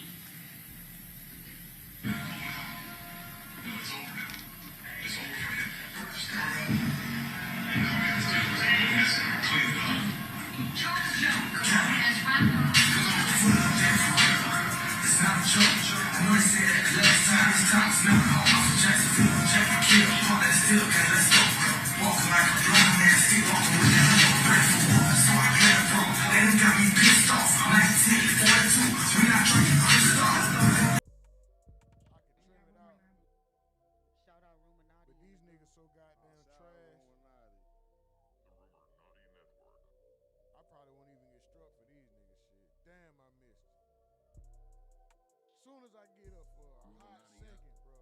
Fuck. How long this shit been? He don't even know. Fuck. See, you can't do nothing now. It's hard to conduct business, bro. I'm trying to do invoices. I'm trying to put up content. I'm trying to maintain and watch the streams and play this weak ass music. Come on, bro. Turn these weak ass. What the fuck is that on the top of his head, man? Lock these niggas up for looking like you look bad. You look like you about to do something bad. I'm passing judgment. These niggas got skulls, putting guns to their own head. These are menaces to lock these little niggas the fuck up. Shout out Rumonati. Now they trying to be deep with the sands of time. Oh, no, what they now? They in the underworld and flipped it over or something. Get the fuck out of here. Oh, his time up. Man, I hate y'all. Get out of here, man. Little fucking heathen. Little piece of shit.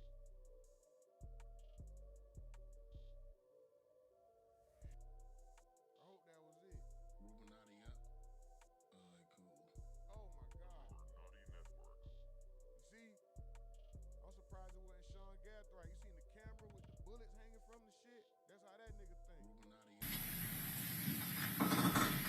For the Foolio Dead video by Spinabins and Wappa with the Choppa, were you able to identify any specific language as it related to the homicide of Charles Jones? Yes, ma'am. And is that what's highlighted on the Oh, I screen had the before us mic here? down the whole time. Yes, ma'am. See, I had When the there's mic a down, I reference ain't had it, to man. his Fuck all mother this shit. stronger than him in these lyrics, can you describe for us what these lyrics are highlighted for? Yes, ma'am. His mother was shot in Jacksonville prior to his death, and she survived. So she lived from that shooting? Yes, ma'am. What?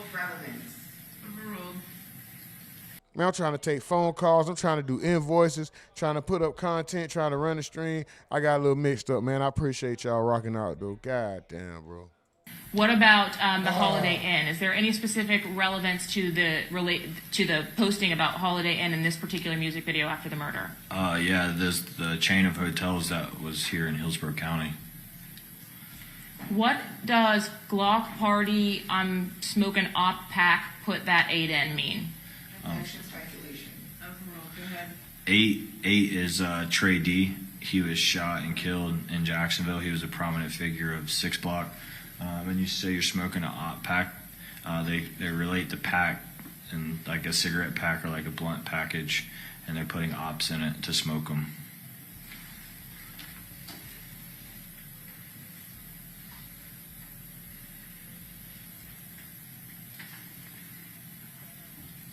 In addition to having viewed the music videos that were posted, did you have a chance to review the images that were depicted in those videos?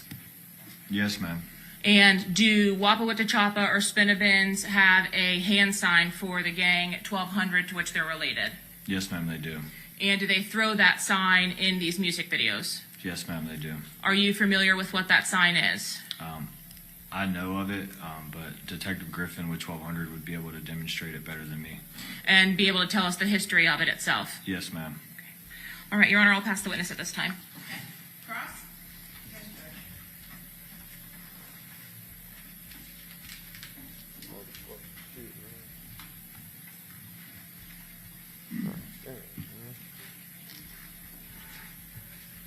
I gotta trim this shit up.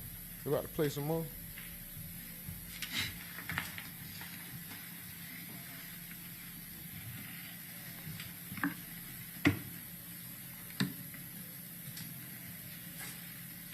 We're about to play some more death music. Good afternoon, Detective Leader. All right. So today is this is your first time testifying as an expert. No, ma'am. You've testified as an expert before? Yes, ma'am. In what hearing? It was a sentencing hearing in Jacksonville. It was a case involving Sean Walcott, who was a 1200. Okay. Did that occur after your deposition in this case? No, it was before. Okay. I want to talk to you about where you get in your job, in your day-to-day, where you get your intel from. Part of your job is to provide information to other detectives to support them in their investigations, right? Yes, ma'am. Okay. So to get that information, I would assume you don't just get it sitting at your desk, right? You're out in the field or in the street getting information as well, right? Yes, ma'am. Okay. So you get information from citizens, just people that are uninvolved in the gangs. Is that accurate? Yes. Like witnesses who might have witnessed a crime? Or like somebody lives in the neighborhoods where crime's happening, yes. Right. They just might be concerned about something that's going on. Correct. You get information from snitches, from people that are giving you confidential information? Yeah. In general, not asking about anyone specific. You might get information from the ops of the gang you're investigating. Is that accurate? Yes. You might get information from associates of the gangs as well, right? Correct. Okay. You also get information from social media. Yes. And from the internet in general. Yes, ma'am. So like YouTube, for example. Yes, ma'am. Okay. You'd also get information from other detectives. Yes, ma'am. If they're particularly investigating some sort of crime that might be related to something you're investigating. Yes, ma'am. All right. And I know you are assigned to ATK, and we've mentioned 1200, 6 Block, but there are also other gangs in Jacksonville too, right? Yes, ma'am. I think we have 30 or 31 active gangs. Okay. And not all those gangs are connected to the idea of like drill music, but these specifically are. Yes, ma'am. These are. Okay. Now I want to talk to you specifically about YouTube. Okay. And so you mentioned that you looked at, specifically in your investigation of this gang war, you've looked at, I'm sure, many YouTube videos, right? Yes, ma'am. Not just music videos, right? Yes, I would say it's a mixture, but general music okay. Videos are the most common. Okay. You also would look at like documentary style videos as well. To a certain extent, yes, ma'am. And in your review of those videos, sometimes you might find useful information, but you also find that not all the information is accurate, right? Correct. Okay. Now, even though not all the information is accurate, you have been able to take some of that information and use it. As long as it's corroborated by other evidence, yes. Okay. And in fact, you've even used some information you've gathered from YouTube videos and testimony and sworn testimony related to this case. Yes. Okay. Particularly a different chart, gang chart that you captured from a YouTube video. Is that accurate? I personally did not capture it, but I have seen it, yes. And you've used it in sworn testimony before. I guess you could say that. Okay. And that was from a video from a gentleman by the name of Trap Lore Ross. That sound familiar? I'm not sure who it was from. It was given to me. Like I said, I did not personally make that chart. I've seen it, but I'm not sure who it was from. Okay. You are familiar with that gentleman, though, right? Trap Lore Ross. I don't know who that is. You've never... I'm going to overrule the objection. He said he doesn't know who that is. So... Okay, go ahead. You've seen...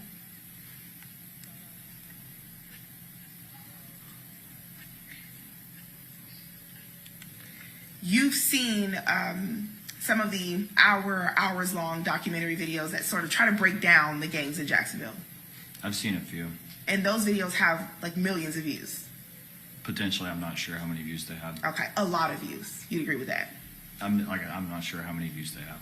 Potentially thousands of comments, a lot of comments. I'm not sure about the comments either. Okay. You would agree with me that a part of in your investigations that you sometimes go through the comments in these videos? It depends. On what? What would it depend on? It depends on the video itself. Okay. And what is an example of a video where you see information about the gang and you would not go through the comments? Generally, it just depends on what occurs in the videos. If the comments are worthy, a lot of times the comments are just trolling, so it's kind of a waste of time to scroll through all the comments. And how would you know if the comments are trolling unless you go through them? Well, I don't go through all of them. I have went through them on some videos, but not all videos. Okay, so it sounds like what you're saying is you might to go through them, and then if you don't see anything useful, you move on. Yeah, depending on the video. Okay. And that's not just for the documentary style videos, it's also for the videos where there's music videos. Yes. And that's also going to be for videos that are posted on social media. Sometimes. Or pictures or any sort of post that's posted on social media. Yeah, sometimes. And these social media posts and YouTube videos and other information that's posted on the internet, in those comments are going to be people that are talking about what occurred or their opinions of those things, right? Sometimes. And this is stuff that's just open to the public. Yes, ma'am. Right? So it could be people from Jacksonville commenting on this stuff. Could be. And I'm sure you've probably seen people from other cities or even other states commenting on this stuff. Yeah, the usernames, I'm not real familiar where they're from. Understood, but you wouldn't dispute me that there is no, it's not specified to Jacksonville. You don't have to be from Jacksonville to comment on this stuff, right? Yeah, that's correct. Okay. All right, and you'd agree with me that the fact that this sort of gang beef is ongoing, this is common knowledge? I would say yes. You'd agree with me that the fact that 1200 and ATK or 1200 and 6 Block have a beef is common knowledge? It would depend on your definition of common knowledge. I would say that like a normal citizen of Duval County may not know about this, but if you live in the neighborhood, it's pretty common knowledge to people who live in that neighborhood or into these type of wars and gangs. Okay, so let me take it a step back. You're saying that people in Jacksonville don't have knowledge of this? I would venture to say that there is people in Jacksonville who do not have knowledge of this, yes. Okay. These crimes, when they occur, these are things that are posted on the normal news, right? Some of them, yes. Okay. And I'll just use one example. When I See You video, these videos have millions of views. Yes. The Who I Smoke video has millions of views. Yes. Right? But it's your position that just normal people in Jacksonville probably don't know about this? Yes. Okay.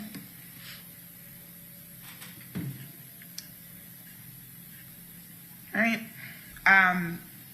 So you wouldn't agree with me that it's common knowledge that in Jacksonville, that Young and Ace was shot in this 2018 town center shooting?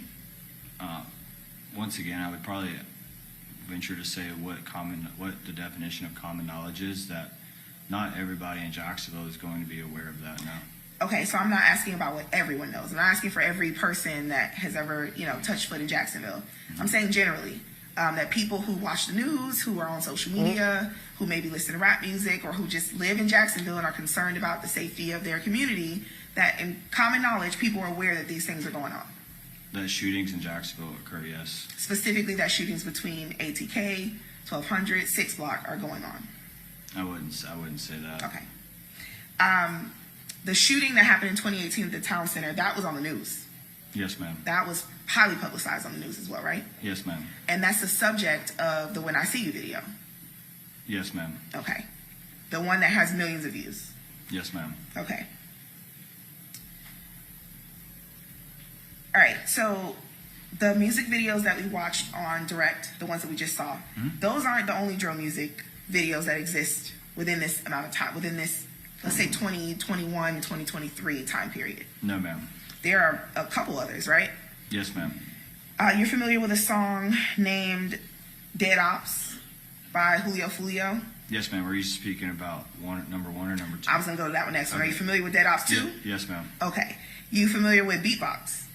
By which artist? By Julio Foolio. Yes, ma'am. And you familiar with WWE by Julio Foolio? No, ma'am, I am not. Okay. The four that we mentioned before, Dead Ops 2, and Beatbox. You've watched those videos, I'm sure, right? Yes, ma'am. Those are videos that you also use to assist you in your investigation of these crimes. Yes, ma'am. Okay. Those are videos that you've reviewed and analyzed the lyrics of as well. Yes, ma'am. Okay.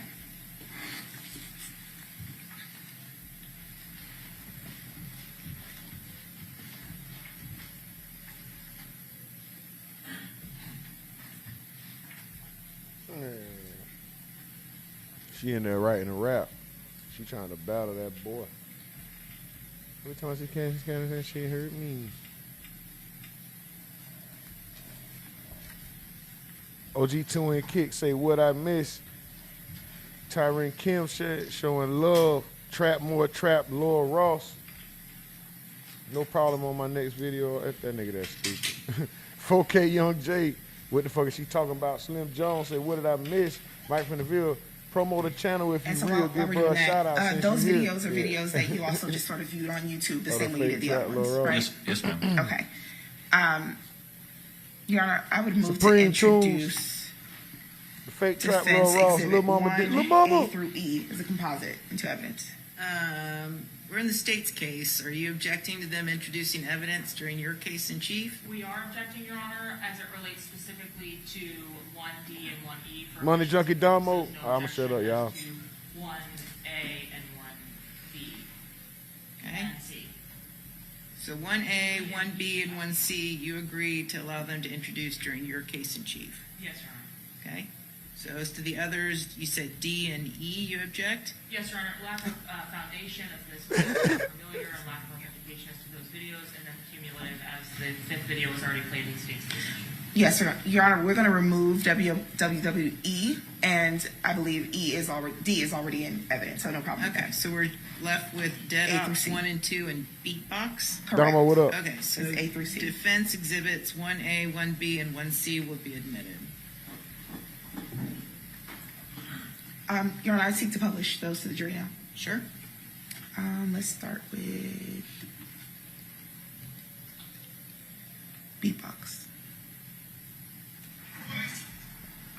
Miss Ty, what up? Lil Mama, what up?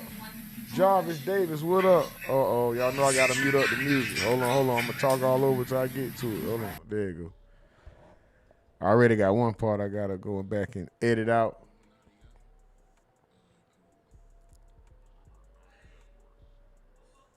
Turn that down. Make sure it don't come through. Damn. Oh. Whoa.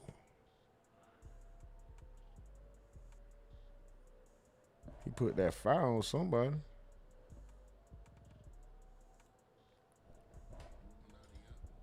All right. He put that fire on somebody. That boy Stephen Edwards say, what did I miss? Mike from the Ville say, all right, much appreciated. What brought you here? 4K Young J, man, what the F is his music has to do with anything? we gonna figure that out. But I know right now, I gotta make sure I don't get none of that play before they fuck around and hit the channel. That boy Damo with the laughing emojis. Little mama did it say right at Mike from the Ville. I've been listening. For sure, little mama. I hope everything going right for you. Hope your day is well. Phenom Scorpio says, come on, lady. Don't make yourself look and sound like a fool up there. Trap more, trap Lil Ross. This nigga wildin', bro. I don't know why they're mentioning my videos. These are all alleged information, which my source is Reddit. Shout out to you, bro. That nigga that crazy. Mike from the Ville say, at Lil Mama, she was trying to do that before and kept trying to object against him the whole time. Phoenix 44 say, what's up, Lil Mama? Lil Mama! Ty 9096 says her suit buff as hell. Ken Van Wick said, why trap Lil Ross? I don't know. He said, I know the jury is confused, Money Junkie Damo says. Phoenix says, guess it's hard to defend BS. Well, he's still going, all right. I'm just trying to see if he's still going, you know what I'm saying? Hope y'all good for the day, man. Hope everything going good. 2 more likes to get us to 45. 2 more likes to get us to 45. Let's go. Let's get 2 more likes, y'all, if we can. I know we got it in us. If you watching right now, what? Warning, heads up, we've detected in video in your stream that may be, that may belong to someone else. Your stream may be, terminated. Hold on. Hold on, Foolio. Who owned this? Whoever owned that, hold on. Boy.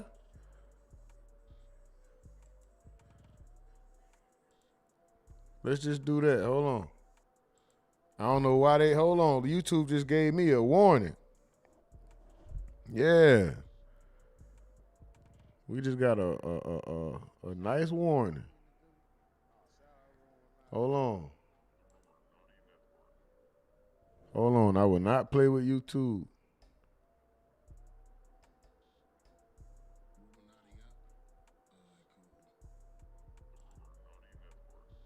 Yeah, we'll look at something else.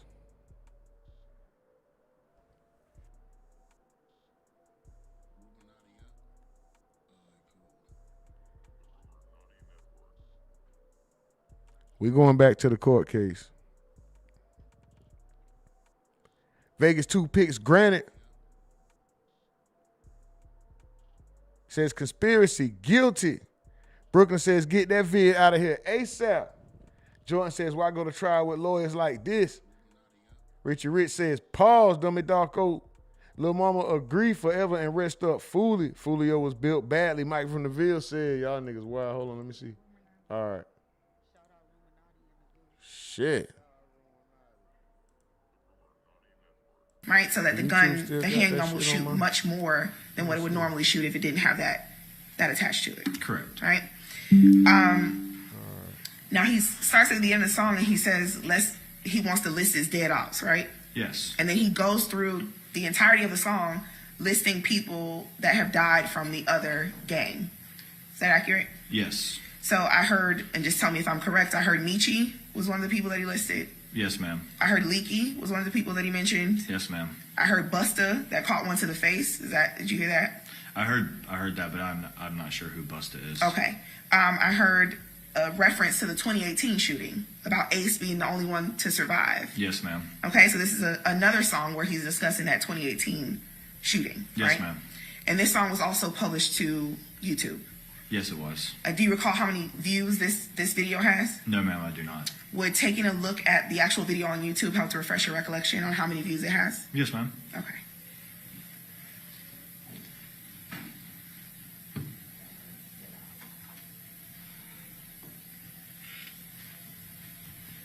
Okay, so just take a look. If you just hold on, y'all. Let me Sorry, see y'all something. didn't ask for permission to approach the witness. Give me a second.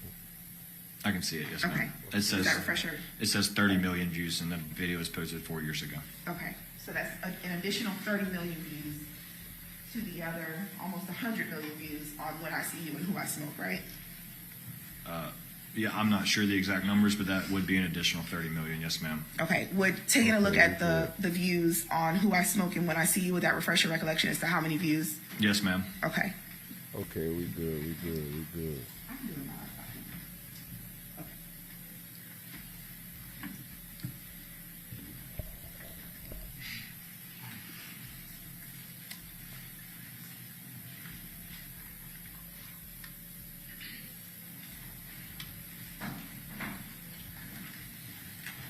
Okay, so this is related to When I See You.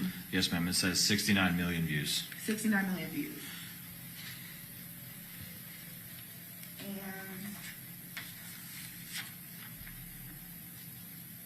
for Who I Smoke, 57 million views. okay, so we have 57 million views for Who I Smoke, 69 million views for When I See You, and 30 million views for Dead Ops. Yes, ma'am. I don't really feel like no math right now, but it's definitely over 100, right? Correct. Over 130, right? Yeah, roughly. Okay. Let's go to Dead Ops. Your Honor, at this time, may we approach? Yes.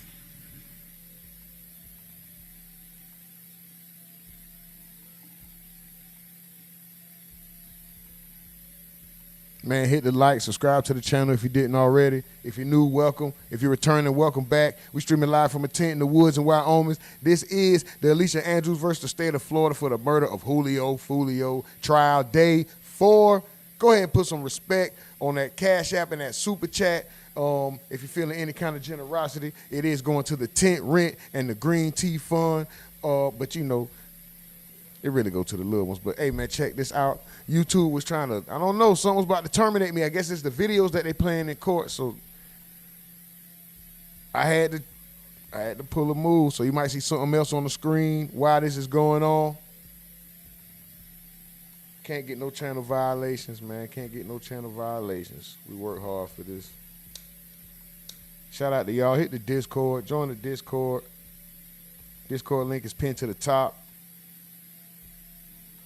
We got the poll up for movie night this Thursday. It seems like it's a lot more movies this time, like a lot more choices. I don't know, I could be tripping, but we got the poll up.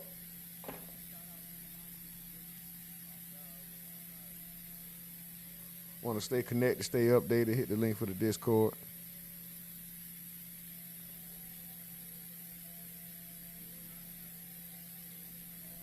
For sure, little mama, I don't know what that was. I don't know what it was. I'm thinking it's the song. Even with it turned down, it was the video. Shit. We good though. Anyway, my bad, y'all. It's just I'm trying to get up and handle other business because I'm sitting here the whole day. It's other business to be taken care of. I'm trying to sit right here. I can't do all the shit right here. And then I just gotta get up and move. Like, god damn, I can't be allowed to move around. How long is this shit gonna take, nigga? What the fuck are y'all talking about over there? God damn. See, now I gotta be going. Hold on. Now I need to. What's up? What's up? Hold on, let me see. I'm on some bullshit. I ain't even finna say what I'm on some bullshit. Well, it ain't even that.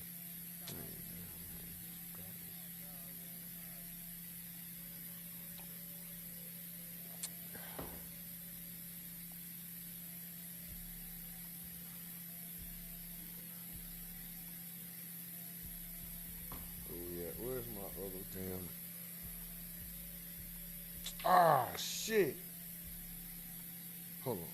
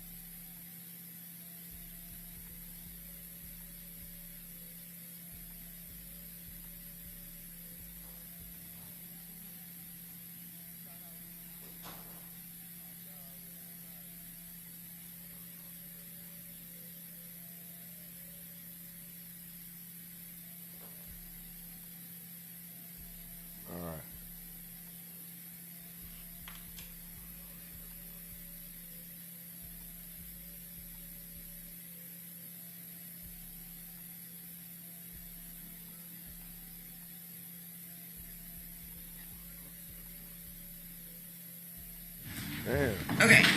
Anyway, go ahead. Play the next two videos. We need to wrap this up, okay? Yes,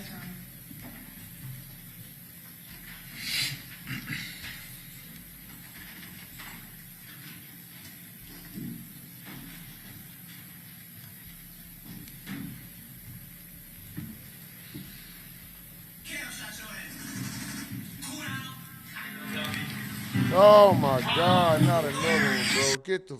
All right, bro.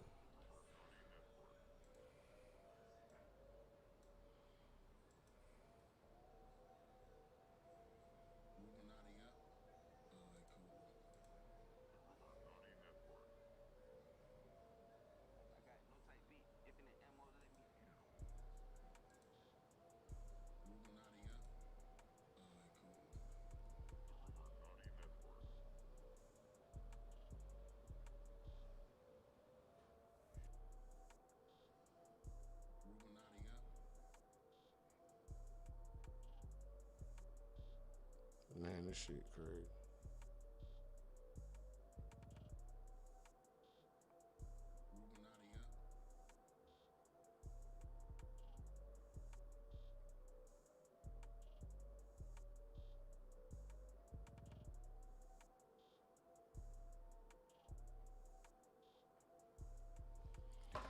All right.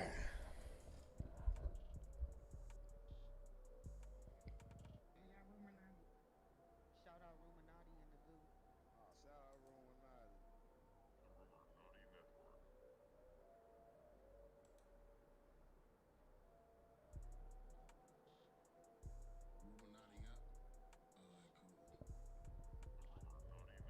Yeah, they playing more music.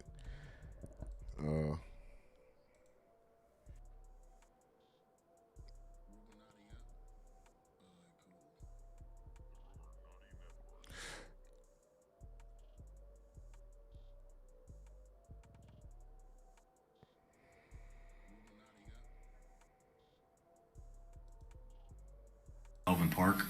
Or specifically the name of the song. Sorry, I didn't ask that. Right. That was the Beatbox remix. Okay. One of the videos that you mentioned that you had viewed in your investigation. Yes, ma'am. Okay. So it wasn't just Julio Foolio in that video. There's someone else rapping as well, right? Correct. Kojak. You know? Kojak. And who is he connected to? He is 6 Block. All right. And there were other people in the video, right? Yes, ma'am. There was even a little boy in the video, right? Yes, ma'am.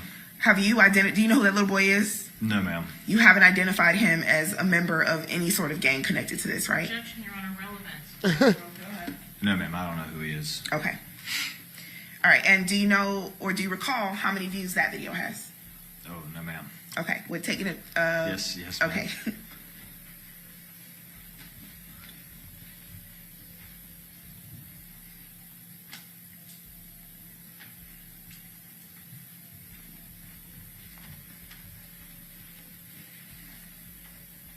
That one has 20 million. 20 million views. Yes, ma'am. So we're somewhere north of 150 million views at this point, right? Yes, ma'am. Okay, and then the last video that we mentioned that you have seen was Dead Ops 2. Yes, ma'am. Do you recall how many views that video has? No, ma'am, I do not. Okay, we're taking a look at... Yes, ma'am.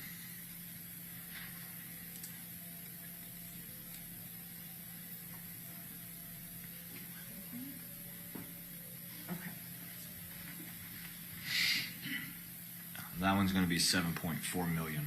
7.4. So maybe 160, somewhere around there? Yes, ma'am, roughly.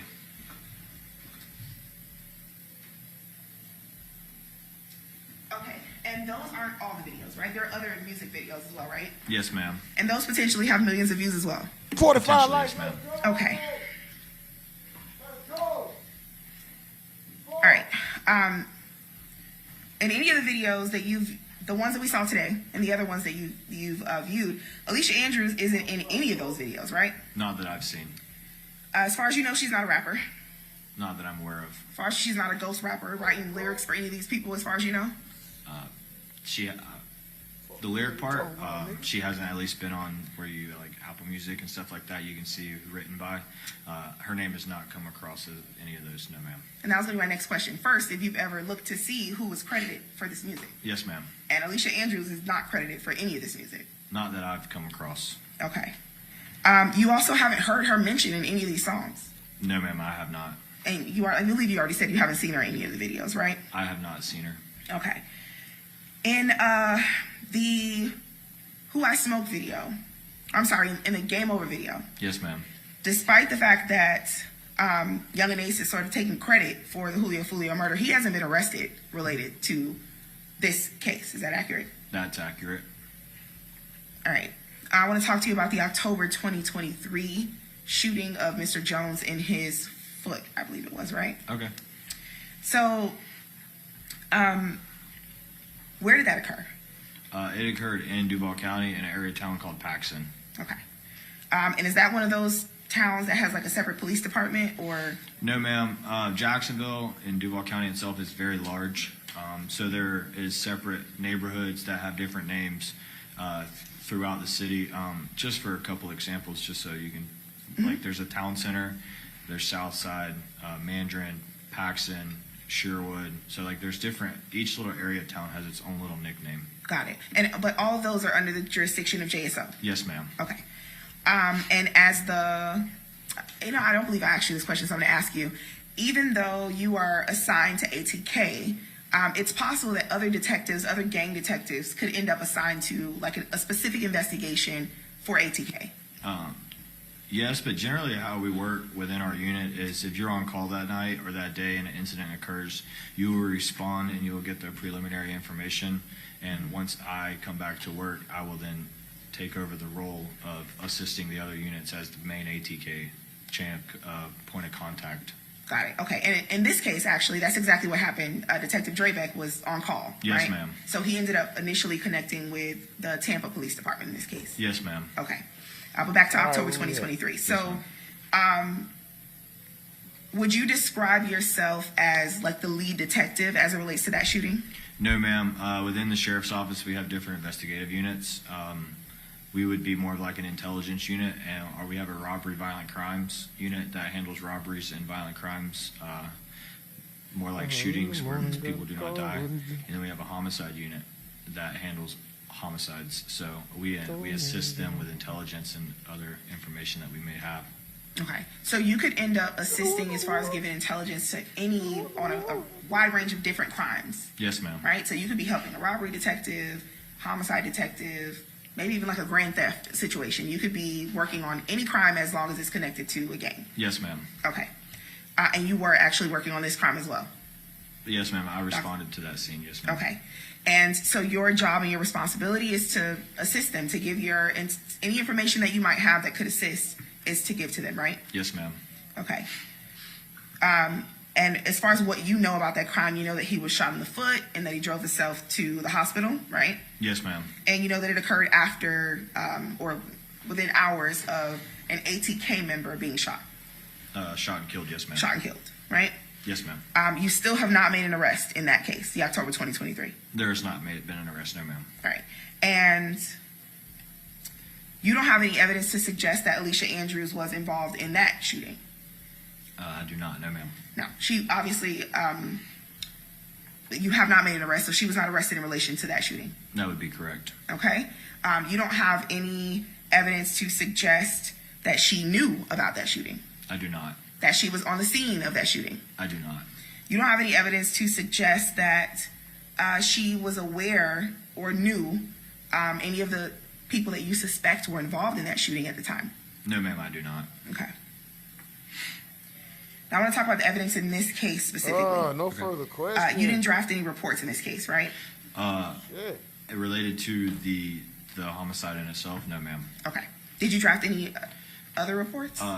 Some Duval County related incidents, yes, ma'am. Connected to this incident? It would be connected to Duval County cases. Okay, not the murder in this case. No, ma'am. Okay.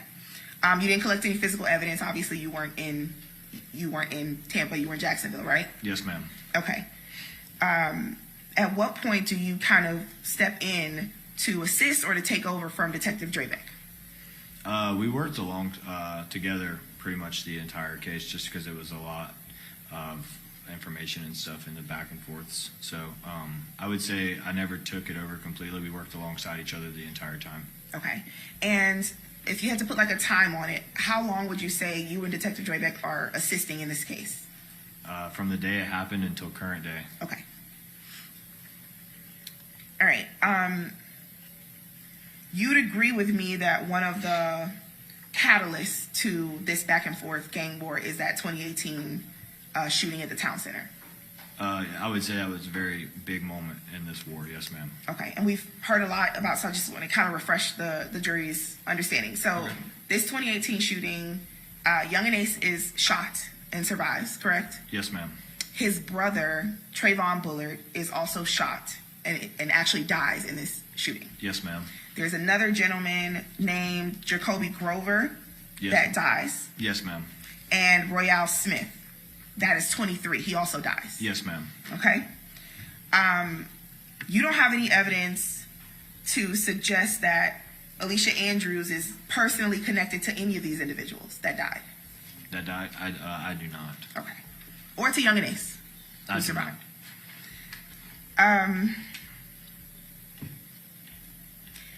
I would assume, but I'm going to ask that you relayed, or you and Detective Drabeck relayed your knowledge about this 2018 shooting and the origins of the gang war. You relayed that to Detective Ramos, who's the lead detective in Tampa.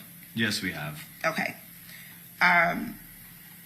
Do you know a woman by the name of Aaliyah Albright?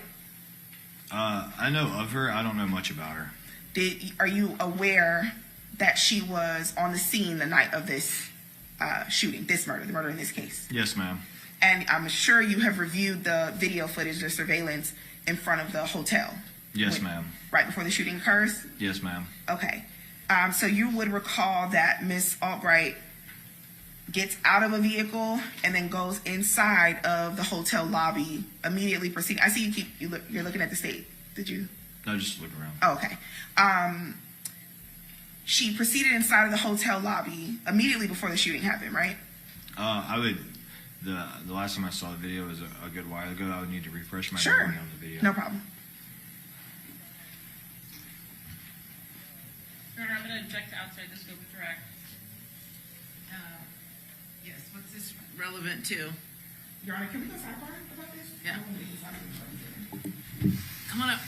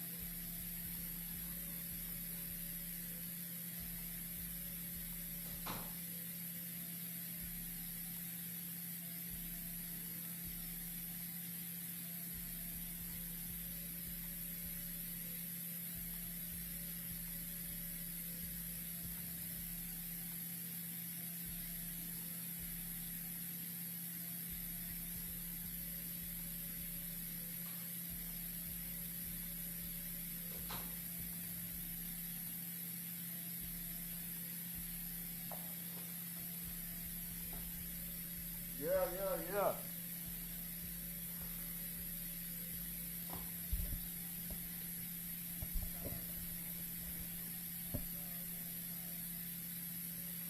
Trap Lil Ross still in here? Stand account. Phenom Scorpio says they already cooked it. She's done. Mike Finnerville said that judge not effing with Alicia at all. Jarvis Davis said, who she gonna F up on these comments? Oh. She know you a clown of outfits. Excuse me. BK, a.k.a. Brooklyn says, okay, cool, Dummy Darko. Why you want her to beat it? What, the case?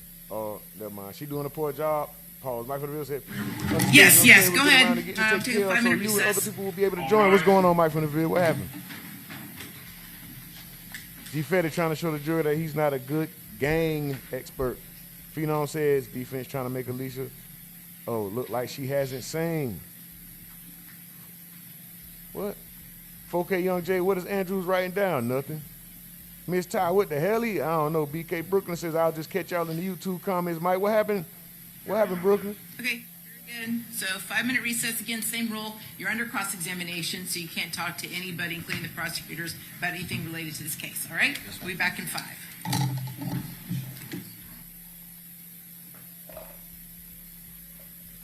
Well, that throw a break in there quick, out the blue, too, won't it? Nigga be...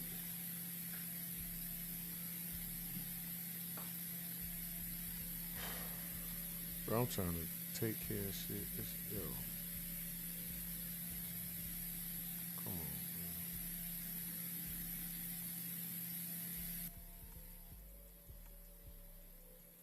Gotta relax.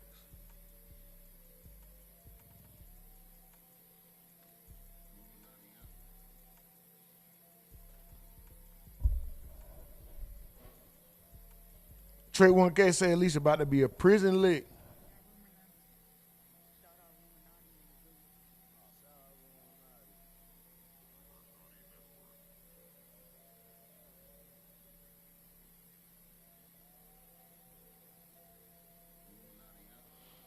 Where was we at?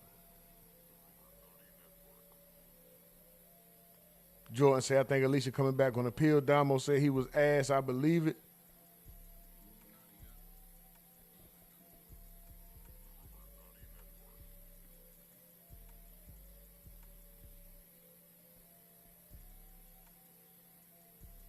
Big homie said she got all the questions from Chat GPT. Jordan says the guy lawyer is a drunk, the old black dude. Hold on, let me see something real quick.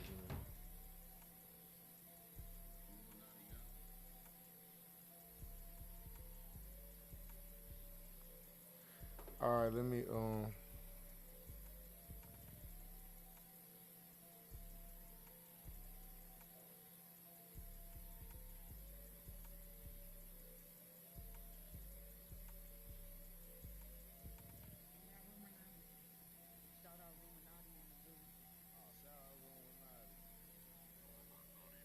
I don't know what's up with this Discord link.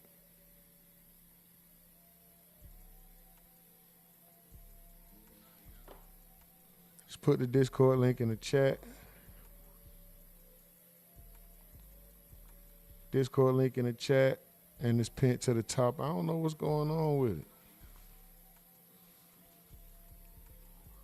I don't know why it's acting like that.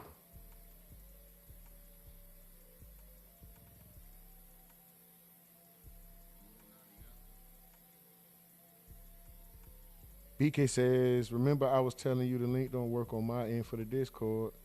SPWR, I was trying to join.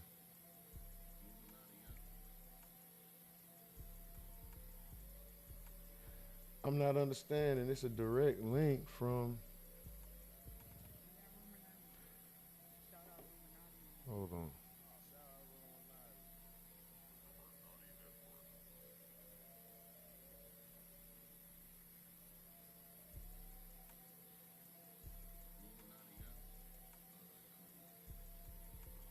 Create invite.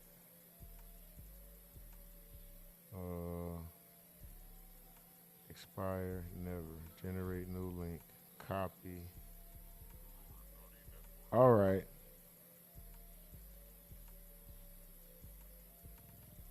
Paste. Try this one.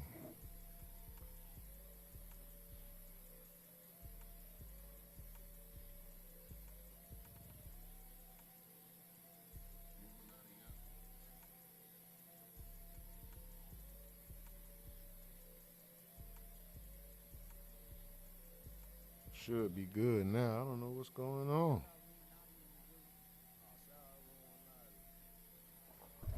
Is it a different link for...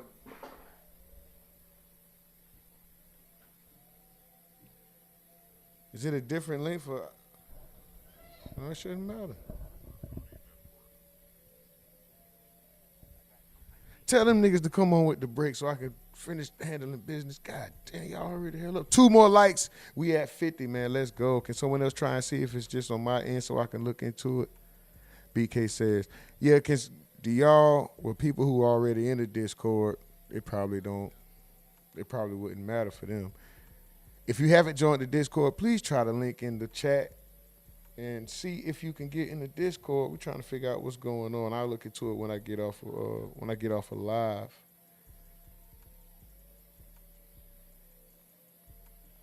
Big homie say, I bet she told where all the dope is in Jacksonville to try to get out of this shit. Dummy says, man, Alicia Andrews, man. Phenom says, Alicia is grimy, slimy. She'll do anything at this point to save herself. 4K. Young Jay says, edit your Discord link. Man, that nigga there, wow. I did it 2 ways. I got it from the phone. I got it from the computer. I don't know. Big homie says she might backdoor my ass.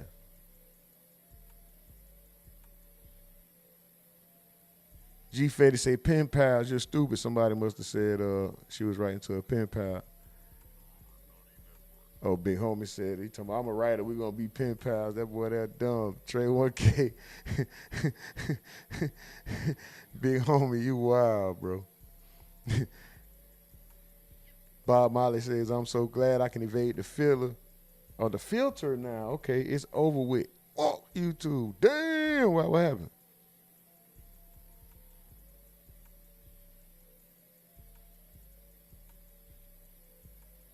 And he says, F Alicia, I can't stress this enough.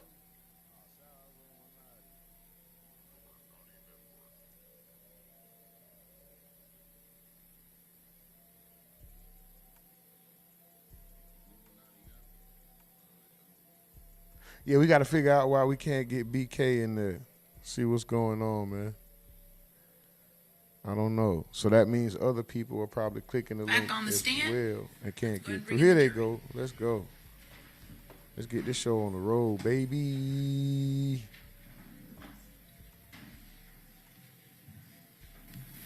Can we end at a decent time? Can we end at a decent time today? Yeah. Well, hold on to bring him in yet. I hope you was answering me. What you laughing at, bitch? You about to go to jail for life. Yeah, just talk regularly. Okay. The next witness is a matter. Stipulation for identification. Ain't laughing matter, bitch. I will.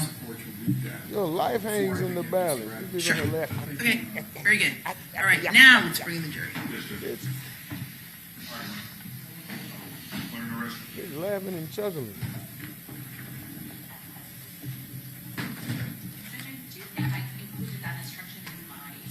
I think you did too. So much paper up here. My biggest problem is finding what I need at any given moment, but I do have it. Oh. Yep. All rise. Hey, BK, try it in a different browser. Try it in a different web browser. Damn, I don't be checking my shit.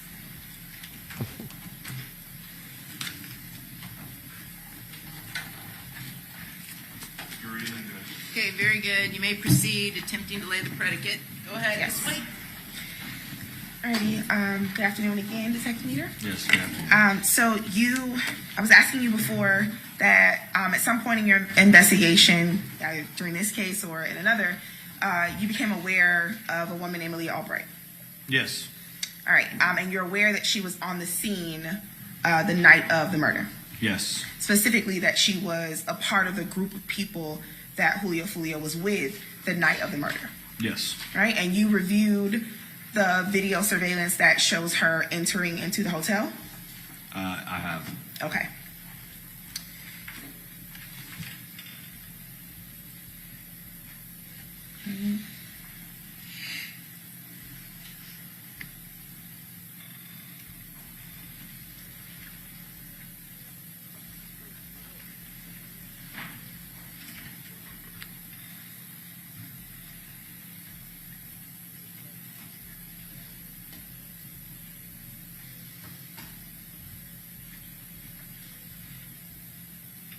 And for the record, what are you getting ready to show this witness? What is this? That's what he just testified to.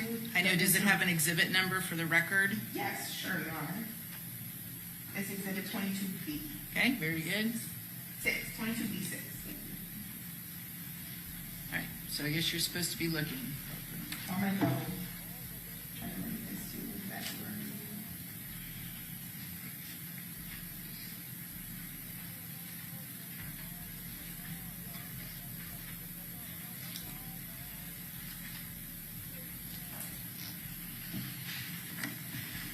I have a little pointer I'm going to try to use. Okay. If it works. It doesn't. Okay, so I want to direct your attention to the vehicle, the people getting out of the vehicle. Yes. Do you recognize one of those individuals as Miss Lee Albright? I believe that's her in the pink. I'm not Okay. 100%, but I believe that is her. All right, and what do you see her doing at this point? She's following a young man named Tafa McCray into the hotel. And as far as your understanding of this video, this happens prior to the shooting. Yes. All right. And in your recollection of what occurs in this video, I can play it through if you need me to.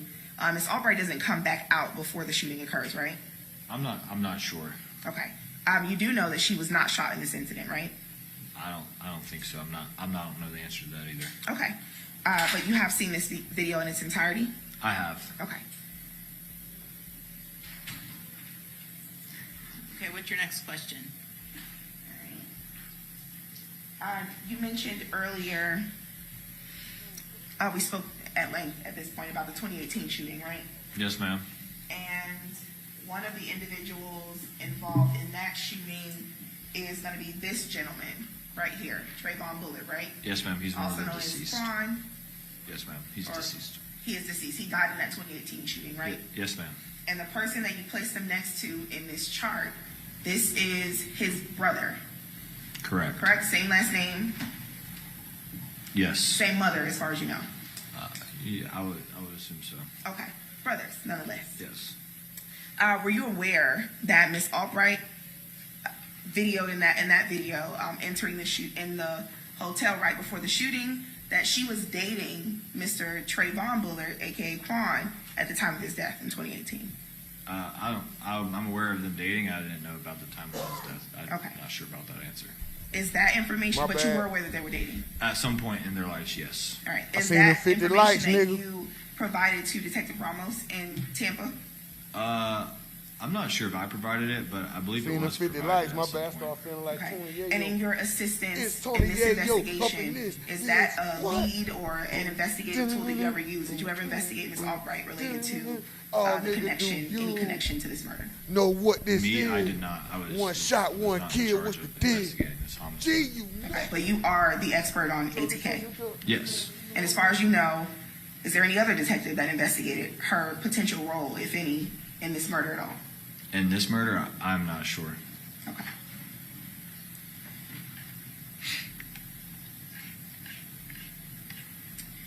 You're familiar with a gentleman by the name of J. Dot? Can you elaborate more? There's multiple. There are multiples. Ja'Cory Rivers. Yes, ma'am. Okay. Nickname or street name or rap name, J. Dot. Yes, ma'am. All right.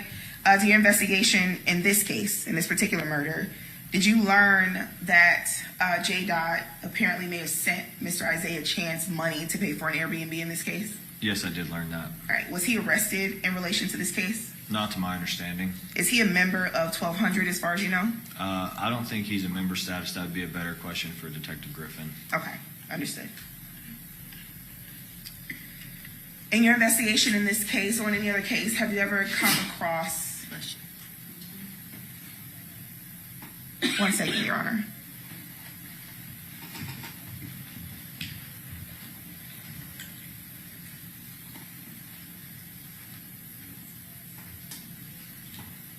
Have you ever come across a young woman by the name of Kyla Enright? I believe, I don't recall her name, but I believe so. Yes, ma'am. Let me ask maybe let me frame it a little bit better. Okay. Did you review any of the information that was taken from the iClouds of the suspects in this case? Very limited. Did you review any information from the iCloud of Mr. Sean Gaithright? No. None. None. Okay. All right, let's talk about what occurred after the murder in this case. Is it your understanding, based on information that you've received, that after this murder, that Mr. Isaiah Chance and Mr. Rashad Murphy made posts on social media sort of celebrating this murder? Yes. And specifically made posts of, not a football girl, Tom Brady and Bill Belichick, Yes. right? As a sort of celebration to successfully having committed this murder. Is that your understanding? My understanding, yes. Brady and Belichick are, in the football world, are considered the GOATs, which would be like the greatest of all time. Right.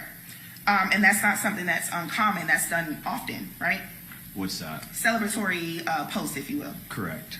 on social media. Yes, ma'am. That's Right. That's not uncommon. Okay, and that's outside of the music, right? This is just like an Instagram story or some sort of post on social media. Yes, ma'am. That's correct. Okay.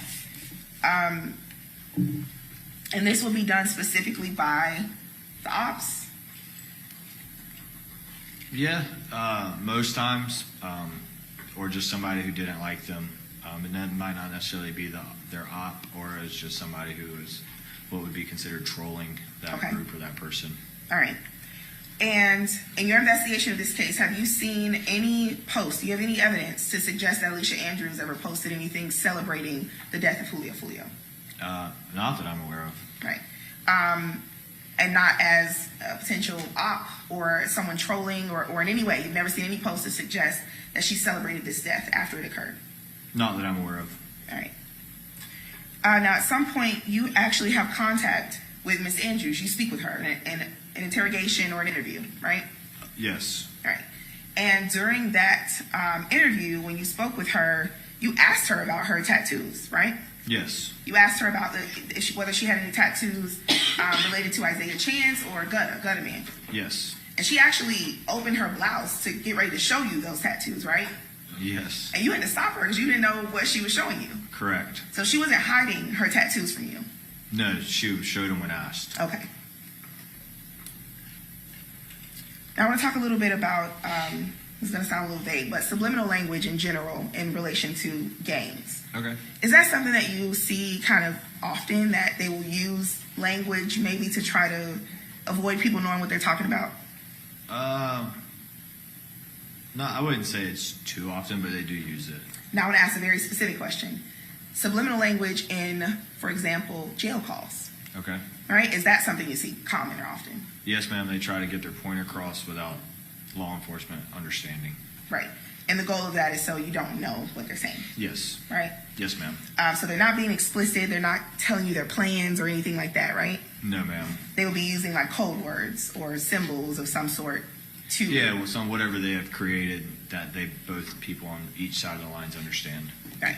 And when you are listening to a jail call, it's going to be on recording, right? Like it's a jump drive or a CD that you might have. For us in Duval County, we have access to the system, so we listen to them once they are recorded. They are uploaded to like a website under the name.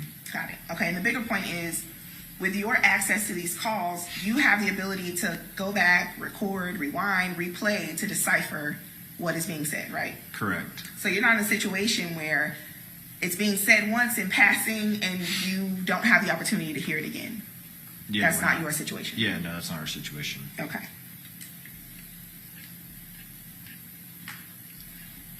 All right. Would you agree with me that there are a lot of unsolved murders and crimes related to this gang in Jacksonville, these gang issues in Jacksonville? Yes, I would say that's a fact. All right. And the cases that are solved, you sort of track those as a part of your investigation? Yes. Like you keep up with who's been, convicted or who's going to trial, who's off the street, who was let back out on the street? Yes, ma'am. Okay. You're aware of someone by the name of Queso. You mentioned it before, right? Yes, ma'am. Okay. And Queso, as far as you know, is a member of ATK? He is. Right. And you've listened to many of Young and Ace's songs that mention Queso? Yes. You're familiar with the lyric in one of Young and Ace's songs where he says that he dropped $50K on Queso's lawyers? I don't know the exact song that you're speaking of. But you're aware that Young and Ace or ATK has paid for Queso's attorneys? Allegedly. I don't know if that's the truth or not. Okay. You're not aware allegedly or in fact, that Young and Ace or anyone associated with ATK paid myself or anyone sitting at that defense table? Objection, Your Honor. Improper calls for speculation. You can answer. That would be between you and y'all and Young and Ace. I have no idea. I'm asking you if you know. I have no idea. Okay, you don't know. No, ma'am. All right.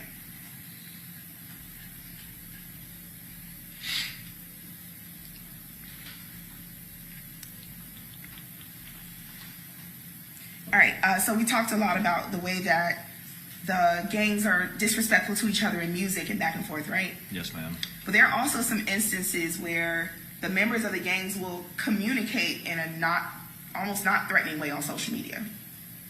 I've seen that. Yes, ma'am. For example, on Twitter Spaces. Yes, ma'am. Which is a new thing where you can kind of like, it's just a room where people It's like can a talk. chat room. Right, like a chat room. So you've seen that before, correct? Yes. And specifically, you've seen it between members of ATK or 1200 and 6 Block. I have. All right.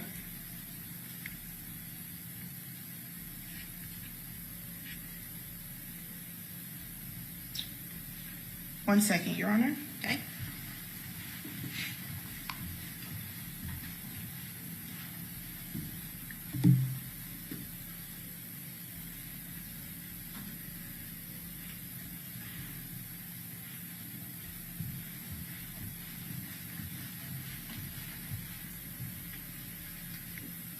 Okay. Outside of the allegations in this case, you've never investigated Alicia Andrews in connection with any crime connected to ATK. No, ma'am. You've never investigated her in connection to any crime connected to 1200. No, ma'am. You've never investigated her in any crime. Overruled. What's your next question? Well, I guess 2 other gangs that I was going to list, Your Honor. Go ahead. In connection to 6 Block. No, ma'am. In connection to, I guess, what we consider Out East. No, ma'am. And in connection to any other gang in Jacksonville. No, ma'am. Right.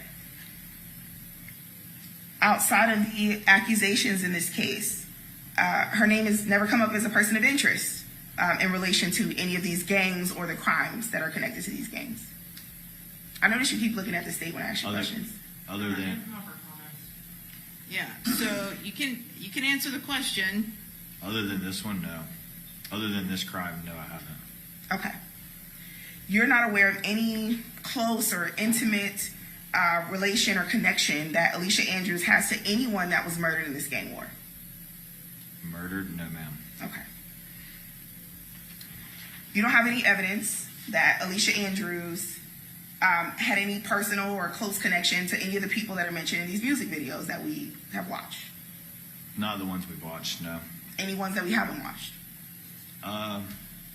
Yeah, I would say there's a wide variety of them out there. I would say she has connections to ones we haven't watched. And let me be specific. I don't mean her boyfriend, Isaiah Chance. So I'm asking if you're aware of any sort of personal, intimate relationship that Alicia Andrews has to any person that has been murdered and mentioned in any of these videos. No, ma'am, not Okay. murdered. All right. Other than the fact that she was dating Isaiah Chance, strike that question. You don't have any evidence that Mr. Chance has ever given her any sort of information that's not just public knowledge about this gang war. Objection calls for speculation. If you know what the defendant has ever told Isaiah Chance, go ahead and answer if you know. I do not know.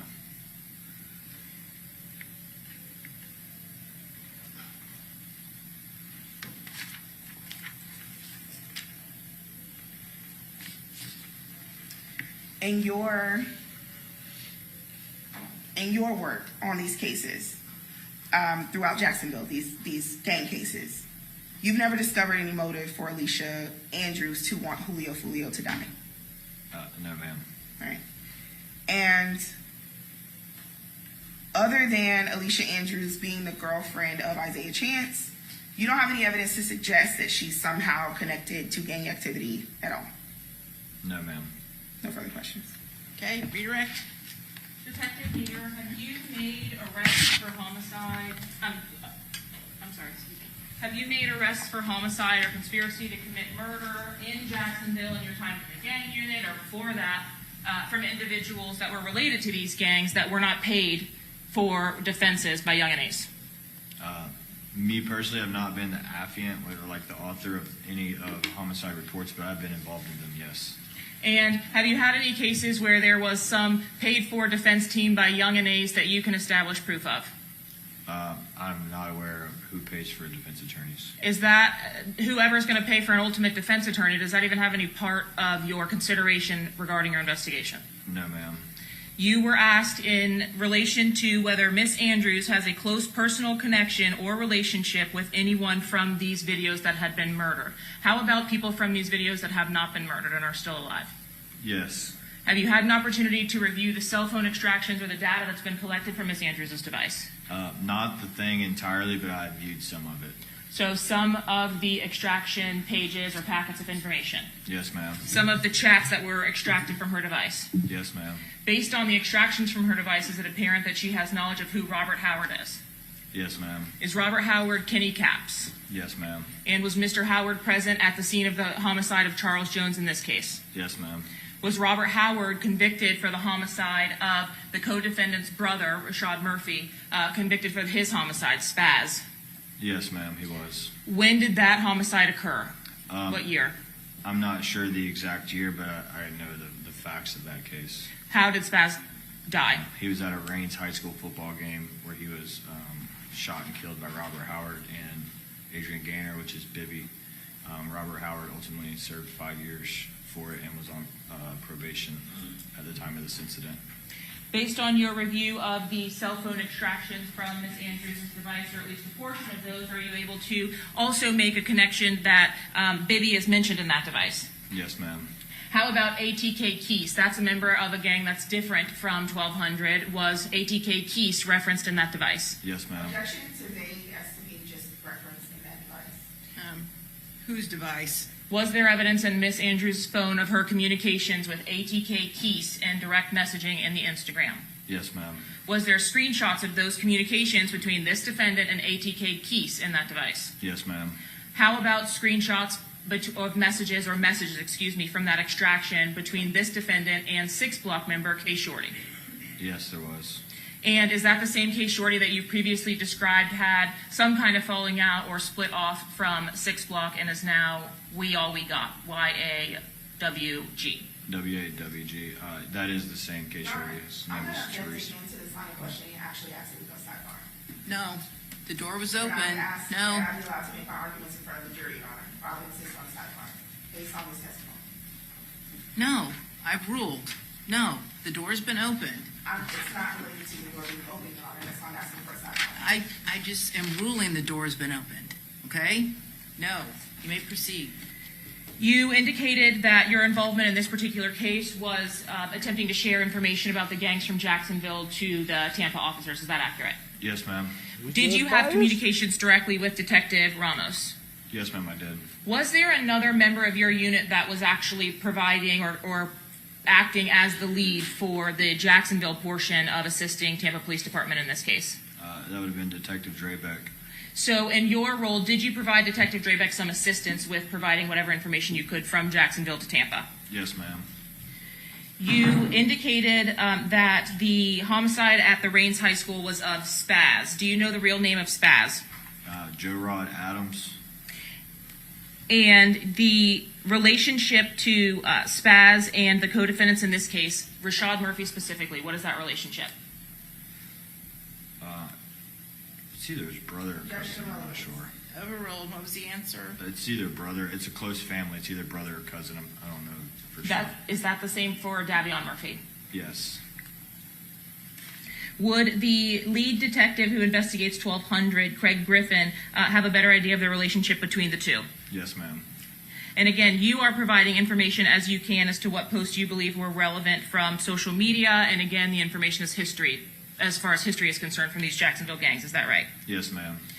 You were asked about whether you had the opportunity to speak with Alicia Andrews in Jacksonville. Is that correct? Yes, ma'am. Did that occur after her initial interview with law enforcement as it relates to her relationship to this homicide with Detective Ramos? I'm not sure when Detective Ramos spoke to her. I can just recall myself and Detective Drabeck speaking with her. And do you have an independent recollection of the interview that you had with her? I wouldn't be able to tell you everything that happened in there. Was it a formal interview? I don't believe so.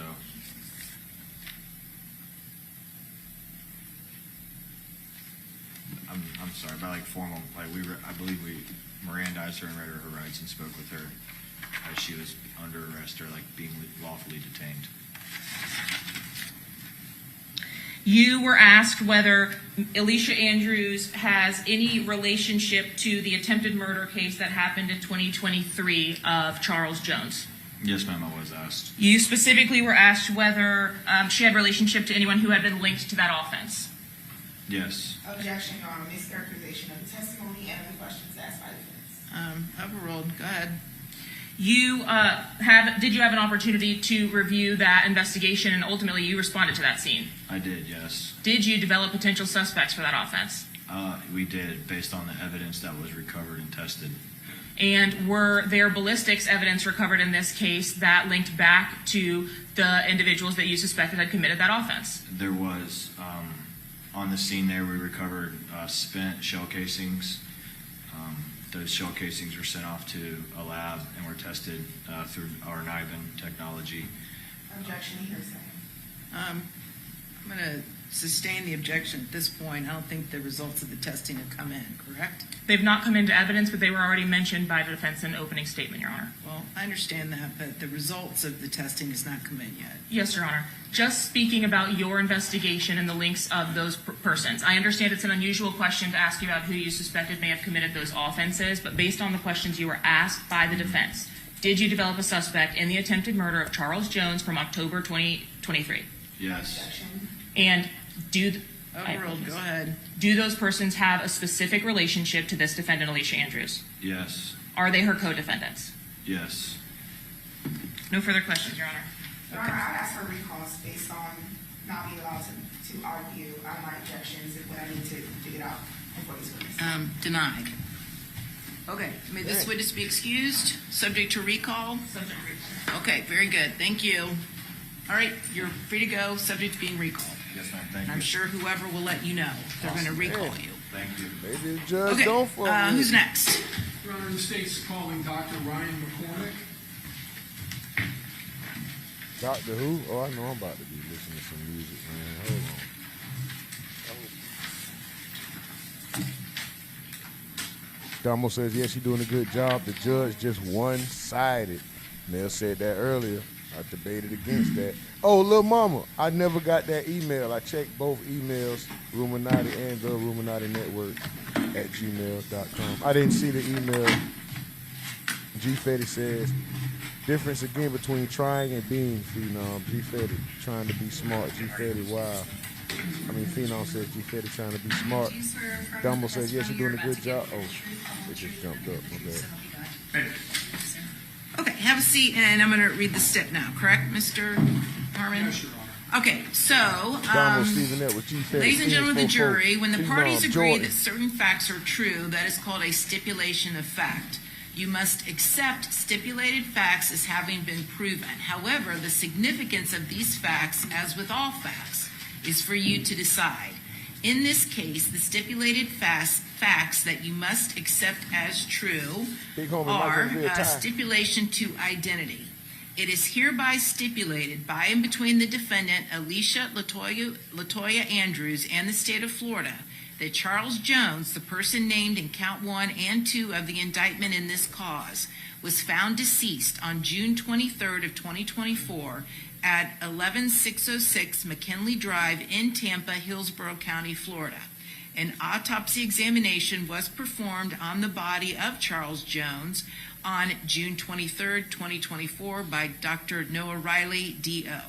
We hereby certify that the foregoing stipulation is made in good faith and for the reasons herein alleged, dated this 27th day of October 2025, and then the stipulation is signed by Mr. Harmon, Assistant State Attorney, Jeremy McClymont as attorney for the defendant, and the defendant herself, Miss Andrews. Turn All Kim right, very really good. You may real. proceed. Thank you, Your Honor. May it please the court. Good Bob afternoon. Marley. Would you please state your name? Ryan McCormick? Can you spell your last name, please? Yes, McCormick. How are you employed, sir? I'm an associate medical examiner at the Hillsborough County Medical Examiner's Office here in Tampa, Florida. And what do you do there? So my job as an associate medical examiner is to perform autopsies and to determine cause and manner of death. All right. How long have you Child, worked for little the mama Hillsborough did it. County P. Harris. Medical Examiner's Office? I've worked for Hillsborough County Larry for Long. just over 6 years. Can you tell the jurors your educational BK. background? Yes, so I received my undergraduate degree in Okay, microbiology Jay. from the University of California, Davis. I then attended medical school and received my medical doctorate from Temple University in Philadelphia, Pennsylvania. Afterwards, I went to residency for anatomic and clinical pathology over at Emory University in Atlanta, Georgia. At the end of my anatomic and clinical pathology residency, I took my board examinations in both anatomic and clinical pathology. This is a board examination. And passed those. The board exams are really just multi-day exams to show you're competent to go out and practice on your own. At the end of my residency, I then started a one-year fellowship in forensic pathology at the Fulton County Medical Examiner's Office in Atlanta, Georgia. And at the end of that 1 year, I then went ahead and I took my board exam in forensic pathology and passed that exam as well. So are you now board certified in certain areas of pathology? Yes, I'm board certified in anatomic, clinical, and forensic pathology. That's right. Doctor, how many autopsy examinations have you performed in your career? I've performed approximately anywhere from 2,000 to 2,200 autopsies. And have many of those involved gunshot wounds? Yes. Do you have an approximate number out of the more than 2,000 autopsies? I typically do anywhere from 20 to 30 homicides a year, which are typically gunshot wounds. Probably like three quarters of those are gunshot wounds, and then I supervise fellow trainees essentially who are doing autopsies on gunshot wounds. And then suicidal gunshot wounds, I've probably done a few hundred in my career. So I've seen quite a bit. Is the medical examiner's office here in Hillsborough County, is it related in some fashion as a teaching institution to the University of South Florida's medical school? Yes. How so? So the medical examiner's office here, we teach resident physicians how to perform autopsies. We also teach fellows who have completed their residency how to be forensic pathologists and how to perform the job duties of a medical examiner. And they get on-the-job training at the medical examiner's office here? Yes, correct. Can you tell the jurors, as far as medicine, the area of forensic pathology, what that deals with? Yes, so forensic pathology is the study of natural disease and trauma and how either the disease or trauma causes or contributes to someone's death. Doctor, have you testified previous to today as an expert in the area of forensic pathology and medicine? Yes, I have. Approximately how many times? Approximately a dozen times. In what jurisdictions? Both here in Hillsborough County and in Fulton County in Georgia. The term cause of death, what does that term mean? So the cause of death is defined as the initial disease process or injury process that starts the chain of events that leads to a person's death. And the term manner of death? So manner of death is a statistical classification scheme that medical examiners use. It's a medical classification scheme that kind of synthesizes all the data that we have from autopsy, from toxicology testing, from circumstances, and we try to fit deaths into these categories for statistical purposes. What are the other manners of death other than homicide? Besides homicide, there are natural manners of death, which are things like cancer or high blood pressure. We have accidental manners of death, which are things like car accidents, drug overdoses. We have suicide as a manner of death, which would be self-inflicted injury that led to a person's death. And then we have an undetermined category where we, after all of our investigation, we can't really determine or place it into one of those categories neatly, so we consider them undetermined. Okay, so I'm going to draw your attention to this case, a case involving a decedent by the name of Charles Jones. Was Mr. Jones' body transported at some point to the medical examiner's office? Yes. Okay. And Was there an autopsy performed on his body? Yes, there was. All right. And was that by Associate Medical Examiner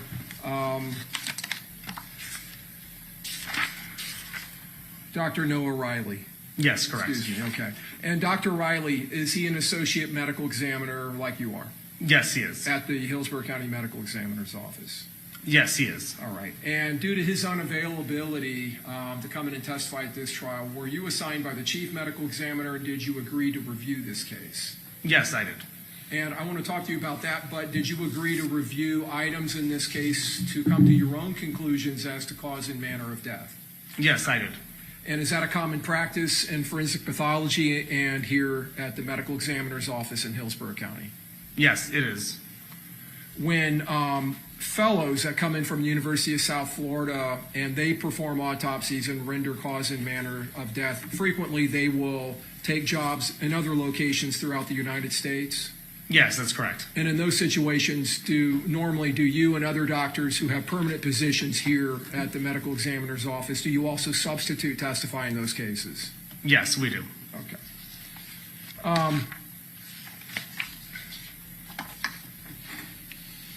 Is there ultimately, when a autopsy examination is performed, is there ultimately a report of diagnosis and autopsy on that decedent that is generated by the examining doctor?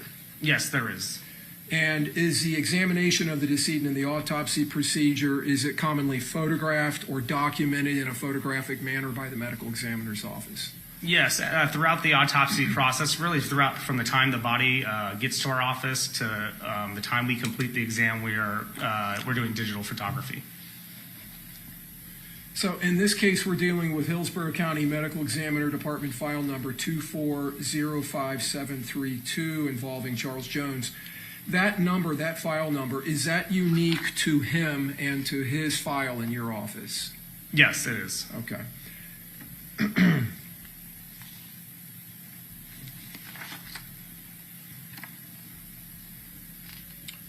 And Dr. Riley did, in fact, generate a diagnosis and autopsy report on Charles Jones? Yes, he did.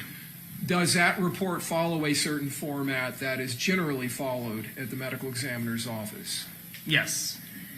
And have you had an opportunity to review that report? I did. As part of my review, I reviewed the autopsy report, yes.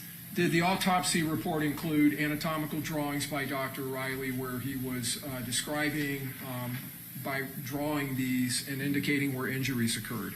Are you referring to like the body diagram? The body diagrams, yes. Yes. So the case file did have the body diagrams within them. Yes. And did you review all of the photographs that were taken during the autopsy procedure in this case? Yes, I did. When the body is brought into the Medical Examiner's Office, is it prepped in some form or fashion for autopsy? Yes, we initially prep the body when it comes in. Before we unzip the body, we will actually perform an x-ray just to get an idea of what's inside prior to opening. Once we open it, we then take photos of the decedent, how they are. And then from there, we continue to process by undressing the body, removing any kind of, sometimes we, at scenes for homicides, we'll bag hands to preserve evidence. So we'll remove those bags and we'll photograph the hands as they are. We'll take fingernail clippings, we'll take head hair to preserve for evidence possibly in the future. And then we will usually remove him from the body bag, usually remove the person from the body bag and re-x-ray them prior to starting our external examination. Is the body washed in its preparation process? It is eventually, but typically what will happen is we'll do what we call the external examination first. So we'll go through and look head to toe and pretty much perform a physical exam documenting natural disease findings, trauma, physical identifying features. And then once we've significantly done that and photographed those things, then we would wash the body. Okay. So I'm getting a little ahead of myself. So in the that external examination, would you document things such as tattoos and scars, things like that, surgical scars? Yes. And would you make observations of any external injuries, such as a gunshot wound that may have an external component? Yes. Okay. Is the body weighed and measured? Yes, it is. In this case, do you recall what Mr. Jones' height and weight were at autopsy? He was 6'2" and 135 pounds.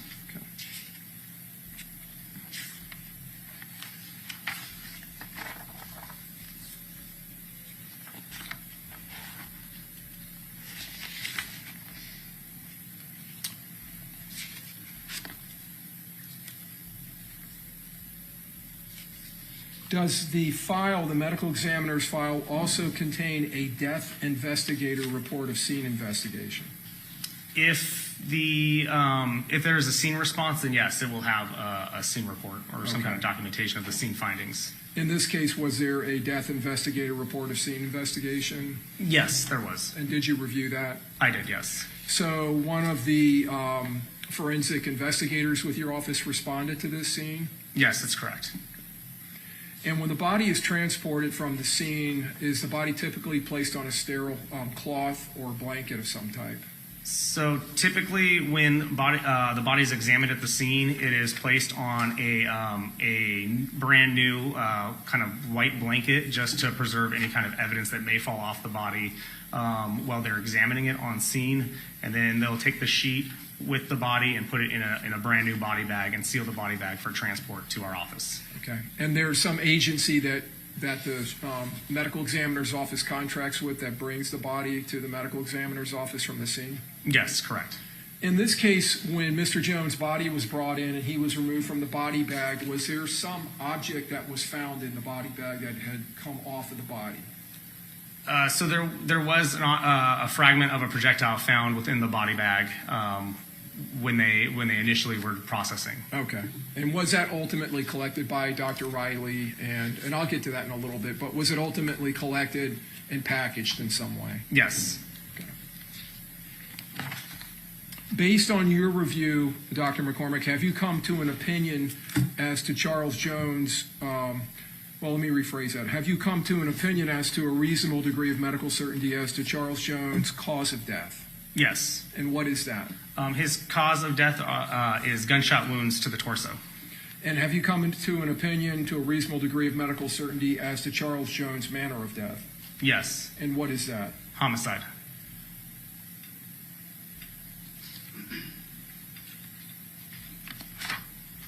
Now, the external examination that we talked about, was that documented in Dr. Riley's report?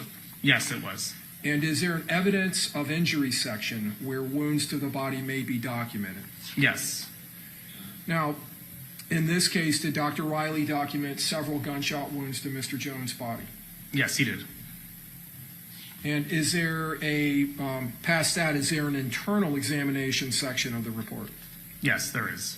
And in the internal exam section of the report, did Dr. Riley document his findings and observations of his internal examination of Mr. Jones' body? Yes, he did.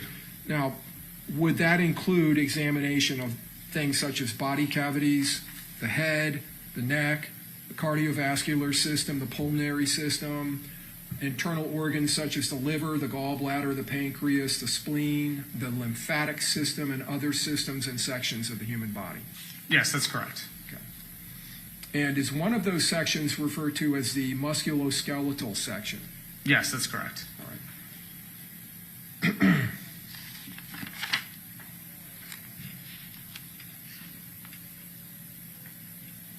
So I want to start under the evidence of injury section of the report dealing with a gunshot wound to the victim's chest. And I'll ask, first of all, did Dr. Riley label that in some form or fashion? Yes, I believe he did. Okay. And did he label it as, I believe, wound A? Yes, I think that's correct. Okay. And is that label there for any reason other than just documenting and distinguishing that wound from others? Yeah, I think it's just for ease of understanding which wound he's referring to. Okay.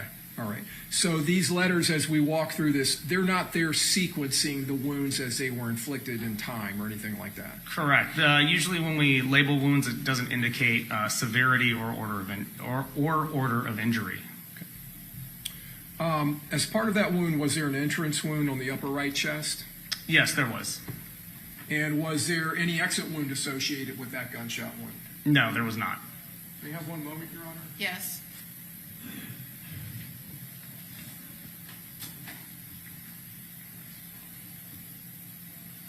Your Honor, we would tender states 32A as an alpha through triple W, W as in whiskey. Any objection? Anything more specific? Okay, minute. Publishing states 32A, and I'm just looking, you can look over your left shoulder there, Doctor. Do we see the wound on the right side of Mr. Jones' chest? Yes. And is it right here where my finger's pointing? Yes, correct. Now, we see another wound that I'm going to talk to you about a little bit later, this wound on the upper right arm. Do you believe that these two wounds are associated in some form or fashion? Yes, I do. Can you explain to the jury?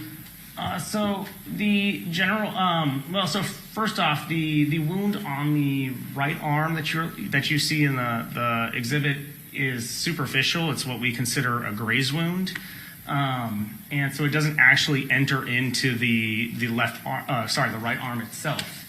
And if you just from this picture can kind of see that it's kind of in a line with the entrance wound on the chest. So my opinion is that it's likely the same projectile or bullet that caused this injury pathway. So it grazes the right arm and then enters the right chest. Okay. Can you tell us what internal structures in the body that projectile passes through during the infliction of this wound to the right chest? So the injuries sustained to his chest included pretty much defects or perforations of the lungs, the heart, and the aorta. Now, there's a documentation about a right second intercostal space where the bullet core and the jacket separated. First of all, the right second intercostal space, is that related to the rib cage? Yeah, so the intercostal muscles are the muscles between your ribs. Okay, the muscles between the ribs. So Yes. there is musculature there on the rib cage. Yes, that's correct. Bullet cores and jackets separating, is that an uncommon event? It's not common, but we see it. Okay. See it enough to where you recognize it when you see it? Yes. Okay. And the jacket portion of this projectile embeds in pectoral musculature somewhere in the body, is that right? Yes, so it actually is pretty much gets caught in the right chest muscle, the right pectoral muscle. And then the core continues to course through the body after that? Yes, it continues on, and it's found later on the left side of the chest. Now, you indicated that core passed through, I guess, the upper lobe of the right lung, the aorta, the heart, and I believe you said the lower part of the left lung? I just said the lungs, but yes, I believe Dr. Riley documented it as the left, or the lower lobe of the left lung. Okay. Was there also some type of injury to the pericardial sac? Yes, there would be holes in the pericardial sac. The pericardial sac is pretty much this fibrous tissue or this tissue that surrounds your heart. And in this case, it had defects in it consistent with within the wound path. And then it ends up in the musculature of the lateral left chest. Yes. Let me ask you first of all, would this wound have been fatal? Yes. The aorta, for those of us who don't know, what is that structure? What is its function within the human body? So the aorta is like the main pipe that takes all your blood to all your other organs to every other part of your body. So it comes off of the top of the heart, and it's pretty much responsible for making sure that blood gets everywhere inside of you. Is it a pretty large artery? Yes.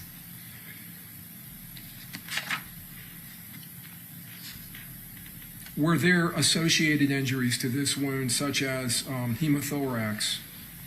Yes. And hemothorax, what does that term mean? Hemothorax, so hemo just means blood, and obviously thorax is chest. So really it's blood within the chest cavities. So you have some really minuscule space between your lung and the inside of your chest wall, and fluids can accumulate there. So there's a buildup of blood in those spaces. Was there a documented amount of 700 milliliters of liquid and clotted blood in the right pleural cavity? Yes. What is the right pleural cavity? Again, this is the right. The pleural cavity is the space between the lung and the chest wall. And then there was a left hemothorax consisting of 1,100 milliliters of liquid and clotted blood in the left pleural cavity, so the same area on the left side of the body? Correct. And then another 50 milliliters of liquid and clotted blood in the pericardial sac, which you've already told us is a sac that it surrounds the heart. Yes, correct. So we're talking about almost 2 liters of blood just in this wound. Yes. Is that a significant amount of blood and bleeding? Yes, that is. What is the total volume in an average adult male? The average adult male can have anywhere from 4 to 5 liters of blood. Was the separated jacket and bullet core, were they recovered? Yes, they were. And were they photographed? Yes, they were. And were they sealed into appropriately labeled envelopes? Yes. So those would have been available for law enforcement to come and pick up? Yes, so anytime we collect evidence such as bullet fragments, we tend to photograph them with the package that we label, and then we place them inside, seal them, and then we will turn them over to law enforcement at the completion of the autopsy. So I'm going to publish States 32C, and this is just another view of this wound, this grazing wound to the upper right arm, and then the wound to the upper right chest. So the grazing wound, is that going to affect any structures other than the skin and the subcutaneous tissue underneath the skin? No. Okay. So that's just kind of going straight across the skin? Yes. All right. And, all right, let me move on then. Oh, with this wound, the way it entered the body and its direction, were you able to determine or, based on your review, the direction of that wound track? Yes, I was. And what was the direction of the wound track? So when we give trajectories, just to understand this, is we don't know what position the person is in when they have these wounds inflicted, right? We move around a lot, we're flexible, and since we can't tell based off the wound track, we have to go by what we call the standard anatomic position. So standard anatomic position is standing upright with your arms extended by your side, your palms forward. So in relation to the standard anatomic position, this bullet path was right to left, front to back, and downwards.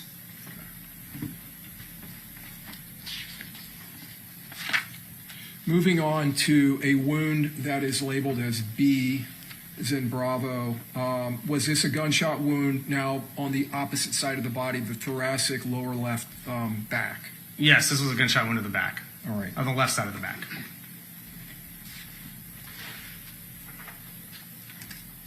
Publishing States 32E. Is that wound reflected here in this photograph, at least the external portion of the wound? Yes. Okay. And we have these 2 wounds that I'm pointing out on the lower left back. Were both of those gunshot wounds? Yes, the wounds that are labeled 3 and 4 were both entrance gunshot wounds. Okay. And one of these is the B wound that we're talking about? I believe it was number 3 was the B wound. Okay. Or what Dr. Riley had distinguished as B. All right. So the one that is, for lack of a better way of describing it, above the number 4 wound. Yes. That is an entrance wound. Is there an exit wound component to that gunshot wound? No. Were there any exit wounds in any of these wounds? No. So this wound, what part of the body, what anatomic structures did the projectile pass through? So this wound passes through the left kidney. It passes through the diaphragm, which is your muscle that helps you breathe, and it passes through the left lung. Okay. Is this a fatal wound? Yes, it can be. Now, the diaphragm, is that an important structure as far as its function and it being injured? Does it have an effect on the body when it's injured like this? Yes, it would compromise to some degree your ability to breathe. Does the diaphragm, does it assist or does it work with the lungs in breathing? Yes, so the purpose of the diaphragm is as it's a muscle, and as it contracts and relaxes, it actually allows air to enter your lungs and then pushes air out.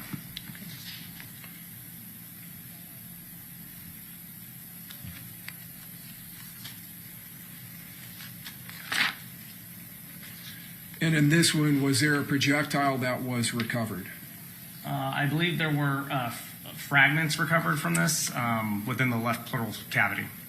A deformed jacketed bullet and a bullet core fragment were recovered? Yes, Okay. that sounds correct, yes. And that would have been in the left pleural cavity, which you've already described the space between the lung and the chest wall? Yes, correct. And the left kidney, respectively, I believe. Were those projectiles also appropriately sealed into appropriately labeled envelopes? Yes, they were. What was the direction of that wound track? So again, in relation to standard anatomic position, this wound track traveled from back to front. It traveled, I believe it was from right to left and upward. All right. I'm sorry, left to right and upward. Left to right and upward. Yes, left to right and upward. So it's on an upward trajectory. through Yes, the body. it was pretty steeply upward. All right. And let's move on to the wound below that, number 4, which is labeled C in the report. Is that also an entrance gunshot wound we're looking at? Yes, that is. And is there, well, you've already told us there's no exit wounds in Yes. this autopsy. Okay.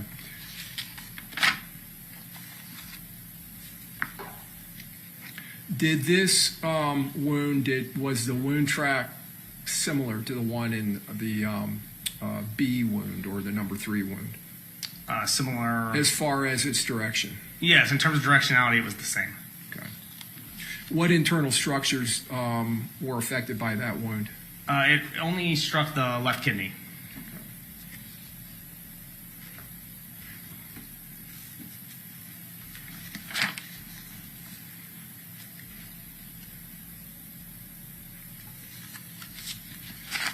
So Mr. Jones suffered 2 gunshot wounds to his left kidney?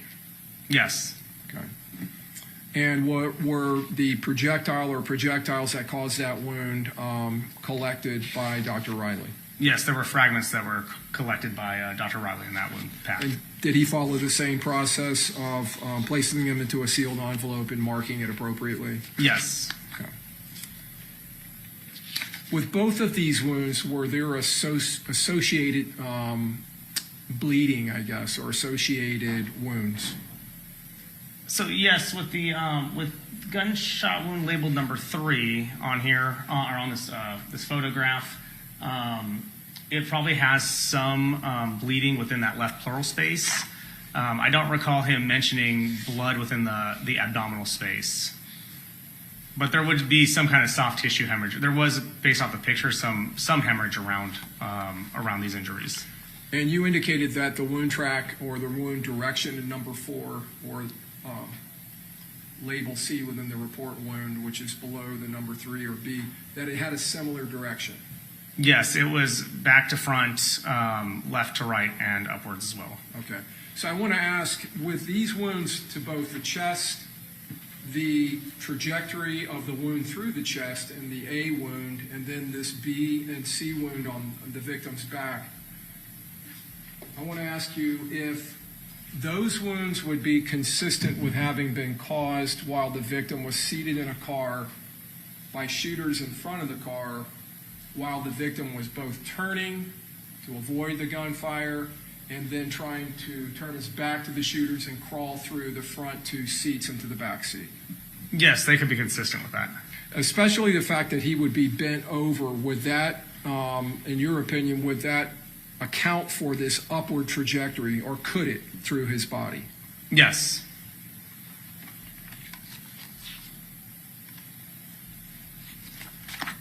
Was wound wound labeled C, the second wound in the back that we've talked about, which is number 4 in that photograph, was that a fatal wound? So it wasn't immediately fatal.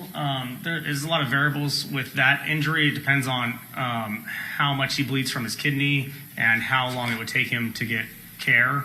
He could survive from that wound, but he could also succumb to it too. It would be really hard to determine. Okay.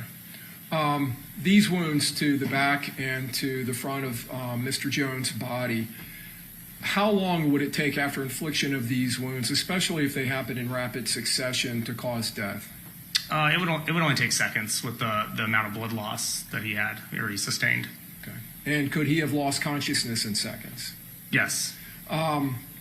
with these types of wounds, what is the actual, you've talked about gunshot wounds being the cause of death, what is the actual mechanism of death?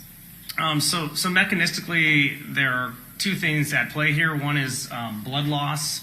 So if you don't have enough blood in your vessels, you can't maintain your blood pressure, and you can't get blood up to your brain or to your heart.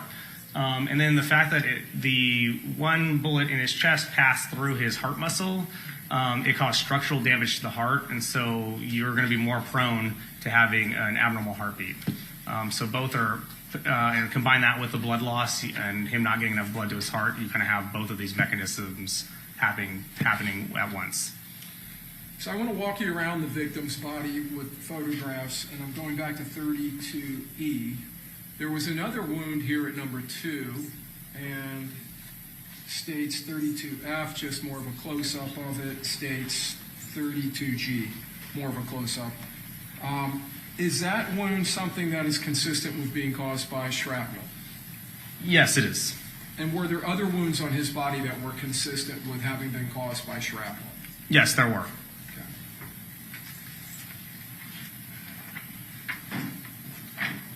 States 32P is in Peter.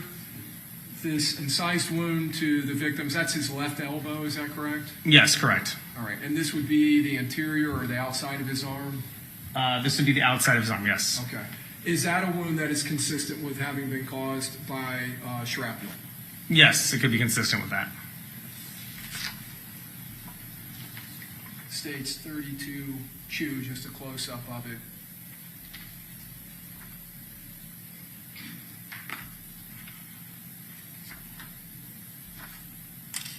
States 32S. What are we looking at here, Doctor? This is the this photograph shows the outside of his of Mr. Jones's right ankle or lower leg. What kind of wounds are those? These are what we would consider as abrasions or superficial defects, possible lacerations. They would be consistent with shrapnel as well, or some kind of projectile fragment hitting his body. 32T, just a close-up. Back out. And then above those two wounds, we see this little wound up here. Is that another injury that would be consistent with shrapnel? Yes.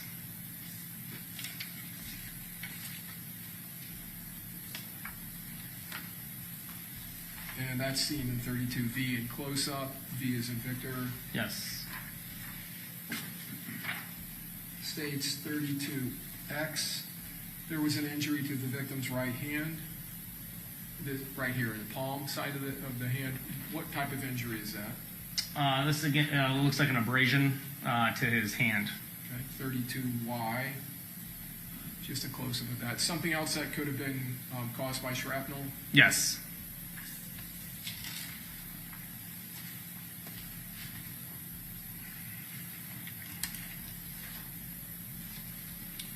These shrapnel wounds, would they be consistent with both projectile shrapnel and intermediate barrier shrapnel, such as automotive glass? Yes, they can be from automotive glass, from the bullet itself or the projectile itself, or even from plastic or any other material. States 32AA, just a photograph of the item that was located in the sheet within the body bag with the body? Yes, that's correct.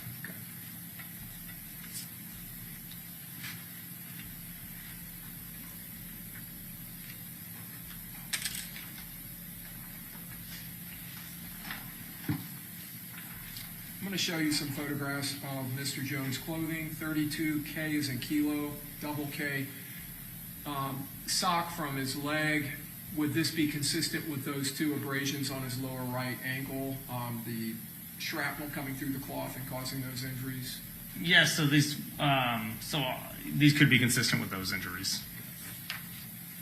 When a person suffers either shrapnel or gunshot wounds and they're clothed, is it not uncommon to find defects in their clothing? No, it's not uncommon. States 32 double B, we see a hole here with the blue background and another one up here.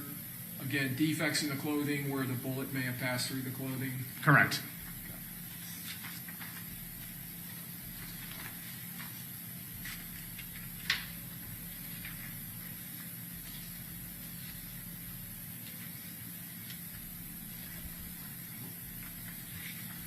In the musculoskeletal section of the internal exam, did Dr. Riley notate that he had recovered a projectile from the victim's lower leg? Yes, correct. And I think he described it as a remote injury. Yes, that's correct. Would that be consistent with a shooting event that had occurred 9 months earlier where something or a projectile had been lodged in the victim's leg and left there? Yes, there was, from the photographs, there was significant scar tissue around this fragment of projectile, which indicates to us that it's been there for some period of time. States 32, L is in Lima, L. We see the victim's lower leg having been entered during the autopsy. We see this grayish area here. Is that the projectile? Yes, correct. And so that's deep in that muscles of his lower leg. Is that correct? Yes. 32M is in Mike, double M, and that would be the item there. Yes, that's correct. Was that item also collected by Dr. Riley and placed into an envelope that was appropriately labeled? Yes, it was.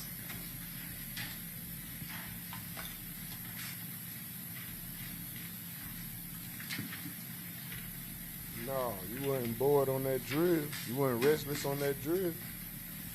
Yeah. So when we were talking about the appropriate labeling, states 32 double P, as in Paul, we have here an envelope that's labeled right leg, and we have a sticker on here that has the victim's name, the medical examiner's case file number. I can rephrase, Judge. Thank you. Is this label that's on the envelope, does it contain the medical examiner's case file number? Yes, it does. Does it contain the decedent's name? Yes, it does. Does it contain Dr. Riley's name? Yes, it does. And the date of autopsy? Yes. And is it labeled with an agency's name there? Yes, that's correct. And that's your office's designation? Overall, you can answer that one. Yes, that's our office address and name of our office. Does the labeling have a place for the doctor to indicate the position of the body that the item was recovered from? Yes, it does. And is it indicated on this envelope? Yes, it is. And that's from the right leg? Yes, correct. And does it indicate whether it's a bullet or a pellet or a jacket or a fragment? Yes, it indicates that it's a fragment. States 32Q, double Q, photograph. Now, would this be the fragment from the lower right leg that we were just looking at, the remote injury? I don't recall. Usually we take a picture with the envelope and the projectile that will indicate what piece went into which envelope. It actually might be. Actually, the remote injury, I think, is from the left leg. These would have been fragments in the right leg. I guess we were looking at the right leg, those abrasions. So the initial image you showed with the muscle being incised, that was the left leg. That was the remote injury. There was additional shrapnel that was recovered from the right leg as well, though. And in this photograph, we do see down here the item that was recovered? Yes, correct. Okay. And is that what you were talking about, usually photographed together? Yes. Okay. So with the remote gunshot wound to the left leg, we're going to look at that photograph. And there appears to be an item down here. Would that be the item that was recovered? From the left leg, yes.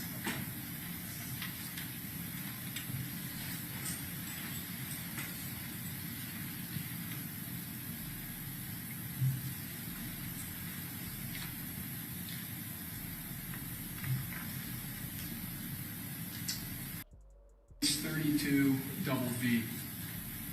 Once the items are placed into the envelope, is the envelope sealed in some form or fashion? Yes, it is. How is it sealed?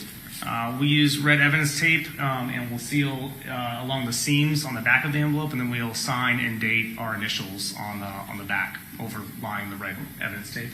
And this is 32 WW. W is in whiskey. Does that show the evidence tape and Dr. Riley's signature and the date?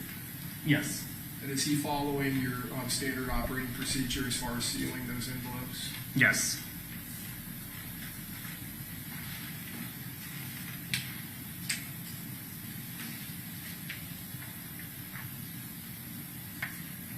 States 32 double X. Are these envelopes of several areas. Let me rephrase that. Are these envelopes of items that were collected from several areas of the body? Yes. And starting in the upper left here, if you could walk us kind of in a circle here, clockwise, and just tell us the areas.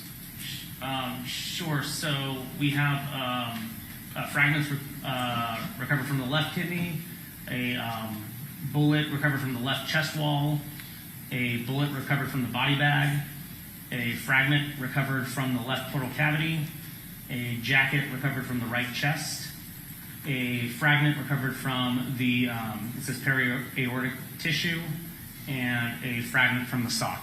Okay. And so not only is the area of the body that the item is collected from labeled, but also he's checking off what type of item it is. Yes, correct. Whether it's a bullet or a fragment. Yes, correct. Or jacketed. Yes, it could be. I don't know if he actually labeled. He did. Jacket from the right chest, yes.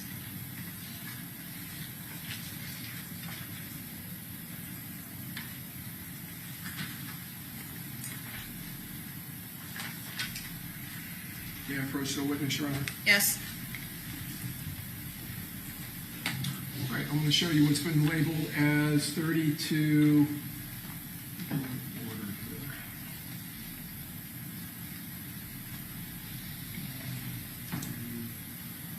I believe this is 32A.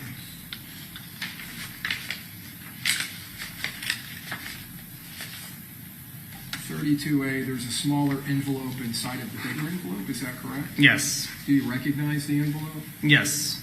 And what is the envelope? The envelope is a fragment that was collected from the left pleural cavity at the autopsy of Mr. Jones. Okay. Your Honor, we would tender states 32A. Any objection? Admitted. Is it, what is it, 32? You said 32A, but I think it's 30. What does it state on there? I'm sorry, 33A. Okay. Any All objection? of these are 33. Any objection to 33A? Okay, admitted. So 33B.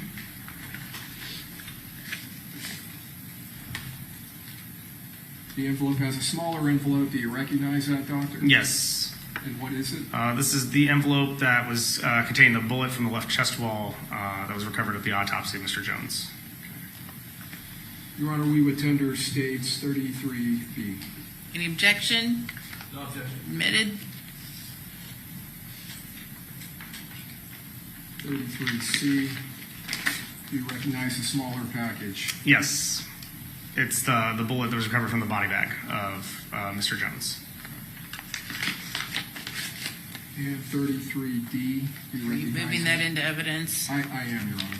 Tendering it for admission. Any objection? And 33D. 33D is the jacketing that was recovered from the right chest of Mr. Jones.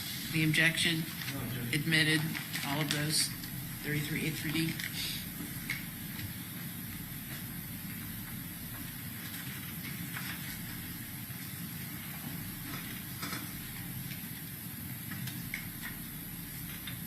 Move to publish 33D as in Delta.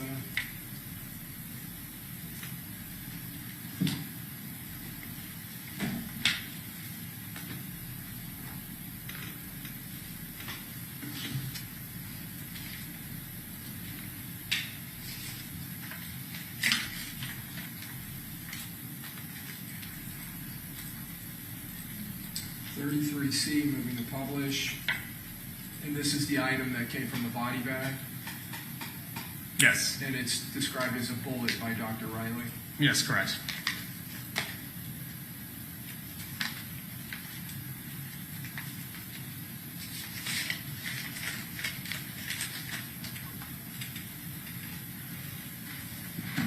And 33B, publishing from the left chest wall, and it's a bullet, correct? Yes. And then just the back of the envelope.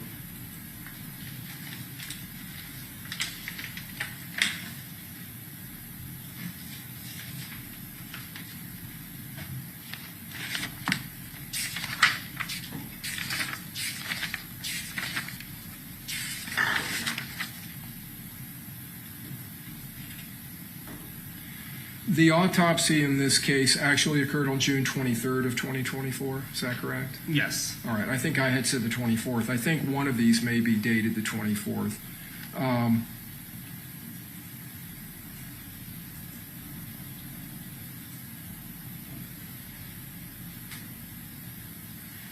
Was Mr. Jones' date of his age documented?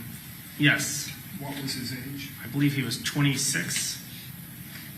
Do you mind if I refer to the record or to the? Oh, that's fine if you want, if it will refresh your memory. Yeah, I'm pretty sure it was 26. Okay. Yeah, he's 26.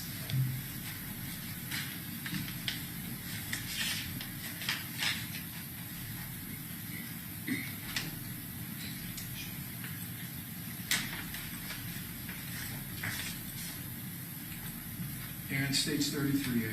From the left pleural cavity, a fragment or fragments, Yes. and the back.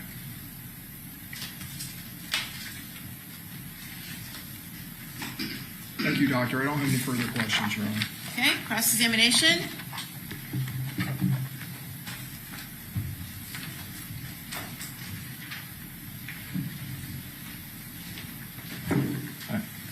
Did you perform the autopsy in this case? I did not. Another medical examiner did. Correct. All right. And how many gunshot wounds did Mr. Jones have? In my opinion, he has three gunshot wounds. All right. And so he passed away as a result of those gunshot wounds. I'm sorry? He passed away as a result of the gunshot wounds. Yes, correct. That's what the core of your testimony is about today, correct? Yes, correct. All right. But you're not here to say who shot Mr. Jones? That's correct. All right. And so you don't know which person that was involved actually pulled the trigger that the gun that was used to kill Mr. Jones? Yes, that's beyond the scope of my job. My job is just to determine cause and manner of death. All right. No further questions. Okay, thank you. Redirect. No, Your Honor. He may be released. Okay, thank you. You're free to go. All right, state clerk, next witness. State Post Detective Craig Griffin.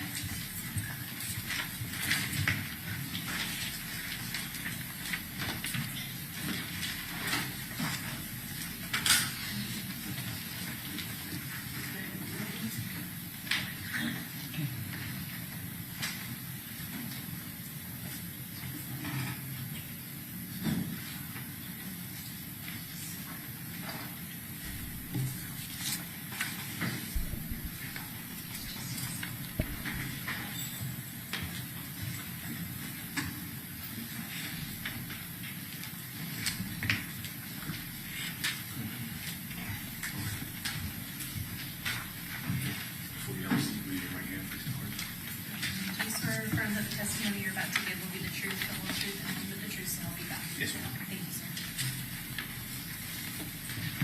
Okay, you may proceed. Good afternoon, sir. Would you state your name, please? It's Craig Griffin, And where are you employed? Jacksonville Sheriff's Office.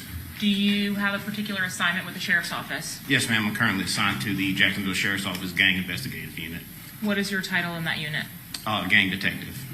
How long have you been in the gang unit? Currently, a little over 4 years.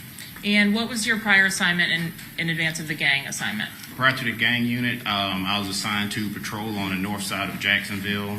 Also was assigned to the narcotics unit or internal affairs unit, and I was also in the jail prior to going to the street. And during your time on patrol, did you have an opportunity to work the areas related to specific gangs that are tracked by your unit? Yes, ma'am. Are you specifically assigned to a particular unit out of the Sheriff's Office? Yes, ma'am. I currently am. And what is the unit to which you're assigned? The gang or the unit? I'm sorry, the gang. The gang, 1200 out east. And that would be inside of the gang unit. I'm sorry about that. Yes. Have you had an opportunity to review what has been previously admitted as State's Exhibit 84B, the gang chart that was created to represent the members or some of the members of 1200? Yes, ma'am.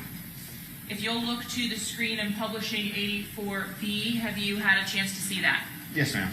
And in your role with the gang unit, did you help or assist to create this chart, at least as it relates to the relevant members of 1200 as related to this investigation? Yes, ma'am, I did. We have depicted on the chart a Rashad Murphy and a Davion Murphy. Over the course of your investigation, have you been able to assess what, if any, nickname was provided to you or that you learned to be assigned or associated to Rashad Murphy? Yes, ma'am. And what was that? Ghost 187. What, if any, relationship is there between Rashad Murphy and Davion Murphy? I believe they're blood cousins. And what, if any, relationship is there between both Mr. Rashad Murphy and Davion Murphy to Joe Rod Adams? If I stand correct, I believe Joe Rod and Rashad are brothers, and then Davion and Joe Rod are cousins. Is this information that you often collect from social media or videos? Yes, ma'am. Do you oftentimes also have the ability to reference, for example, obituaries that are posted? Yes, ma'am. And in this particular case, was there an obituary for Joe Rod Adams, aka Spaz? Yes, ma'am, there would have been one. And is Spaz the individual that was killed at the Rains High School football game? That's correct.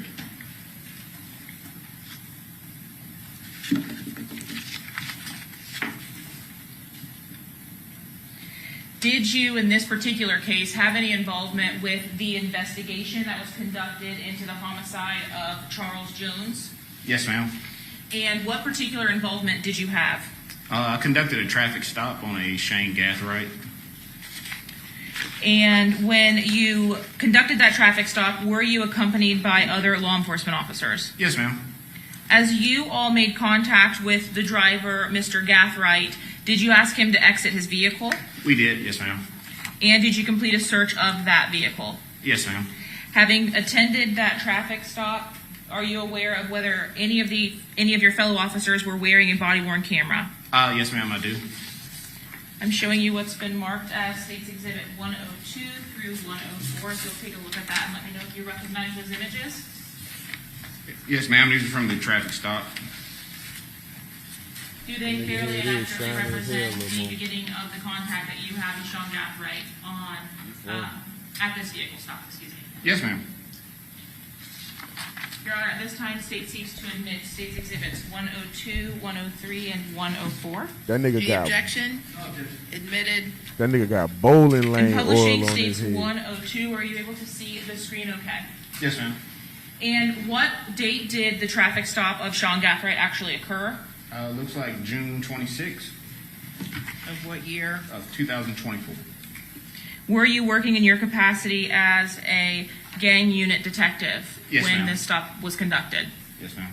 Epoxy head, shiny head. You indicated that Mr. Gathright was asked to exit the vehicle. Is that what's depicted is that depicted in States 104? Yes, ma'am. Before he exited, were you able to make contact and ultimately identify the driver of the vehicle, confirming it was Sean Gathright in States 103? Yes, ma'am.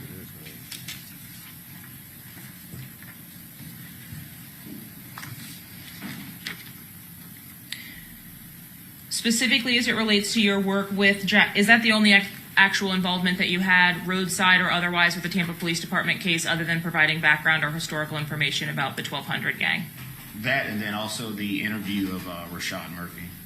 And that would have been subsequent to the vehicle stop with Sean Gathright? Yes. And who, if you recall, attended that interview of Rashad Murphy with you? It was myself and Detective Draybeck. And where did that interview occur? That took place at our CJIC unit. Was that interview recorded or documented in some way? Yes, ma'am. Audio and video recorded. Referring back to your responsibilities with the gang unit, how long have you been assigned to the group 1200? Going on almost 2 years now.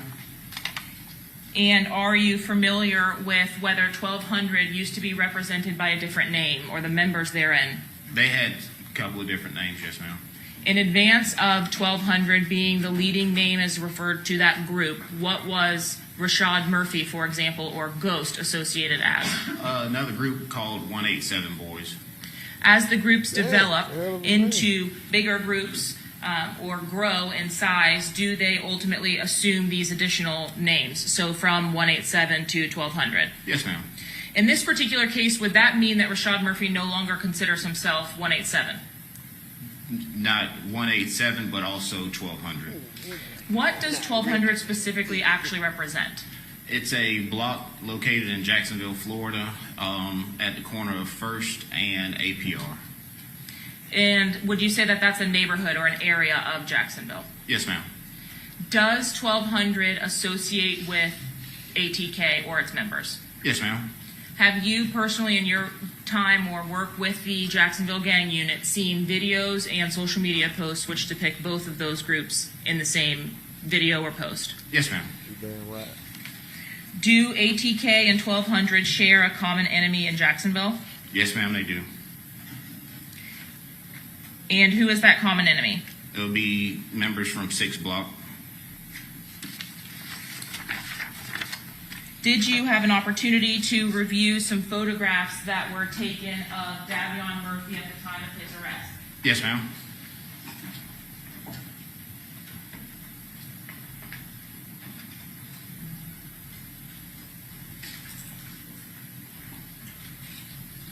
Shiny head ass. Boy, I swear she going bald. Boy, look at that shit. Receding, pulling. I see patches. I see thin. I Kev OD. Y'all seen them murder weapons today?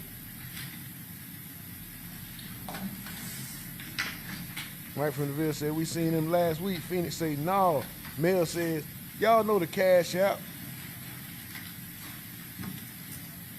I may have one moment. Mike said Glock and a rifle pistol.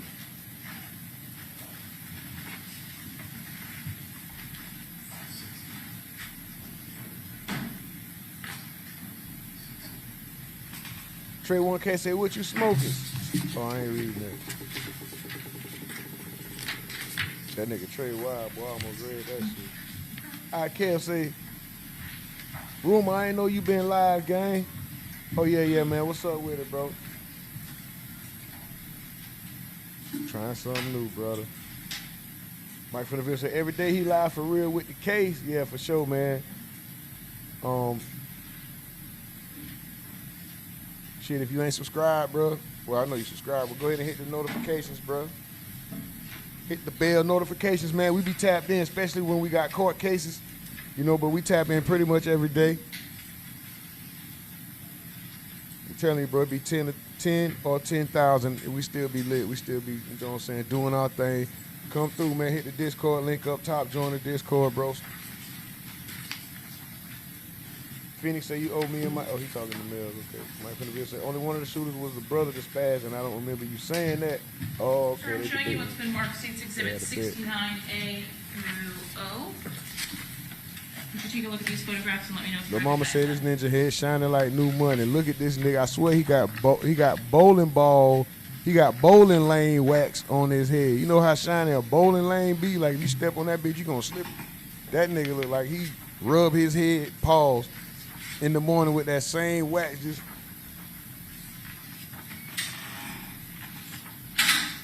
y'all know that challenge niggas was doing where they was putting water in the bucket and putting their face in it. That nigga was putting olive oil in the bucket and sticking his head in that bitch. Shiny ass head. Yes, ma'am. They're from the interview room God inside damn. the CJIC unit. And Davion Murphy is a member of which particular group? He's a person of interest, not exactly a member just yet of 1200. Are you familiar with the statutory criteria for gang membership? Yes, ma'am. And does Davion Murphy meet the statutory criteria for that gang membership? Yes, ma'am. What elements of that criteria does Davion Murphy meet? He has hand signs. He also has tattoos and then associations. So essentially, he meets the criteria to be a gang member by statute? To be documented as a gang member. Overruled, go ahead. Look Answer at the that. question. Does he or doesn't he? He does, yes. To be documented? Yes, ma'am. But has that documentation actually occurred? No, ma'am. As it relates specifically to the footage from the interview room or the documentation from the interview room, state seeks to admit actually state 69. Any objection? No objection. Okay, admitted. Publishing 69A. You mentioned that he would meet that criteria based on hand signs. Can you tell me what it is about the hand sign that's depicted in this particular image that would meet that criteria? So his right hand, he's holding up the 1200 hand sign. So the single finger showing the 1 and then the 2 over here to represent 12. So 1 and 2, so 12. Yes, ma'am. And how did that relate back to 1200 as you provided or described that to us? Well, 1,200 is the group itself, and so being without adding the 2 zeros, 12. And 69B, was this screenshot actually taken from the interview room after Mr. Murphy's arrest? Yes, ma'am. Are interviews like these, photos like these, documented in your day-to-day activity as a gang detective? Yes, ma'am. And in the chart that was previously presented, 84B, is it common for the members of 1200 to utilize that same hand symbol when posting on social media or in music videos? Yes, ma'am. Is there any specific relation as to when they do that? No, ma'am. Just when they're on camera or taking a photo of any sort. In your activity and based on your training and experience, if you see this hand sign, is the individual throwing it related to 1200? Yes, majority of the time, yes, ma'am. Are there times in which the opposing gangs will throw their rivals' hand signs? In a disrespectful way, yes, ma'am. So do you view those items or posts in context Yes. to determine the nature of that? Yes, ma'am. Would it be common for a rival gang member to switch to the direct opposition? So from 6 Block, for example, to 1200? If he knows, go I ahead. Kev OD new member, let's go. In addition to the You so screenshots aggravating, from dog. the Appreciate surveillance you, dog. footage, Let's were you go. also I'ma able to shut view up. some photographs that were taken by Detective Nieder of Davion Murphy? Yes.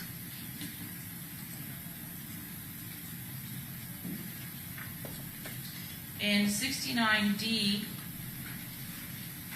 are you able to tell us what, if any, significance was related to the tattoo on Mr. Murphy's neck? It says rest up Avery McKnight. Is Mr. McKnight an individual who is alive or deceased? Unfortunately, he's deceased. And do you know the circumstances of his homicide? I believe. Overall, just limited, just explain this. Was the circumstance of his homicide something related to the gang war in Jacksonville? Yes.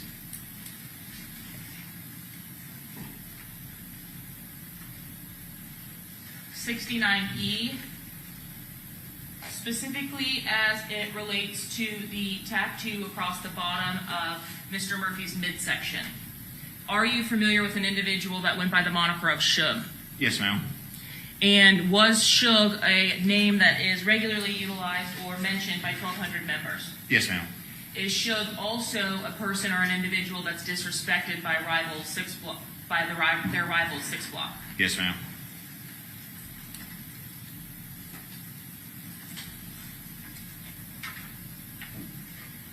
Now, previously had Davion Murphy and Rashad Murphy represented 187.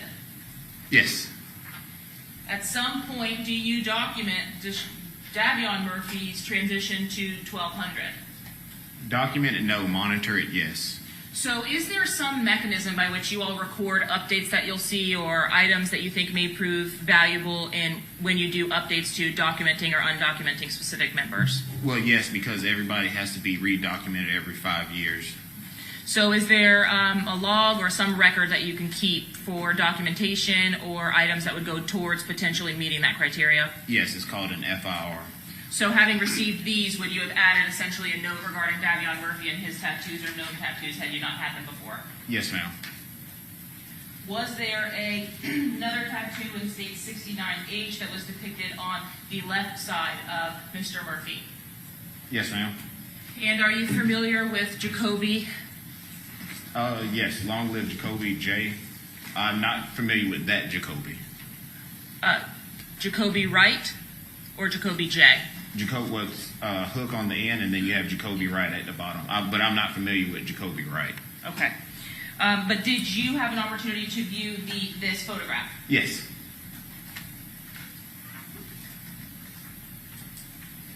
Were you able to view a photograph of tattoos that were taken on the bicep and shoulder area of Mr. Murphy as well? Yes, ma'am. Specifically, do you recognize the image that's depicted on the top of Mr. Murphy's shoulder? Yes, ma'am. It says long live Joe Rod. That look like a little baby on his shoulder. Yes, ma'am. Is that the same Joe Rod Adams that was killed at the Rains High School football game? Yes, ma'am. You got a picture of a little baby on his shoulder. All that nigga tattoo got done with a hot hanger. You know he'll kill Were there something. several Shug tattoos across Mr. Murphy's body? Yes, ma'am. And lastly, do you recognize the name Corbin from your investigations? Yes, ma'am. And who is Corbin? Corbin is the deceased member, Corbin Johnson. We heard some music videos earlier today referencing Corbin's kidnapping. Was there some kind of relationship between the gang rivalry and the death of Corbin Johnson? What do you mean? Meaning, was it related to this gang beef or gang war? That, as far as I know, his homicide is If he knows. unresolved. Correct. Has Corbin Johnson's homicide been the subject of drill raps back and forth between ATK and 6 Block? Yes, ma'am. That's my fault. That was not a clear question. I care. Welcome to the fam. Welcome to the fam. Shout out to the chat, man. Mike from the Ville, Trey 1K, Phoenix 44, Lil Mama did it, Lil Mama.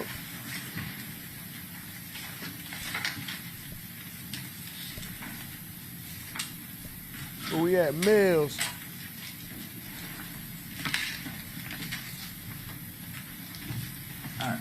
Alicia Andrews, she's not a gang member, correct? No, sir, not that I know of. She's not a gang associate either?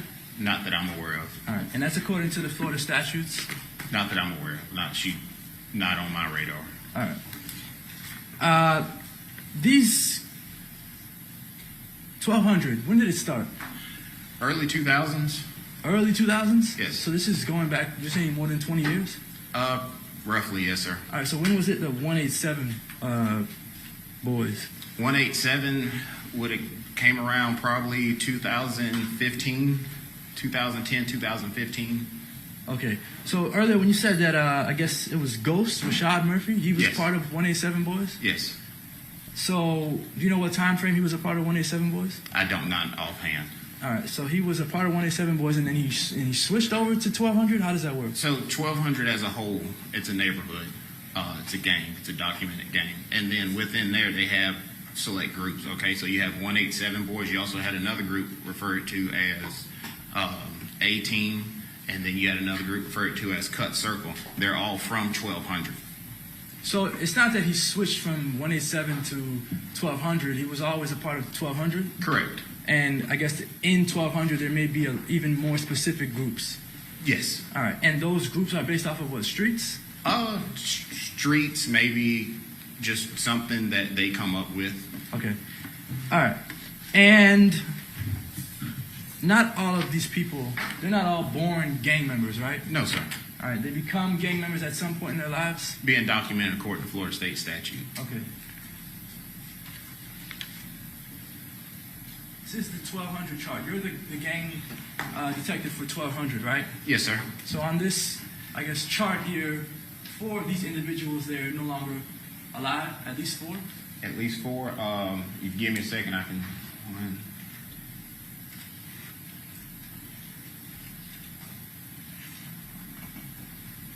I count at least 6. 6. I have from your testimony. You can add or something to it. But I have Shug is no longer alive. Correct. Davion Murphy had his name tattooed on him. Is Correct. That correct? I saw Corbin, right? He's no longer alive. That's correct. That's the unsolved murder you were discussing. Correct. And that's the one that Charles Jones, Foolio was rapping about in his songs. Yes. Saying that Corbin got kidnapped.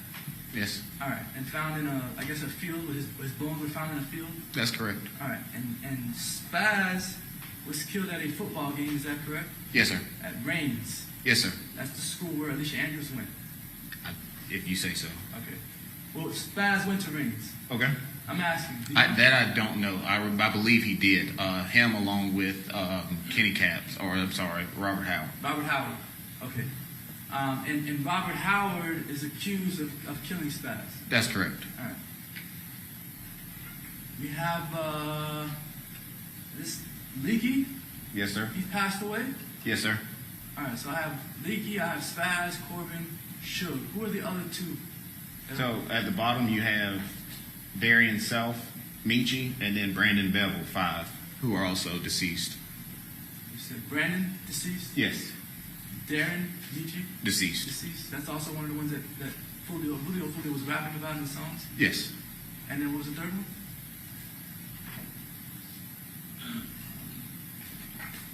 No, that should be I think 6. you mentioned 3 on the bottom. Did you? He said 2. 2. Okay, so just those 2. All right.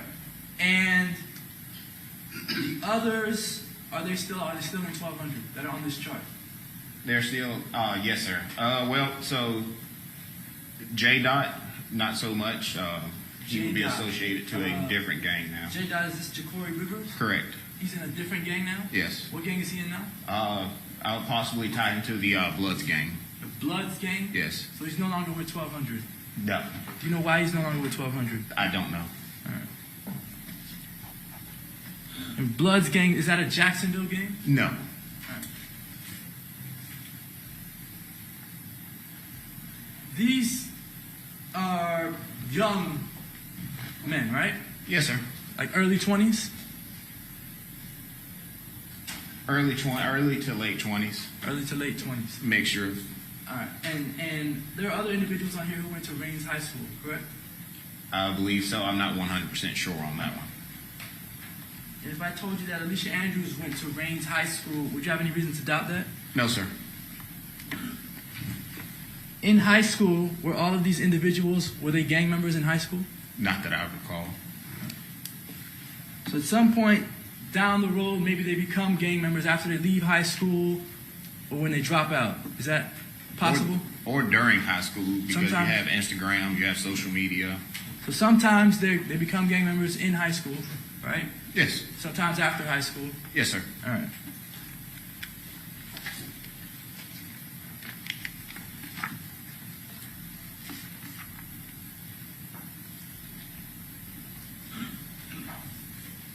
You know of Alicia Andrews to use any hand signs? No, sir. You know of Alicia Andrews to be in any music videos? I've never seen her in one. No, sir. And did you know of Alicia Andrews prior to this case? No, sir. But you knew of these other individuals in 1200 prior to this case, right? Yes, sir. All right. I don't have any further questions. Thank you. Okay. Redirect? No, Your Honor. May this witness be excused? Yes. Thank you. You're free to go. Appreciate it. Thank you, ma'am. All right. Who's your next witness? Detective Christopher Draven.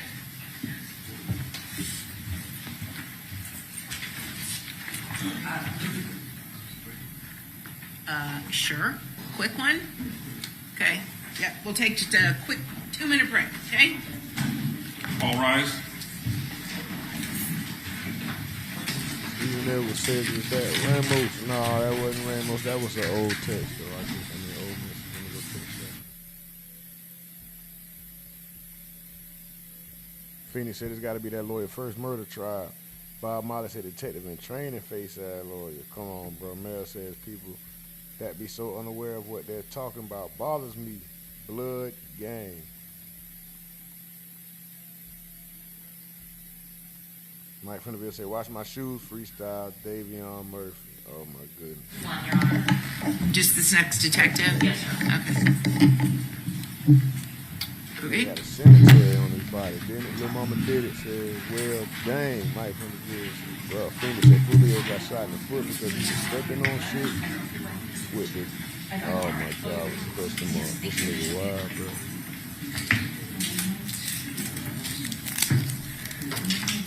Phoenix said a lot of shoes is crazy. I Kev OD said, I think that's the difference. Play. Oh, excuse me, boy. Y'all gotta forgive this, bro. Y'all already know it's late in the day. We had 8 hours almost. You know what I mean? See, I think that's the difference. I said it again. What the it's defense. Defense. Defense.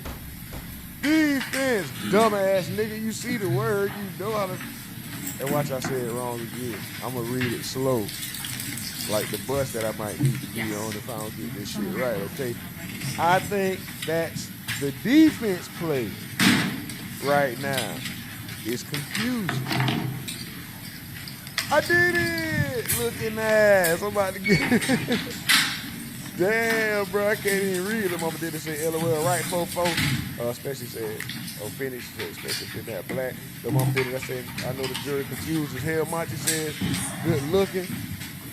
No, he was talking to Mike from the jury. Said good looking out for whatever. It was something. Bob Marley in the cut. He'll fuck Alicia up. This nigga here is wild, bro. Jenny said that's Bull Night.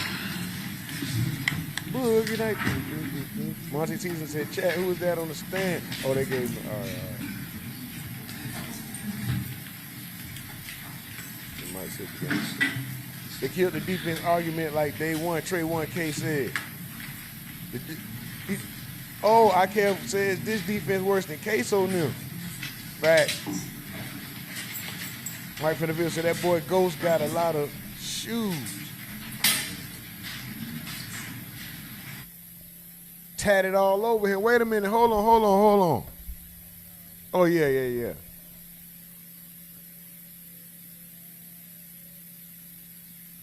So he was only related to Spaz, but all the rest of them was his homies. Okay, all right.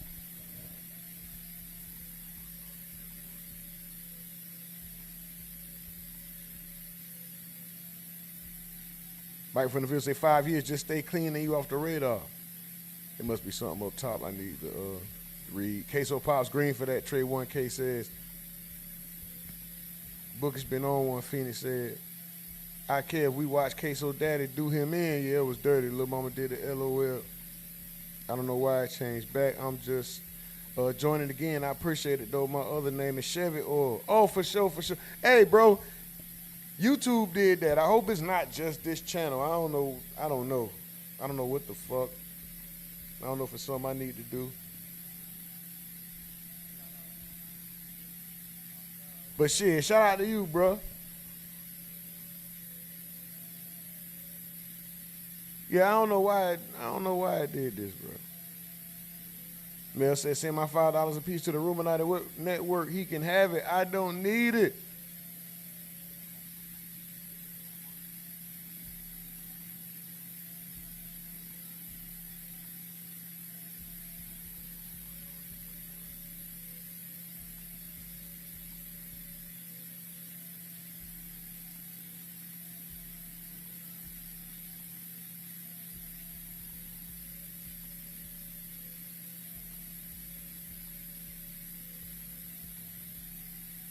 Phoenix say, what's the neck tattoo about?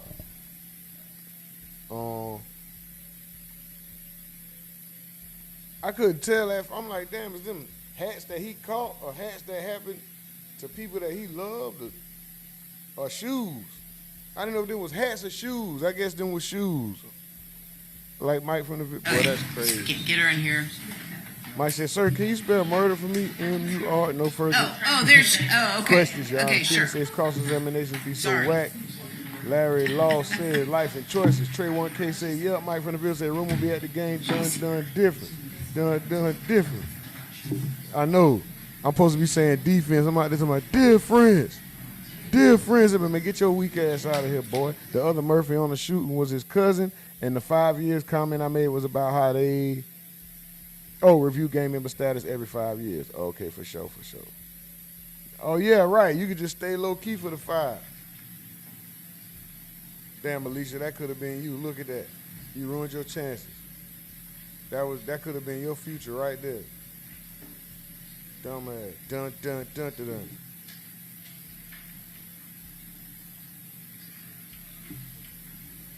Desperado style. Shooting at him side on.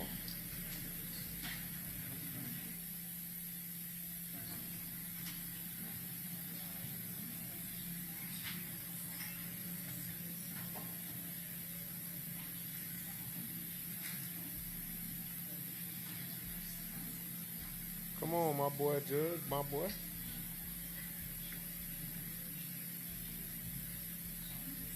Please don't judge me. Looking at.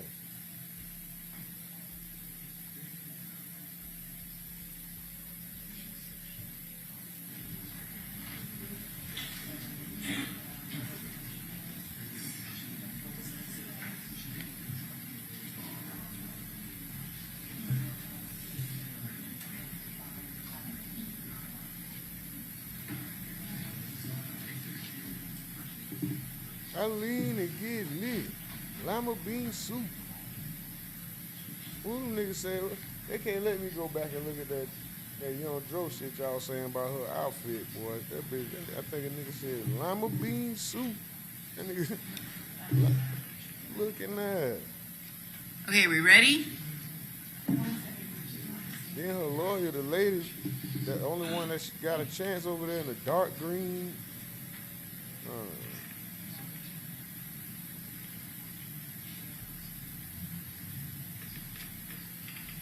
Shout out to them, man. Do y'all thing.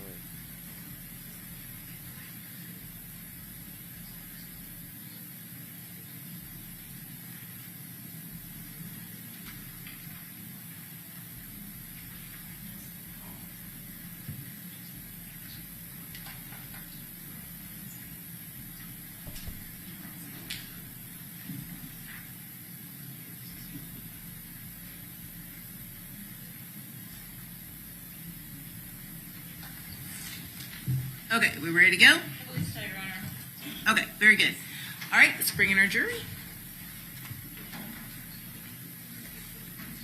Did Ben Simmons even talk today? Oh, yeah, he did. Yeah, he did. I'm tripping. Come on, bro. That nigga said Fiona looking at. Come on, man. Don't.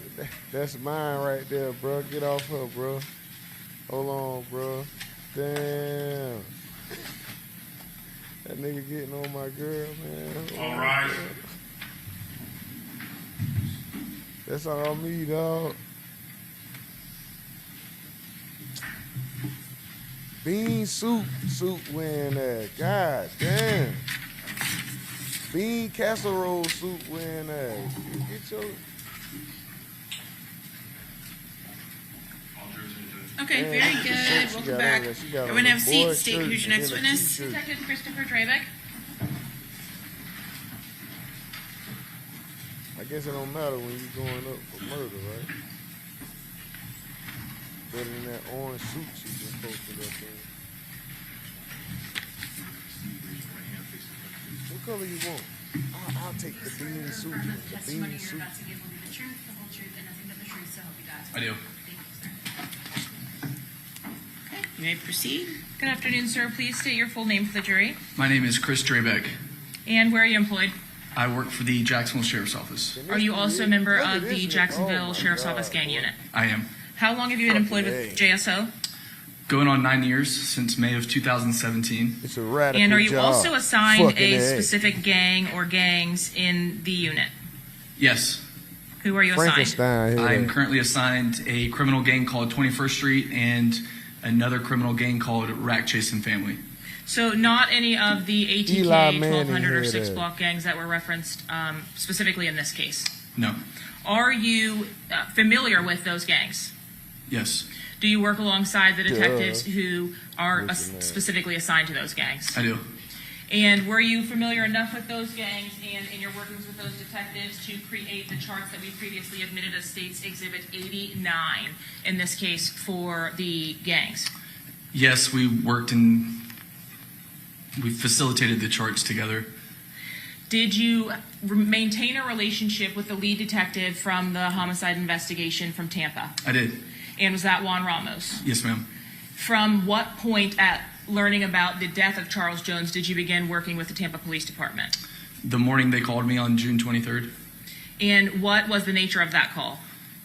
So originally my supervisor reached out to me because he was notified first, and my sergeant provided me with information of contact info for a Tampa Police Department detective. Definitely ain't And I reached tomorrow. out to that detective, and they supplied us with information relating to the death of Charles Jones. That nigga said and they were inquiring about why this may have occurred.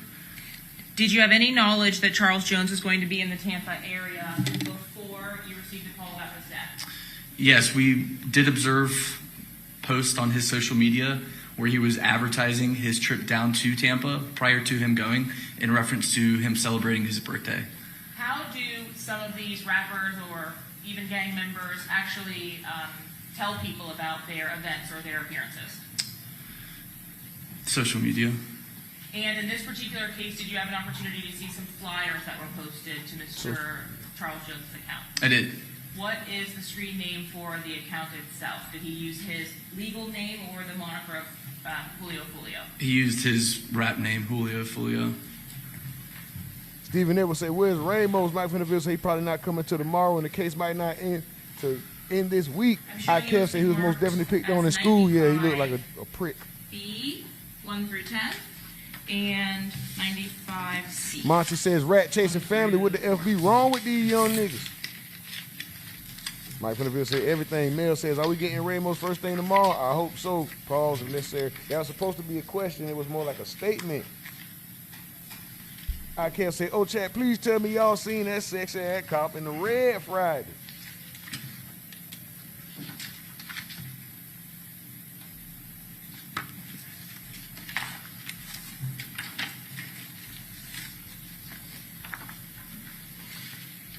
He's gonna look. He about to look up and say a color. Did you have an opportunity to view Charles Jones's Julio Instagram account in advance of him coming down to Tampa? Yes, I routinely would monitor Julio's Instagram account prior to this. Even though he was not one of your assigned gang members, you would be monitoring his account? Yes. Why is that? Just, I think it's imperative for detectives assigned to the gang unit to have information and knowledge about gangs, especially a person as prominent as Julio was. Even though I'm not assigned the 6-block gang, it is important to have working knowledge outside of my assigned gang, so I am able to assist in the event that I was called upon, for example, this instance. So. Good job. And in this particular case, after you were notified of the death of Charles Jones, did you have an opportunity to visit his Instagram page as well? Yes. And is what was depicted in States 95B indicative of the recordings or screenshots that were taken from that account after the homicide? Yes. Was Mr. Charles Jones' Instagram account public? It was. So you were able to access it by just searching the name, essentially? Yes, ma'am. At this time, Your Honor, the state seeks to admit States Exhibits 95B and 95C. Any objection? Okay, 95B and 95C are admitted.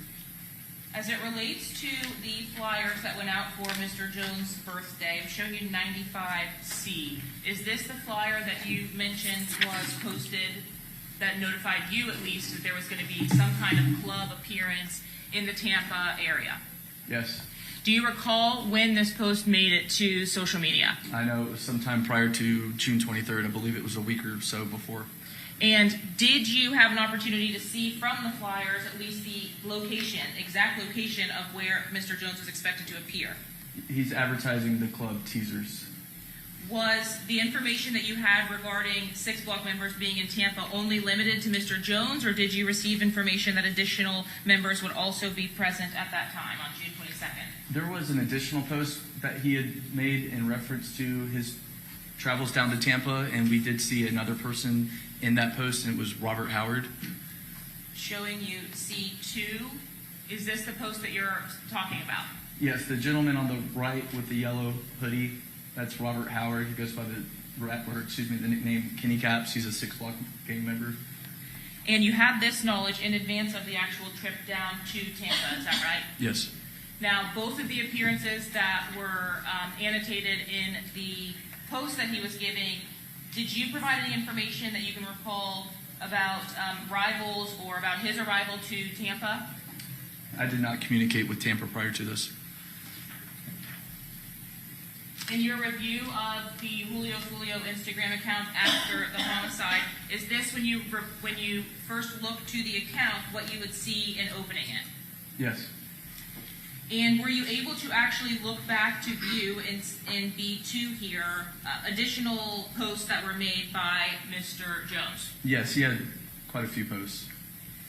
Was there one post in particular that became relevant to your case or investigation? Yes. And can you show us which post that's depicted in this? Starting from the top, at the top in the middle, you have the teasers flyer that he had posted. If you go one post below that, so directly in the middle, it's a image of his face. That's an Instagram reel he posted. What's an Instagram reel, if you can describe that for the jury, please? It's a video posted on his Instagram account. But more specifically, this appears to be a shared Instagram reel that was originally posted on a separate social media application called Triller. and trailers similar to TikTok. It's just videos.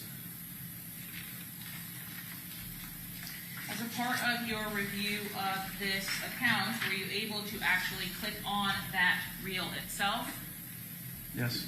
What information does the reel give you when you actually select it or click on it?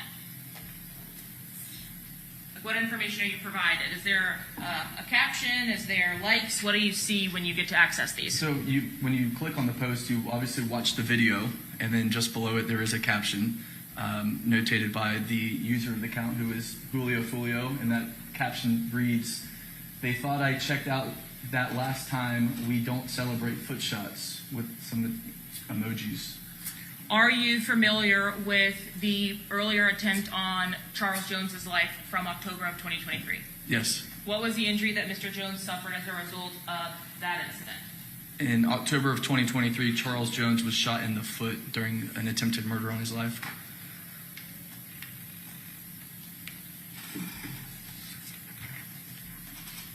As it relates to this particular investigation, did your involvement also include the impounding of a device related to Alicia Andrews?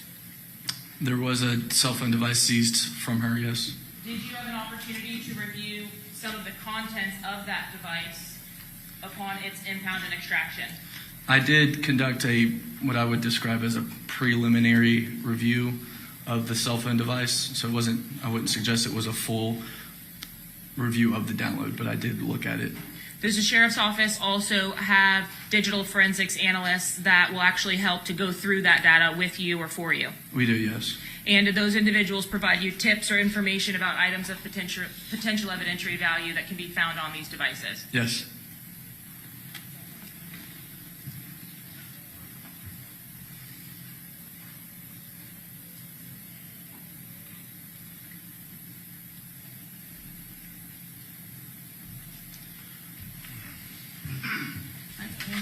Showing you what has been marked for identification as 76B5 through 7. Do you recognize these extractions from that device?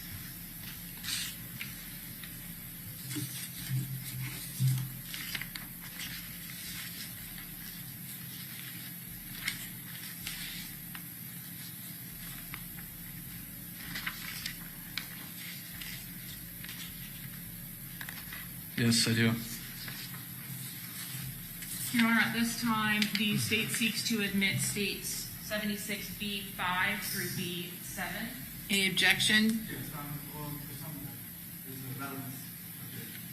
As to which one? It's 5 through 7.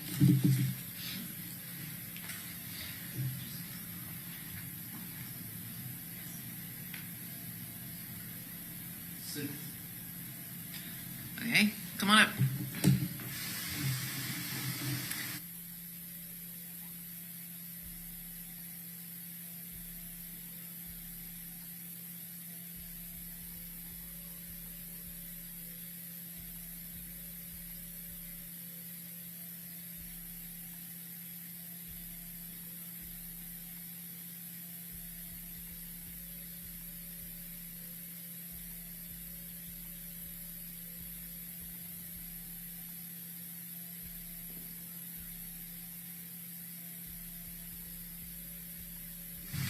Okay, so 76B 5 through 7 will be admitted.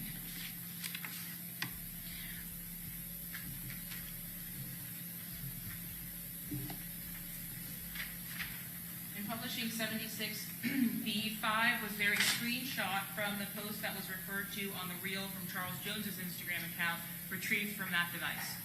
Yes. And this is the device that was identified to the defendant, Ms. Andrews? Yes. And did you have an opportunity to review the actual original post from State's 95C? And Ms. Ismer, I'm sorry for the record, what exhibit did you just show this witness? This is 76B5. Thank you. Did you have an opportunity to review both the images that were retrieved from Mr. Jones's social media account, meaning the reel that was posted to his account, against the screenshot that was retrieved from Ms. Andrews' device? Yes. And did you have an opportunity to compare them against each other? Yes. In viewing 95C previously admitted and 76B5, were these images accurately retrieved, the items on the left from Mr. Jones's Instagram and the item on the right from Miss Andrews' phone? Yes. Was the content as it relates to Miss Andrews' device limited to the 2 days that you had, or that device had been active? Yes. And were you able to ascertain the device setup date for that new device? I believe it was June 26. On June 27th, did you seize that device from Miss Andrews? Yes.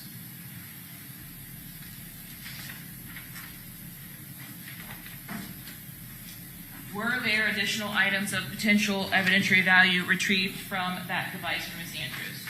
Yes, ma'am.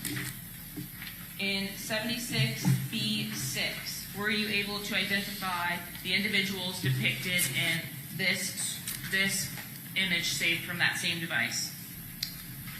Yes, I do. And who is the individual depicted to the left? That is a gentleman named Xavier Harrison. He is a ATK gang member who goes by the nickname Fat Zay. And who is the individual, if you know, identified to the right? That is a gentleman named Torgon Williams, and he is also an ATK gang member, and he goes by the nickname ATK Red Dot. Has ATK Red Dot been referenced or mentioned in some of the social media videos that were drill raps or disses posted by Six Block?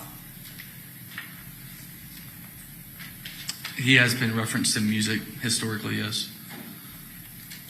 Lastly, in states 76B7, do you recognize any of the individuals depicted in this image from the extraction? I do. The gentleman on the left is a guy named Gerard Adams. He goes by the nickname Spaz, and he is associated with the 1200 group gang. Is Spaz also related to any of the other co-defendants in this particular case? Spaz he's deceased now. He was murdered, I believe, back in 2018. But he is related to Rashad Murphy and Davion Murphy. Did you have an opportunity to see and interview Davion Murphy? I did. And are you familiar with how he looks? Yes, ma'am.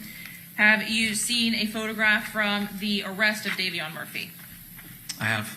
And have you had an opportunity to review the Ring camera footage from the Airbnb in Tampa? Tampa did share videos with us recovered from the Airbnb. I did review them, yes.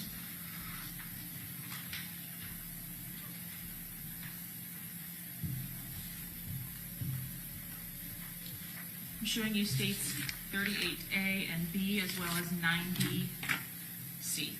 Do you recognize those images? I do.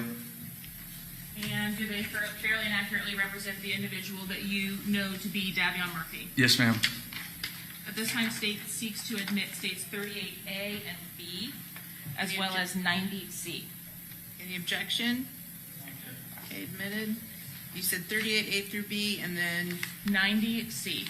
Okay, thank you. It's admitted as well. Publishing 90C, sir, is this the image that you were referring to when you mentioned the arrest photo? Yes. And sometime after Mr. Murphy's arrest, did you have an opportunity to interview him? I did. I interviewed him shortly after this picture. And was that interview audio and video recorded? Yes. We've seen some images from an interrogation room with Mr. Murphy here. Was Mr. Murphy captured making any kind of hand signs during the course of that interview or thereafter? He does throw up what's recognized as the 1200 hand gang sign.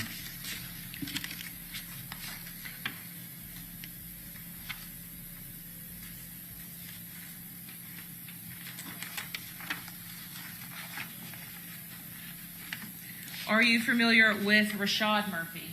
Yes. And does Rashad Murphy have any nickname that you are aware of? He goes by the nickname Ghost.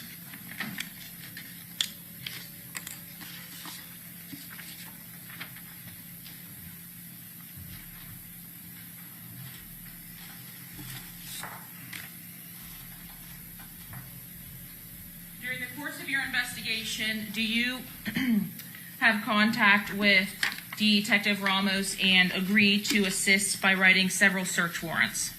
I did assist by drafting quite a few search warrants. Did your involvement in this case actually begin on the day of the homicide with the assistance that you provided to Tampa? Yes.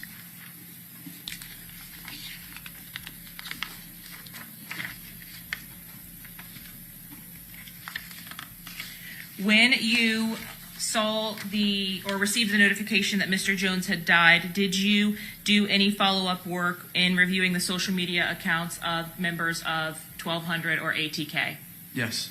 And after it was relayed to you that Mr. Jones had died, were there members of both groups taking responsibility for this homicide?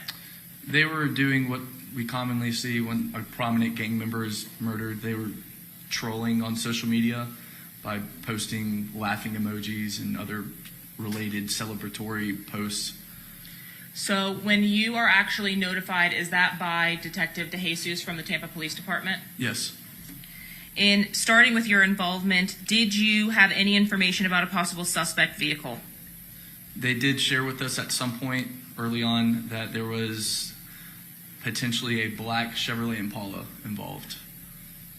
And in that initial call, were you able to relay any information about potential leads from incidents that you had investigated or seen on social media in the weeks leading up to the homicide? Yes. What information was it that you were able to obtain in your day-to-day duties related to the homicide or leading up to it? During the conversation I was having in the first day that they were reaching out to us, I did share with that detective that I had screen recorded a conversation that Julio Foolio was having approximately 2 weeks prior with another person named Isaiah Chance on Spaces, which is the formerly known as Twitter. It's an open chat room where people can enter and speak to each other. Is it a video of the person speaking when you're in Spaces, or do you just hear voices? It's just their voice. So they log into Spaces, which is previously Twitter. They'll log in with their account and join these open chat rooms and just communicate. So you're only hearing their voice as they talk to each other. Did you actually document that Spaces communication between Isaiah Chance and Charles Jones? I screen recorded it and preserved it, yes. And would that have been on June 6th of 2024? Yes, it would have. Without telling me the contents of it, were you ultimately made aware of a communication between Sean Gathright and Rashad Murphy on the same date regarding the Spaces conversation? I was made aware of that, yes. In the hours after Charles Jones's death, did you see posts made to social media by Isaiah Chance? Yes. Are you familiar with the handle associated to Isaiah Chance's Instagram account? Yes, it's Gutazay with a bunch of G's. And do you know the social media handle for Rashad Murphy? Yes, it was Ghost187. Had you, in your review of Isaiah Chance's Instagram account previously or since this homicide, documented any interaction on social media between Isaiah Chance and Rashad Murphy? Can you ask that again? Yes. Was there a social media post to Isaiah Chance's Instagram account tagging Rashad Murphy? Yes, there was. And would it have been tagging his handle? Yes, his username.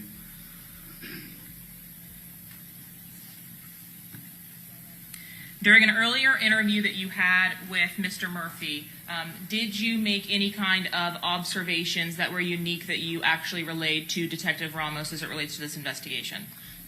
Yes, when he was signing his constitutional rights form, which is just a form we go over with people prior to interviewing them on a criminal investigation, there's a portion of this form where they have to sign confirming they acknowledge all of their constitutional rights that have been advised to them. And I observed he was signing the form with his right hand, and it was I couldn't read it. I asked him if he was okay, and then it occurred to me later in the interview that he was doing that on purpose because one of the shooters in this investigation is left-handed, and I was able to obtain a separate interview where Rashad Murphy was read his rights and he signed that form with his left hand. So it was apparent when he was signing the form in front of me, he was signing it with his right hand. I couldn't read anything he was writing. So in your earlier, or in the earlier interview of Rashad Murphy, would that have been before the death of Charles Jones in an unrelated investigation? Yes. What Overruled, go ahead. were you able to observe the hand that Mr. Murphy signed his documents with? He signed. Overruled, go ahead. He signed it with his left hand on that occasion. Then, during the course of your investigation or assistance to the Tampa Police Department investigation for the homicide of Charles Jones, was Rashad Murphy interviewed? Yes. And did he utilize a different hand in signing those forms? He was attempting to sign it with his right hand.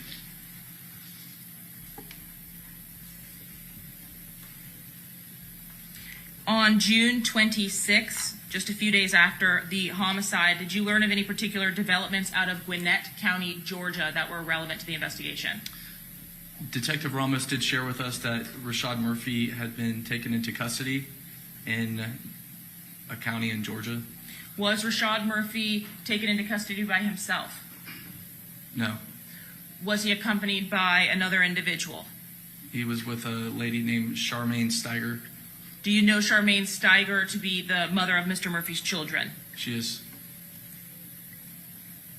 As a part of that arrest, was Ms. Steiger and Mr. Murphy's cell phone seized? It was.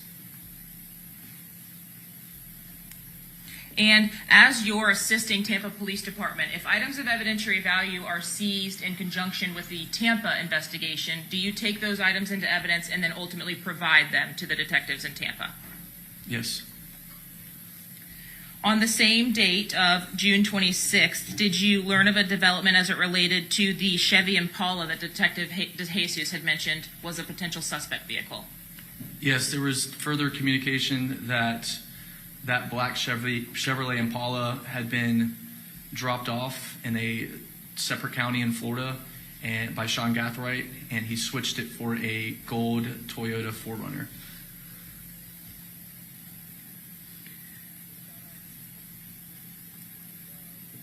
So the black Chevy Impala, may I confirm that that was located in Polk County? That sounds right. Was Sean Gathright ultimately stopped in a vehicle stop in Duval County in that 4Runner? Overruled, go ahead. He was. And was that also on June 26th? Yes, ma'am. Pursuant to a search of that vehicle, were you notified of the findings or the items that were located within the gold 4Runner that Sean Gathright was stopped in? I was notified. Within that vehicle, was there a cellular device that was taken into evidence? Yes.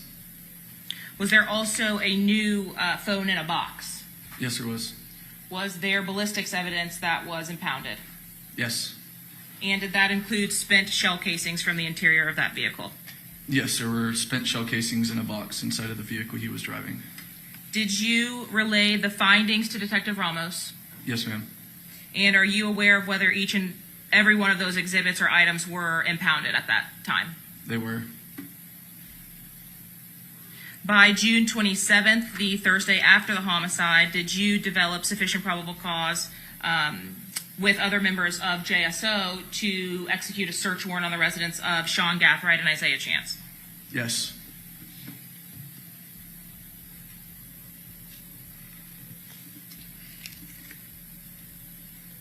Was there any evidence of potential or any potential items that you were specifically searching for based on a lack of evidence at the original homicide scene? So Tampa did share with us through the video surveillance at the incident scene, as well as their information regarding the crime scene, there appeared to be a lack of shell casings from where the shooters were shooting.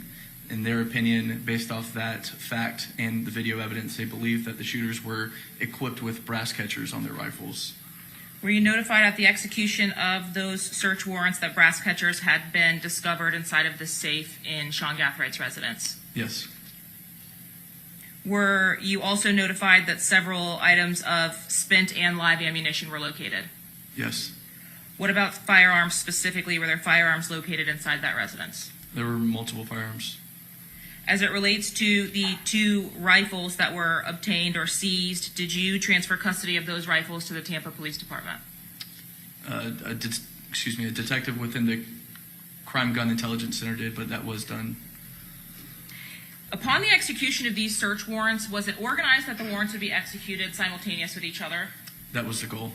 to have them executed at the same time? Yes. Is that a tactic that is typically enacted?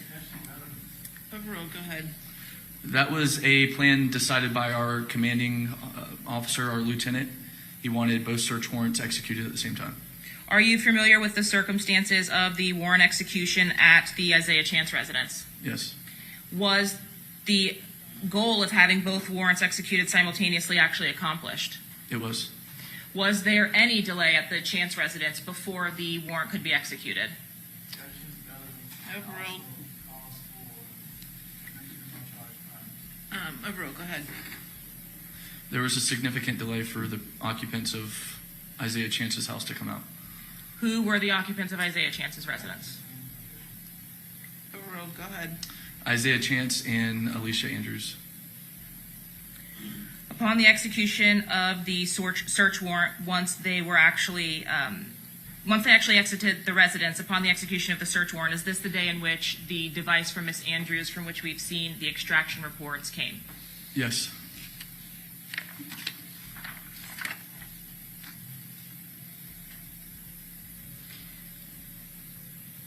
In addition to the search warrants for the physical electronic devices that you helped or obtained, did you also obtain a search warrant for iCloud?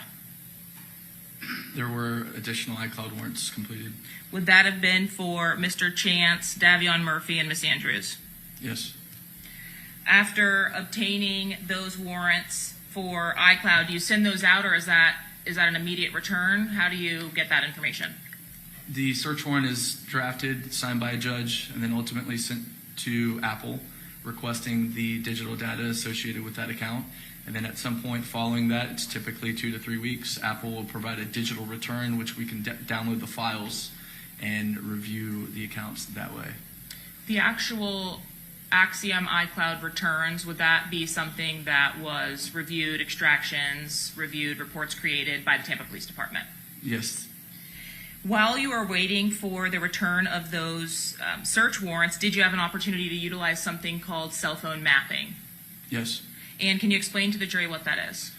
It's taking the digital data provided by cell phone carriers that is related to the location data for your cell phone device, and we are able to map it and observe approximate locations of a cell phone device at the desired search time. Were you involved in reviewing the data for the cell site from Rashad Murphy's device? I did. What, if any, information did you learn from that data? We observed that Rashad Murphy traveled to a Walmart on the Jacksonville's South Side area and was there for a short period of time and then left. So we knew the date and time that he went there. It was the day before, it was June 21st of 2024. And so we traveled to Walmart, made contact with one of their associates, and requested to view their video surveillance. You also have an opportunity to save the video from the Walmart visit. I did.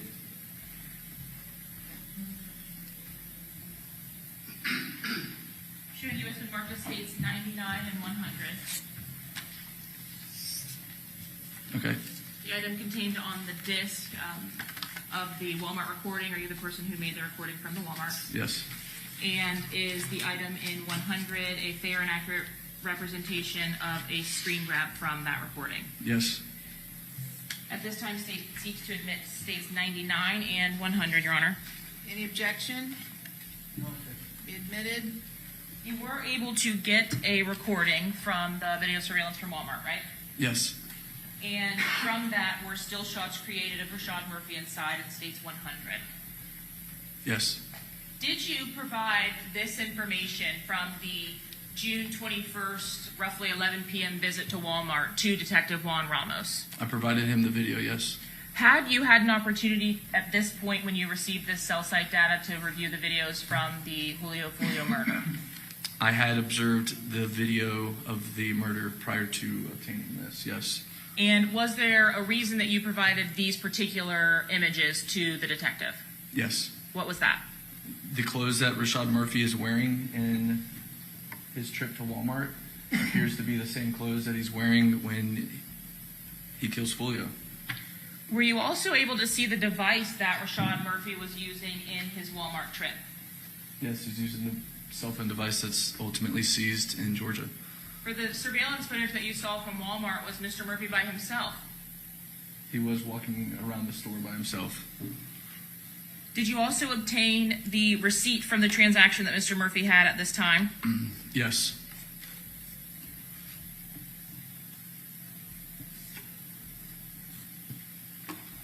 All of this information ultimately being provided to Detective Ramos? Yes, ma'am.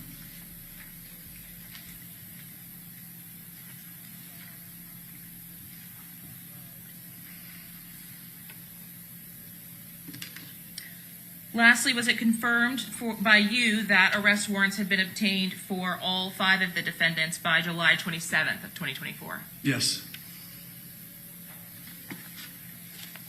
I'll pass the witness, Your Honor. Okay, cross.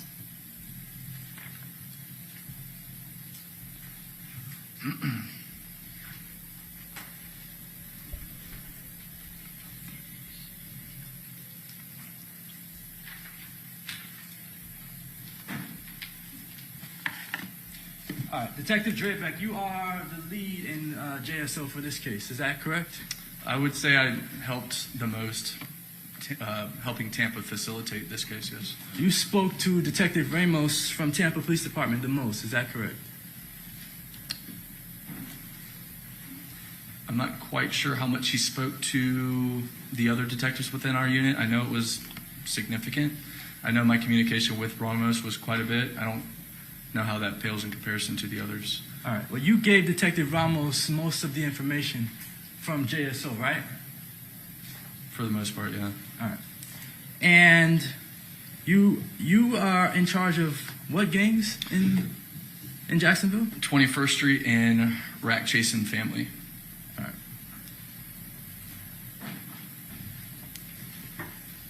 Are any of those 2 gangs associated with in any way ATK or 1200 or 6 Block? No. They're like completely separate? Yes, sir. All right. And did 6 Block have any other rival gangs outside of ATK and 1200?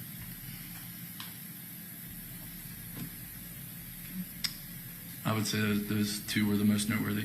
Most noteworthy, but were there other rival gangs to 6 Block?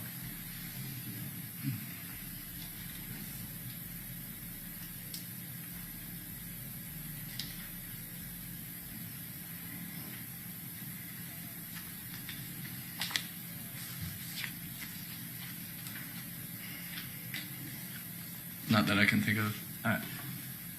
I want to move to a different topic. You said that there were celebratory posts from people in ATK, maybe even 1200, after Foolio died. Is that correct?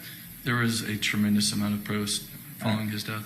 A lot of people made posts celebrating the fact that Charles Jones was dead? Yes. A lot of people wanted him dead, apparently? Yes. All those people were not guilty of killing him, though. Is that correct? No. Alicia Andrews did not make any celebratory posts about Charles Jones's death. Is that correct? Correct. Not that I'm aware of. All right. Not that anyone is aware of, correct? Yes, sir. There's an exhibit that we were just looking at. It's 76, states 76. B. 5 through 7. I'm going to show you these one by one, starting with 5. This is a document. This says, you see at the top it says Cellbrite? Oh.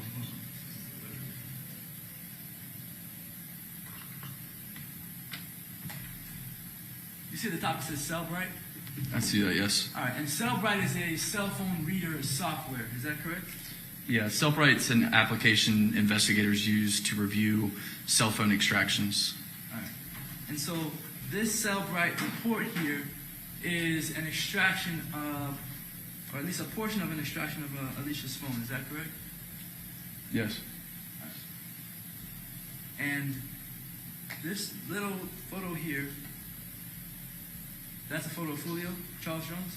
Yeah, so that's a thumbnail of what the data to the left is referencing. All right. And this thumbnail, that thumbnail was created on June 26th. I can't say yes or no to that.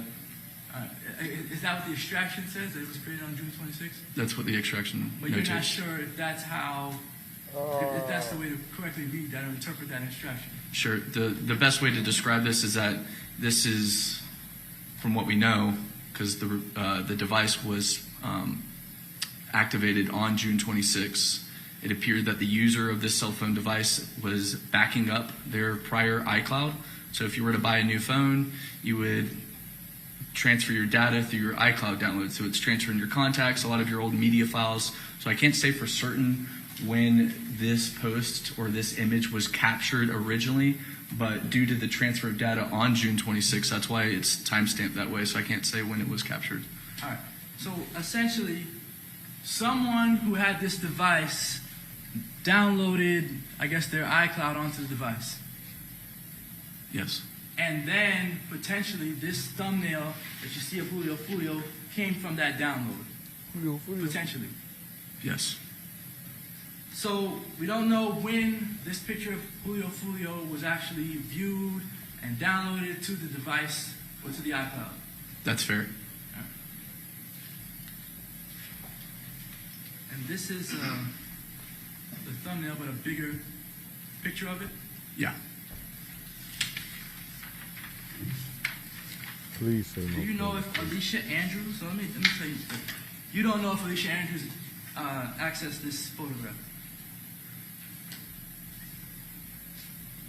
I can say that the device she possessed, the iCloud that is downloaded onto that device and where this image came from was from her iCloud, but specifically, did she personally view it? I can't say that.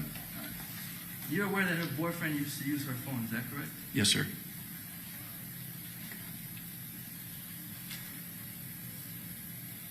Another extraction, another thumbnail. You see that? This is 76B6. Yep. Same sort of thing. June 26th is the creation date. You see that? Yes, sir. All right. And this is the picture of, you said, red dot, right? The gentleman to the right in that image is I'll show you. Torgon, ATK Red Dot. Okay. And the fact that this photograph is in Alicia's phone, what relevance does that have to this case? Well, Fat Zay to the left, he was in music videos with one of the defendants. He was in a music video with one of the defendants? Yeah, Isaiah Chance. Oh, was he in a music video with Alicia Andrews? No, you're just asking the significance. And then also ATK Red Dot, he just plays a role in a lot of the historical Jacksonville gang war. All right. Do you have any communication between Red Dot and Alicia Andrews? Not that I'm aware of. Do you know if she even knows him? I don't know that. Do you know if she knows the bigger individual in the photograph, Alicia Andrews? I don't know that.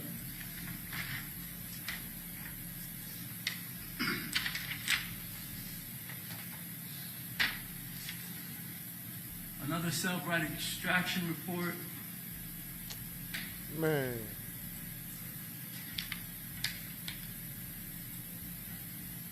All right, June 27th. You see that date?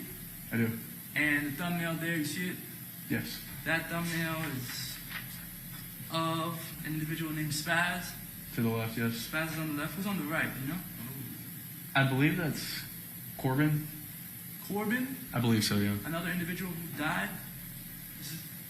Yeah. That's the one that was that Charles Jones was rapping about being kidnapped and found in a field of his bones. Yeah, it's the circumstances around his death, yeah. Right. And you know if Alicia Andrews knew either of those two individuals? I don't know that, no. But that's what was pulled from her phone, those three thumbnails, correct? Yeah.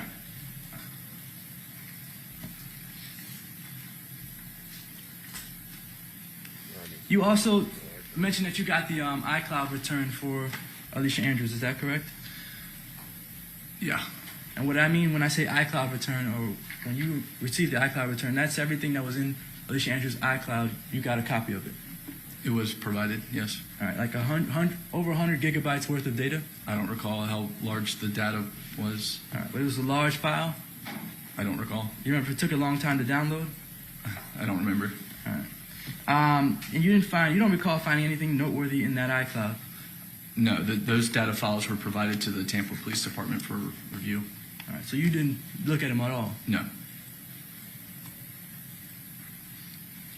You searched, or at least you were involved in the search of a few different homes. Is that correct? Yes, sir.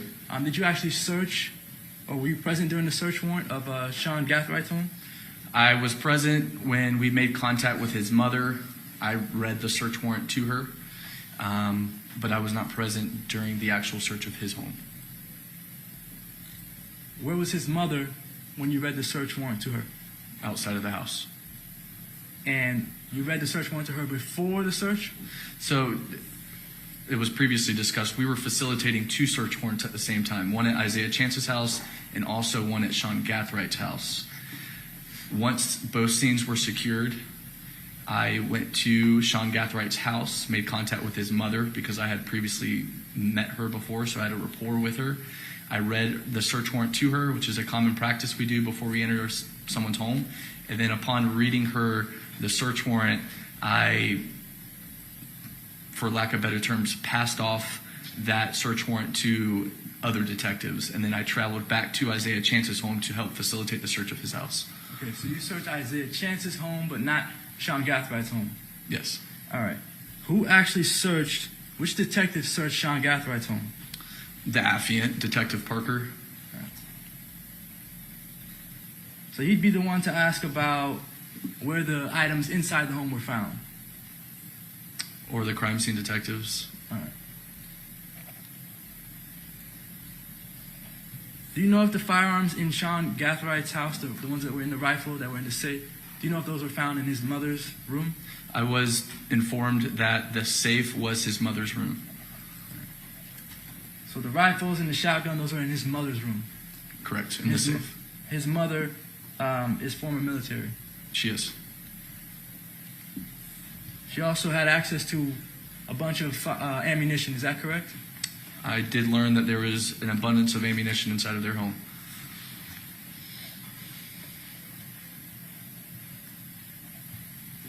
All right, so the arsenal of weapons and ammunition that were found in Sean Gathwright's home, were you ever able to determine what actually belonged to Sean Gathwright from what belongs to his mother? No. But surely, out of all the pictures, you've seen the pictures from Yes. the search warrant, correct? Yes, sir, I have. So out of all the pictures, you're not able to say what actually belonged to Sean Gathwright? No. And what belonged to his mother? Correct. And Alicia Andrews' home, that was never searched, correct? Correct. All right. Why not? Well, law enforcement is held to a standard of having probable cause in order to search a home. Absent having probable cause to apply for a search warrant that would then be signed by a judge, you would simply ask for consent to search a home. I do not believe that probable cause ever existed to search the residence of Alicia Andrews. So there was never even probable cause to search Alicia Andrews' home? As far as I'm aware, no. All right, not even to this day? Correct.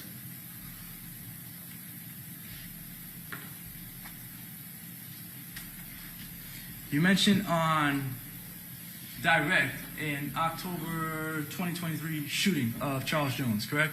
Yes. An attempt at his life? Correct. And that crime has gone unsolved? Yes, there's been no arrest on that case. All right. And there's also no probable cause to arrest anyone for that case at this point? Correct. 2 years later? Yep. Certainly, Alicia Andrews is not a suspect in that shooting, correct? Not that I'm aware of.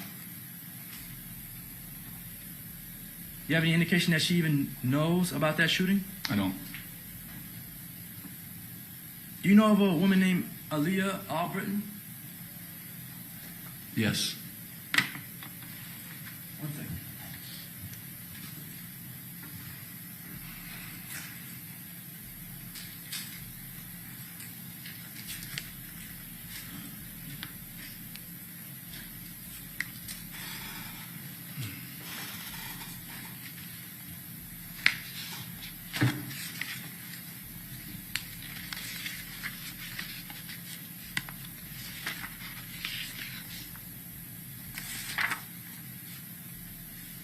Showing what's in evidence is State's Exhibit 84C.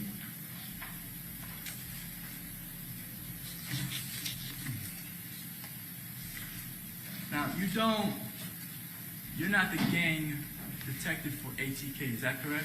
Correct. All right. But do you know who Youngin Ace is? Yes. All right. That would be this individual here, Yes. the so-called leader of ATK? I don't know if he's the leader, but he's certainly the more well-known, prominent. Yeah. Okay, safe to say. All right. So, you're aware of his brother, this Trayvon Bullard? Yes, sir. Nickname is Quan. Yep. 2 times. All right. And Trayvon Bullard and Quan 2 times, he dated at one point Aaliyah Albritton, correct? I was made aware of that, yes. All right. And Trayvon was killed. Do you know who killed him? There's been rumors, but no one's been arrested. All right. No one's been arrested, but 6 Block takes credit for the killing. Is that correct? Yes. All right. And Charles Jones himself rapped about Trayvon's killing Yes. and has made disrespectful music towards the death of Trayvon. Is that correct? Yes. All right. And did you speak, by any chance, did you speak to Aaliyah in this case? No, sir. All right. When you were investigating, you were aware that Aaliyah was with Charles Jones when he was shot and killed? Yeah. All right. And that was despite the fact that Aaliyah dated someone that Charles Jones rapped about killing. Okay. You're aware of that? Yeah. All right. Did you investigate Aaliyah for any potential motive for killing Charles Jones in this case? That is a fair question. You're using the term investigating. This homicide occurred in Hillsborough County, right? So the duties of the Jacksonville Sheriff's Office gang unit specifically was to assist Tampa Police Department in their investigation. At no point, were we referencing Aaliyah Albritton for an interview. So no, she was not talked to on our behalf. So fair question, fair answer. You are in Jacksonville. This murder happened in Tampa, right? Yes. So you're not responsible for any investigation really in Tampa, is what you're saying? The legal jurisdiction of a homicide occurring in Hillsborough County has no implications for law enforcement in Duval County. But just in the simple terms, you're not responsible for the investigation in Tampa. No. That's Detective Ramos. Correct. Another individual, he's the lead. Right, and he's employed in Hillsborough County. Understood.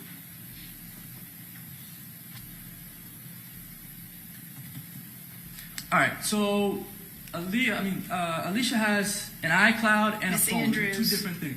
Miss Andrews. Sorry, Miss Andrews has an iCloud and a phone. 2 different devices that would provide 2 different extractions. Is that correct? Yes. All right.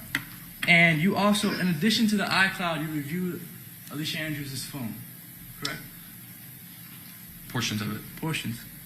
All right. In the portions that you reviewed, there's no agreement in the phone that shows Alicia Andrews agreed to kill Charles Jones? No. No message showing that she's involved in some conspiracy to kill Charles Jones? No. No indication that Alicia Andrews knew Davion or Rashad Murphy prior to the killing of Charles Jones? Not from her device. And nothing in her device that would show or indicate that she had any sort of relationship with Sean Gathright prior to the murder of Charles Jones, correct? Correct. You listened to several jail calls in this case, right? I spent a large amount of my time on jail calls. How many jail calls do you think you listened to? Over the course of my career? No, just in this case.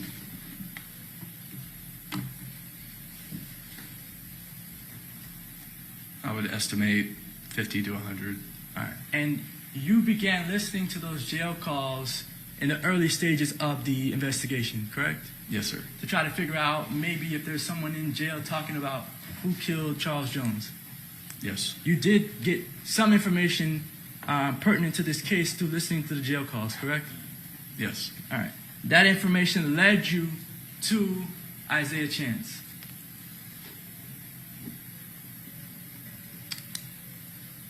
It was just another piece of evidence.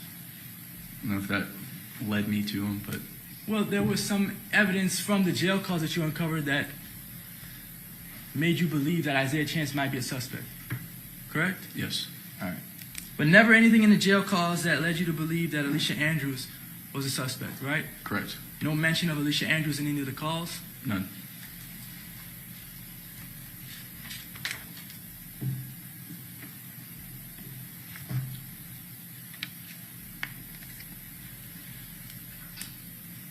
You've watched several music videos with all this gang activity back and forth?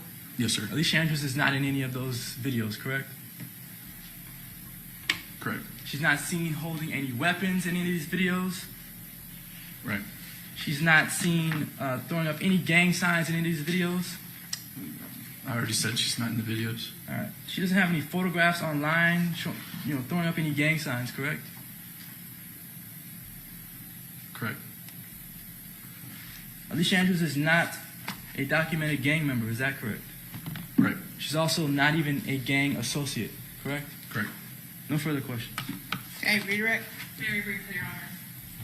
You were asked about some jail calls that you reviewed in Duval County. Were those jail calls that occurred immediately after the death of Charles Jones? Yes. And were those jail calls between gang members or their family members identifying Gutazay or Isaiah Chance as the person who committed the murder? Yes. Were any of those jail calls with Isaiah Chance or Gutazay talking about committing the murder? Like how he committed it? No, specifically to Isaiah Chance. Made to Isaiah Chance, or were they made between other gang members? Other parties. Specifically as it relates to the search warrant executed on Sean Gathrights' residence, you were asked about the safe in the mother's room. Okay. Did you also intercept a jail call as it relates to the safe that was located in the house? Say that again? Did you locate a call that was made by Sean Gathright to his mother about a safe located in the house? It was Isaiah Chance. To SeanGathright's mother? There was a jail call following a search warrant between Isaiah Chance and his mother. And what was the nature of the call? What were they talking about? He was inquiring if the law enforcement had found something, and she told them on the phone that we had not. So we went back out there to search again. And pursuant to the details of that call, was the item that was described located in that location still? No. You were asked about the contents of Miss Andrews' physical device. That is the download for which you had access and could review. Is that correct? Yes. Is it also correct that that device was active for less than 24 hours? Yes. So from the time that that device was turned on for the first time and the time that it was seized by law enforcement was less than 24-hour period? Yes. And that would have been between June 26th and June 27th? Correct. Now, you are not able to date, based on the impound of the items that were collected and the upload of the iCloud, you are not able to date most of those photos because they would just reflect the date that the iCloud was downloaded to that device, correct? That's correct. Are you at least able to date the image that depicted the reel from Mr. Jones's Instagram account based on the records from Instagram and publishing states 95C3? So we do know that that post was made to his account in February of 2024. So at some time between February of 2024 and when that phone was impounded in June of 2024, that item was preserved or saved to the device? Yes. You were asked about probable cause to search the residences associated to this case. Was there sufficient evidence by way of cell site data that put the devices at both Sean Gathright and Isaiah Chance's residence, as well as video footage that put all of the suspects or some of the suspects at those locations? Yes. Did that assist in allowing you to get probable cause for those locations? Yes. Was there direct evidence that the defendants in this case had been to Miss Andrews' residence for you to apply for a search warrant of that residence? No. And when you specifically indicate that you had been to Sean Gathwright's residence, have you had an opportunity to review the surveillance footage, which is depicted in State's Exhibit number 98 from the security footage at Sean Gathwright's residence? I've seen those videos, yes. Are you familiar with the security cameras that are affixed to the outside of his residence? Yes, ma'am. And are you familiar with that Victoria Lakes address at his home? Yes. Is that residence located within Duval County? Yes. One moment, Your Honor.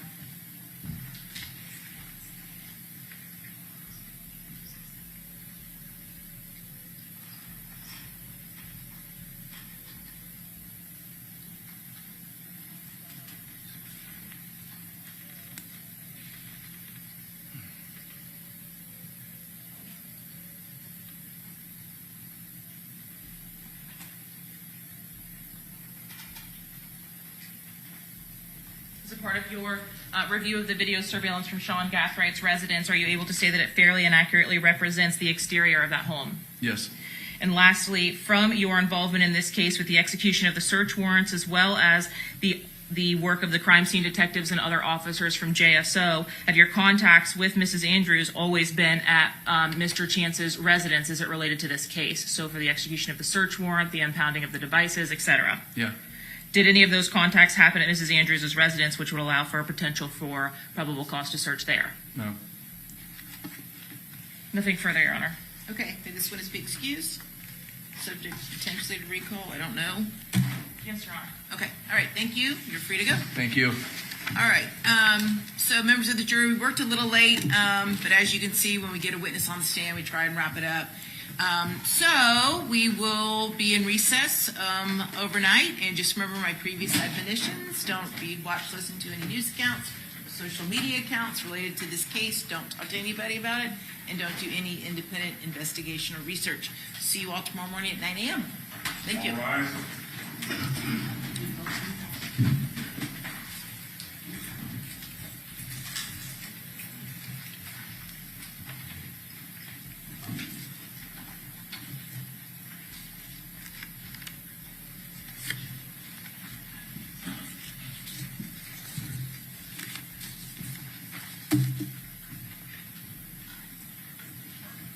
All jurors are out, Judge. Okay, very good. Okay, everyone have a seat. All right, what's the lineup tomorrow?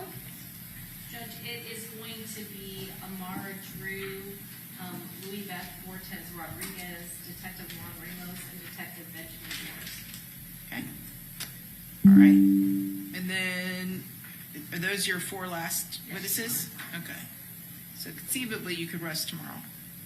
Conceivably, but I believe Ramos is going to be somewhat late. Okay, so we'll see. Okay. Judge, if we don't, can we get a lineup from the defense?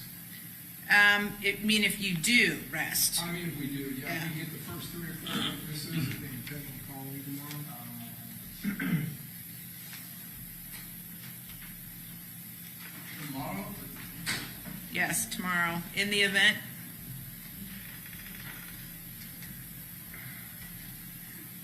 It would be Robert Howard. So if you can go out tomorrow, I mean, Do you want him transported tomorrow? I can.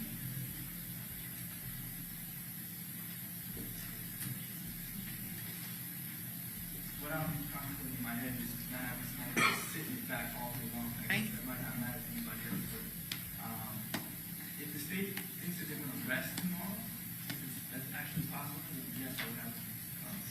Okay. Well, I'm brought over. Are we So- able to make that decision at noon, Your Honor? I don't know.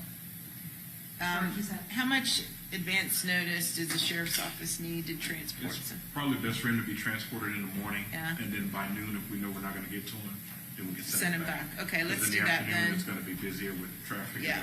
All right, let's get him transported over here in the morning. If it looks like we're not going to get him on, then we'll send him back. But Sound good. I'll make sure Sound he's here in good. the morning when I get him. Yep.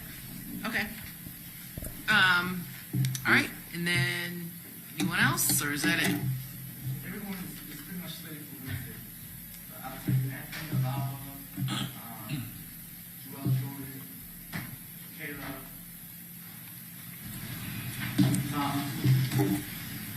Tom Bullen.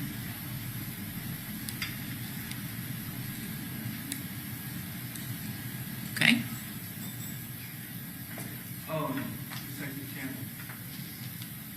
Caboon, Campbell.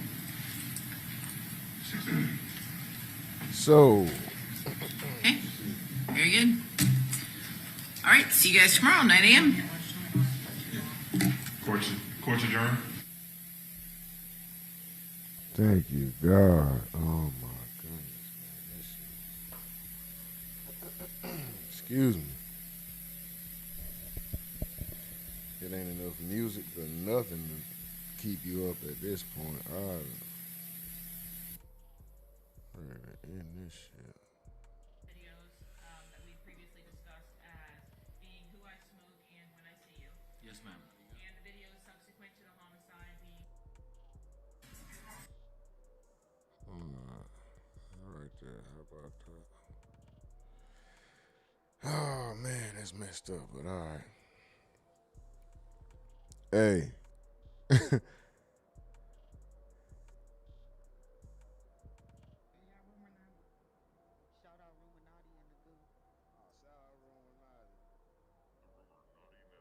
Hold on, so that's I wasn't clear on that. They got Kenny Caps tomorrow. That's what they saying.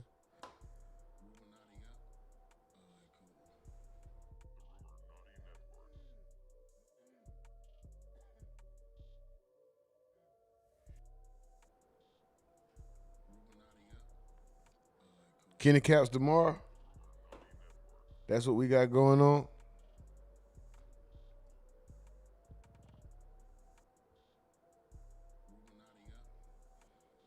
Did I misunderstand?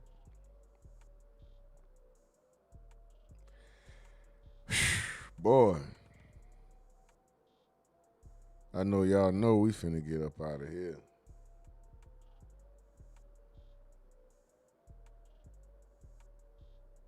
I know y'all know we finna get up out of here.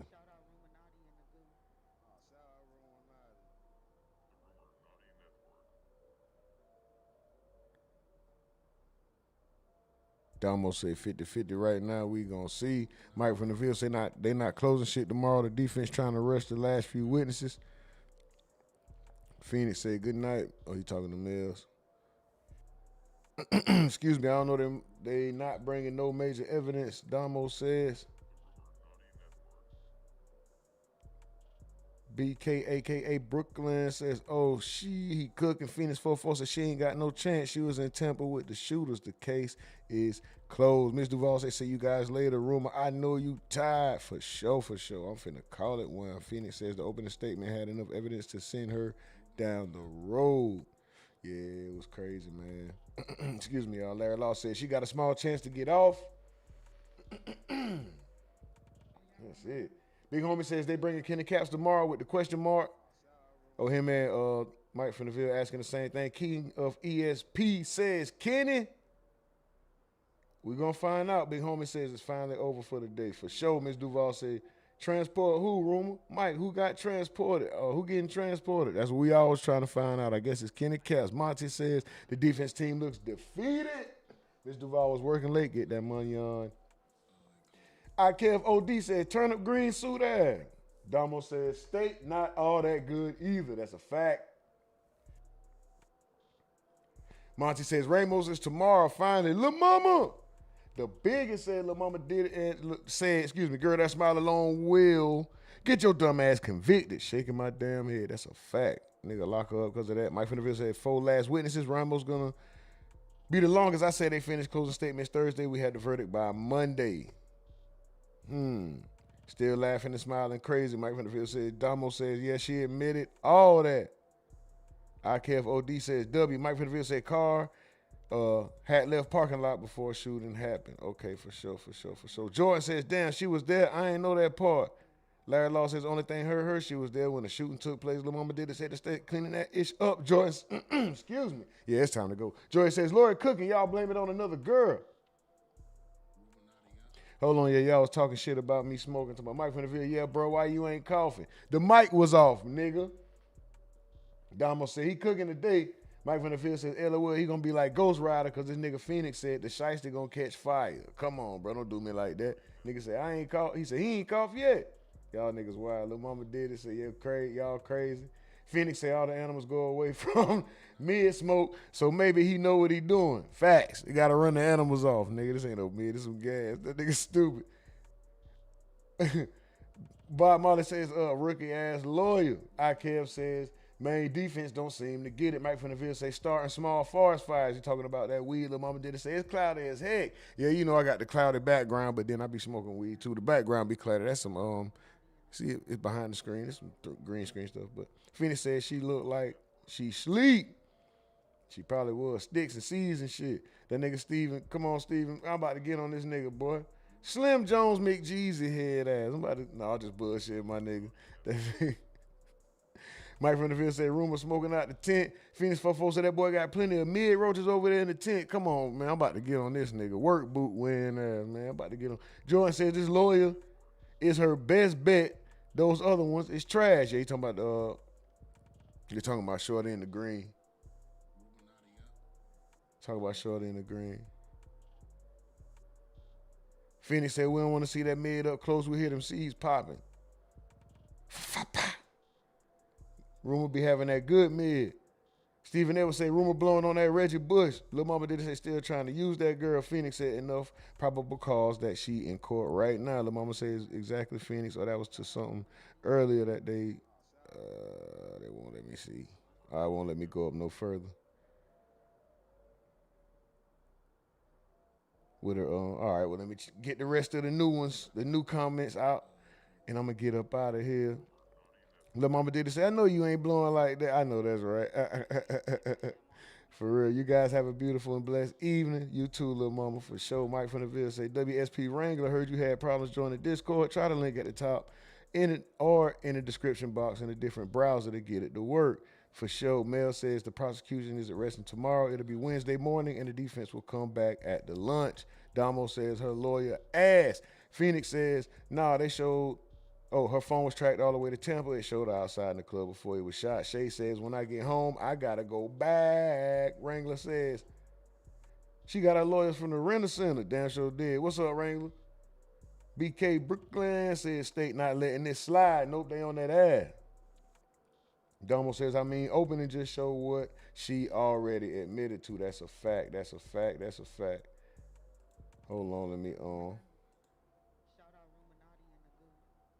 my boy Mike from the Ville with the $2 super step earlier. Super chat, and my boy Stephen Edwards, aka Slim Jones McJeezy, with the RUMORNATI $5 super chat, super step earlier. Let's go. I appreciate y'all, man, and that boy IKFOD joining with that T1 membership, man. Let's go, man. Welcome to the fam. Salute to you, brother. Salute to all y'all, man. Thank y'all. Much gratitude. Y'all already know, man. Y'all was so damn aggravating, bro. Y'all the most appreciated chat in the game, but I swear to God, man, y'all niggas piss me off, dog. I be so damn pissed off, bro. It ain't no way in the world. Y'all, this aggravating.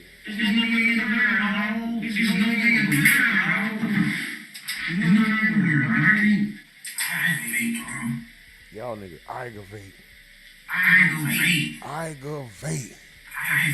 Lil' mama, much love. Hey, I already told you about the email. I ain't get it. I don't know if you just ain't sent it or whatever, but I ain't get it. I'm just letting you know what I'm talking about. But anyway,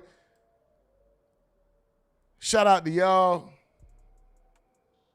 We about to get up out of here. I appreciate y'all rocking out. Y'all already know we'll be back 8:30 in the morning. Get your popcorn. I think it's finally about to get good. It's been boring. I'm not finna make this long and drawn out. Much love. Y'all keep that good energy. Go get y'all some rest. Eat good. Stay safe. And do what make you happy. You know what I'm talking about? But like my bro said, I reserve the right to be wrong. That's only room for human error. Never tell you nothing wrong intentionally. I do identify as a multimillionaire. They got to give us a cash register if they gonna get them a bathroom, put some respect on it. But in the meantime, we still gonna do the work. Other than that, this is RUMORNATI Network.